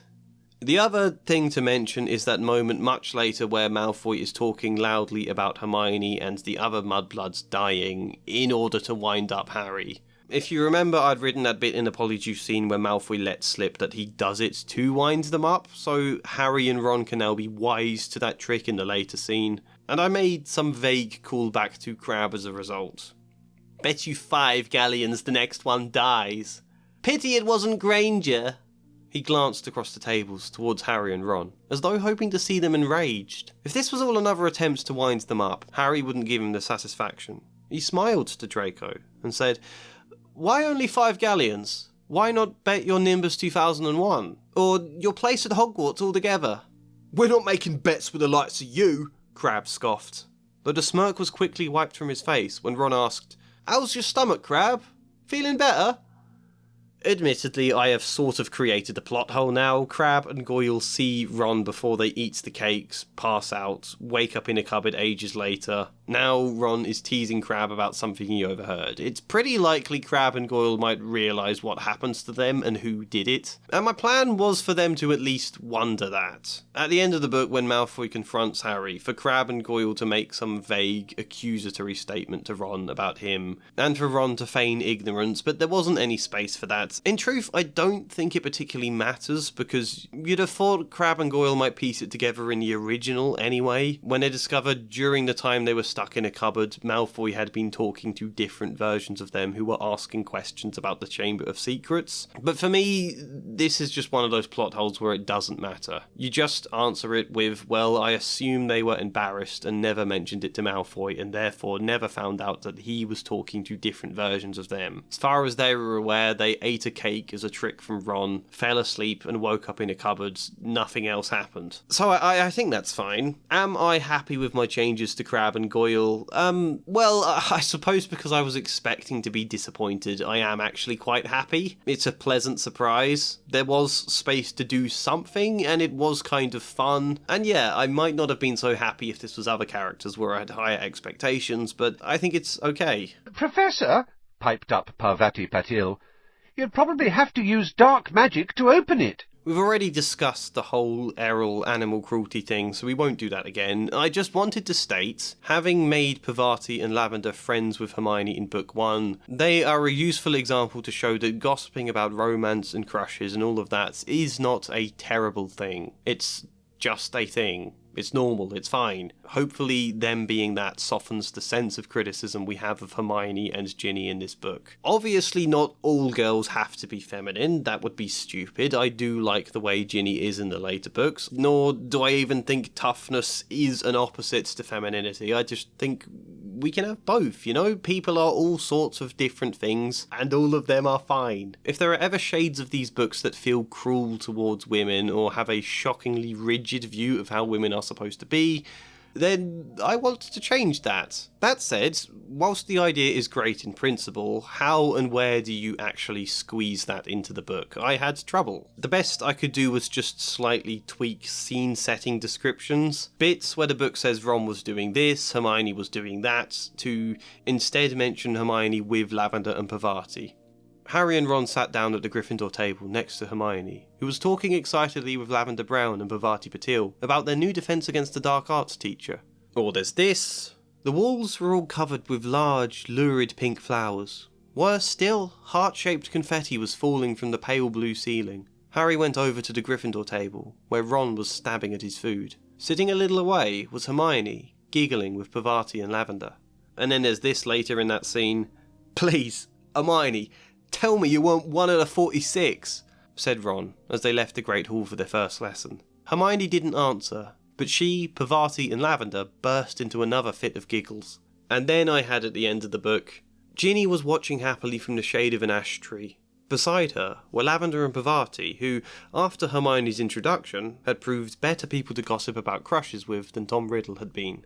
The last example is a bit blunt. I don't think I need to spell it out completely there, but I do like the idea. I'm disappointed I didn't find a scene where they could actually have dialogue talking about crushes. I was hoping somewhere good would come for that, but I didn't find anywhere. I didn't want to bloat it by forcing one in. I think this is okay. Who's next? Dean Thomas, who had been sitting with his mouth hanging open, gazing out of the window, jerked out of his trance. My quest continues to make Dean Thomas an ambassador for Muggle culture. That's kind of a joke. But I think it's a glaring hole in the Harry Potter stories that a lot of these students are Muggle-born, and yet there's next to no Muggle culture present at all at Hogwarts. The only real thing is Dean occasionally making some tiny mention of football and West Ham, but that's it. The whole point of these books, that should have been the thematic climax to the entire series, is the idea of different cultures coming together in the face of horror. That's what Book 4 was supposed to be about directly. These free schools uniting, it's what the Battle of Hogwarts could have represented, and I think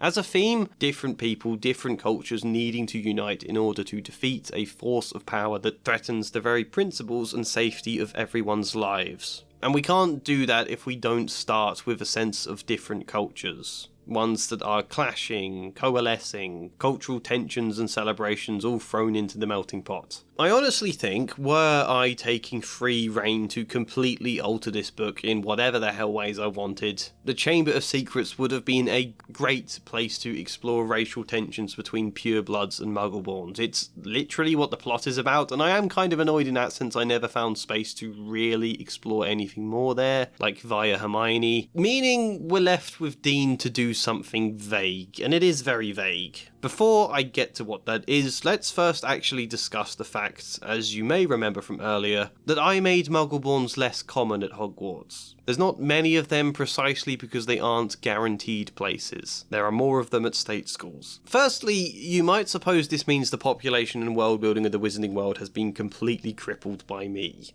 Like, statistically, if state schools are full of Muggleborns and there's like 16 other schools, surely that means the vast majority of the population are now Muggleborns. Surely there's tons of them. How do you account for the Muggle world having so much influence? They are clearly not a minority in that example. So it's worth pointing out that's not exactly my plan. Firstly, Hogwarts is a giant castle. I broke down the maths for the number of students there are in a previous video, and it's weirdly not that many. If you think about the literal handful of Gryffindor students we know in Harry's year, and even then not all of them make up one class, they are always paired with another class, so they have potions with Slytherin and herbology with the Hufflepuffs. That's then a tiny amount of students. That's like 15 Gryffindors in Harry's year at most. No, I think a giant castle should feel bigger than that. But at the same time, it's hard to convey it without disrupting the story. The idea, vaguely in my mind, is that we just find a spot in one of the books to mention that there is more than one Gryffindor class per year. Presumably some other cast of characters we can point to at some point, and maybe I'll invent a few of them at some point, who knows. There is more than one Gryffindor class. The reason they share classes with Slytherins and Hufflepuffs is not because their numbers are so few, but because it was one of Dumbledore's policies to try and encourage different houses to mix. I think if we do that and vaguely hint somewhere that there's loads more students, that would be enough in this example. I don't think anyone would think any more about this. And then suddenly it seems like there are a lot of these mostly pureblood and half-blood kids that all go to this giant castle. But even after that,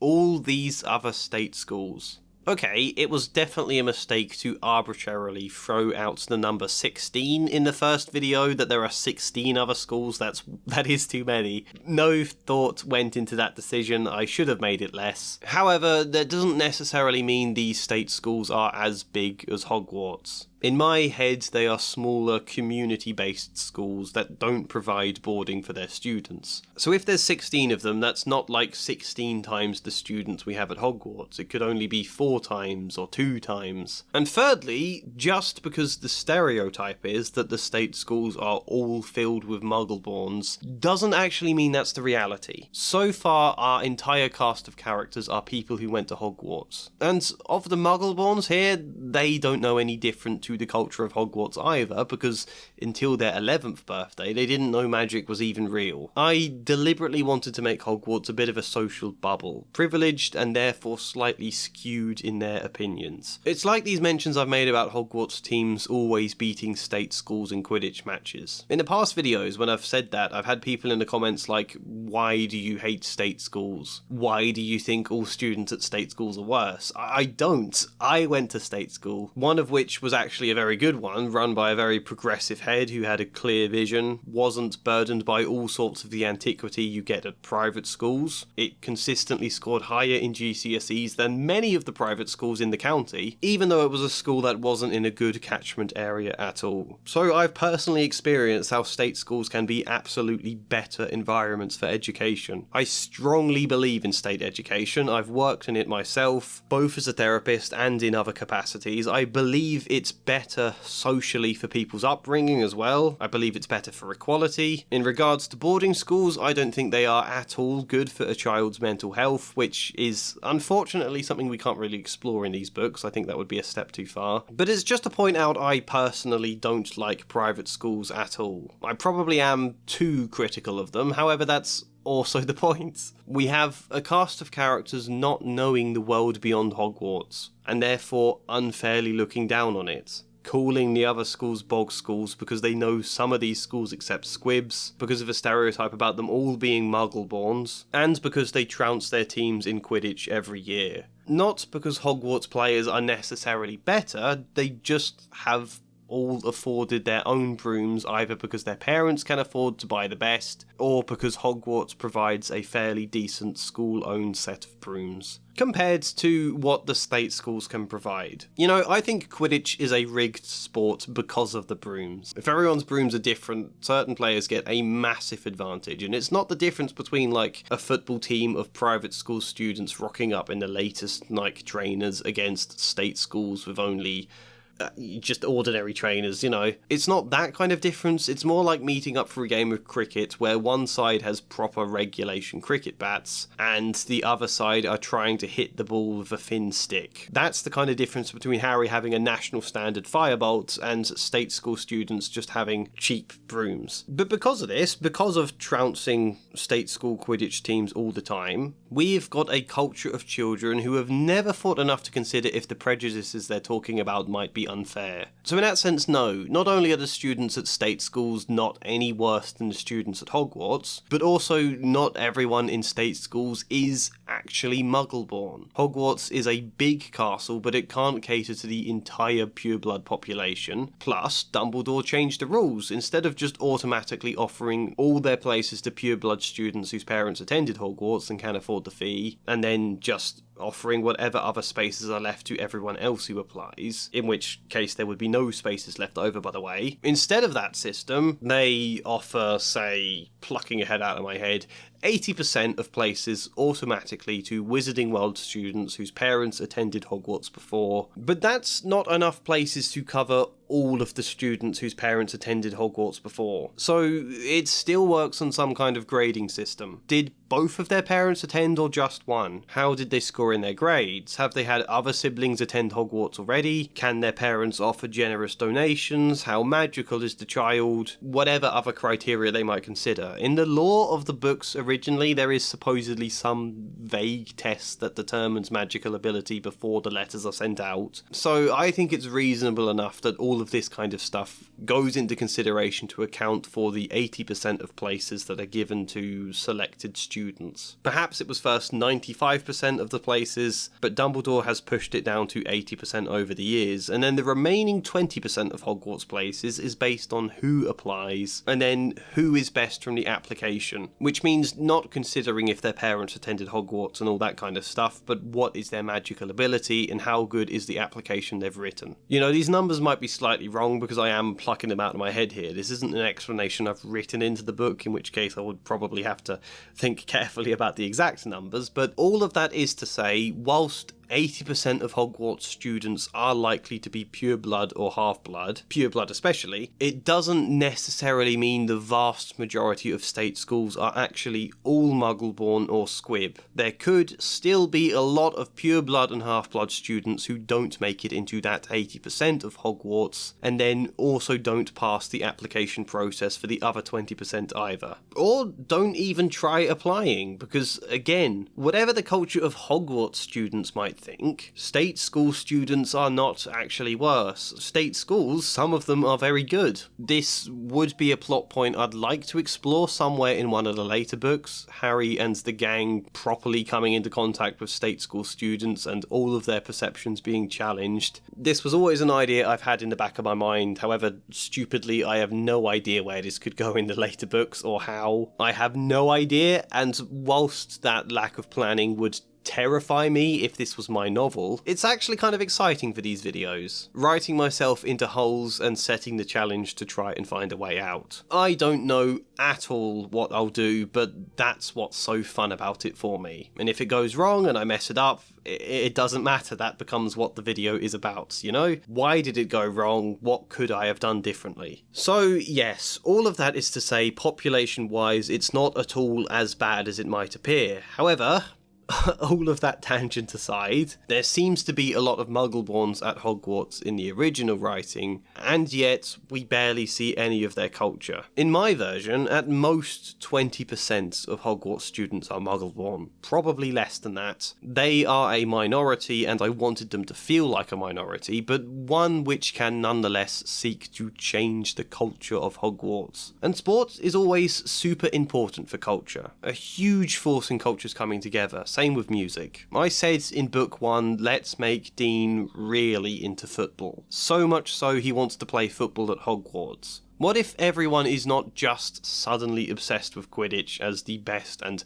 only sport in existence ever? Why aren't there other wizard sports? I don't know. Why aren't there Muggle-born students trying to bring their own culture to Hogwarts? Yeah, why not?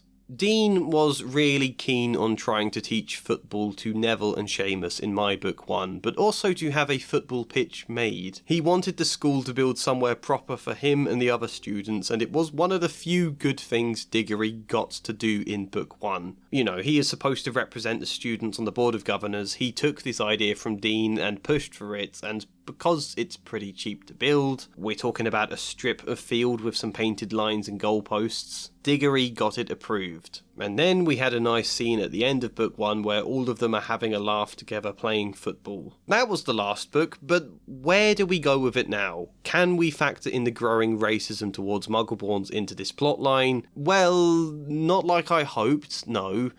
Let's go through it in order. The first mention comes at the start of chapter 8, where there is a general description about it being rainy weather. People are getting colds, the lake rises, flower beds are turning to muddy streams, all of this. I added in a bit here. Raindrops the size of bullets thundered on the castle windows for days on end. It left Dean Thomas to shelter in the common room, moaning about all the free time he could be spending on his newly built football pitch. "You won't use it that much anyway," Seamus told him. "I mean, who are you going to play muggle ball with? Neville and I don't mind a kick about now and then, but that's 3 people. "Football," Dean corrected. "Why does everyone keep calling it muggle ball?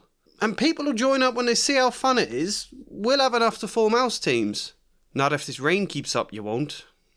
It makes sense to me they'd call it Muggle Ball. It's a Muggle sport without magic involved, therefore it's Muggle Ball. This was kind of the general, I guess you can say, running joke, general idea I had for this book, Dean trying to make a Muggle sport be taken seriously, but eventually having to settle for a slightly different version that incorporates wizard culture too. The next mention comes after Colin is attacked. The news that Colin Creevey had been attacked, and was now lying as though dead in the hospital wing, had spread through the entire school by Monday morning. The air was suddenly thick with rumour and suspicion. It had dented Dean Thomas's hopes of recruiting players to the sport everybody was still calling Muggle Ball, for fear joining up might make them targets for the heir of Slytherin. The first years were now moving round the castle in tight-knit groups. Ginny took to following Harry, Ron and Hermione so intently that it was starting to grate on Ron. This was an idea I liked and honestly wanted to use more than I did. People being afraid to associate with anything Muggle for fear of being attacked. I think that could have been a really interesting plot point with Dean then refusing to give up out of rebellion against the racism as much as anything else. Moments of Malfoy teasing him, but I just didn't find the space. I can't sabotage the flow of the story to chuck in something like this when it's not even integral to the plot, you know? It could be interesting thematically. It does open up space to explore Muggle-born and pure-blood differences, so it is disappointing to me that I couldn't do more, but I don't think that makes the changes we have made bad. Later on after the dueling club, we get a moment where Harry is in a state about the fact Justin thought he was egging the snake on. Here is the original scene first. Harry fretted about this next to the fire in the Gryffindor common room, while Ron and Hermione used their lesson off to play a game of wizard's chess. "For heaven's sake, Harry!" said Hermione, exasperated as one of Ron's bishops wrestled her knight off its horse and dragged him off the board. "Go and find Justin if it's so important to you." So Harry got up and left through the portrait hole, wondering where Justin might be.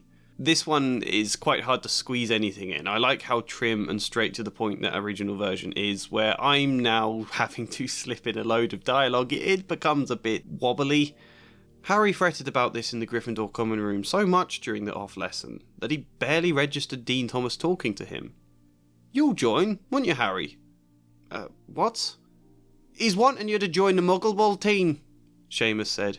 "The numbers are dwindling." "Football," Dean corrected angrily. "Now you're just calling it that to wind me up."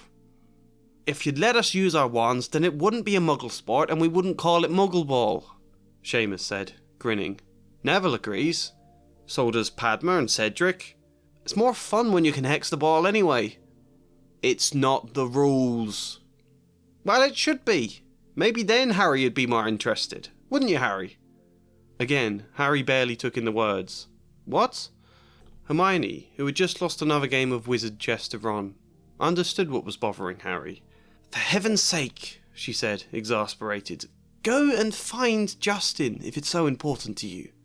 It doesn't really advance the plotline along. I debated a bit of dialogue from Harry about the fact he might put people off the sport. Should he join up? People think I'm the heir of Slytherin. Don't you think that's going to bother them? Kind of thing. But I don't think there's room. Also, this was one of my few attempts to at least mention Cedric in the book, and it's not a very good attempt. It's about as good as my Seamus impression, but I still quite like this moment. The next relevant bit comes at a moment where students are now escorted between classes by teachers. In the original, this is just after Malfoy loudly talks about Hermione getting attacked, and it makes Ron so angry he tries to punch Malfoy and has to be restrained. There's so many kind of scrappy dudes you, let me at 'em type moments in these books with Ron. Anyway, Harry and Dean both restrain Ron as the bell rings and hold him as they walk to Herbology. I basically got to that scene, realised Ron couldn't be angry to the point of violence when I'd changed the exchange with Malfoy, and so I just went, Dean, he's here, that we can use this for something Muggle Ball related. Hurry up, I've got to take you all to Herbology, barked Snape over the class's heads, and off they went, crocodile fashion, with Harry, Ron and Dean bringing up the rear. Dean spent the entire walk moaning that the new safety measures meant he was no longer allowed to play football, which annoyed Harry so much he forgot to even look out for spiders. Dean, you've barely got 5 members for your football club. 6? You're bothered about a tiny kickabout when I can't play Quidditch at all. All the other schools are still competing for the cup. They're going to catch our lead soon. Dean frowned. Alright, moody. Thought you might want a third for Herbology, seeing as Hermione's missing. I'll partner with Lavender and Parvati then. I was attempting to do a few things, obviously. Add a reason why Harry fails to spot the spiders now when he later does during this lesson. Add an explanation about the Quidditch League, although we will discuss that later. And obviously convey Dean still struggling. The end line doesn't quite work because why aren't you partnering with your best friend Seamus, Dean? Or Seamus and Neville would be the obvious two to go with, but I use Neville in the following scene to pair with Harry and Ron. And if it was Dean, Seamus, and then one of Parvati or Lavender, that would split them up. And splitting up Ernie Macmillan and Hannah Abbott's doesn't make sense either. And then the other vague students canonically in Gryffindor or Hufflepuff haven't previously been mentioned enough for Dean to just name drop one of them without a greater explanation. So at that point I decided I was thinking too hard about who Dean Thomas is going to partner with in Herbology when it's not important. I've got the rest of the draft to edit. So as a placeholder I just went with Lavender and Parvati. The other problem is we're not getting any progression in Dean's extracts. Things are basically the same for him now as they were before. Nothing's changed beyond Harry snapping and effectively saying football is not the most important thing in the world. And this would be fine were there another scene later on, or where something has developed, or where Harry's words have changed Dean's approach or something. I was hoping to find space for another beat like this, but I didn't, so we just go from this static position of Dean feeling stuck to a scene at the end of the book where everything has worked out alright. You know, it's only actually now I realise exactly what I should have done. I should have used this scene differently. This very moment where Dean and Harry restrain Ron from attacking Malfoy could have been a scene where Dean is the one getting angry with Malfoy. Dean, an actual Muggleborn, unlike Ron or Harry, shoots Malfoy down for his racism, and if he wants to make it personal, we can point out that it's damaged the school's perception of football, and he says it's the nonsense views of people like Malfoy that make him more determined to pursue integrating football into Hogwarts. Or something of the sort. That's probably what I should have done. Let Dean have a real moment like that. And then, on the walk to Herbology, this can have piqued Ron's curiosity about football now. He and Dean start to talk about football and he suggests he might sign up. Although I don't think that's quite clear enough either, because they played a game with him at the end of the last book, so I think I could clarify that that was just a game, whereas this is talking about signing up to a weekly club or whatever. The point is, I think this is a good, interesting plot point that will hopefully be a springboard into exploring culture more in the later books, but here it's not really anything beyond the plot point. We don't get substance to it, and that does bother me. Here's the end scene, the one I have read bits of before but have so far neglected to read in full. The rest of the summer term passed in a haze of blazing sunshine. Hogwarts was back to normal with only a few small differences. Defence against the dark arts classes were cancelled, and Lucius Malfoy had been sacked as school governor. As a result, Draco was no longer strutting around the school, and even tried confronting Harry about it by the lake. "You will pay for this, Potter. You cost my father his job." "He did that to himself," Harry spat back, for once feeling no regret about his anger. "He tried getting students murdered because, what, he doesn't like Mr. Weasley? He wanted Dumbledore sacked. If you're angry at me for stopping him, then you're just as bad as he is." He strode off towards Hagrid's hut before a stunned Malfoy could respond. They had better things to do with the remainder of their term than tolerate Malfoy. They passed Dean Thomas's pitch, playing a match of what he conceded was no longer named football, nor even Muggle Ball. He and the rest of his companions had settled on the naming of an entirely new sport that combined football with the freedom to cast spells, so long as they targeted only the ball or the goalposts. Jinx Ball. It seems to have attracted more players. Ernie Macmillan and Hannah Abbott were developing a flair for the game, whilst Ginny was watching happily from the shade of an ash tree. Beside her were Lavender and Parvati, who, after Hermione's introduction, had proved better people to gossip about crushes with than Tom Riddle had been. It felt pleasant just to see everyone so relaxed. After months of tense huddles and teachers escorting students around corridors, the sight warmed Harry. He was smiling by the time he reached Hagrid's hut, and found him outside, working carefully to rebuild his greenhouse. It's a very nice, idyllic image, but also a fitting one for the end of a Harry Potter book. I think it's useful to end this book with a sense of real unity. And whilst Rowling just saying, and they all had a celebration feast and it was good, technically conveys that idea, it's not the same feeling of unity you get from mini plotlines concluding in ways that brings people together. Such as an endpoint to Draco contrasted with the rest of the school, an endpoint to Dean also becoming the endpoint for Ernie and Hannah, and Ginny is there with Lavender and Parvati, which is its own conclusion, and all of it here I think is a clearer contrast. This is a community of many different people who have come together, and as a result are happy and relaxed and enjoying the sun. Draco is isolated from that. What does his racism achieve in this book other than to separate him from a load of people having fun? Harry doesn't have to fight him at the end here. He can just turn his back and walk off and leave Draco on his own, whilst everybody else enjoys the summer. I do quite like that as an endpoint for this book. I don't think it's a total picture on dealing with racism, but that's a bigger topic I think for the later books anyway. For here I think it's a good enough endpoint for Draco really. The idea that when you spend your entire life attacking and othering different people in order to try and strengthen your sense of belonging to an in-group, it's never going to be even half as strong or genuine a sense of belonging as you just get from joining with people, no matter how different. The main problem, of course, is that this is almost the same ending image as the last book. They all play football in the sun, again, twice. I think we can get away with it, though. The book originally ends twice here with feasts. If I did this in the third book, that would be pushing it, but I think twice is okay. So, you know, we didn't get the heartfelt story I wanted about kind of Dean being very proud of his culture and understandably upset that everybody else seems to be dismissing it, and then having to integrate it into something slightly different as a result, which kind of could be a negative endpoint, really. But I think here is quite a positive of different cultures coming together and as a way of attracting new people to the sport. It could have been interesting to really explore Dean's frustration along the way, though. That's what I would have liked to have done originally. Dean is a very, very minor character after all. Giving him a plotline is already a bonus, you know? Who's next? All right, Harry. I'm Colin Creevey, he said breathlessly.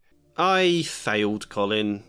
I knew exactly what I wanted to do with him, and then I didn't do it. I wanted Mr. Bright-Eyed Colin, who is in awe of all things Harry Potter and magical, to lose some of that wonder when he realises Hogwarts is a death trap and that someone here wants him and people like him dead. I wanted the sense of wonder to wear down until, at the end of the book, he announces he's leaving Hogwarts. He would rather try his hand at a state school than be here after potentially being traumatised by a petrifying snake. I think most people could understand that decision, but I didn't do that. And thinking about it now, I completely forgot to even mention him at the end of the book. I mean, Rowling forgot as well. He gets a ton of page time, I should say, at the beginning of the book. Then he's petrified. Then that's it. And it's also it for me too. I don't know. I guess getting to the end with everything else to wrap up, I just forgot about Colin, which is a shame because you could easily just mention him doing something small in that summer scene. Another thing I would rectify on a second draft. That said, I think there is kind of a reason I forgot Colin, and it's because Colin doesn't have the scenes to convey the arc I wanted at all well. Like, let's just take a quick look at it a second. We get our introduction to Colin in chapter 6 when he wants a signed photo of Harry, then Malfoy interrupts to tease them, and then Lockhart appears, and obviously we don't change anything for his first mention in the book. You know, you can't have an arc on the first beat. At the beginning of chapter 7, Colin has learned Harry's timetable, and so even when Harry tries to brush him off, Colin follows Harry to Quidditch practice. Nothing horrible has happened in this book yet, though, so Colin losing any sense of wonder at the moment wouldn't make sense. Potentially, you could have him reacting to Malfoy saying mudblood, but I don't think that would work. I think the focus should be on Hermione for that moment. Then Mrs. Norris is petrified, and we get this. As they were shunted along in the throng, Colin Creevey went past. "Hiya, Harry." "Hello, Colin," said Harry automatically. "Harry, a boy in my class has been saying that you're..." But Colin was so small, he couldn't fight against the tide of people bearing him towards the Great Hall. They heard him squeak, "See you, Harry," and he was gone. "What's a boy in his class saying about you?" Hermione wondered. "That I'm Slytherin's heir, I expect," said Harry, his stomach dropping another inch or so. "And I guess you could do something here. This is the only possible place. Pop in a little beat where his excitement is slightly dampened. But if your eyes are on the ball, if you're sitting up straight, paying attention, taking notes..." I can't imagine why anyone would be sitting here taking notes to this. If you're genuinely doing that, please comment and let me know why. But if you are, you will have noticed the problem I failed to spot until now. The problem is, this would be beat 1 of Colin's change, I suppose beat 2 in his arc. Mrs. Norris is petrified and there's writing on the wall. Colin is still enthusiastic, but you can slightly dampen his mood here. So that's beat 1 of his change. Okay, what's beat 2? The next scene is Harry falling off his broom and Lockhart removing his bones. Okay, that's not progression. Mrs. Norris getting petrified isn't a dangerous, dramatic example. But there was blood on the wall, and now to go to getting an injury in a sport, that's not one up from Mrs. Norris. That's not more dramatic, that's less dramatic, you know? It wouldn't be a good beat that would work for Colin losing his sense of wonder. Oh no, Harry broke his arm falling off a broom. So we can't really do it there. What's the next scene after this? There isn't one. Harry is in the hospital wing regrowing his bones when a petrified Colin is brought in. Oh. And then again, like Hermione, like Hagrid, we don't see Colin until the end of the book, although not even then in his case. No one cares about Colin, we don't see Colin anymore. And if we were reduced to just cramming some scene at the end of the book where he does mention he's leaving Hogwarts, I don't think that would work now. I think it would just become an abrupt mood killer because there haven't been enough beats building up to this. It would just kind of come out of nowhere. I did vaguely have Diggory mention him during the scene with Fudge. Then there was that muggle mother, Creevey, always wanting to take her son home. I keep telling her he needs to stay until the mandrakes are ready. Could I have done more here? Probably, but there's a lot of other stuff Diggory is already saying. In general, I let Colin down. That's all there is to it. I didn't really even make him Welsh, I don't think, which was one of the things I was eager to do. It was kind of an idea I had since the beginning of starting these videos. Make someone Welsh so that they actually exist in Harry Potter, and it was going to be Colin, and then I forgot that too. Sorry, Colin. Beds empty, no note, car gone. Could have crashed. Out of my mind with worry. Really, I only did a few small touches to Arthur and Molly. Concerning Arthur first, I drew a bit of attention to the fact he's slightly racist. Yep, Arthur canonically loves muggles but thinks of them like they're exhibits in a zoo, like they're adorable little small-minded things who don't understand the greater world. He wants to look after them, but he doesn't really see them as equals. And that's great. Well, not in that sense, but in a story sense it's great. I really like that. It's such an interesting way to explore discrimination and how it doesn't always come from awful, horrible people. It can be more nuanced and complex than that, and with Arthur that's really interesting because he means well. And if you accused him of racism, he would probably be like, what are you talking about? He's not a bad person, we shouldn't hate him for this at all, but it's still a bit of a problem. The main problem for me, though, is that the books never explore this problem. Rowling writes something interesting about Arthur, and she makes a few jokes about the fact he's slightly racist here, but no one ever questions him. Nothing ever needs to change. Arthur never needs to change because the framing does not see it as a real issue. And this kind of thing is often the case with Rowling's writing, where she writes in something that could be complex and interesting, but then, I don't know, it doesn't seem to consciously recognise what could be so nuanced about it, and it just falls back on framing this clearly more nuanced character or issue as though it's very black and white. I don't want to challenge Arthur in this book. It's too early. However, I do want to draw attention to it, so we just slip in the tiniest of lines. Well, firstly, here's the context of this original line that I didn't change about the gnomes. "They'll be back," said Ron, as they watched the gnomes disappear into the hedge on the other side of the field. "They love it here. Dad's too soft with them. He thinks they're funny. Arthur cares for these gnomes, but because they're funny and a bit adorable, rather than equal beings to have genuine compassion for. And also, admittedly, I couldn't just let the animal cruelty of a scene where they're chucking gnomes completely slide in my version. I couldn't resist having Harry remain a little uncomfortable about it, even at the end of the scene. So I followed up that statement from Ron we saw a second ago with this. They were certainly interesting, Harry thought. He couldn't understand the problem with letting them stay, and was about to ask Ron if they ever had hedgehogs in the garden, when the front door slammed.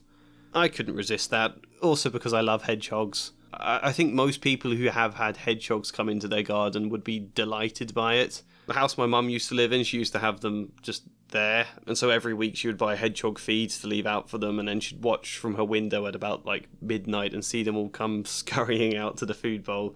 What was the point? I don't know. I love hedgehogs.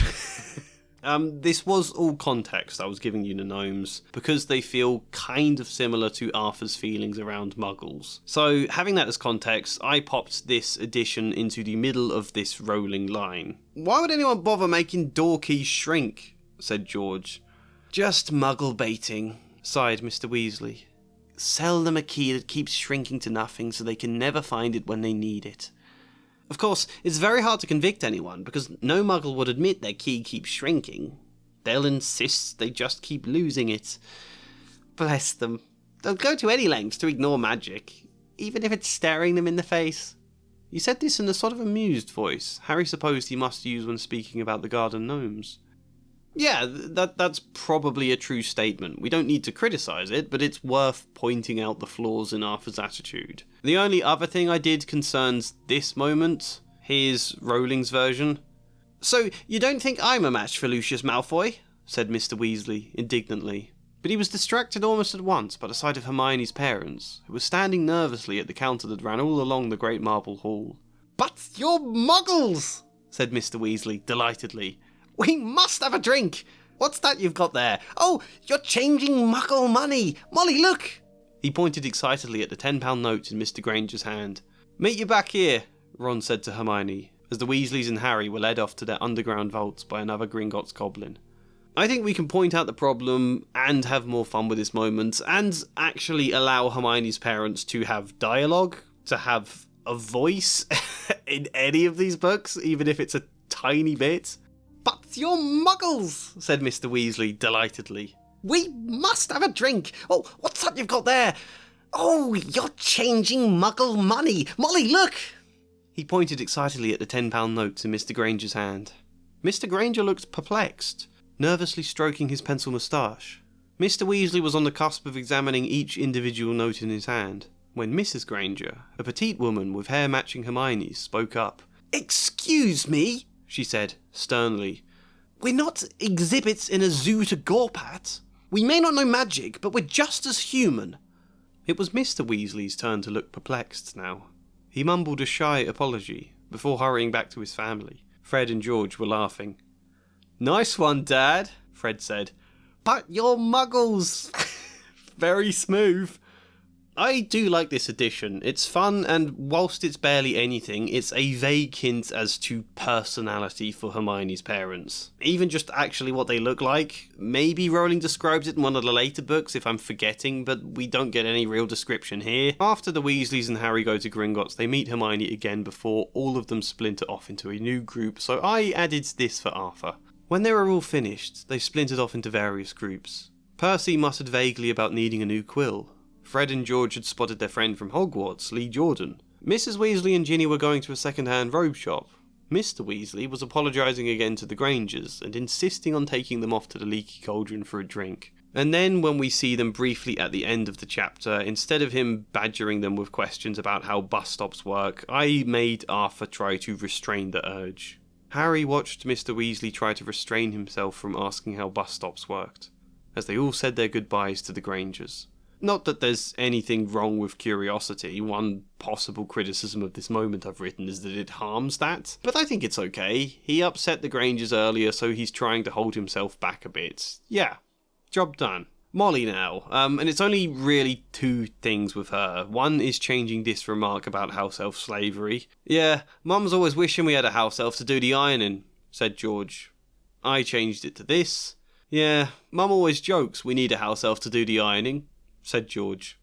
And then the other thing I did was hint maybe Molly has a job. Molly has 7 children. That's an insane amount of work. But when all of them have either left home or spends the entire year minus 6 weeks in the summer away from home at Hogwarts, surely Molly has a lot of free time in which she could be earning some extra money. Not that I'm saying she has to work or making some dumb arguments that they're not poor, they're just lazy. No, I'm definitely not saying that. But I think it would help her characterization if she was seen to be just as hardworking as Arthur. I think the books does try to convey that via how much housework she has to do, but again, her kids are barely at home. And I think the point is surely supposed to be that they are poor regardless of how hard they work, because A, the ministry system discriminates against muggles and therefore neglects to pay anyone from Arthur's department a good wage, and B, it's just a generally difficult economic environment. I think without making that kind of clear, then the Weasleys potentially could be construed as like a harmful stereotype of a poor family who are only poor because they've had so many kids, and I don't think we want this book to accidentally end up saying that. So I made Molly a cleaner. One of her strengths is dealing with household pets and all sorts of that, so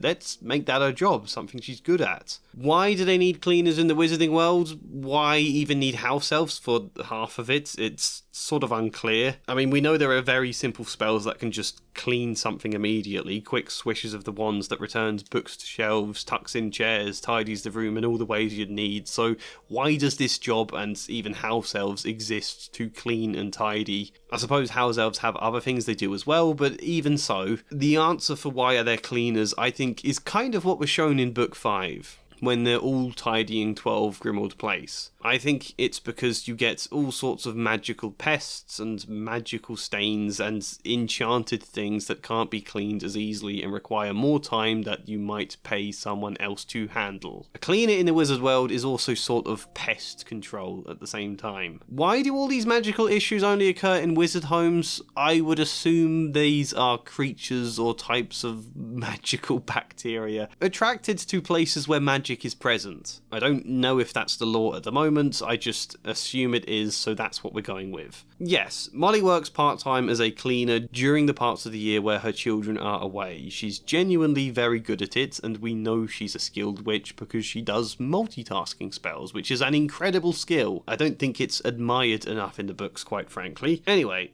I'll just show you what I did. You can see, as always, the colour of the text for which bits I added. Now let's see what Lockhart's got to say on the subject. And she pulled a heavy book from the stack on the mantelpiece. All 3 Weasleys groaned. Mum, we know how to denome a garden, said George. And you know, way better than Lockhart, said Fred to his mother, perhaps trying to ease her with flattery. You're practically an expert. You know what, Mum? I think you should write your own book. Harry looked at the cover. Written across it in fancy gold letters were the words, Gilderoy Lockhart's Guide to Household Pests. There was a big photograph on the front of a very good-looking wizard with wavy blonde hair and bright blue eyes. As always in the Wizarding world, the photograph was moving. The wizard, who Harry supposed was Gilderoy Lockhart, kept winking cheekily up at them all. Mrs. Weasley blushed a little, glancing down at his photograph as she answered, I do not know better than Lockhart. There's nothing that man can't do. No, Fred's right, said George, coddining on. I bet Lockhart's never worked cleaning boggarts from pub bathrooms and doxies from old homes. You've done it for years. Mum fancies him, Ron mouthed to Harry. Mrs. Weasley seemed to be blushing even more, but she sighed and put the book away. Fine. If you think you can denome a garden without help, you can go out and get on with it, and woe betide if there's a single gnome in that garden when I come out to inspect it. Just a fun way to hint she does work, and something I could obviously call back to at the end of the book. Here is the final scene where it's obvious which bit I've added. This is called a telephone number, he told Ron, scribbling it twice, tearing the parchment in two and handing it to them. I told your dad how to use the telephone last summer. He'll know. Call me at the Dursleys, okay? I can't stand another 2 months with only Dudley to talk to. We'll do better than that, Ron said. We'll have you over again. Mum and Dad never gave a flat no to taking you in, and if your next visit with Mr. Diggory goes better... I wouldn't want to visit the Burrow this summer, George said, as they got off the train and joined the crowd thronging towards the enchanted barrier. Someone, he looked at Fred, convinced Mum she should write a book about household pests and magical cleaning. She'll be reading us extracts all summer. And together they walked back through the gateway to the Muggle world. Yep, this is going to be a plot point in my version of Book 3. Molly is attempting to write a book, maybe losing confidence in the process, needing some encouragement from Arthur or someone who has sternly ordered all of his children to be as positive and praising about her writing as they possibly can. It'll be fun to give some story to Molly's life, have something going on, apart from just cooking for her children and saying motherly things. I quite like these additions, they're a bit of fun. Let's move on. You'd better open it, Ron, said Neville in a timid whisper. It'll be worse if you don't. I find it weird how little Neville appears in this book. His name is mentioned 30 times, and the vast majority of them are just pointing out that he is present during whatever class, you know? Of those 30 mentions, 6 times does he speak, 4 of those lines occurring during the scene where Ron gets a howler. The 5th is here. Meanwhile, hidden from the teachers, a roaring trade in talismans, amulets, and other protective devices was sweeping the school. Neville Longbottom bought a large, evil-smelling green onion, a pointed purple crystal, and a rotting newt tail before the other Gryffindors pointed out that he was in no danger. He was a purebloods and therefore unlikely to be attacked. They went for Filch first, Neville said, his round face fearful. And everyone knows I'm almost a squib. And then the 6th is when Harry's stuff gets ransacked and Ginny searches for the diary. At the top of the stairs to the dormitory, he met Neville Longbottom, who was looking frantic. Harry, I don't know who did it. I just found... Neville appears less than Colin, less than Filch, less mentions than Goyle. As a result, I won't be doing much with him this book. There's not really enough substance here for me to build anything big out of, you know? In fact, there's only one thing I did at all, which is to take the herbology lesson late on in the book where Harry and Ron work with Ernie Macmillan and Hannah Abbott, who have now decided he's not the heir of Slytherin, they've made up. I decided to give that scene to Neville instead. Professor Sprout set them all to work, pruning the Abyssinian shrivel figs. Harry went to tip an armful of withered stalks onto the compost heap and found himself face to face with Ernie Macmillan. Ernie took a deep breath and said, very formally, I just want to say, Harry, that I'm sorry I ever suspected you. I know you'd never attack Hermione Granger, and I apologise for all the stuff I said. We're all in the same boat now, and, well, he held out a pudgy hand, and Harry shook it. Neville came to work at the same shrivel fig as Harry and Ron. I'm glad people have stopped suspecting you, he told Harry, breaking off dead twigs. I heard Ernie and Anna saying they think Malfoy might be Slytherin's heir instead. That's clever of 'em, said Ron, who didn't seem to have forgiven Ernie as readily as Harry. Do you think it's Malfoy, Harry? Neville asked. No, said Harry, so firmly that Neville stared. A second later, Harry spotted something that made him hit Ron over the hand with his pruning shears. Ouch! What are you... Harry was pointing at the ground a few feet away. Several large spiders were scurrying across the earth. Oh, yeah, said Ron, trying and failing to look pleased. But we can't follow 'em now. Harry watched the spiders running away. Looks like they're heading for the Forbidden Forest. So that bit at the start with Ernie and Hannah is totally unchanged. Because of that, I don't think you need them sharing a shrivel fig with Harry and Ron. It's a bit abrupt just changing Ernie's name to Neville came to work at the same shrivel fig with Harry and Ron, because Neville seems to appear out of nowhere here, but generally I think this can work. I think the conversation in all of this is almost exactly the same as the original, but the difference is what it allows us to do next. You see, the book describes Ernie and Hannah listening in curiously to this conversation about spiders, but then that's it. They listen curiously and then the scene ends. We don't hear anything more from them for the rest of the book. This supposed curiosity amounts to nothing. And whilst there's not much, if Neville is the one listening curiously, we can do this. Neville had been listening curiously. At the mention of the Forbidden Forest, he spoke up. Are you onto something, Harry? Are you trying to find the monster? No, Neville, it's nothing, Harry said, but Neville was undeterred. I can help. I got in your way last time when you were after Quirrell. I don't want to do that again. You are onto something, aren't you? Please let me help. He sounded hopeful, almost desperate. It had been a long time since anyone in the castle had felt hopeful, and yet, what could Harry say? Neville, it's nothing, honest. We're not trying to find the monster. Slowly, Neville's face sank. It hurt to watch all the hope shrivel up again, worse than the shrivel figs they were pruning. Harry liked Neville, but he wasn't sure he could trust him. I just thought it could be a little thing to tie into Harry's arc about not asking for help, just a little thing that also gives Neville something vaguely memorable in this book. Something I may or may not bring up again in the third book, you know? I mean, potentially, this could be a recurring thing of Neville being annoyed at Harry not letting him in on things. I wanted to write a scene at the end of this book where Neville was a bit annoyed Harry lied to him about the going after the monster here, but there wasn't really space. So I could bring it back as a thing recurring in book 3, but I don't know if that would be a bit cheesy, I'm not sure. Either way, it's a bit of a fun idea here, and shows Neville isn't a coward. Like, he's scared very easily, yes, but despite his fear, despite how terrified he was when he last stepped foot in the Forbidden Forest, the idea that Neville would hear Harry and Ron talking about going there, and Neville would still actively seek to come along. He might not be fearless, but he is brave because he is a Gryffindor. And there's going to be a point in the later books where we need to really recognise that and therefore build towards it. Let's talk about Percy. Ron's elder brother Percy walked in.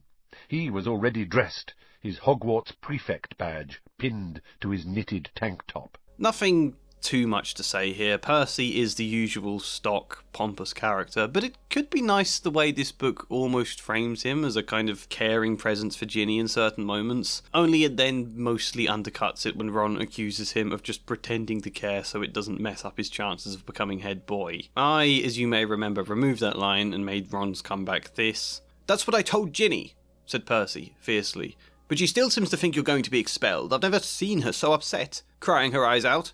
You might think of her. All the first years are thoroughly overexcited by this business." "I'm not a babysitter," said Ron, whose ears were reddening now. "She's already wanting to follow us round. It's embarrassing." 5 points from Gryffindor," Percy said tersely, fingering his prefect badge. "And I hope it teaches you a lesson. No more detective work or I'll write to Mum." He's also, in my version, mentioned as becoming a mentor to first years, handling some of Diggory's well-being requests, and I wanted to show a bit more of that so that we can see he cares underneath this all. Yes, he's pompous, but he is actually caring. However, as I've said so much of this video, I just never found a good space. The one potential one I can think of is here. It was probably the worst day of Harry's entire life. Percy had gone to send an owl to Mr. and Mrs. Weasley, whilst Harry, Ron, Fred and George sat together in a corner of the Gryffindor common room. Silence engulfed them. Harry could think only of Ginny's frightened face when they had last met. "It's my fault," said Ron, at last. He looked paler than Harry had ever seen him. "Mum made me promise to look out for her." "It's not your fault," George said, but his voice was weak and it did nothing to ease Ron. Time passed slower than Harry had ever known. When Percy returned, he retreated straight to bed. Fred and George eventually did the same. The sun had set, with Harry and Ron still sitting there, feeling sick. Potentially there's a way to highlight Percy still trying to comfort or calm scared first years in this scene, even when he's feeling distraught about his sister.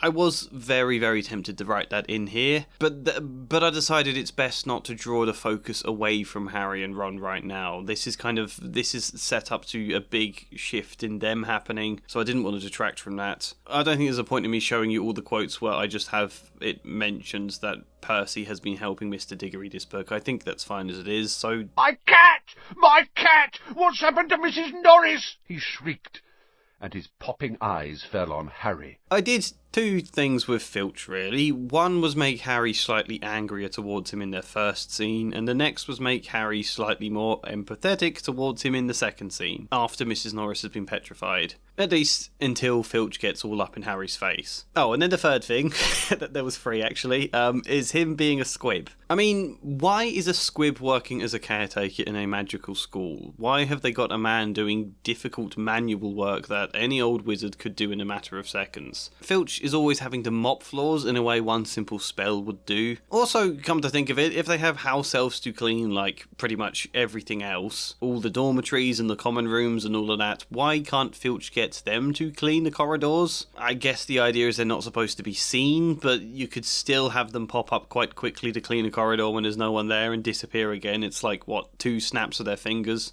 Never mind that though, we don't learn about the house elves to book 4 anyway.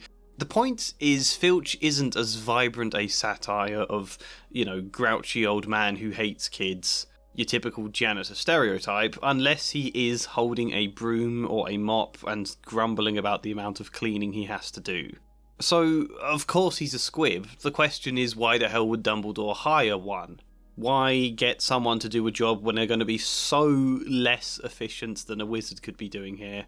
My solution to that problem was that Dumbledore didn't hire a squib. Here are the lines I tweaked.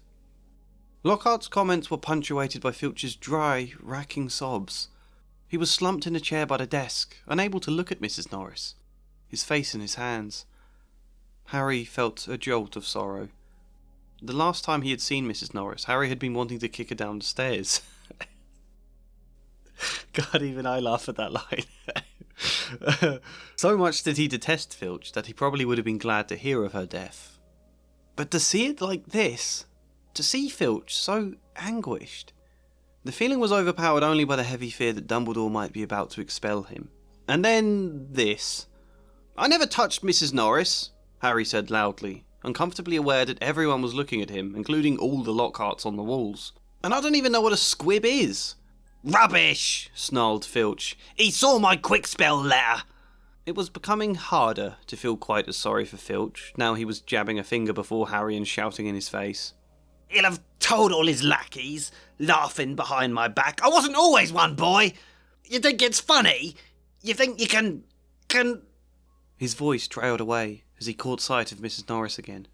"I wasn't always one boy," being the key line there, and then later we get this. "And what on earth's a squib?" said Harry. To his surprise, Ron stifled a snigger. "Well, it's not funny really, but as it's Filch," he said. "A squib is someone who was born into a wizarding family but hasn't got any magic powers. Kinda the opposite of muggle-born wizards, but squibs are quite unusual. If Filch is trying to learn magic from a quick spell course, I reckon he must be a squib. It would explain a lot, like why he hates students so much." Ron gave a satisfied smile. "He's bitter." "But Filch said he wasn't always one," Hermione asked. "Yeah, I've not heard of that before, but I guess it could happen," Ron said. "Maybe magic just sort of dries up if you're not good enough or something." He gave a shrug. "Maybe that's what'll happen to Neville. That's it, just that Filch wasn't always one, and why that is we don't need to know in Book 2. That would be for later down the line. It is just a very minor tweak that 1 makes the world building a bit easier to suspend your disbelief for, 2 I think humanises Filch a little more. In the original it is weird watching this guy sobbing his heart out and Harry not feeling anything for him. I think just the simple idea that there is any kind of backstory or history to Filch, even if we don't yet know what that is, I think that's enough to make him feel more human and three-dimensional, and therefore easier to age up with the later books, whilst, again, still preserving all of the same fun scenes he had to begin with. "You'll meet the same sticky end as your parents one of these days, Harry Potter," he said softly. "They were meddlesome fools, too." We don't need to do much with Lucius. I vaguely added more to his motive by having Ginny only get into Hogwarts when Dumbledore convinces Diggory and the majority of governors to reinstate 7th sibling clause so Ginny can attend. That is added reasoning for Lucius to want Dumbledore fired this year especially, and picking Ginny to give the book to, but I don't think that's an especially interesting motive compared to the ones we already had. The only other thing is that Lucius gets away with everything in this book. He's the villain and he gets off scot-free by the end, and I don't mind that, but I did get quite a few comments seeing this as a problem with the book, that he should get some kind of comeuppance beyond just losing his house elf, and I think there is some merit to that argument. He can't have too much comeuppance though, because he's also going to be a villain in some of the later books, and so the thing I settled on was the ominous warning that he's not off scot-free at all, that Voldemort is going to be very angry with him, and Harry gets a chance to point this out. "Mr. Malfoy," he gasped, skidding to a halt. "Don't you want it back?" And he forced the diary into Lucius Malfoy's hand. Malfoy glared down at it. He moved his other hand as though to open the pages. Harry remembered Ron's advice to Hermione about keeping a person distracted. "In case Lord Voldemort wants it back," he said. "Though I doubt he'll be happy with you when he finds out it's been destroyed." Lucius Malfoy glanced up at Harry again. A flicker of fear. He tried to mask it with a cold smile, then threw the book to Dobby. "I think that's enough to do the job. I think that's fine." I quite like it actually, because that's not really what Harry's doing here. He's saying this not directly to give us some sense of comeuppance, but to distract Malfoy so he doesn't open the book, and I think that helps this line feel more subtle than it otherwise would. I mean, it's still not especially subtle, but I think it works okay because of that. Yeah, anyway, is there anyone else we should mention? I don't think so. I think that's it for all the characters, so let's discuss the world. Or rather, let's discuss the world-building related aspects that we haven't already covered at some point earlier. Because I think we touched on locked wands, and I think we touched on something else as well.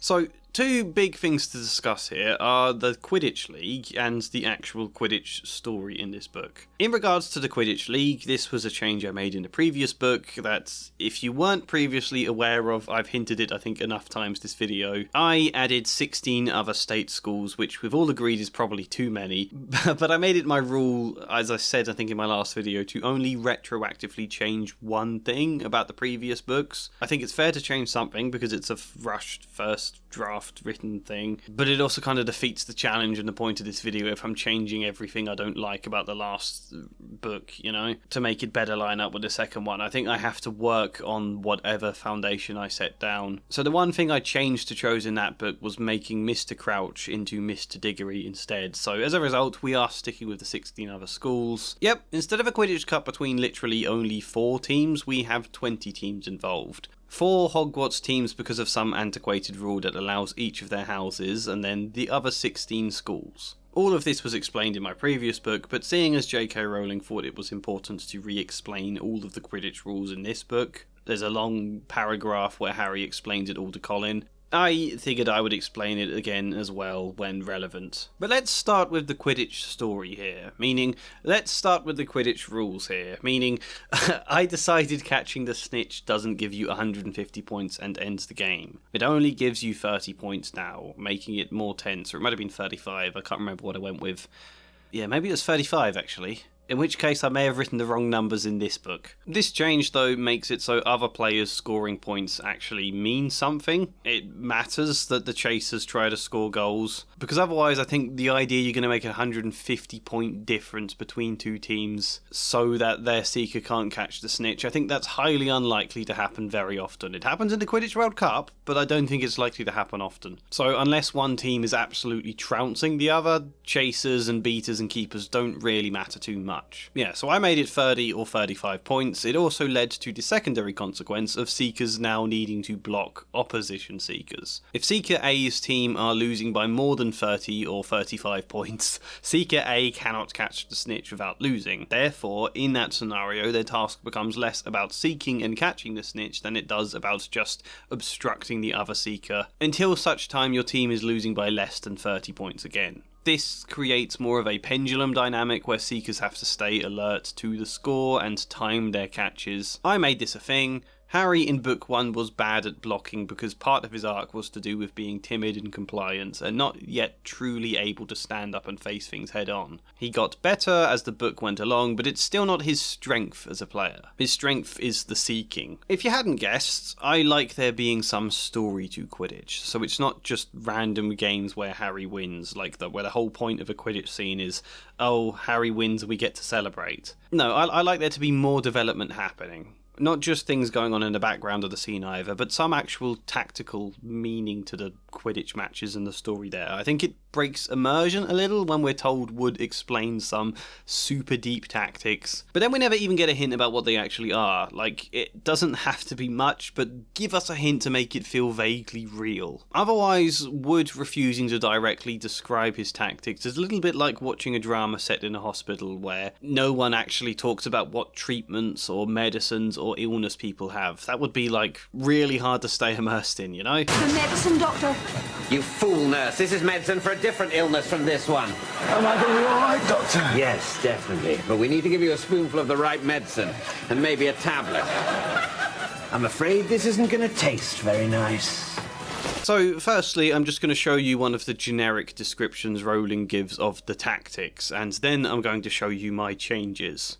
Now, I wanted a quick talk with you all before we actually get onto the pitch, because I spent the summer devising a whole new training programme which I think will really make all the difference. Wood was holding up a large diagram of a Quidditch pitch, on which were drawn many lines, arrows and crosses in different coloured inks. He took out his wand, tapped the boards, and the arrows began to wiggle over the diagram like caterpillars. As Wood launched into a speech about his new tactics, Fred Weasley's head drooped right onto Alicia Spinet's shoulder and he began to snore. The first board took nearly 20 minutes to explain, but then there was another board under that, and a third under that one. Harry sank into a stupor as Wood droned on and on. "So," said Wood, at long last, jerking Harry from a wistful fantasy about what he could be eating for breakfast at this very moment up at the castle. "Is that clear? Any questions?" "Nope, it's not clear at all. Here is my attempt. Now, I wanted a quick talk with you all before we actually get onto the pitch, because I spent the summer devising a whole new training programme. How would you feel if I said the words..." He left a pause, oblivious to how tired and uninterested his teammates looked. "Counter-attacking Quidditch." "I'd say, hurry up and finish your speech," Fred yawned, as Wood held up a large diagram of a Quidditch pitch. On it were drawn many lines, arrows and crosses in different coloured inks. He took out his wand, tapped the board, and the arrows began to wiggle over the diagram like caterpillars. "Consider, what is our greatest strength as a team? I thought about it a lot over the summer." Predictably, no one answered. "It's Harry," Wood concluded, causing Harry to sit up in surprise. Harry saw himself as a good seeker, but not that good. "You're still weak at blocking, Harry," Wood continued, "but you fly fast on that Nimbus 2000, and you've caught a snitch in every game you played. So long as we make sure the opposition don't get ahead by more than 30 points, you'll be sure to win us the match, won't you?" "Will I?" Harry said, feeling less sure. Wood's eyes were gleaming again, though.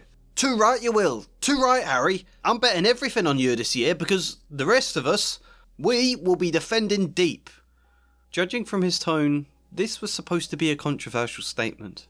Katie Bell was busy doodling on her robes with her wand, however. Fred Weasley's head had drooped onto Alicia Spinet's shoulder, and he had begun to snore.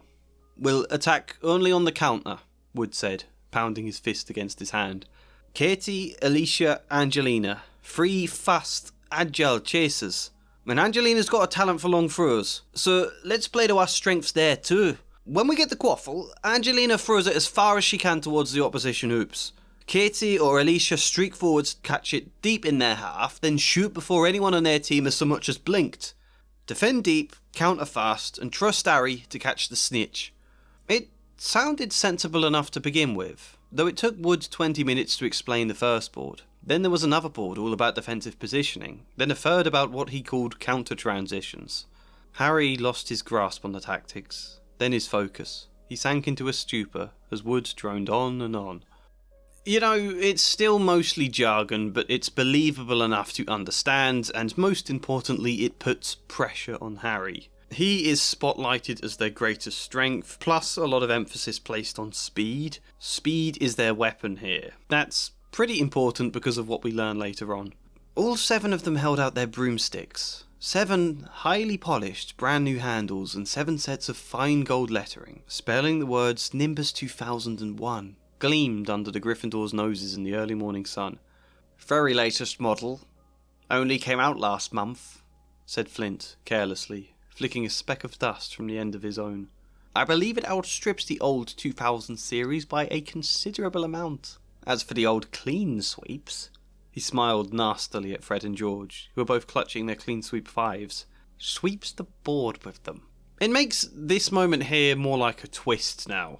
You know, if the Gryffindor plan previously has been set up to all be about speed, and now we see here are their rivals with brooms to outstrip theirs speed-wise in a race, you know, no matter how fast they try to fly. It feels more like a twist. I quite like what that does to this scene. So later into the book we get this little bit.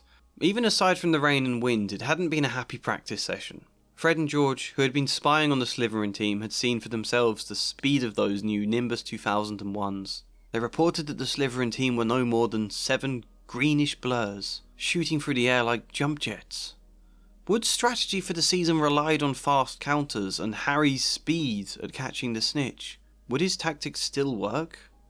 And when you finally get to the Gryffindors playing Slytherins, which happens quite early in this book actually, Harry's at first lying awake in bed worrying about the game. I attempted to use that as space to add in more exposition to varying success. Harry woke early on Saturday morning and lay for a while thinking about the coming Quidditch match. They had played and won 3 games already against state schools, however that was different. The predominantly Muggle-born students who either couldn't afford Hogwarts, couldn't secure a place, or simply chose not to apply, all went to one of the 16 British state schools funded by the Ministry. Beating their teams in Quidditch had often proved easy simply because the Ministry did not provide enough funds to buy high-quality brooms. Rumour was, some schools couldn't even afford Quidditch or flying teachers. Wood's new tactics made it even easier. Their opposition struggled so much to bypass Gryffindor's defensive solidity that the games became boring.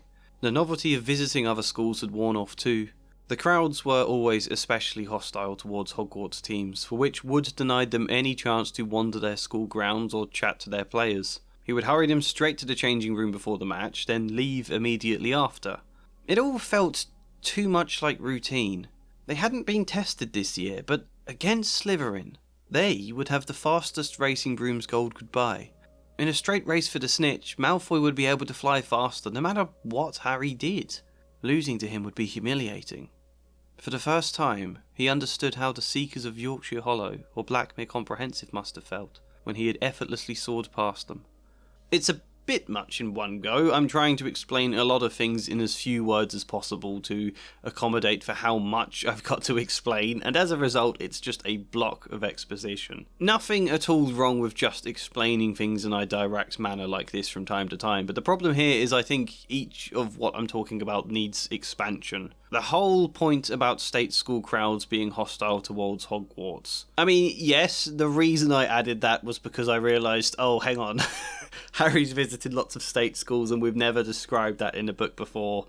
I need a reason to point out why that's not been described, and this was the best I could think of. And I don't think it's a terrible idea, but you can't chuck that in as a simple explanation because it feels too big, too important an emotion to never have been mentioned before, to just slip in as part of other exposition. You know what? Harry's been travelling all over the country this whole time? When?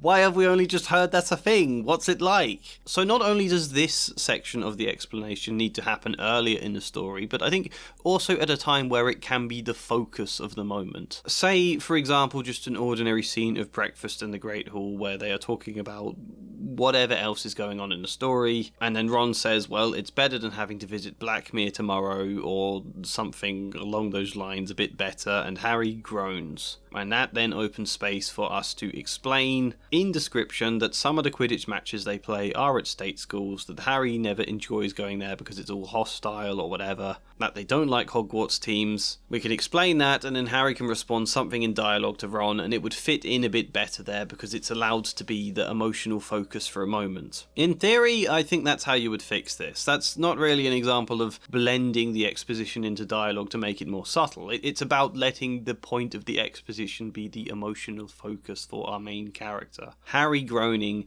and then describing an emotion he feels about this information and having to play at Blackmere that we are then made privy to, that gives us context where it fits. Whereas being mentioned in this long description I just read out, this pretty big information about visiting other schools is not the focus. It's not the point Harry's dwelling on. What he's dwelling on is having to face Slytherin. It's too big a piece of information for that to work, you know? I think that makes sense. But yeah, to be fair on myself, I do quite like the idea. I think it sets the groundwork for some of this bubble prejudice against state schools I was talking about. Same with this vague rumour that they don't even have flying teachers. Is that actually true? We don't know.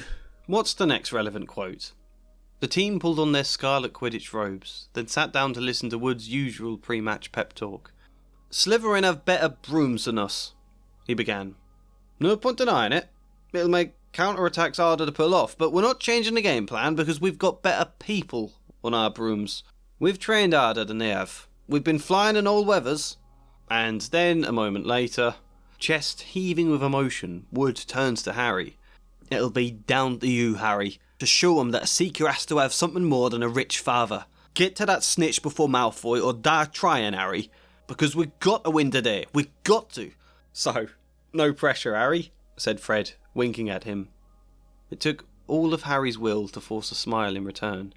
Just make Harry feel the pressure is on him. All of this tactical jargon is really for that purpose. Not just to make this feel more immersive, but have it mean something of actual substance story-wise. Even if it's not much, you know? In this case, it's Harry feels pressure. And to be honest, I changed barely anything about the actual match because most of it focuses on the rogue bludger, which obviously is the important thing to focus on. Well, I made Slytherin superior in this match. They very quickly get 20 points ahead in my version. The Slytherin superior brooms were clearly doing their jobs. If their lead grew any higher than 30, catching the snitch would end the game with Slytherin on top. Harry barely had time to think it through, while the mad bludger was doing all it could to knock Harry out of the air. After a bit, in the original, Wood calls time out and they all have an argument that I've adapted only slightly. We need to call off the game, Angelina said. This is dangerous. And have the Slytherins call us cowards? Wood was outraged by the thought. Harry could get seriously hurt. Madame Hooch was walking towards them. Over her shoulder, Harry could see the Slytherin team jeering and pointing in his direction. Listen, said Harry, as she came nearer and nearer. We can still win this, but with two beaters flying around me all the time, the only way I'm going to catch the snitch is if it flies up my sleeve. Go back to the rest of the team, and let me deal with the rogue one. Don't be thick, said Fred. It'll take your head off. Oliver, this is mad, said Alicia Spinett angrily. You can't let Harry deal with that thing on his own. I'm not forfeiting the match to Slytherin just because of a mad bludger, Harry stressed. You all need more support than me. Their lead will just keep growing without Fred and George helping defend, and then catching the snitch would become pointless anyway. We should change tactics, Angelina said. Attack like we did last season, never mind defending deep. But her words went unheard. Wood was looking from Harry to the Weasleys, deep in thought. The gleam in his eyes was returning. Harry's right. We have to risk it. Let him deal with the bludger on his own. This is all your fault, George said angrily to Wood. Get the snitch or die trying? What a stupid thing to tell him.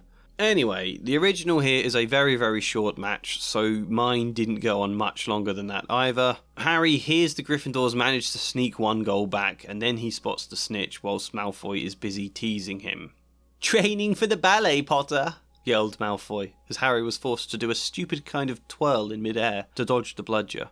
That's a Rowling line I'm only pointing out because she has a habit of doing this, and it's slowly becoming a pet peeve of mine, describing lots of things as a kind of twirl, a sort of jump. My heart did a kind of somersault. Almost is the other one. It was almost as if. You know, unless there's a particular reason, you don't need kind of, or sort of, or almost in the sentence. It just weakens what you're saying and makes it longer to read, and I think a stupid kind of twirl does have some merit, to be fair, in this moment. This isn't an egregious example of this aspect of the writing, but there are definitely lots others. Really, that's advice for the 19-year-old me, though, because I used to do this sort of thing a lot in literature essays. I thought it made my sentences sound more sophisticated until my professor told me to stop, and she was right. Anyway, the next mention is the one tiny Quidditch match I did write into this book. He was tired of the hissing noise people emitted in his direction, worst of all during Quidditch matches. Harry would be high above the stands, soaring for the snitch, and yet the wind whipping against his ears would be nothing compared to the whistling from the crowd. The last match before the break, a home game against Yorkshire Hollow, saw Slytherin, Ravenclaw and Hufflepuff students all in full voice. To Harry's surprise, even a few of the Gryffindors hissed at him, at least until he helped the team secure their biggest win of the season, 695-20. That shut them up, Dean Thomas said jovially on their way back up to the castle. Can't hear any Gryffindors hissing now. As far as they could tell, it had been a bunch of fifth years that Harry didn't know.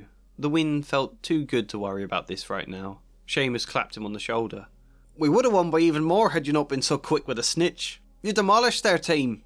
I almost felt bad watching, Parvati said. Yorkshire Hollow are pretty good normally. Seamus laughed. Felt bad? Who cares? They're bog school, Parvati. They expect to lose against Hogwarts teams. Most of them laughed at this, though to Harry's surprise, Ron tensed up. Don't call them bog schools, he said. Alright. Touchy. Just don't say it, Ron spat. It's the sort of thing Malfoy would say, and he stormed off before anyone could respond.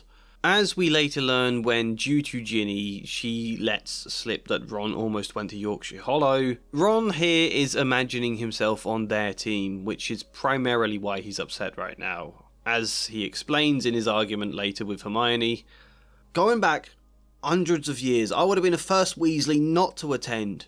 I'd have been sent to Yorkshire Hollow. And then what?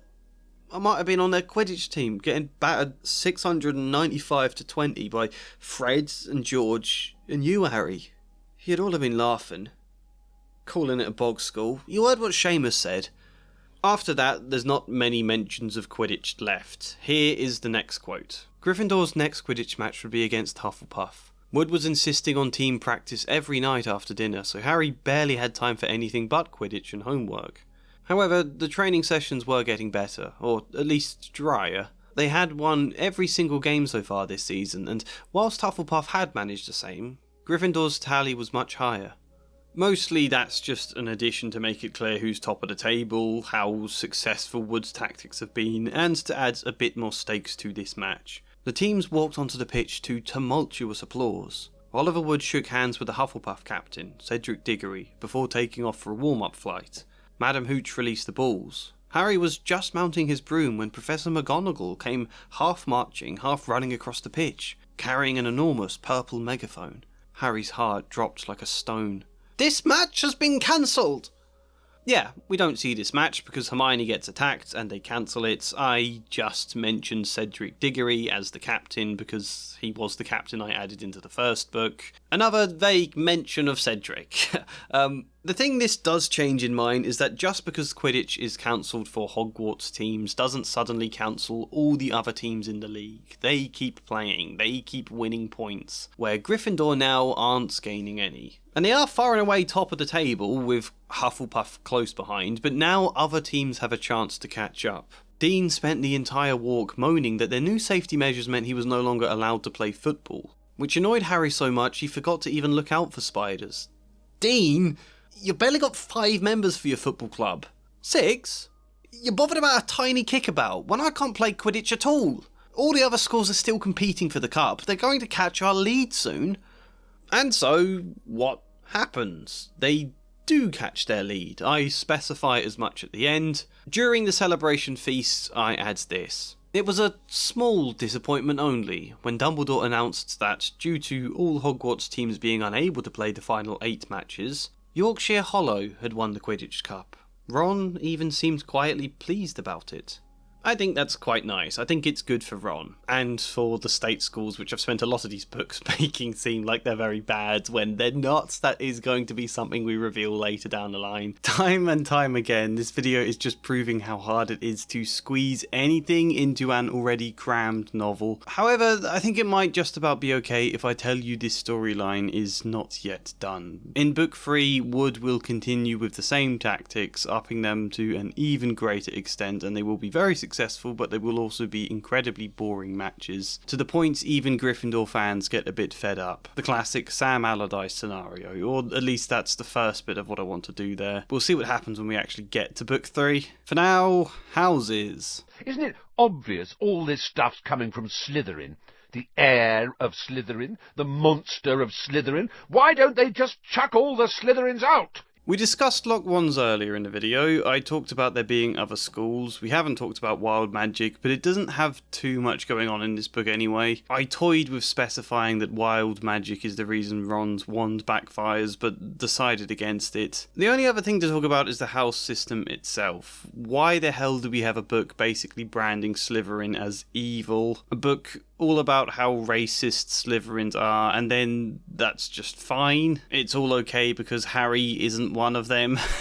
What? After Hermione is attacked and McGonagall talks of how the school may close, we get that Lee Jordan quote that I just used for the chapter title, pointing out Gryffindor, Ravenclaw and Hufflepuff students have all been attacked, whereas no Slytherins have been. It is the heir of Slytherin, it is the pureblood house against Muggleborns, why don't they just chuck all the Slytherins out? And of course that wouldn't actually help, but it is exactly the kind of question students would be asking. There could be a very interesting cultural clash coming out of this moment. It feels like Rowling might be building to something, except it never does. This kind of thinking is never mentioned again. So often you get just little plot threads of something that go nowhere in Rowling's writing, but in a better story, the following section of the book would then see tensions between the houses boiling over into frenzy. To get that to work, though, we would have to change so much to this story, to the extent I don't think I can, and also there are dangers to a version of this story where the students from other houses,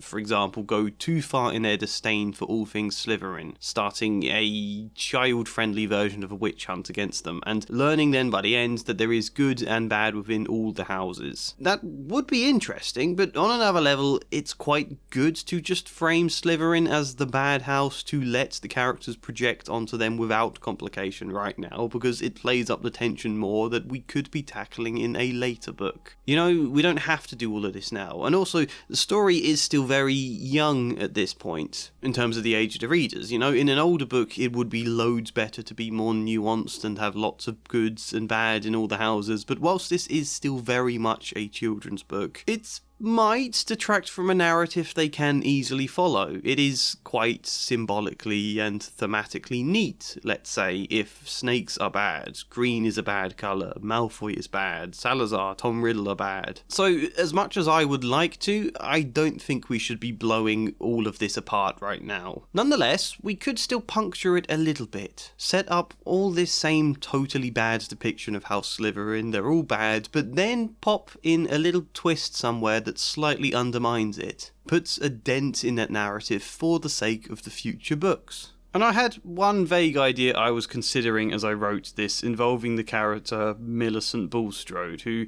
has this totally fine introduction in the book. Behind him walked a Slytherin girl who reminded Harry of a picture he'd seen in Holidays with Hags. She was large and square, and her heavy jaw jutted aggressively. Hermione gave her a weak smile, which she did not return. Rightio, let's just call a 12-year-old girl a hag. I suppose the fact it's Harry thinking this makes it slightly less bad than if it was the narration, but I'm still not keen. Behind him walked a large Slytherin girl with a heavy jaw. Job done. Anyway, she's not very nice to Hermione. They're supposed to be practicing dueling in the dueling club, and Millicent flings their wands away to get Hermione in a headlock instead and be all sorts of unpleasant stereotype. And then Millicent is mentioned again when making the polyjuice potion because Hermione thinks she's got one of Millicent's hairs on her robes, but it turns out to be a cat, and that's the end of it. I kind of wanted Millicent to join Dean Thomas's Jinx Ball Club at the end. For Hermione to be shocked at the sight, for which Millicent shakes her hand. I would have really liked to have done this. Maybe if I ever did a second draft, I would take more time and find a way to include that, but as it was, I suppose I didn't want to drag out that moment any longer when Harry is turning away from Malfoy to walk towards the Jinx Ball game and then Hagrid's hut. I think having Millicent join them for that scene with Malfoy kind of detracts from the impact of everything I said to do with Malfoy's isolation. I think it's a nice idea. Maybe it could work, but you know, writing is the death of 1,000 ideas you failed to explain on your journey to discover the one you could. If that's not a quote already, I'm claiming it. So thinking I could do something there at the end and then failing to do that, I obviously haven't gone back and written anything else in to compensate for not having that here. But one good contender is when they visit the Slytherin common room. One of you commented this idea on the last video, Harry seeing some other random Slytherins there who appear scared about the attacks. This would highlight all Slytherins aren't just evil characters relishing the chance for Muggleborns to be murdered, which would be very good to hint. The reason I didn't originally go with that idea though is because we then have to explain that not all Slytherins are purebloods, which would take a bit longer to draw it out. Plus, how do you convey them being scared? It's not a moment in the books where there's a particularly anxious mood in the air. It's Christmas Day when they visit the Slytherin common room, and there's barely anyone at Hogwarts at all anyway. It's been ages as well since the last attack. So I just felt whilst it's a good idea in terms of where the story is at that moment, I don't think it would be the right place for it. If I'd known the Millicent idea wasn't going to work, I probably would have given this scene a crack, because it is a good idea. Right, you know what? The more I think about the Millicent idea, the more I do like it. I kind of wonder if I was just so close to the end of the novel at that point that I was rushing. I'm actually going to just try it again quickly now. Let me pause the recording for 5 minutes. Okay, it's cheating for me to start editing the script as I'm editing the video, but it's a one-off. I've admitted it, and I've only given myself like a few minutes. So here was the attempt. The rest of the summer term passed in a haze of blazing sunshine. Hogwarts was back to normal, with only a few small differences. Defence Against the Dark Arts classes were cancelled, and Lucius Malfoy had been sacked as school governor. As a result, Draco was no longer strutting around the school, and even tried confronting Harry about it by the lake. "You will pay for this, Potter! You cost my father his job!" "He did that to himself," Harry spat back, for once feeling no regret about his anger. "He tried getting students murdered because, what, he doesn't like Mr. Weasley? He wanted Dumbledore sacked. If you're angry at me for stopping him, then you're just as bad as he is." He strode off towards Hagrid's hut before a stunned Malfoy could respond. They had better things to do with the remainder of term than tolerate Malfoy. They passed Dean Thomas's pitch, playing a match of what he conceded was no longer named football, nor even Muggle ball. He and the rest of his companions had settled on the naming of an entirely new sport that combined football with the freedom to cast spells, so long as they targeted only the ball or the goalposts. Jinx Ball.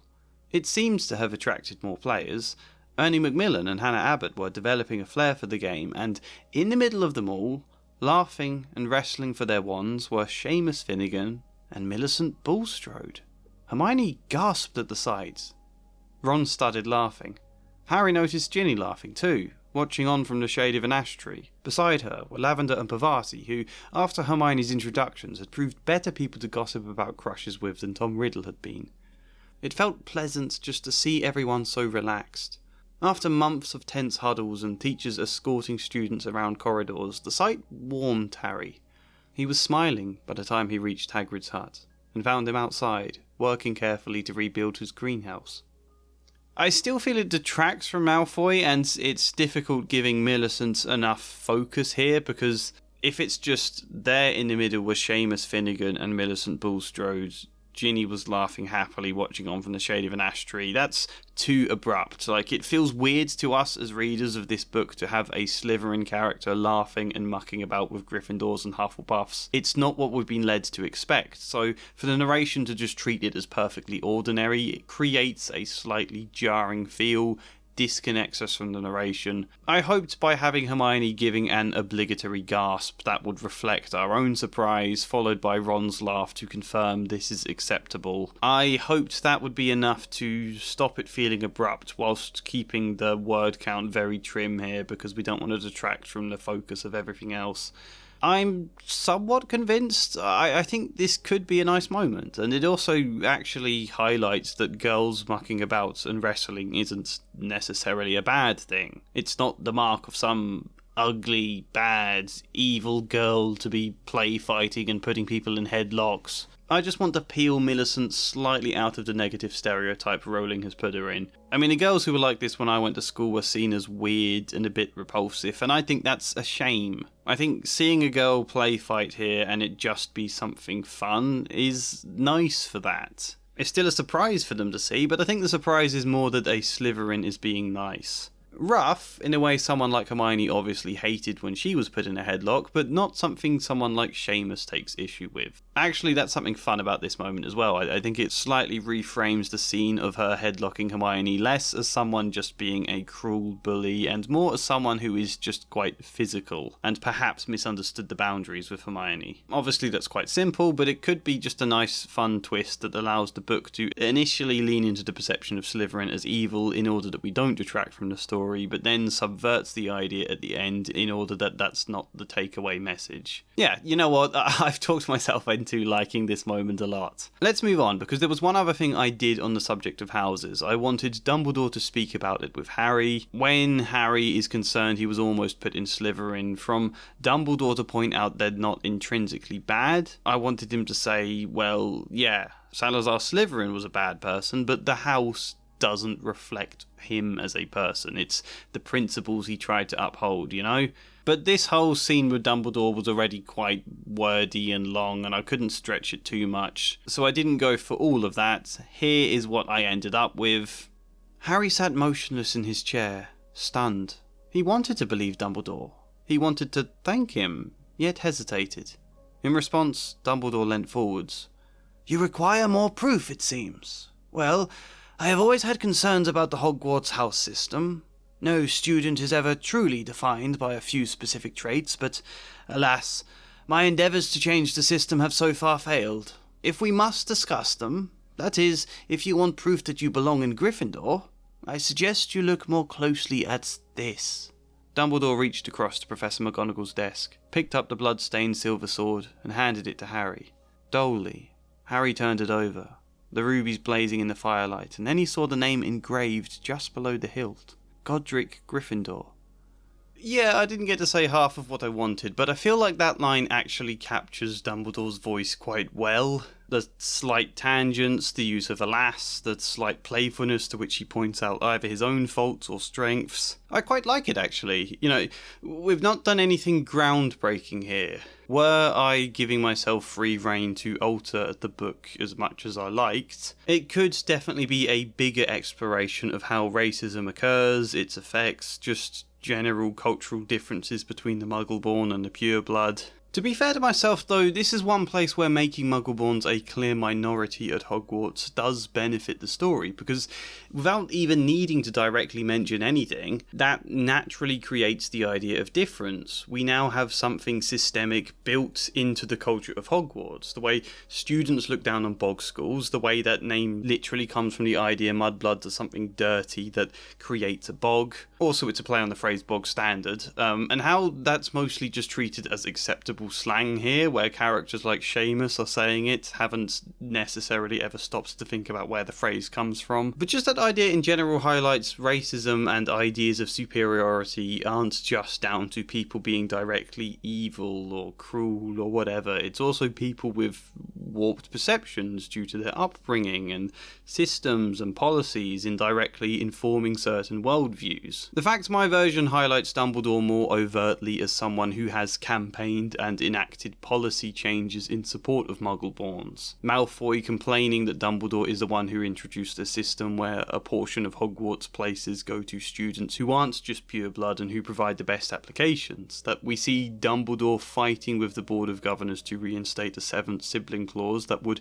enable someone born into poverty to still secure the best education. To see someone like Lucius Malfoy is angry with Dumbledore for these changes. You know, those examples I don't think are actually the best ones. If we wanted to explore systemic issues, there's definitely a lot better ones you could go with, but it does still nonetheless highlight how policy and law are an important part of this. You know, it's all very well the books telling us repeatedly that Dumbledore supports Muggle rights and Muggle-borns, but when we never actually see any examples of how, beyond the fact that he's not behaving like a Death Eater, it feels quite weak and vague. And therefore, characters like Lucius complaining about him being a lover of Muggle rights also feels quite vague. This is a guy who has the ear of the Minister for Magic. What has he done? What is he trying to do? Where is the interesting struggle where just being a good person sometimes means fighting against injustices on all sorts of different levels? Equality is not just a case of eradicating the racists, if that's even possible. I know this is more something to discuss in the later books, when that basically is what our happy ending is in Rowling's version of Harry Potter, that the racists are defeated in a big battle and then everything otherwise remains exactly the same because none of that apparently needs changing. Just defeat them all in a big battle and then everything's great. No, that's not how equality works. And this might be a controversial opinion, but in a way I think that exact mentality of let's just eradicate this certain type of people in order that the rest of us can achieve equality is kind of how racism or other forms of discrimination occur in the first place. Very few people genuinely consider themselves and their views evil. In their own warped way, they think they're doing good. They think they're fighting against something that should be eradicated. The problem is, with this mentality of let's just eradicate the bad people, is that we are still the ones deciding what bad is. Who is bad, who is not, and what if our judgments are wrong there? What if we end up attacking totally innocent, normal people because culture has just attached some flimsy label to them, as we know Rowling herself has been engaged in doing? The other problem with just eradicating the evil is that this does nothing to tackle the root causes of racism and all these other aspects to begin with. For that, you also need policy changes and improvements to public life.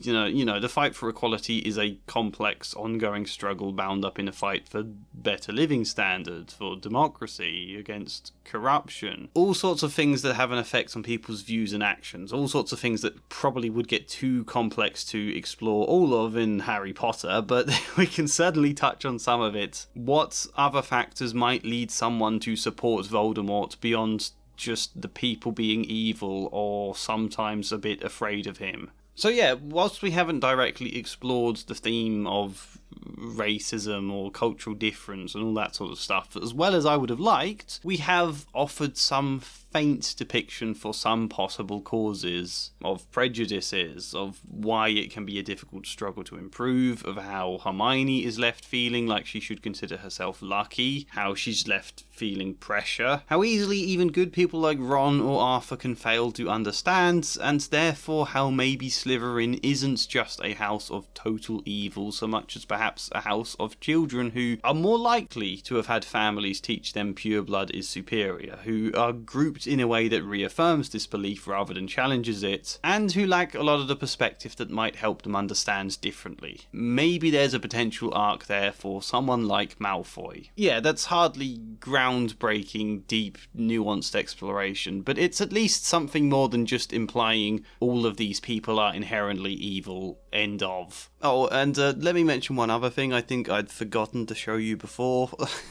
Maybe I haven't. It's honestly hard to remember what I've discussed and what I haven't. I changed the password for the Slytherin common room. Here is the original. "What's the new password again?" he said to Harry. Said Harry. "Oh yeah, pure blood," said Malfoy. Maybe not have your password be that at a time when students are getting attacked for not being pure bloods? Don't you think that's just a bit too insensitive? A bit too dramatically villainous? As I said, I get why there's some benefit to presenting Slytherin at first as bad, but touches like this go a bit too far in my opinion. Here's mine. "What's the new password again?" he said to Harry. Said Harry. "Oh yeah, Morsu Serpentis," said Malfoy.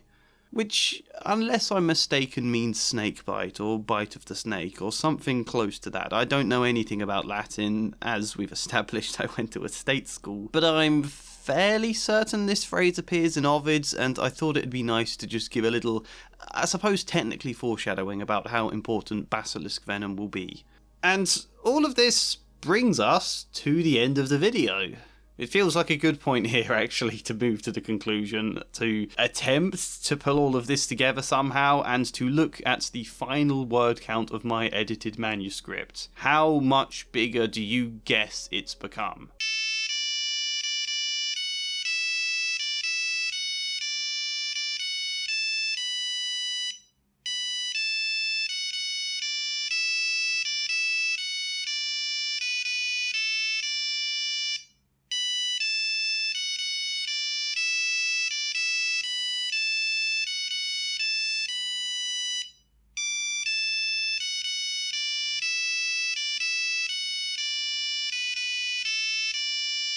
So, as I hinted a long time ago, I wasn't originally going to make this video. I had already made a video of me attempting to write my ideas for the Philosopher's Stone into an actual book. I had already made that video deliberately highlighting the fact that there is a difference between having ideas that sound great in your head when you explain all the positive reasons behind them, the difference between that and actually writing out those ideas in full and seeing if they do actually work like you imagined. I'd already made that video and made that point once, so why do it again for a second book? Why not just make the video setting out my ideas for the book and then move on to the video setting out my ideas for the next book? Why bother with this one? Well, it helps to set a clearer foundation before moving on to book 3. I know exactly how my ideas for book 2 look now because I've written a first draft for them, and even just with the little things, for example, Millicent Bulstrode, I didn't have this idea in my last video. I wouldn't have thought of it unless I'd started writing this script here. Suddenly now she's someone who enjoys Jinx Brawl and is striking up a friendship with Seamus, and I can now use that going ahead. I wouldn't have known to going into my ideas for book 3 unless I'd taken the time to make this video, you know? I could make a similar point for lots of ideas here, and also the reverse, the ideas that didn't work and couldn't be included. I originally envisioned Colin Creevey leaving Hogwarts by the end of this book, but obviously that didn't work, so he should still be in my version of book 3 now. I will have to do something different with him. Maybe that means building a stronger friendship between him and Ginny. Maybe it means the reverse. Maybe Ginny starts pushing away from him. So that's one good reason, and also there's the fact that it's appealing, it's fun. I enjoy writing Diggory's lines. I found it surprisingly moving writing that scene about Myrtle. We wouldn't have that to the same extent unless I made a video like this, and I know also there are a section of you who genuinely want me to write fully edited manuscripts for every book, not just these first draft versions, but fully refine them into something of a finished standard. And I can understand exactly why that would be appealing. I don't know how many of you read the full version I released on my Patreon of book 1. It's likely I'm going to release this version again on my Patreon as well for anyone who's interested, but I don't know how many of you read that, but I assume some of you did and found that really enjoyable. However, no, I may write more first drafts for the other books. I don't know yet. I'll definitely continue making planning videos, but I am never going to refine these rushed first drafts into something better because I'm already committing a lot of time and energy to these stories. I should be writing my own novel, you know, it's been kind of on hold for the last year with how busy life has gotten and how difficult it is keeping up with bills and all of that. I haven't even released my poetry book, despite having that finished for ages.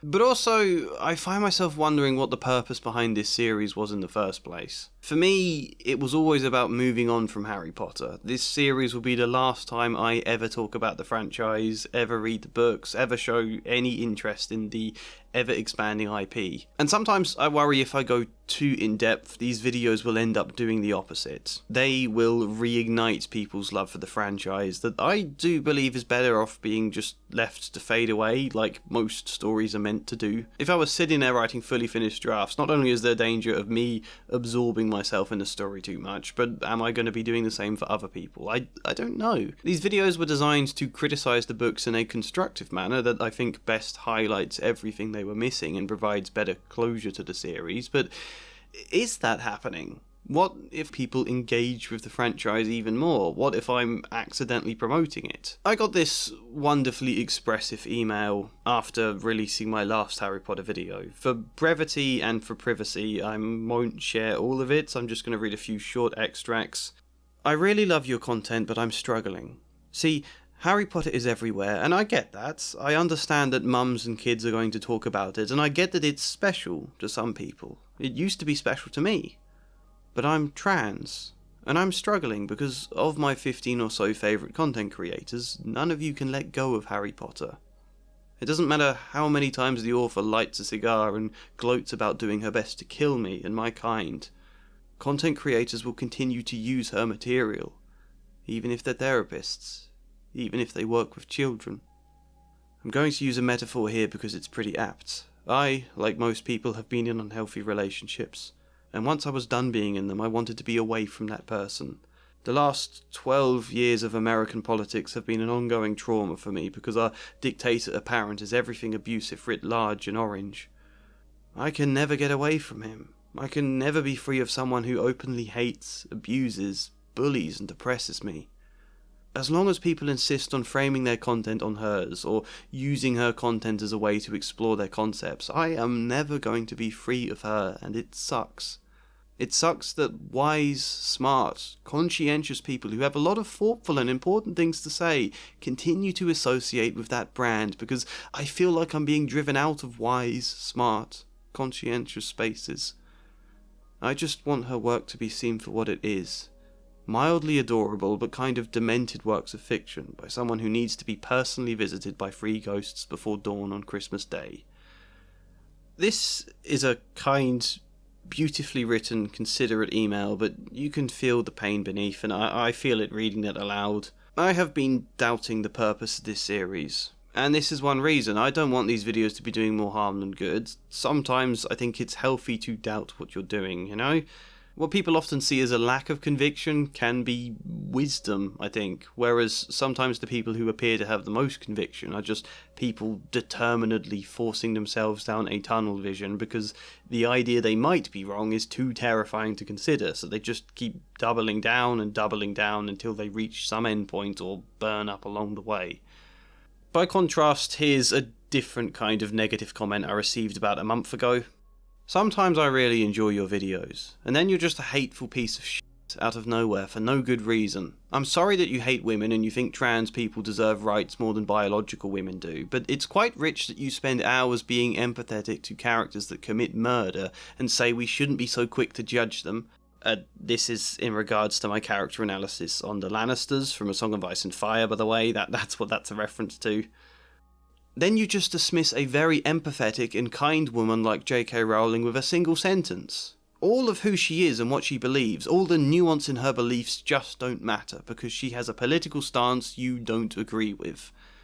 Now, firstly, I never said we shouldn't be too quick to judge Tyrion Lannister or Peter Baelish or whoever. I've always been consistent in my videos that we should call out and criticise people's behaviour. However, that doesn't have to come at the expense of seeking to understand them, seeking to understand where this came from, empathise with their root feelings. You can both empathise and criticise someone at the same time. It doesn't have to be one or the other. And secondly, this comment is kind of why I wanted to talk about the Chamber of Secrets again, because I think it's the clearest example to highlight that J.K. Rowling's writing does not reflect someone empathetic and kind, regardless of her political beliefs. And again, I don't think what a person's story expresses necessarily reflects their conscious beliefs and feelings, but sometimes it does, or sometimes it points to something more subconscious, or at the very least, it's something worth wondering about, right?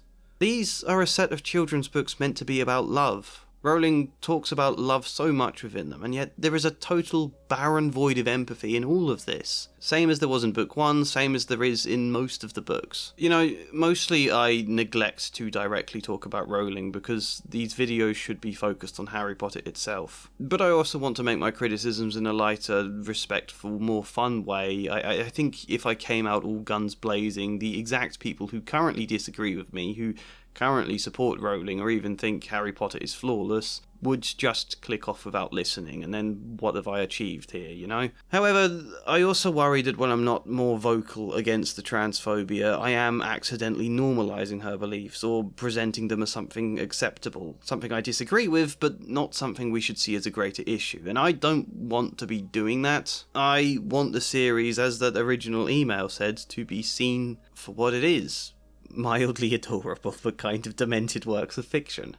I like that phrase. So, I'm going to say this now. I think it's worth at least addressing once directly in this series, and I think this is the best place for it. I think Rowling's opinions are transphobic, harmful, and factually incorrect. I think she does sincerely care about women's rights. I think she has also done a lot of good in the past there that should be commended. However, just because you sincerely care about something doesn't mean your actions are doing good or are correct. I think she is incredibly harmful to the transgender community, but also actually to women's rights. Which, by the way, to refute many comments that have suggested otherwise because I disagree with Rowling, that instantly I must hate women, no, I care about women's rights. If we're talking about women's safety specifically, as most of the comments are, 1 in 4 women suffer SA in the UK. That's a disgustingly high statistic. And I think mobilising anyone concerned about this to attack the trans community as some supposed cause for it, you know, not only is she then contributing to a rise in abuse and discrimination against the trans community, between 60 and 73% I think of which are subject to harassment or violence simply because of their gender identity. It's another disgustingly high statistic. Not only in wrongly portraying them all as predatory or mentally ill is she fueling and providing justification for a lot of that abuse against them, not only is she directly campaigning in ways that have changed the UK laws and made the system so much tougher for the trans community, not only has she campaigned and associated with far-right extremists who are very severe in their ideas, but if you want to talk about women's rights, she is also drawing all the attention for women's rights away from tackling what would actually help, and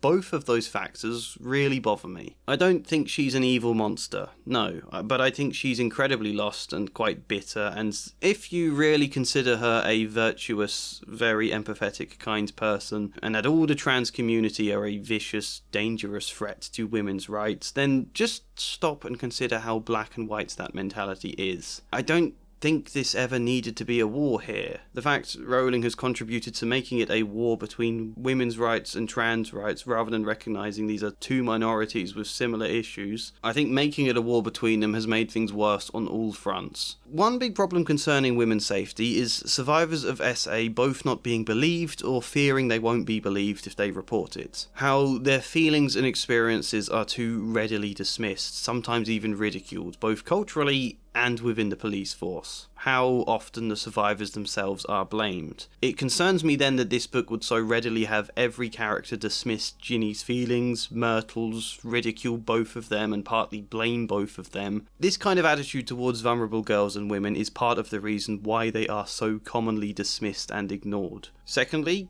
grooming is a serious danger that anyone who's worked within schools know is something you need to always be on the lookout for signs of and always take potential concerns very seriously. Whilst the motives behind it are very different, Ginny in this book is a survivor of grooming. Those who are vulnerable and isolated are more likely to be targeted by groomers, and so a story in which Ginny is vulnerable and is isolated, and it is one of the reasons she spends so much time talking to Tom Riddle, and yet this is never highlighted as an issue in the story, never emphasised that the ways she was dismissed were a problem, both by the characters and by the narration itself, that she deserved more care and more support. The failures to protect Ginny should be highlighted as failings of the community rather than all her fault. The fact that message isn't a takeaway in this story is a huge problem because we can't afford to keep failing children. And this exact attitude is one reason it does happen. Thirdly, other ways dangerous and harmful behaviour can be culturally reframed as something roguish and mischievous. Professor Lockhart is undoubtedly a villain, and yet even after he reveals his motives and attempts to wipe Harry and Ron's memories, he's never particularly framed as sinister. The way he behaves with students is never brought into question, the fact he encourages their romantic feelings. This is framed as the stupidity of the children. Lockhart continues to be seen as an incompetent yet affable rogue who even Ron suggests he was starting to like by the end. This point isn't as egregious, no, because he is a villain, but most of the criticisms about Lockhart centre on him being a fraud rather than a danger to children's safety. This sort of attitude in society, I think, also contributes to the problem. And for clarity's sake, I should point out there are many other problems and many other factors as well. These 3 examples I picked are just ones because they relate back to the Chamber of Secrets. And so, I think much of Rowling's writing, alongside many other things, can come across as misogynistic. She might not be consciously, or even subconsciously, I don't know her, but I think if you hold her up as a champion of women's rights, it's worth questioning, and I think if you criticise or disagree with Rowling, that definitely does not make you instantly someone who hates women. That's my message to anyone watching this video who supports Rowling, or attacks me for not supporting her. And also, genuinely, if you do support her and yet you watched the video all the way to here and you have kept listening, thank you for sticking with it and keeping an open enough mind to listen. I think that's really important. As I said, I think Rowling's contributed to this massively polarised cultural divide, and I think having an open mind to listen is important to reduce that. And for all of you who didn't need to hear that, who don't support Rowling, who think I could have gone a lot harder on her there, or for any of you who, like me, sometimes wonder if these videos do serve their purpose. I still don't know, really. I would like some people's thoughts and input on that. I think there is always going to be advantages and disadvantages to anything you put out, but I got another comment today, 3 hours ago I think actually, and I wanted to read some of it. As a transgender man who grew up with these stories close to my heart, but grew distant due to the author and some of the story not holding up as I got older and more into storytelling myself, I want to say thank you so much for this video. After watching the first video in this collection and adoring the ideas you set out, every moment of this video had me nodding my head and feeling the warm comforts this story used to bring me as a kid all over again, yet somehow even stronger. The comment goes on, I don't want to just read things complimenting me, but it reminded me of 2 things. The first is that moving on isn't straightforward. Criticising something you loved from childhood I don't think is enough to quite let it go when we could be healing something from childhood. It reminded me how many comments I've gotten along those lines. I loved Harry Potter so much as a kid and teenager, and this healed something in me a little bit. This is amazing content. By all means, take your time, but please do all of them. I love this, it's very healing. As a trans person who grew up loving these books, I feel like this series is also giving me a little bit of closure, if that makes sense. I don't know, I just love this. Your version of Harry Potter is like an alternate universe where the creator of Harry Potter wasn't human Voldemort, and it heals my inner child. It's like a blanket of warmth. I think because I'm just spending so long sitting here talking on my own to a microphone, it's easy to forget or lose focus on what this is, you know, what impact it might have. Secondly, though, it reminded me that there are ways to engage with Harry Potter that don't contribute to J.K. Rowling. She's not fading into obscurity, regardless of what I might do, and neither is the franchise, but the franchise doesn't have to belong to her. It can belong to the fans. You know, maybe these videos won't be helping everyone move on, but they might be helping people to engage in Harry Potter in a healthier way than they otherwise would. What if, instead of paying for the books, or watching the films, or looking into the HBO reboot, or playing the new games coming out, what if you just watch a video like this instead? Or read a fanfiction story? Or a comic? Or something that doesn't support Rowling and can draw away from her, that builds a new community of its own? Kind of reclaims Harry Potter. I hadn't really considered that before. You know, just because this is about moving on for me, and hopefully for some of you out there, doesn't mean that's the only possible positive to come from this. And I think knowing that helps me feel more motivated again. One final comment to make the point. I really do still love Harry Potter, but as a trans man, I consume the story through fan art, writing, and secondhand stuff. It's really fun, and I love the better ideas fans have. If I have a choice to support the creator or support fellow fans, I choose the fans. I mean, I still would like your thoughts in general on this, if this series still has a good purpose, if I'm right to doubt myself or not. I just don't want to just be paying my bills here by leeching off Harry Potter's popularity and then giving some faint waffle about moving on in order to justify it. I don't want that to be the case, and yeah, you do anything for long enough and it's natural you start to doubt why you were doing it in the first place, but comments like these help. Comments like this made me passionate to make this video, so thank you for keeping me going.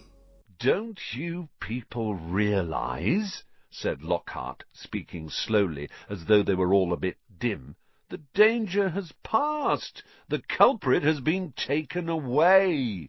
That wasn't the conclusion, though. This is the conclusion. In the overview, I set out that one of the struggles will be trying to find the space necessary to improve all the things I wanted to, and I think we can conclude I had middling success there. Sometimes I would find the space incredibly easily. I think that whole sequence of Harry and Ron investigating why Hermione went to the library, who stole the diary, leading to an invented scene with Myrtle that causes Harry to empathise with Ginny. I think that slotted into the story so naturally it took me by surprise. Sometimes it was a bit more difficult, and we have lines or scenes that can kind of fit but still stick out a bit too much and are badly written, but are good enough to tell that they could probably work with a second draft to improve them and blends them better. And then there were times where I just couldn't add things at all. A lot more things here I couldn't add compared to how it was in my Philosopher's Stone edit. However, the positive here is that this will be, at least I hypothesize, the hardest book for doing that. I think it is the most trim and most structurally tight, where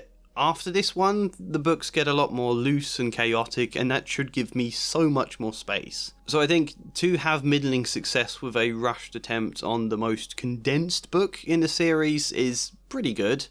You know, it does sadden me that Colin got nothing and Quidditch didn't properly conclude, but overall I think it went okay. Same with aging the characters. Diggory is just a tiny bit more human and less cartoonish than book 1. We can see how that will grow. Filch makes a little bit more sense. The world makes more sense and is better positioned to age up in the later books. The elements I wrote into book 1 were continued on in book 2. Okay, we barely mentioned wild magic. Locked wands isn't meaningful here the way it was in book 1. And the school-related stuff never quite got the space I would have liked, but it did add more weight to the story nonetheless.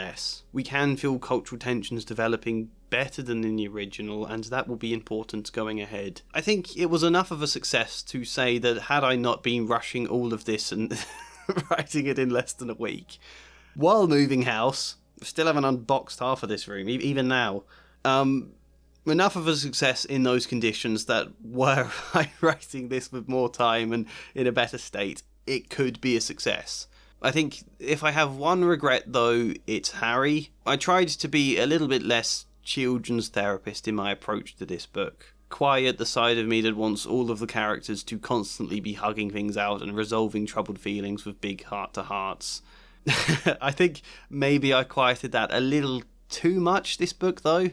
Like, I don't think Harry gets a hug in this book, for example. The one time I can remember him crying is when he storms back to his bedroom after Diggory left Privet Drive, and he curls up in his bed, and then Dobby puts a hand on his back. And I suppose I just mainly feel he never gets an emotional release from the fact he's not allowed to stay with the Weasleys. Arthur tries to let him down kindly there, and Harry holds back his anger and his sadness about that fact. But then we never really see it again. We get a slightly weak conclusion of Diggory promising to listen on his next visit and Ron saying he's going to get Harry to come over again, but is that enough? It's difficult trying to have Harry return to the Dursleys, as I think we need to happen for the sake of not altering the entire plot, but also not lose focus of Harry's feelings there. I mean, maybe it's okay, maybe when more is definitely going to happen next book, but I still feel sad about it. The end of this book is so much about Ginny being alright and the Weasleys, where Harry's feelings go a bit forgotten. Maybe it's just because the overarching theme of my Philosopher's Stone video was about Harry's trauma, about the lack of focus on his abuse, and that was kind of really what I wanted to express in that video, whereas this one's more about Ginny. Maybe it's fine they're a bit different there, and he did still have a bit of a talk with Dumbledore at the end, so I might be being harsh on myself, but I still regret it. The point is, there's lots of things where I just feel a little bit sad for the characters I've let down.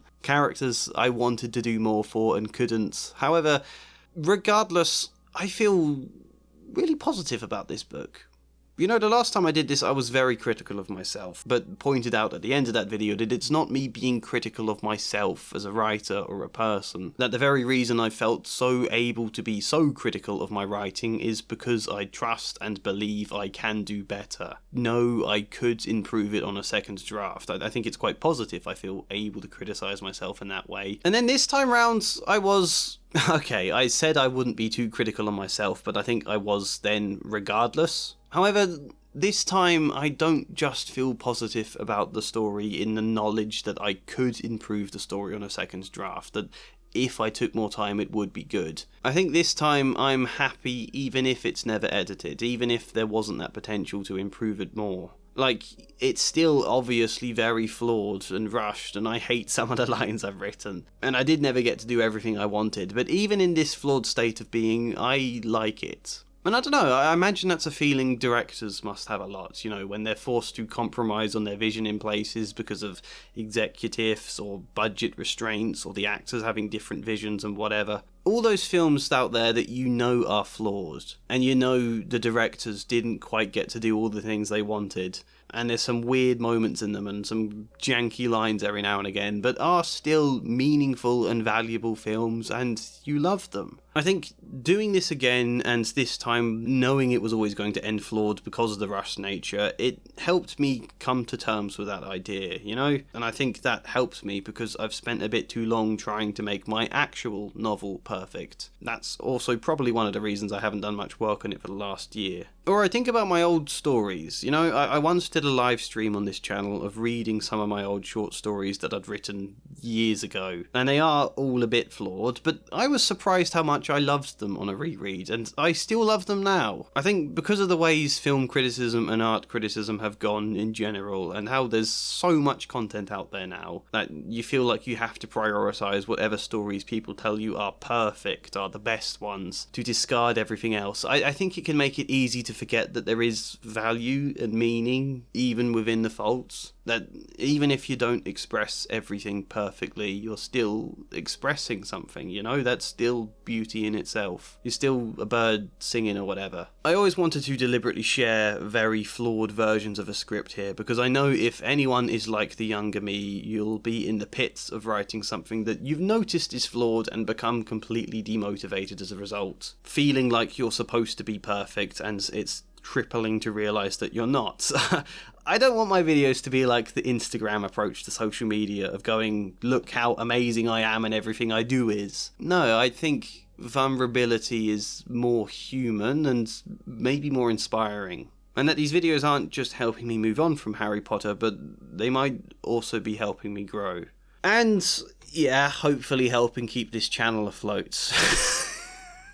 I haven't talked about this, really. I didn't want to put out videos complaining the way all of the big channels seemed to do recently, because YouTube altogether is in a dip right now, if you don't know. Loads of channels not getting the views they were. I don't know why. It has hit me hard. It's been, I think, 2 months since I last got a video get more than 20,000 views. And yes, one motivation for me to make this Harry Potter video now was the financial pressure, was as a Hail Mary to try and revive some momentum behind my channel. I was originally going to spend the rest of this year focusing on other video projects, but I'm not big enough a channel to be totally stable, you know? I'm really hoping this video takes off. I'm not convinced the algorithm is going to recommend it to all of you who I know are interested in this. Like, still today I'm getting comments on my last Harry Potter video saying, why didn't YouTube tell me this video was out? I had to manually search for it. There are likely a lot of you not getting recommended something you'd want to watch here, and that does concern me. I guess I'm saying, please offer some engagement to help me out if you liked this video.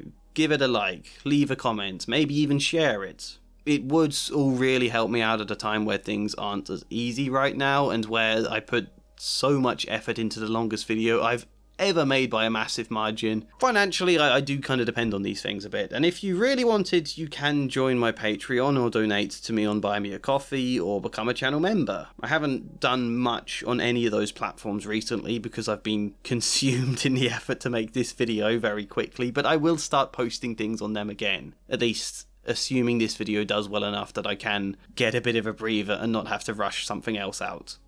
Is that the conclusion? No, because we still haven't discussed the word count.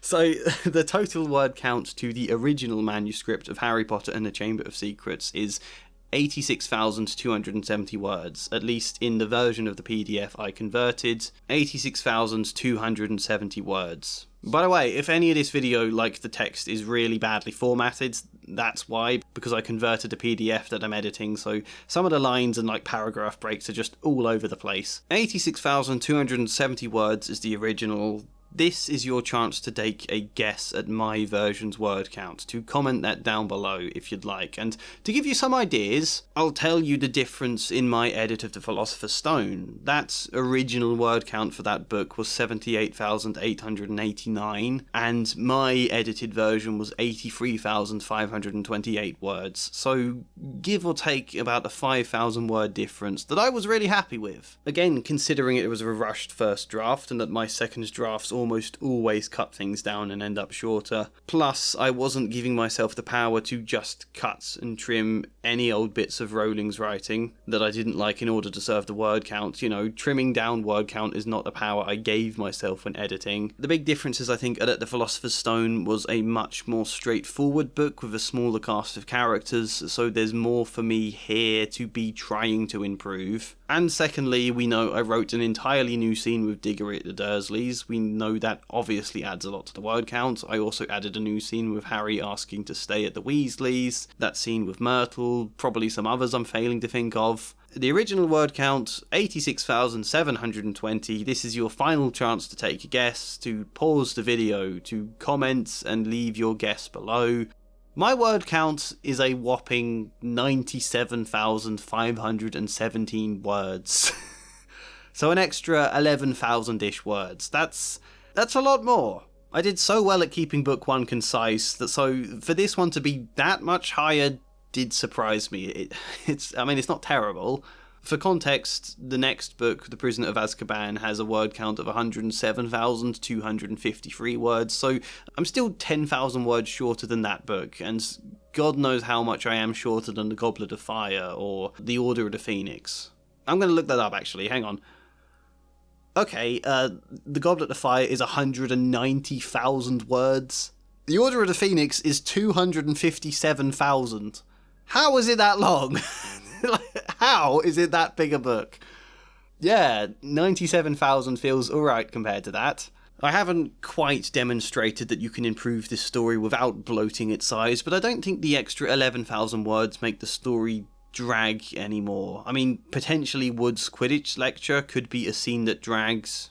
I think that's definitely a bit too indulgent there, and my conversation with Dumbledore needs condensing, but otherwise, I think it's still got the same breezy flow to it. But that's not the conclusion either. Here is the conclusion. It's that I want to say thank you for being here, for literally enduring my voice for, I don't know exactly how long when I edit this all down, but I'm going to guess about 9 hours, maybe 10.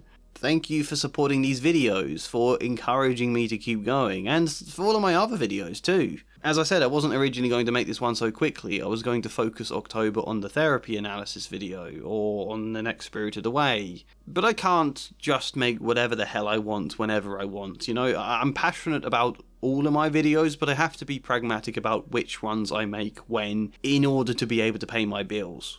Therapy work isn't lucrative because I work specifically with children from families who can't afford to pay for therapy. They get it for free, and I am paid from local council funding, which isn't lucrative. It's not much. But it is what I wanted to do, and YouTube going well just about enables me to do that. So thank you for enabling my work, keeping me passionate about this series, and like I started this channel by sheer chance.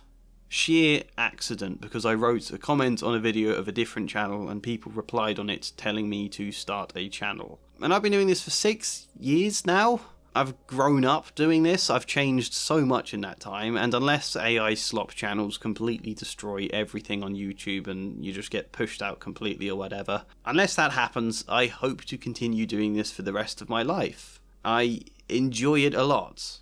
I hope you enjoy my videos too. If you don't, I can't believe you've listened this far. And let's not make this too self-indulgent, but this channel taking off changed my life. And now that is my life. It's been my life for the last 6 years, and none of that would happen without all of you having supported me then and still supporting me now. That's the conclusion. The idea that I can talk for over 9 hours about one Harry Potter book. The idea that I can be financially compensated for doing that at all. It's kind of a miracle that I can spend so much time on something as specific as this, and that's only because all of you show up for it. Assuming you have, assuming this gets the views the other videos did. My conclusion is thank you for allowing this video to exist. Now, I need to lie down and give my voice a rest, so hopefully see you next time. And as ever, a special thank you goes to Flying Spider, Luke Hoare, Michael Gallagher, Ben Marie, Thafey, Chad Bramwell and Joshua C. Follier. Thank you.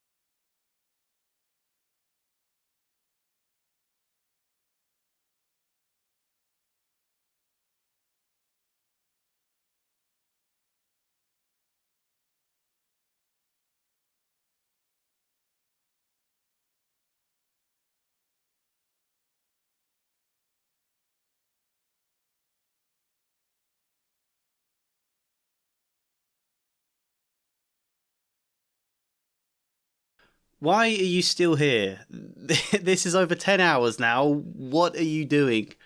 Expecting another hidden bit at the end of the video? You've sat here waiting patiently as though it's going to be worth it, as though after talking so much there's going to be anything of actual merit. I still have to say that I'm going to hide at the end of this video. No, I'm not a big channel. I don't know how to do Easter egg things. I don't know secret giveaways. I don't have a merch store where I can release shirts. Even if I did, what would I put on the shirts? I don't have any catchphrases. There's nothing here for you.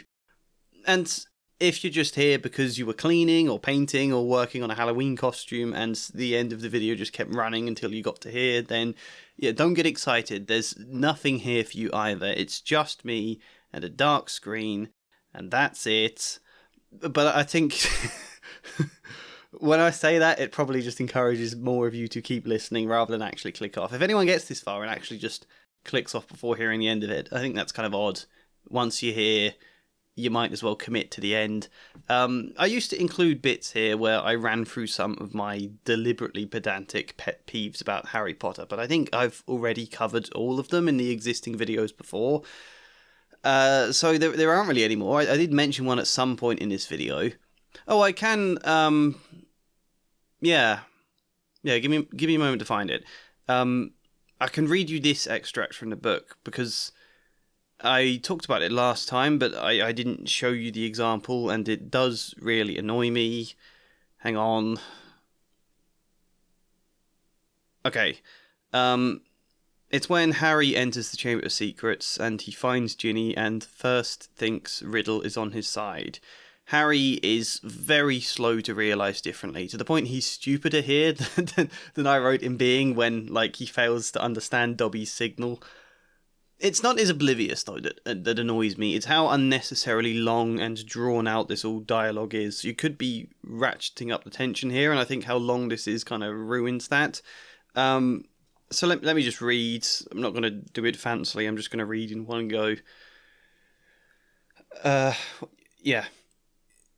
You've got to help me, Tom. Harry said, raising Ginny's head again.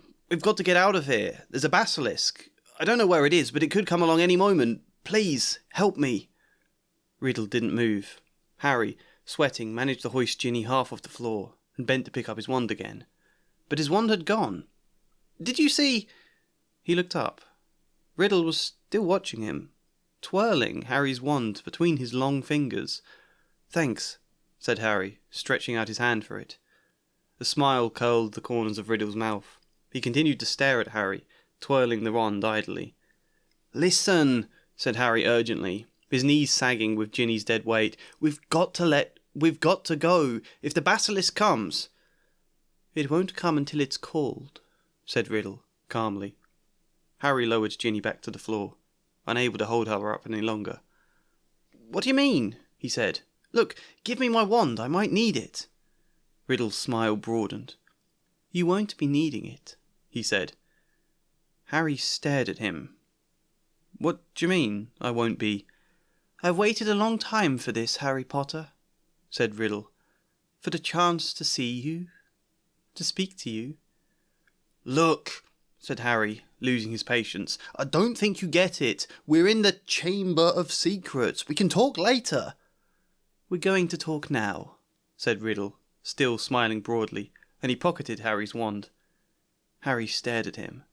There was something very funny going on here. And then it takes Riddle to actually explain he's possessed Ginny before Harry finally gets it. There's something very funny going on here. I wonder what it could be. You know, she does have a bit of a habit from time to time of writing long dialogue scenes like this that could be trimmed down, and it does slightly annoy me. What else can we say? As if this video needs dragging out any longer. I passed the 10-hour mark without even meaning to. All of this is dead weight. Well, we normally do the joke thing for you all to comment, so that I know people actually watch this far, commenting some code phrase which shows it. The first time it was "Get back to work, Roger," even though my name's not Roger. I wanted that to confuse people.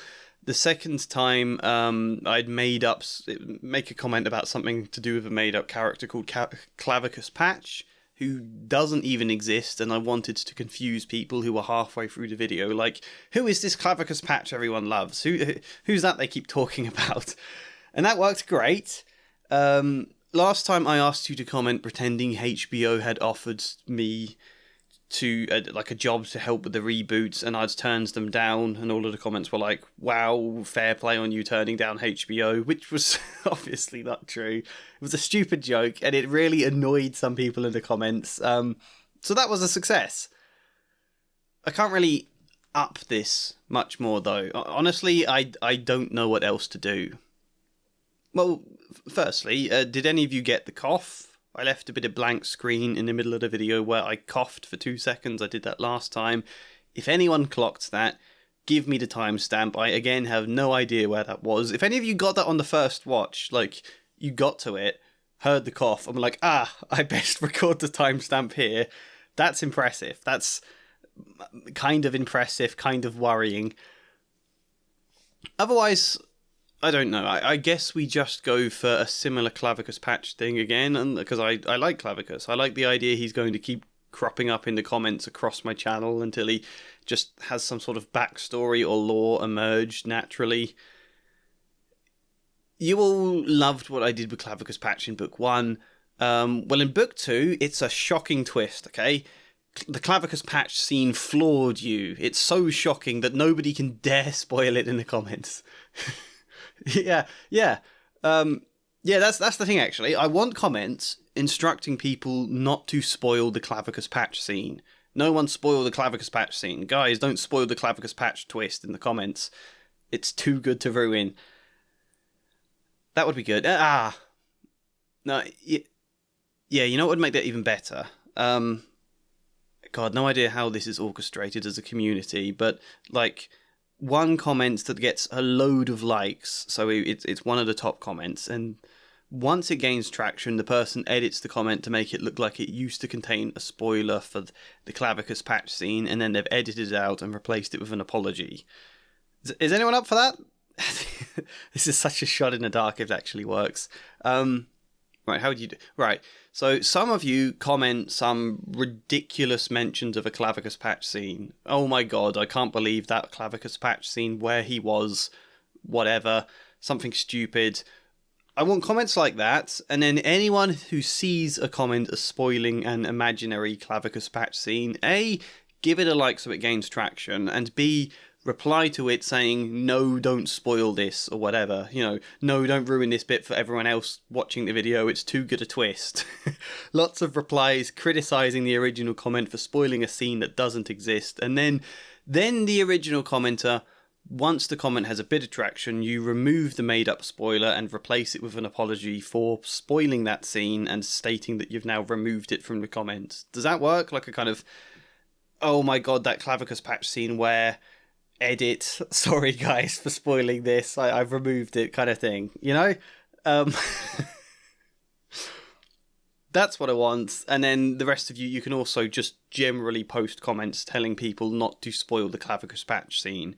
Please no one spoil this in the comments. That a lot would be nice as well. That's how you can show you've watched this far into the video.